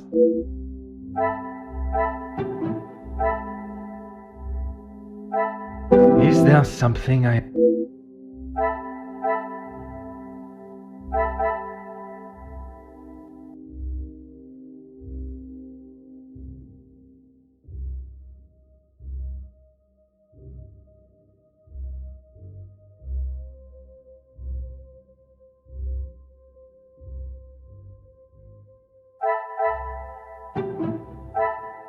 I must act on thought and fact.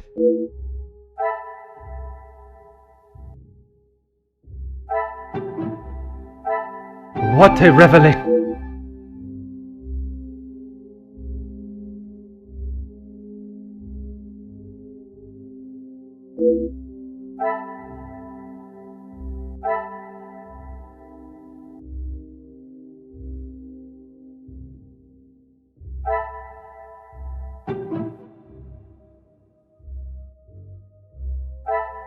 Magnifique!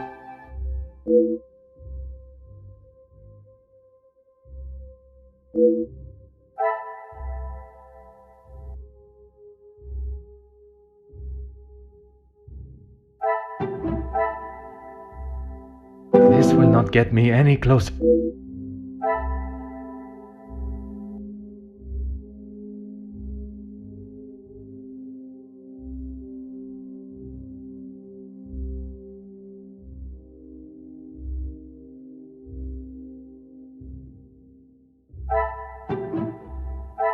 Things are beginning to become...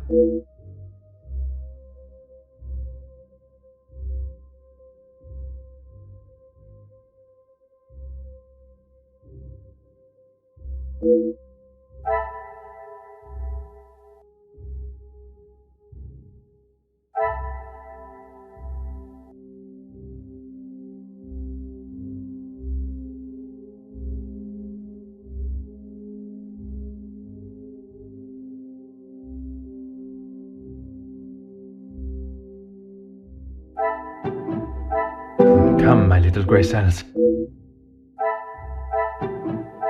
Another success.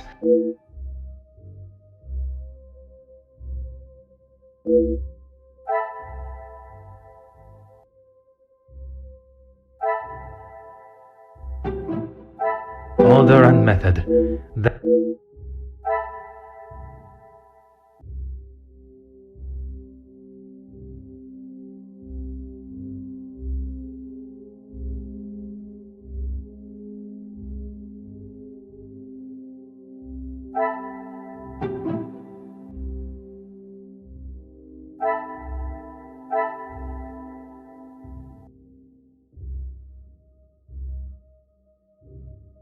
I should not be surprised by my own skills of deduction.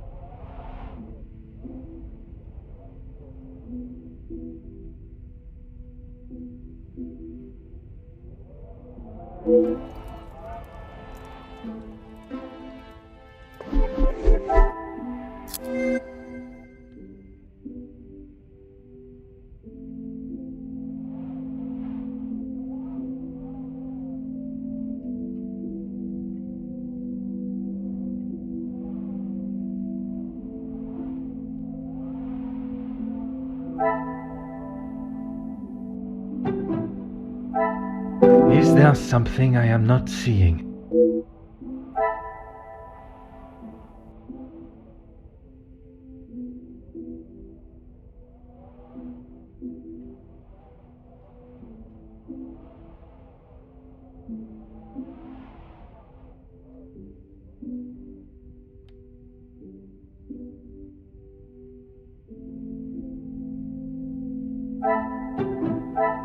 Another success.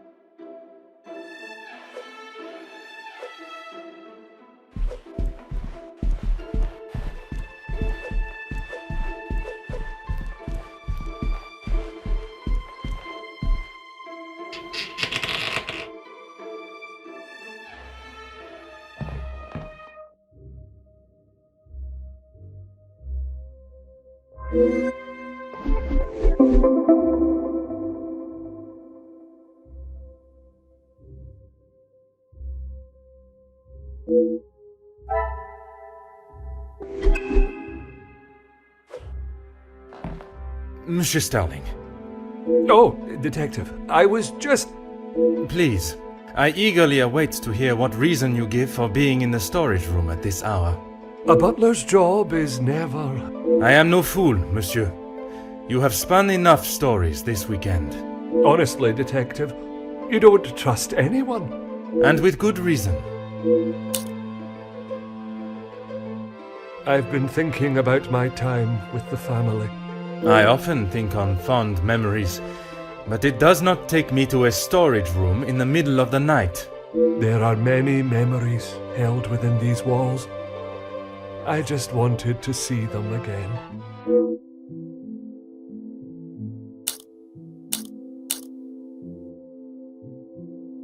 I didn't realize the noise I was making.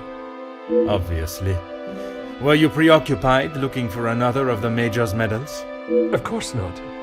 I already explained. No, monsieur. You attempted to dupe me again into believing one of your stories. Please, Detective. I know you know how it ended up in my possession. I was just trying to get some extra money together to send home. I can't lose this job. If Lady Van den Bosch found out... Theft of a medal would be the very least of your problems.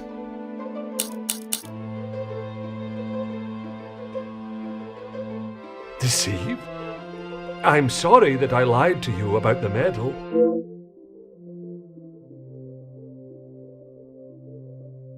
Would you care to explain the fake telephone call? It was purely for my benefit, no? Why would I fake a telephone call?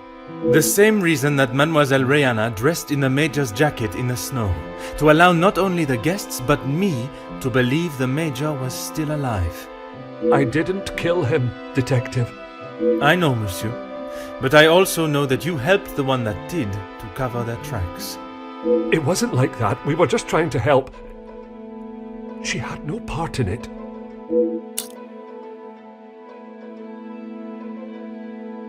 You never let on. How long have you known it was her? Monsieur, I am Detective Hercule Poirot. I only show my hand when I deem it necessary. You will be taking her away then. She will stand trial for what she has done. But you don't know the full story. She is just a servant in this house. If she is arrested, that will be the end for her. If Mademoiselle was only protecting herself, as you both have claimed, she will surely be found innocent.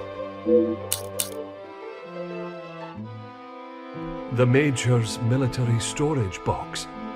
The one that stored his medals. Amongst other things, yes. And those other things are? I had to protect her. If you found it when searching the study, you would have carted her off then and there. Whatever it is you have hidden, it will not remain that way for much longer.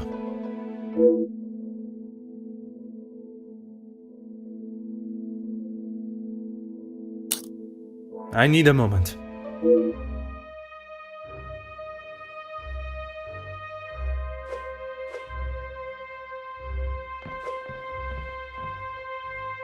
Oh.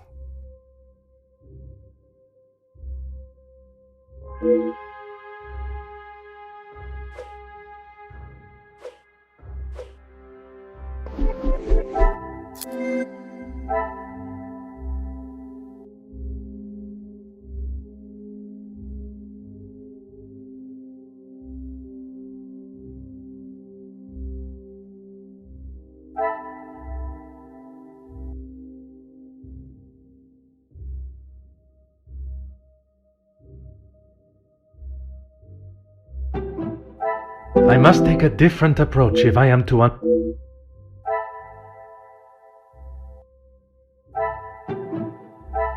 The pieces of the puzzle are finally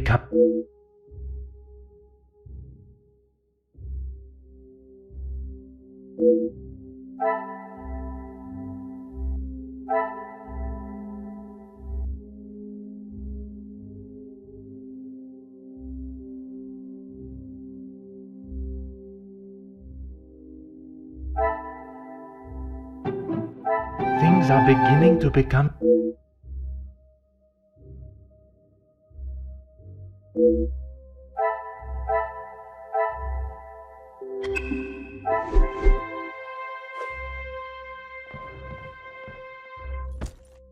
Ah.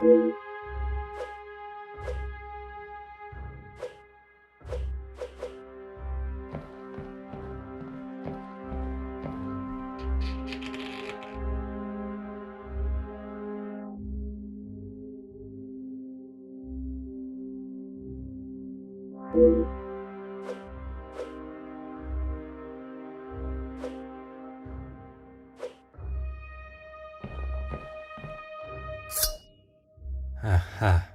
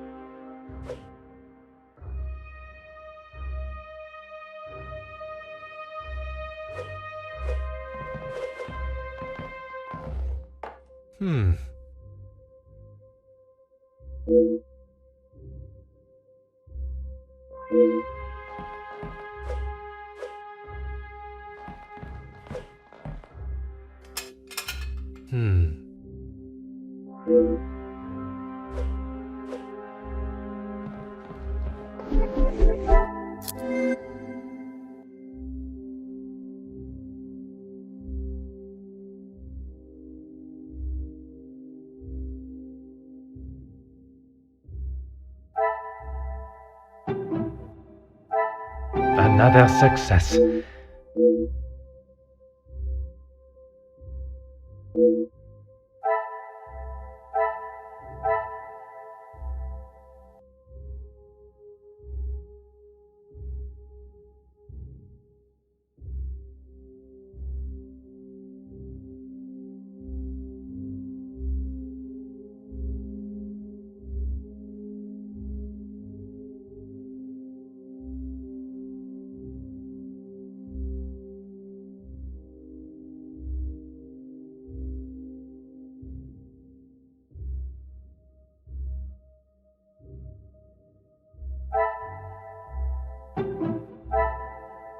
Come, my little grey cells.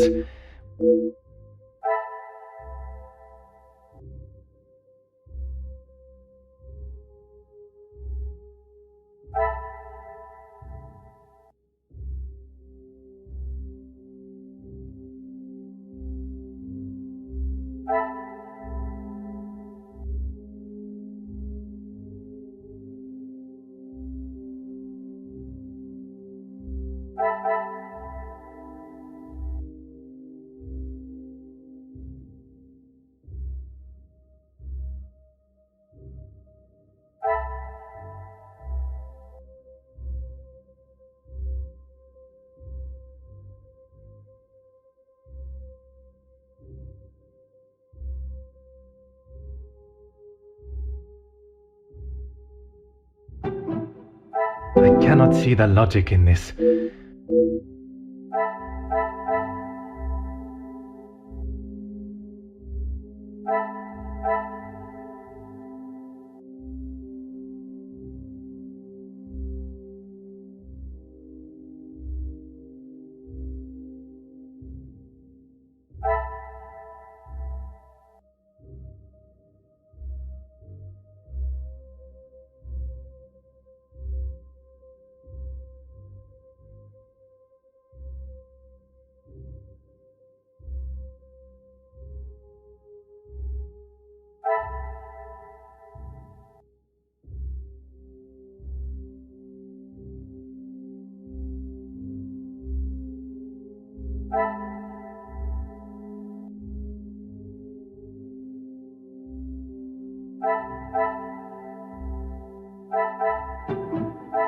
I must act on thought.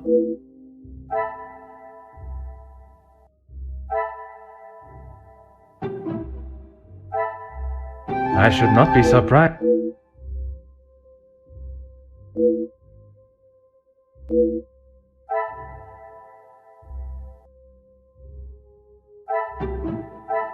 What a revelation!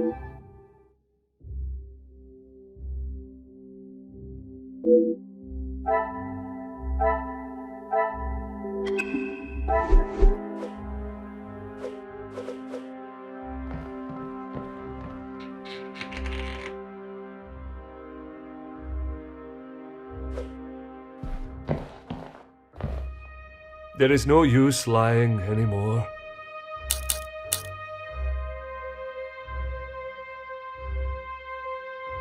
He always had his regiment lighter that he received in the war on his person. And yet, it was not his regiment emblem that was engraved on it.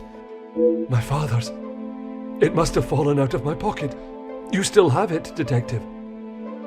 Monsieur, you have stashed evidence, manipulated a crime scene, obscured my investigation, and yet it is a lighter that you worry about most? If it is my path to end up behind bars for what I have done, so be it. It is Elizabeth that you cannot allow to be locked up without the truth being told. I have heard how you fought for that young maid before. Florette, is it? I only ask that you do the same for Elizabeth.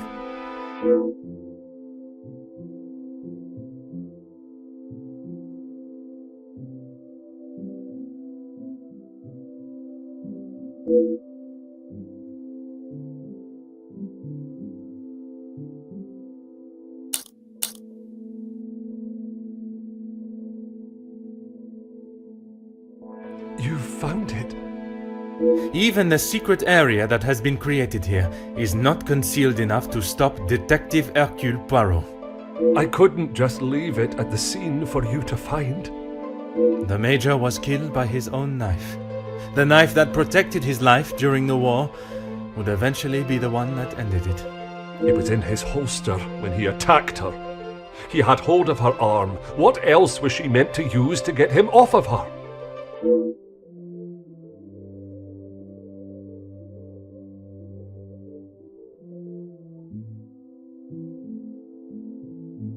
She didn't plan any of it, Detective. She was only defending herself. That is what Mademoiselle told you? She did, and I believe her. You think you knew the Major, but you had no idea. He was a monster and had more secrets than all of us combined. That may be true, but that does not excuse what she has done. Put yourself in her shoes for a minute. If a man like that had attacked me the way he did Lizzie, I would have done a lot worse to him.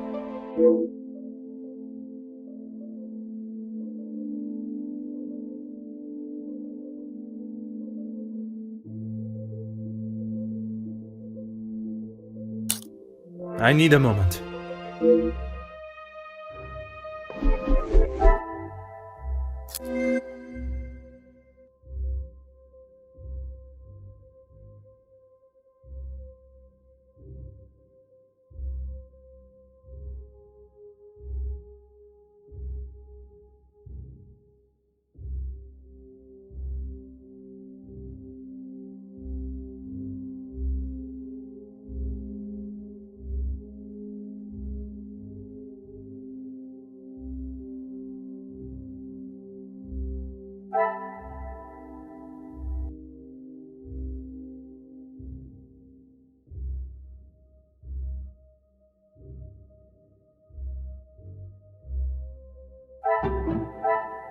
Magnifique.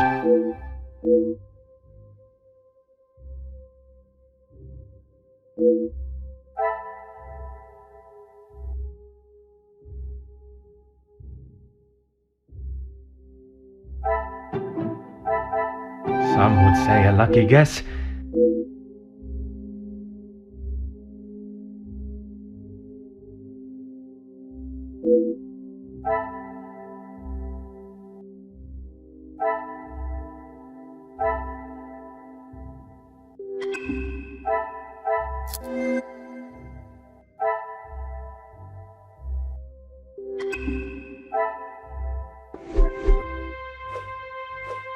There is no use lying anymore.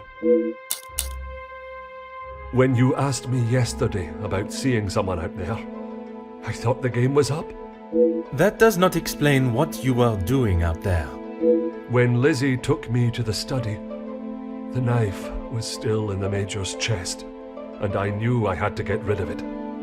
I dropped it out of the window, knowing no one would be going outside. It was fine for the time being, but I couldn't risk it being found when the snow melted.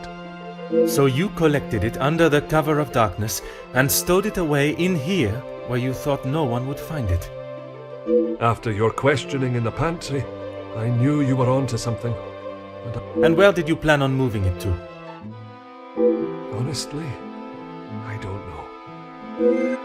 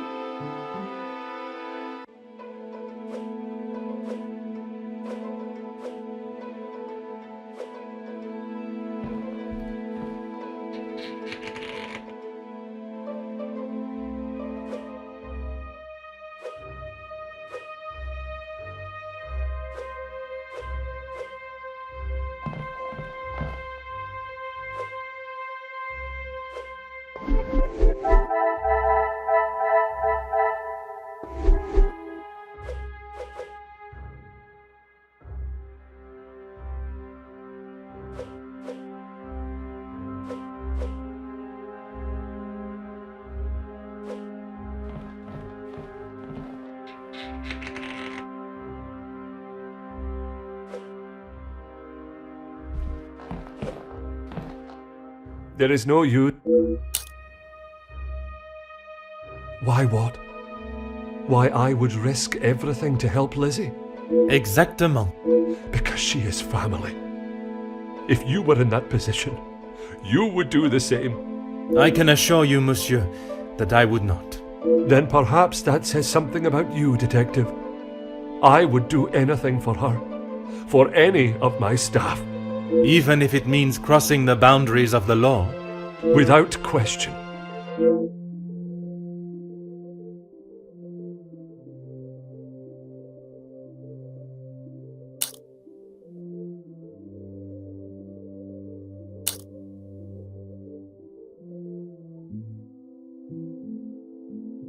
Aye, Detective, but please, you have to help Lizzie. It was all an accident. She doesn't deserve to spend the rest of her days behind bars because of that man. If she is put behind bars, it is because that is what the courts have decided upon. Detective, you can't be so cruel. It is not cruelty, monsieur. It is the law.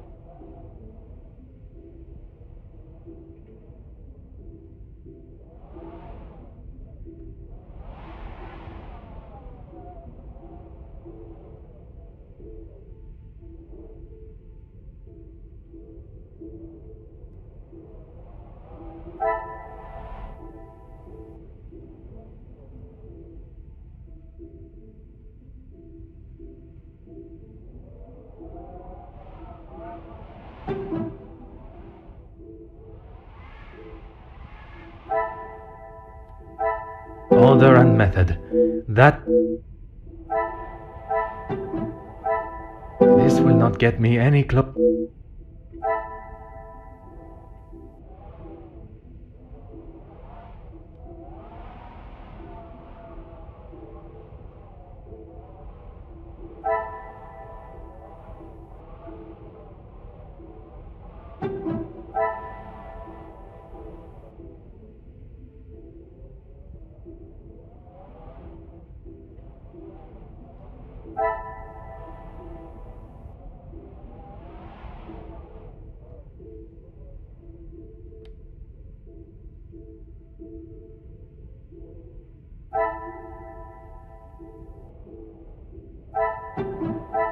Is there something?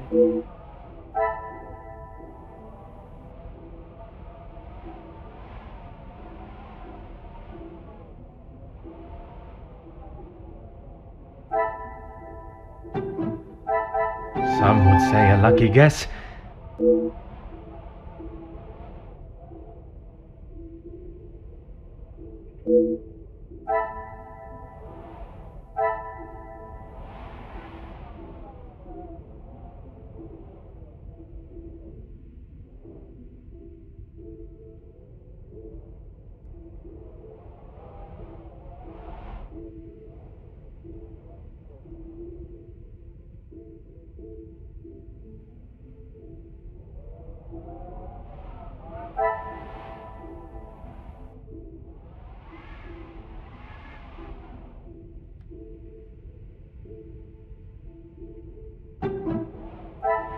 magnifique.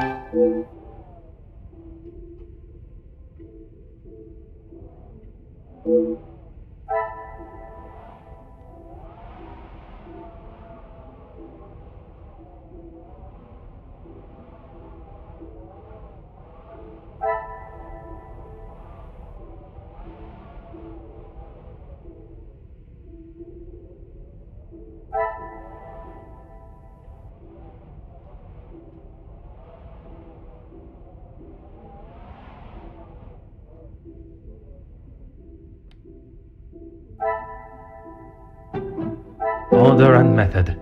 That is the way to...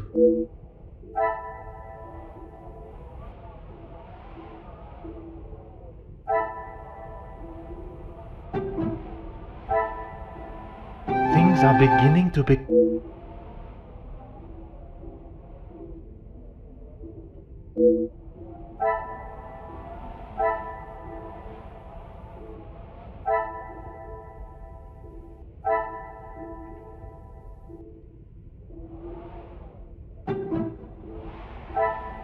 The pieces of the puzzle up.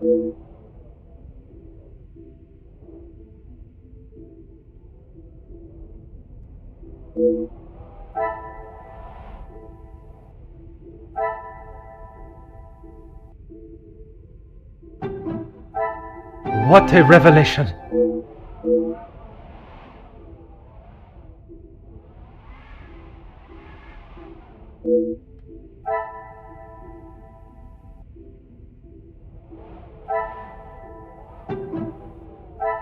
Another success.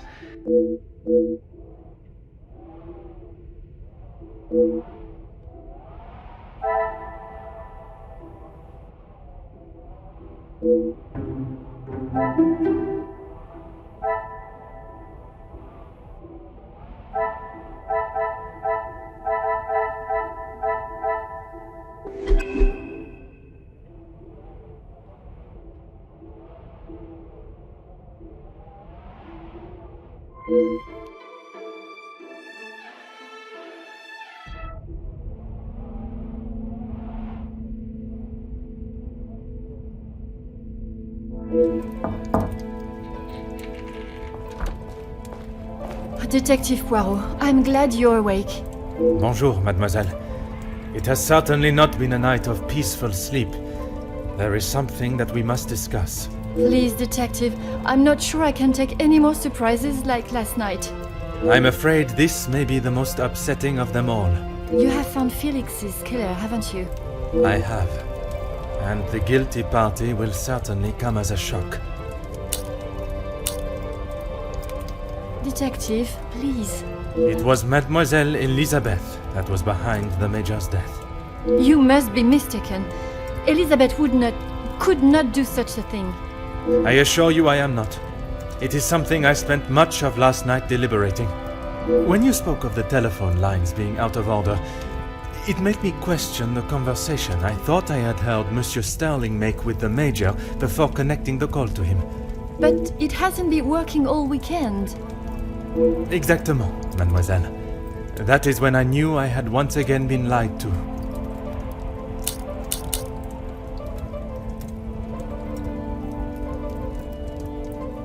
She was meant to be resting in the staff quarters. She has not been well. I am afraid that was yet another lie, orchestrated to keep her from incriminating herself. Why would you think that, Detective? I only managed a few words with her before we were quite abruptly interrupted by Monsieur Sterling. I must admit, he has a habit of speaking over the other staff. It was much more than merely disturbing our conversation. It was done with the intention to prevent Mademoiselle saying something that she should not. So, Elizabeth killed Felix, and then Archibald helped her cover it up? In its simplest form, oui. I have heard it directly from the horse's mouth. You have spoken with Elizabeth already? Did she admit to it? Not Elizabeth, but Monsieur Sterling.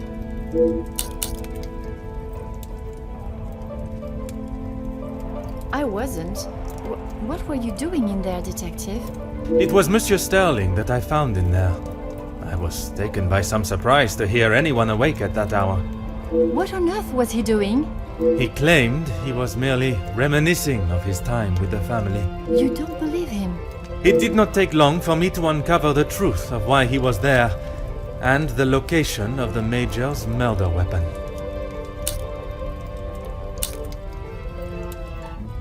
Hidden area? A room that held all of the Major's secrets. I had no idea. Did you discover the reason for his blackmail? I did. Were you aware he was dishonorably discharged from the army? Dishonorably? What does that mean?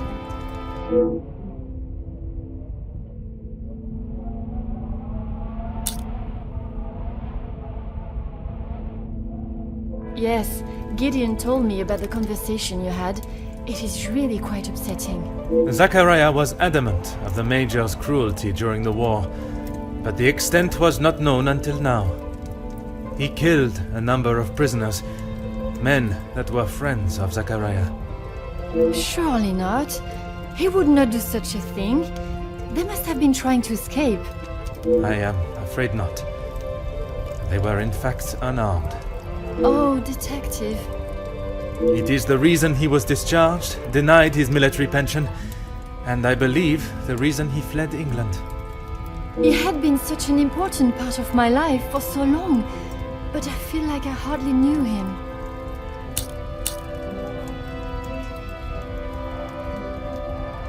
In a sense, you said it was she that killed him. It was her hand that held the knife, but he was quite insistent it happened in self-defense. In all of the years I have known her, she has barely even raised her voice. I cannot believe she would do something like that out of malice. The whole truth cannot be known until Mademoiselle Elizabeth has told her story.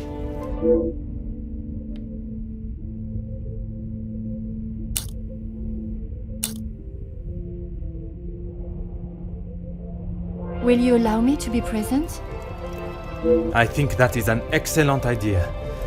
I hope your presence will calm her and will perhaps allow her to speak more freely. Please, detective.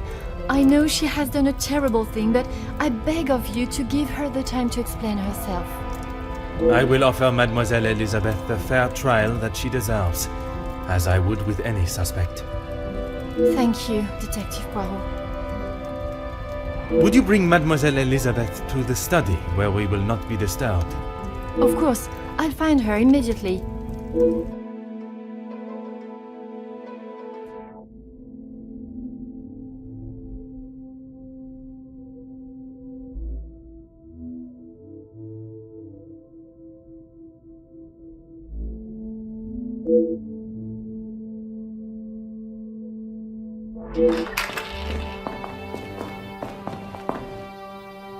Mademoiselle Elizabeth, merci for joining us.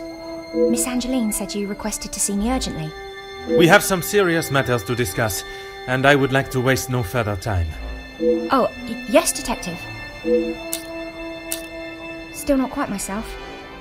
I was surprised when Monsieur Sterling hurried you to assist Madame van den Bosch last night. I should not have avoided my duties for so long. The house does not stop because I'm feeling a little under the weather. That is true, but you cannot be expected to complete all your tasks if you are not in the right frame of mind. Honestly, Detective, it was best for me to not sit and wallow anymore. Have you been able to uncover who the blackmailer is? The blackmailer's identity has been established, and they will pay the price for their crimes. Wonderful news, Detective. You can put it all behind you now. You must be thrilled. I would not say thrilled, knowing that such a close friend has betrayed us. Mademoiselle is correct. What I have learned over this weekend is that people are not always as they appear. While they may give an impression of being a friend or ally, they can in fact be something completely different. And, what of the Major's killer? Well, Mademoiselle, that is why I have asked you here now.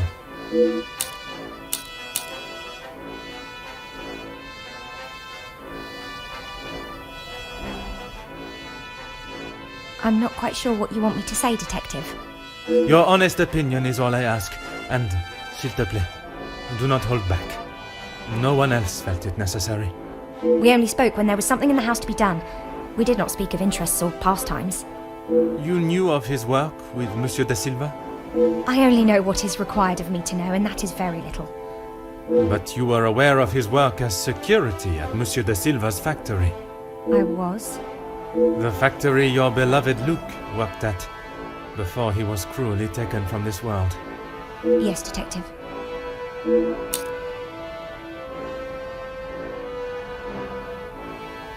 Yes, that is where he spent his last moments. Standing shoulder to shoulder with his fellow workers. The resulting riots were a terrible tragedy. One that I hope we will not have to see or experience again. Something that could have been avoided had the Major and his team done what was required of them. Nobody deserved to die that day. Not my Luke. Detective, what kind of question is that? It is a straightforward one. Mademoiselle, if there is something you wish to tell me, now is that time. I'm sorry, Detective, I just don't know how to answer it. Let us consider what we know of the Major. He fronted the militia that attacked the workers at the strike. You were aware of this? You finally had someone to blame for Luke's death. Someone conveniently located in the same house, alone in his study. No, Detective. It wasn't like that. Tell me what happened with the Major on the evening of his death. I was only in here trying to prove what I heard Mr. Beckers say. I was going to report him, I swear. Miss Angeline, you believe me, don't you? I want to. I am still trying to understand it all myself. Why don't you start from the beginning? I was delivering Miss Angeline's dress to her room when I heard Mr. Beckers arguing with the Major in his study. They were ever so loud. I thought the whole house would have been listening to what they were saying. Mr. Beckers was talking about the factory strikes and how it was the Major's fault. He told him that if he didn't own up to his crimes, he would go to the newspapers. I cannot imagine the Major would have taken kindly to Monsieur Becker's threat. He didn't. He called him some rather uncouth names before Mr. Beckers left and went downstairs, and made sure to keep out of sight. After the altercation between the Major and Master Gedeon, you went to speak with him outside, and I thought I could look around his study without anyone knowing. I had to know for sure. If it was true, he deserved to be held accountable. And did you find the proof you are looking for? I found a payment from Mr. De Silva, but there was nothing incriminating about that. I was so nervous. I felt like my heart was beating out of my chest. And then you saw the blackmail note. I recognized the writing on the envelope. I couldn't believe it. How could he do such a thing to Angeline? To the family that had taken him in? Common sense would determine the Major was another victim of the blackmailer. If I'd have used common sense, I wouldn't have been snooping around alone in his study in the first place. I heard the footsteps in the hall, and before I could move, the Major was standing in front of me, demanding to know why I was going through his belongings without permission. I tried to come up with an excuse, but nothing came out, and when he saw the letter in my hand, it was like Dr. Jekyll turning into Mr. Hyde. I tried to move around him towards the door, but he hurled something towards me, and it crashed against the wall. That would explain the damage to the wall. I froze. I have never been so scared in all my life. I thought he was going to kill me there and then. And you thought you would beat him to it? Oh, Detective, you make it sound as though I had it all planned. He lunged forward and grabbed me by the arm. I tried to push him away, but he was too strong. His grip just got tighter and tighter. If only you had seen the look in his eyes, I dared not even scream. I saw the sheath on his belt.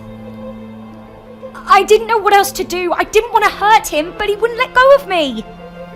So you took your opportunity to put an end to it all. I just wanted to get him off me. I didn't want to hurt him. I reached for it and I jabbed it at him. His grip instantly loosened and I ran straight out the door and didn't look back. You did not even look to see what state you had left him in? She had just been attacked, Detective. Oui, please. Continuez. I ran down to the pantry looking for Rehana. She took one look at me and knew something was wrong. I explained to her what had happened and she went to find Archie. She said he would know what to do. We went back to the study and he was still lying there, motionless. Archie said that no one would believe me. That if someone like me killed someone like him, I would be sent straight to the gallows. He left the letter so you would find it. He said that if people knew what the Major was really like, then they wouldn't care what happened to him. So I am to believe that it was Monsieur Sterling and Mademoiselle Rehana that cleaned the scene and orchestrated a plan that included a fake telephone call and dressing as the Major so that he may be seen. You had nothing to do with that. I swear I had no idea that is what they had done. Archie just told me to stay out of sight. I am no master criminal. Then Monsieur Sterling and Mademoiselle Rehana will be charged for obstruction of justice and impeding my investigation. Please, Detective, they were only trying to help me. If they wished to help you, they should have brought all of this to my attention immediately instead of committing more illegal acts. Surely you haven't forgotten what happened with Florette. She was only accused of stealing a bracelet. I killed a man. It is a day I have not forgotten, mademoiselle, even for a moment. Without your help, I don't stand a chance. Please, Detective Poirot, you are the only one that can help me. Oh, Elizabeth, why didn't you come to me? I didn't think you would believe me. I felt so guilty. And when it was announced yesterday that he was a victim of the blackmailer, I wanted to tell you everything. I came to find you last night, Detective, but Archie stopped me. I'm sorry.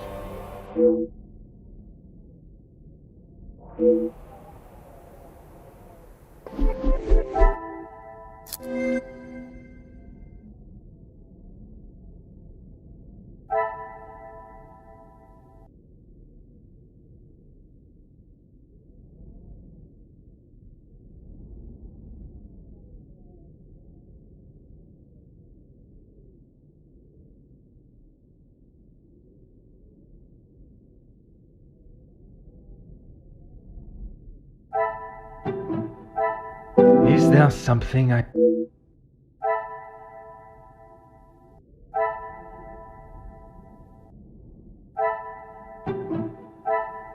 Come, my little grey cells.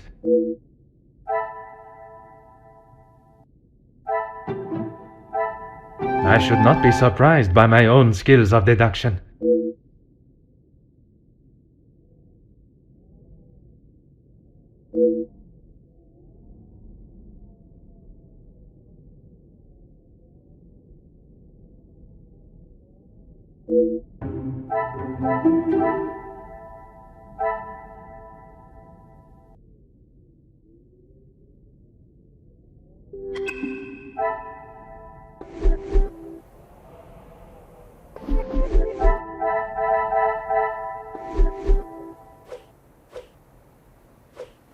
Oh, yes, Detective.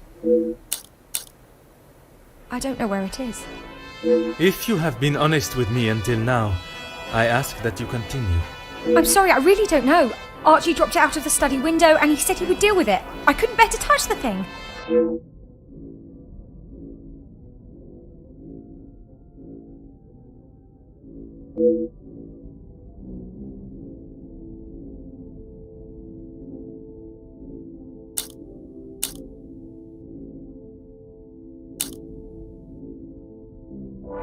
Please, I was only protecting myself. I didn't want to hurt him. He just wouldn't let me go.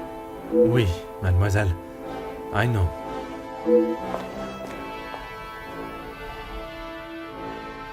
Mademoiselle tells quite the harrowing story. I cannot imagine the Major acting in such a way. But Elizabeth could not make up such a story. After learning what I have about the Major's character this weekend, I would not question the lengths he would go to in order to keep his secret hidden.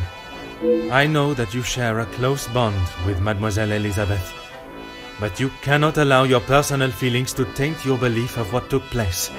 She has committed a terrible crime, but she will live with that for the rest of her life. She is not a cold-blooded killer.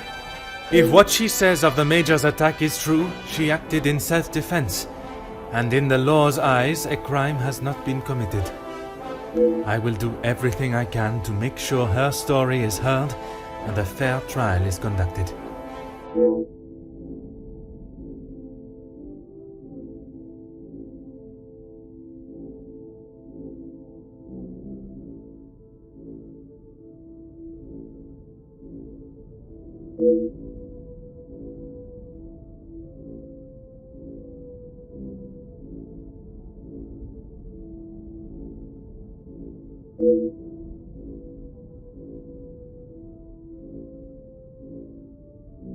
Mademoiselle, it is time I addressed the house. Are you sure? What will you say? What if they do not listen?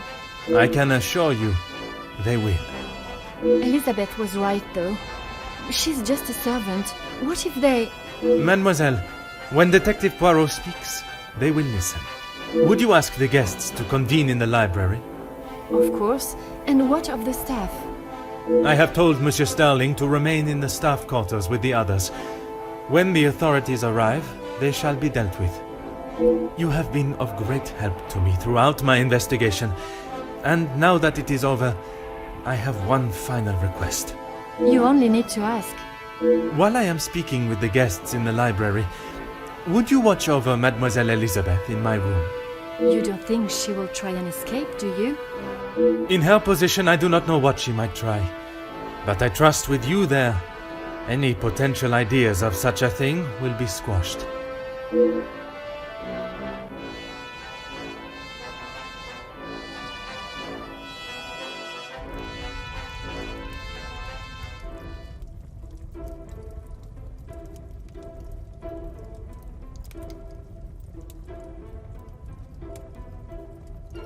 Detective, you have spent more time making us sit and wait for you than anything else. Madame Van den Bosch, if you think I have spent my time focused on anything besides uncovering the Major's killer, you are sorely mistaken. I'm sure you will be eager to share your findings with us then. All in good time, Madame. Firstly, to understand the truth of what has occurred this weekend, one must know the timeline of events that not only preceded the Major's death, but succeeded. We are all well aware of what happened before, Detective. You can save your breath. You are only aware of what the guilty parties wanted you to believe, but now I shall apprise you to the true events.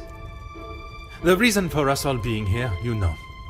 The altercation between Monsieur Demire and the Major, you know. The body of Monsieur Hagen was found while we were all sat enjoying a most delicious meal. That you also know.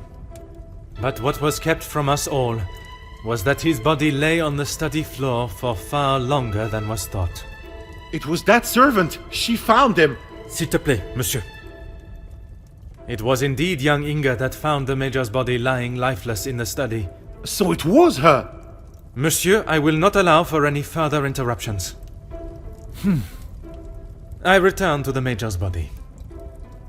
If we are to believe the scene that we were presented with, the Major must have been killed during the first course of our meal, a meal that none of you left, even for a moment.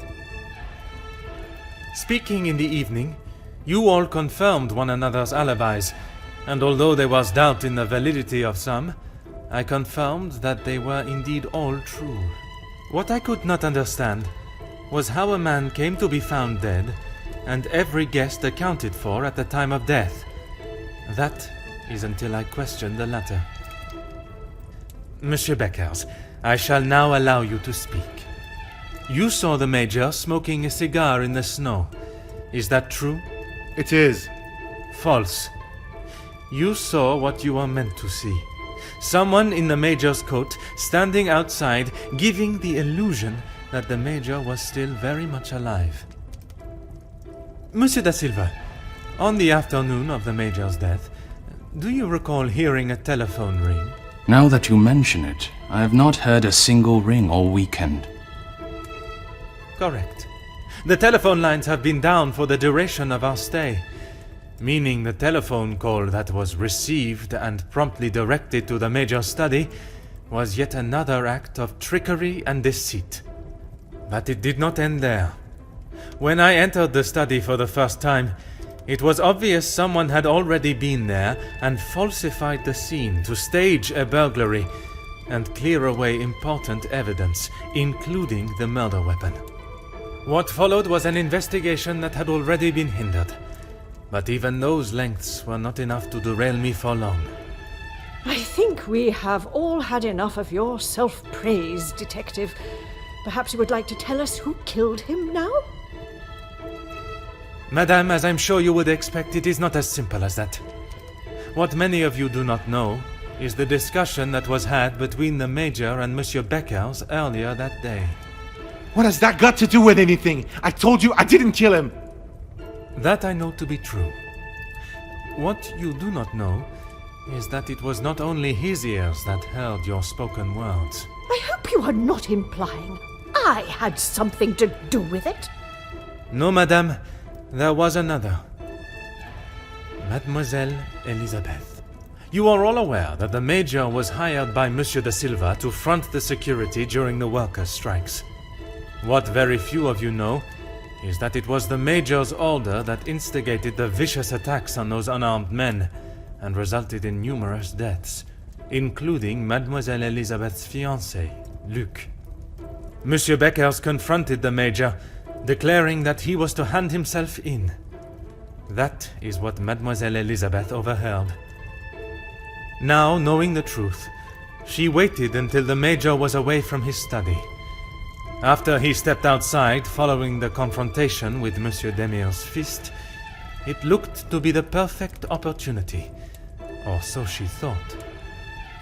The Major returned and found her looking for the proof she required to hand him over to the authorities. If the maid bumped him off, why hasn't she been arrested? The events that followed in the study are not those of a cold-blooded murder, but one of a young girl that had no other option but to protect her own life. Sounds to me, Detective, like you have taken a shine to this young girl and would rather protest her innocence than arrest her for murder, the crime she has committed. Jeez, this is gonna make for a juicy story. Mademoiselle, I ask you this. You have seen the Major's anger before, oui? What if I have? How do you think he would have reacted if someone was to find proof that he had committed a terrible act, and that if made public, would surely result in his incarceration? Exactement. It is quite the story you have told, Detective, but all I have heard is that Elizabeth overheard a conversation blaming the Major for her fiancé's death, and she murdered him in revenge. A servant killing a man that is as revered as he was. She will face the noose. I am not denying that a man has lost his life, but it is not the crime of murder that you all believe. While the Major did not deserve to die in such a way, it was his actions towards Mademoiselle Elisabeth that drove her to defend herself in any way she could. Mademoiselle Elisabeth will be punished, but we will let the law decide the severity of her punishment. She has played you like a fiddle, Detective, acting the innocent victim. She will be arrested and hanged for her crime, like every other cold-blooded killer. Hear, hear. Give her what she deserves. The girl has got to pay for what she's done.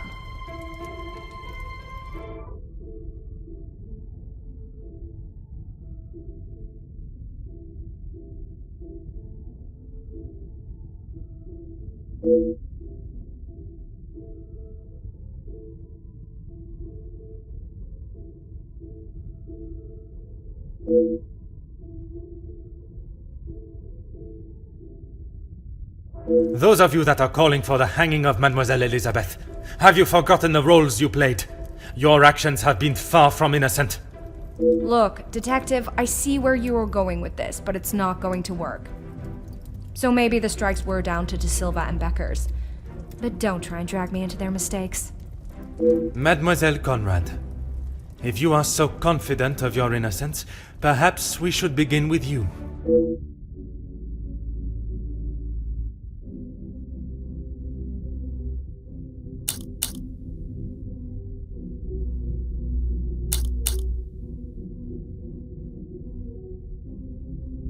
You don't need to imply it's only me that does. Ask any of my journalists, they'll say the same. Even if in the process people are hurt? You knew the situation surrounding the strikes, and only sought to swell the anger in people and create further chaos. Mademoiselle, you so often have something to say. Now is not the time for silence. You really are delusional. Maybe you should just keep your theories and claims to yourself.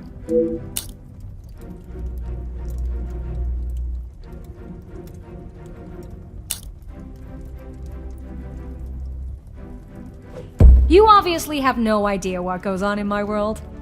I would say stick to honest police work, but it seems that it's not in your field either.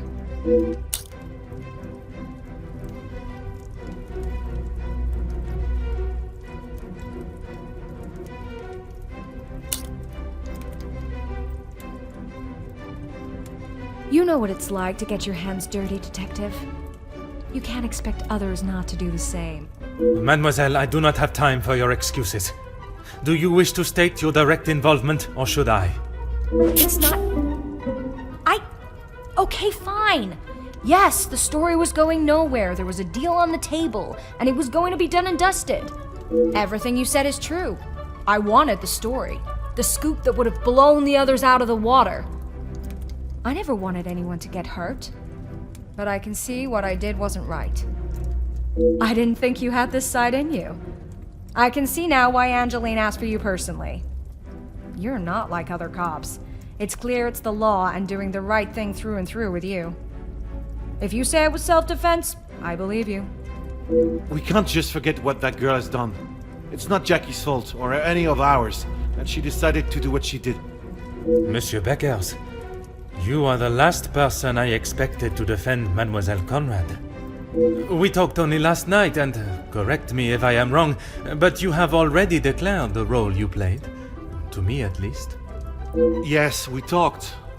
It's just not fair of you to attack Jackie like that, putting words in her mouth until she succumbs to your plan.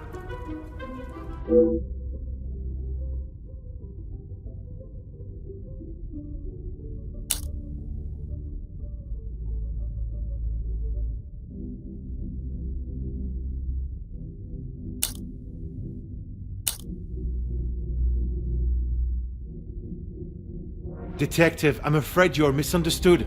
That is not how it was. It was not my intention for things to escalate as they did. I could not have predicted that would happen. Jackie was documenting everything to do with the strikes. She wanted our story to be heard and wanted to know how I was handling the negotiations. And they were handled by yourself? Naturally. If I cannot handle simple negotiations, I am not fit to be in the position I am in.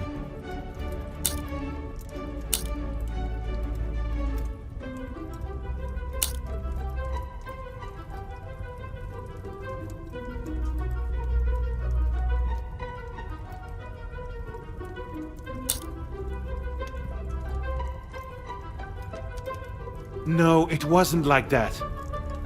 This is not a tale that has been created. The facts I speak came directly from your mouth yesterday. Why is it you cannot admit she exploited your passion and desire for your men in front of the other guests? Nothing is ever simple, Detective. I'm sure you understand that better than anyone.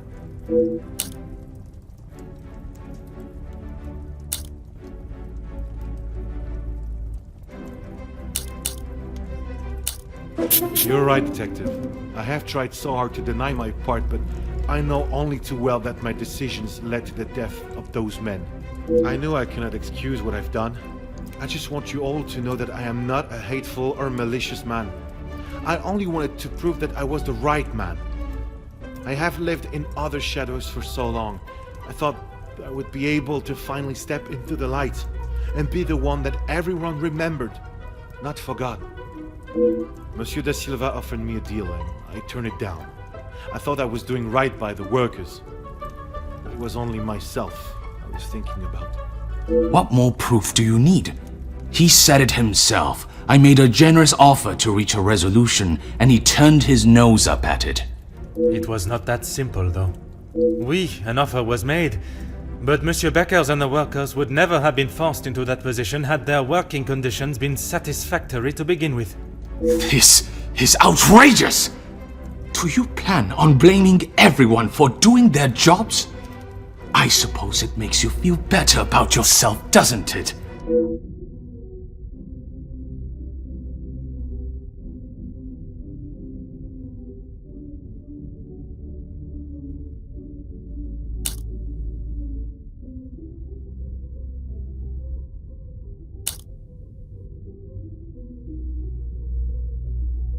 It may be a big deal to you, but I am used to workers not being happy with something.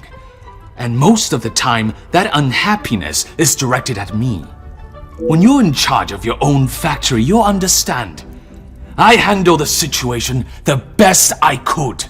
If you think otherwise, maybe you have proved us all right that you aren't the great detective you claim to be.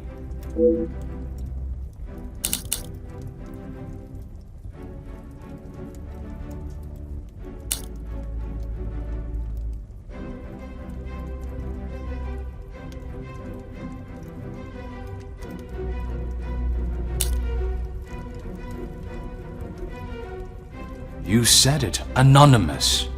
I don't know them, and it doesn't sound like they know me.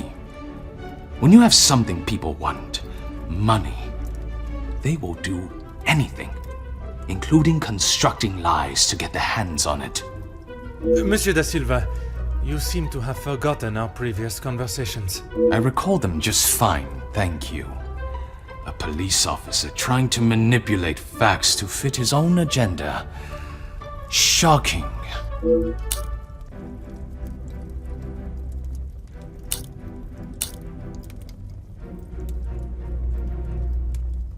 Do you really think this is the first time blame has fallen at my feet?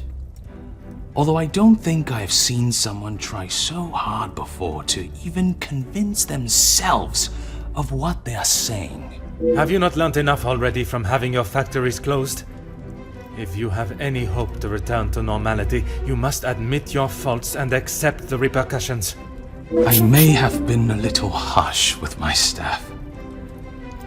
I only wanted to prepare them for the realities of this world. I was never given the opportunities that they have today, and I succeeded. All they do is demand more and more. At the factories and at the house. How am I meant to keep a good profit if every franc is going to them? I offered what I could. I was willing to meet in the middle. But maybe that wasn't enough. Swallowing one's pride is no easy feat. But if it means that a young girl will receive fair judgment, I am prepared to do it. Merci, monsieur, for your honesty. Admitting your responsibility is an honorable move. What now, detective? Is this absurdity going to continue much longer? Even after all your attempts, detective, Felix was still murdered. Self-defense or not, she chose to hide what she had done because she knew what she had done was wrong. And she will be punished for it. It was not choice to hide anything, madame. If in her position, I ask, what would you have done? The Major has already furiously thrown an object at you, barely missing your head, and now has hold of your arm. I wouldn't have driven a knife into him, that I can tell you for sure. She is no fool. She intended to kill, not to defend.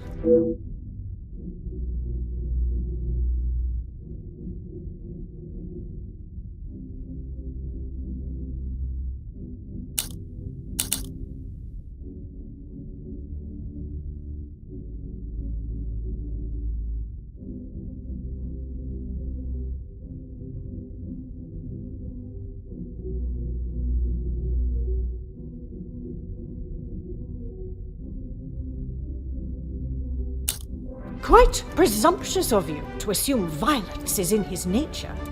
Putting my own feelings towards the Major aside, he was not an honorable man, at least at some time in his life. He must have been for you to allow him in your house for so many years. So, even you confirm he had a history of aggression.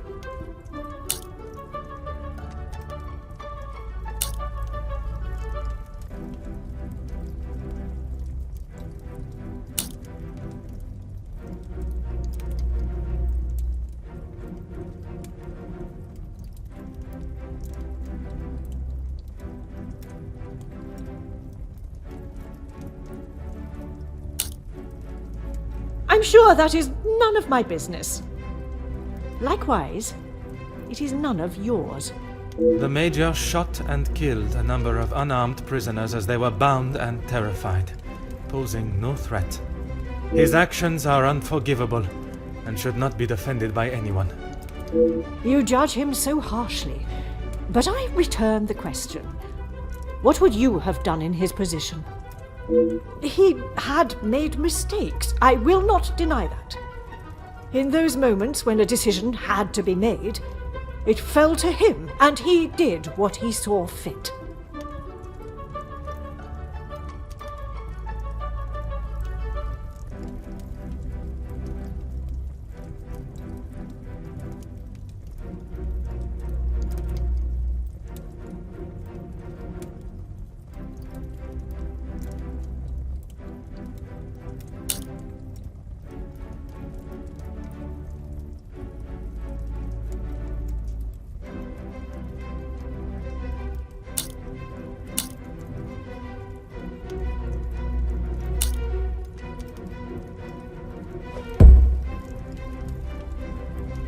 S'il te plaît, madame. I ask that you consider everything you know of the Major carefully. He was not always like that. The man that I called a friend would never have done what he has. I cannot allow another innocent person to be punished for his vicious and barbarous behavior. You have seen the Major act in a similar manner as I described before, haven't you? What was the outcome then? You have convinced me that I am wrong, in both my opinion on Elizabeth's punishment and in the friendships I keep. Is that not enough for you? Not when a potential crime has been committed, and I fear an innocent party may have been punished for it. He was just a boy. I told him to stop, but he was like a wild animal. The confrontation with Mademoiselle Elizabeth was not the first time he has come close to killing another. It was following the officers' ball. A young man, no older than 16, stopped us on the street, begging for some change. Felix pushed him away, but he was persistent. He only wanted a few coins. Like a flash, Felix snapped and wouldn't let go of him. He would not stop punching him. I have never seen anything so brutal. But he was never charged for the attack. Felix called the captain at the station and said that the boy had tried to rob him, and he was merely defending himself. The boy was thrown behind bars without a second thought. It was a full week before the bruises on Felix's knuckles finally faded. And even after witnessing such a brutal assault, you still support him. You still believe that he had not attacked Elizabeth. The days following, he showed no signs of remorse, no apology to him or to me. I blamed it on the amount he had had to drink. But when you began talking about him finding Elizabeth in his study, I somehow knew it had happened again. Had you been open about the Major's temper, this could all have been avoided. When you tell the courts the truth, Mademoiselle Elizabeth's self-defense plea cannot be ignored. Just when I thought I could not see a more spineless move. Excuse me? You allowed a bully and thug to remain in your house and endanger your family. I'm sorry, Margaux, but I am struggling to understand why you have involved yourself in this affair. I'm surprised you can hear me way up there on that high horse of yours. How dare you speak to me in that way? Who I decide to keep in my house is my decision and no one else's. I can see that. Murderers, thieves, and extortionists are all acceptable, it seems. Countess, I have talked at length of the Major's death, but not the reason for my invitation in the first place. When I last gathered you all together, I spoke of a blackmail ring that was rife in the area, and then of the letter that the Major had received. Mademoiselle Angeline requested my help personally after she received such a letter threatening her family name. She felt I was the only one that could uncover the truth, Get on with it, detective. Who dared try and extort my family and then have the gall to allow me to welcome them into my home? If it was not for the honesty of a young servant, I would perhaps still be looking for the For goodness sake, it was me. Margaux, how could you? While it looked as though the Countess was helping the young women at the shelter, she was in fact only finding them positions of employment in wealthy homes to gather information on them and learn secrets that she would ultimately be able to use against them. Monsieur da Silva fell victim to her network of moles and was in turn blackmailed. It was quite the prosperous setup you had, knowing that they would not be prepared to lose their social standing if a secret was to find its way from where it had been hidden for so long. That cannot be true, Margaux. How could you do such a cruel thing? That is rich, coming from you. You are one of my oldest friends. High and mighty Madame van den Bosch. You think you can do what you wish when you wish it and there will be no repercussions. You are as bad as all of them. If I do not get a straight answer out of you, I will march you to the police station myself. I'm surprised it took the Major this long to start living with you. He must have been on the edge for some time. How dare you speak to me like that? In my own home! A home you share with the father of your daughter for so many years, and she still remains none the wiser. You have no right! Maman! Angeline? Have you heard what she has admitted to? She is merely trying to make herself... Is what she says true? Felix, he was my father? That is the secret that the letter was talking about, isn't it? You told me that we had nothing to hide. Detective Poirot, were you aware of this? Oui, mademoiselle. But it was not my place to repeat. I don't understand. What about father? Your maman betrayed the love of a good, honest man and played away behind his back and then kept it hidden for all these years like a lady of the night with her client list. You will say no more. Angeline, Did Felix know? This is not an appropriate conversation. He knew, dear girl. He knew the whole time. It is only dear Edwin that was blind to their deceit. You will not talk of him like that. You will not talk of him at all. If I don't, who will? You never deserved him. You don't even deserve the memory of him. Countess, there is something that you still have not explained. What more is there for her to say? How long were you in love with the Viscount for? Margaux? Is that true? We were destined to be together. And then you turned up. And I was all but forgotten about. But you were nothing more than friends. And you made sure of that, didn't you? From the day you arrived, it was all about what you wanted and what you had to do to get it.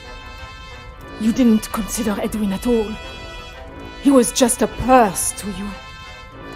I loved my husband, and I miss him every day. Loved him enough to stray? Both of you, no more! Please, Angeline, let me explain. Maman, I do not wish to hear anything else from you. Not even your own daughter wants to hear your lies anymore. Cassandra van den Bosch, all alone. How dare you!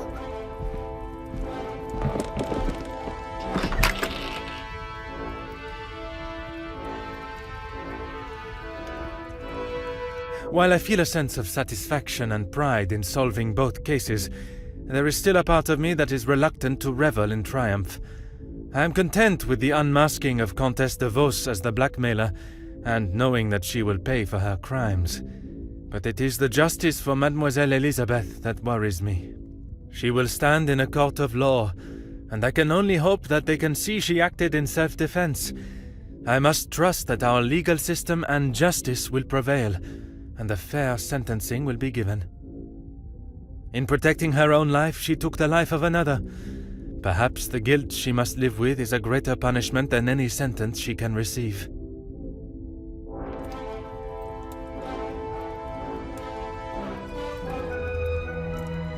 Countess de Vos was taken from Nemozinet House in cuffs and placed under arrest. Although she initially tried to plead her innocence, Inge, along with a number of other girls that the Countess had found employment for, came forward and made full statements. She was charged with 5 counts of blackmail and extortion and sent to a house of corrections, where she will have a new life to become accustomed to. Monsieur Sterling and Mademoiselle Rehana were also reprimanded for their participation. While they may not be facing time in prison, tampering with a crime scene and obstruction of a police investigation are certainly not something that houses and new employers will look positively on.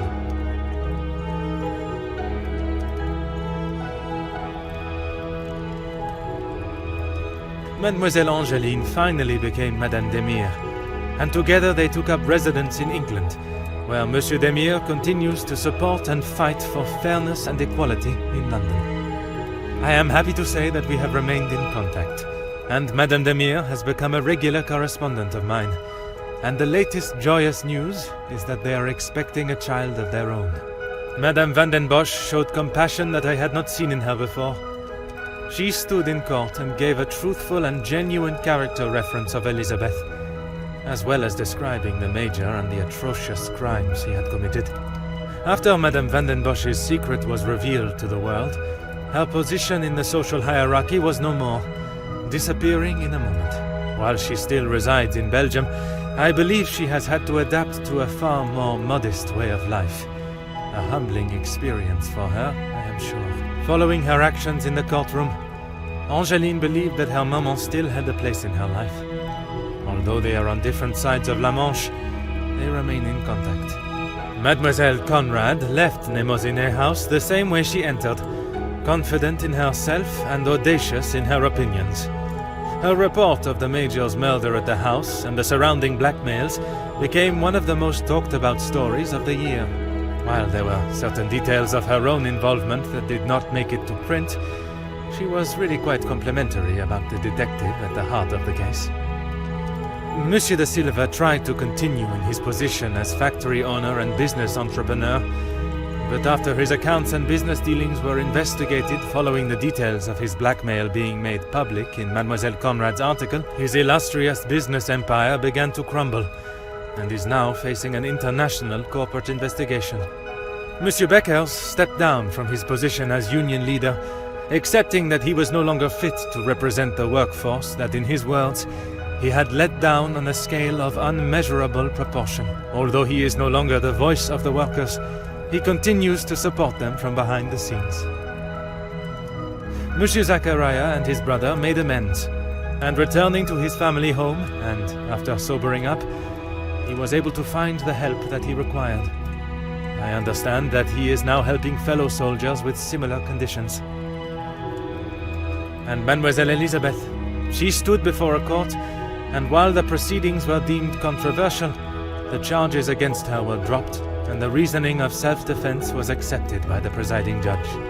Madame van den Bosch's testimony, along with Mademoiselle Angeline's declaration of her good character, was enough to show that it was not in Elizabeth's nature to act in such a violent way. The abundance of evidence against the Major, and his violent and cruel nature, including his appalling acts during the strikes and the war, was more than enough to prove that Mademoiselle Elizabeth had no other option in that situation but to defend herself in any way that she could. With the new arrival of Madame and Monsieur Demire's child next year, they have agreed to give Elizabeth the opportunity to return home to England and take up a position in their home as nanny.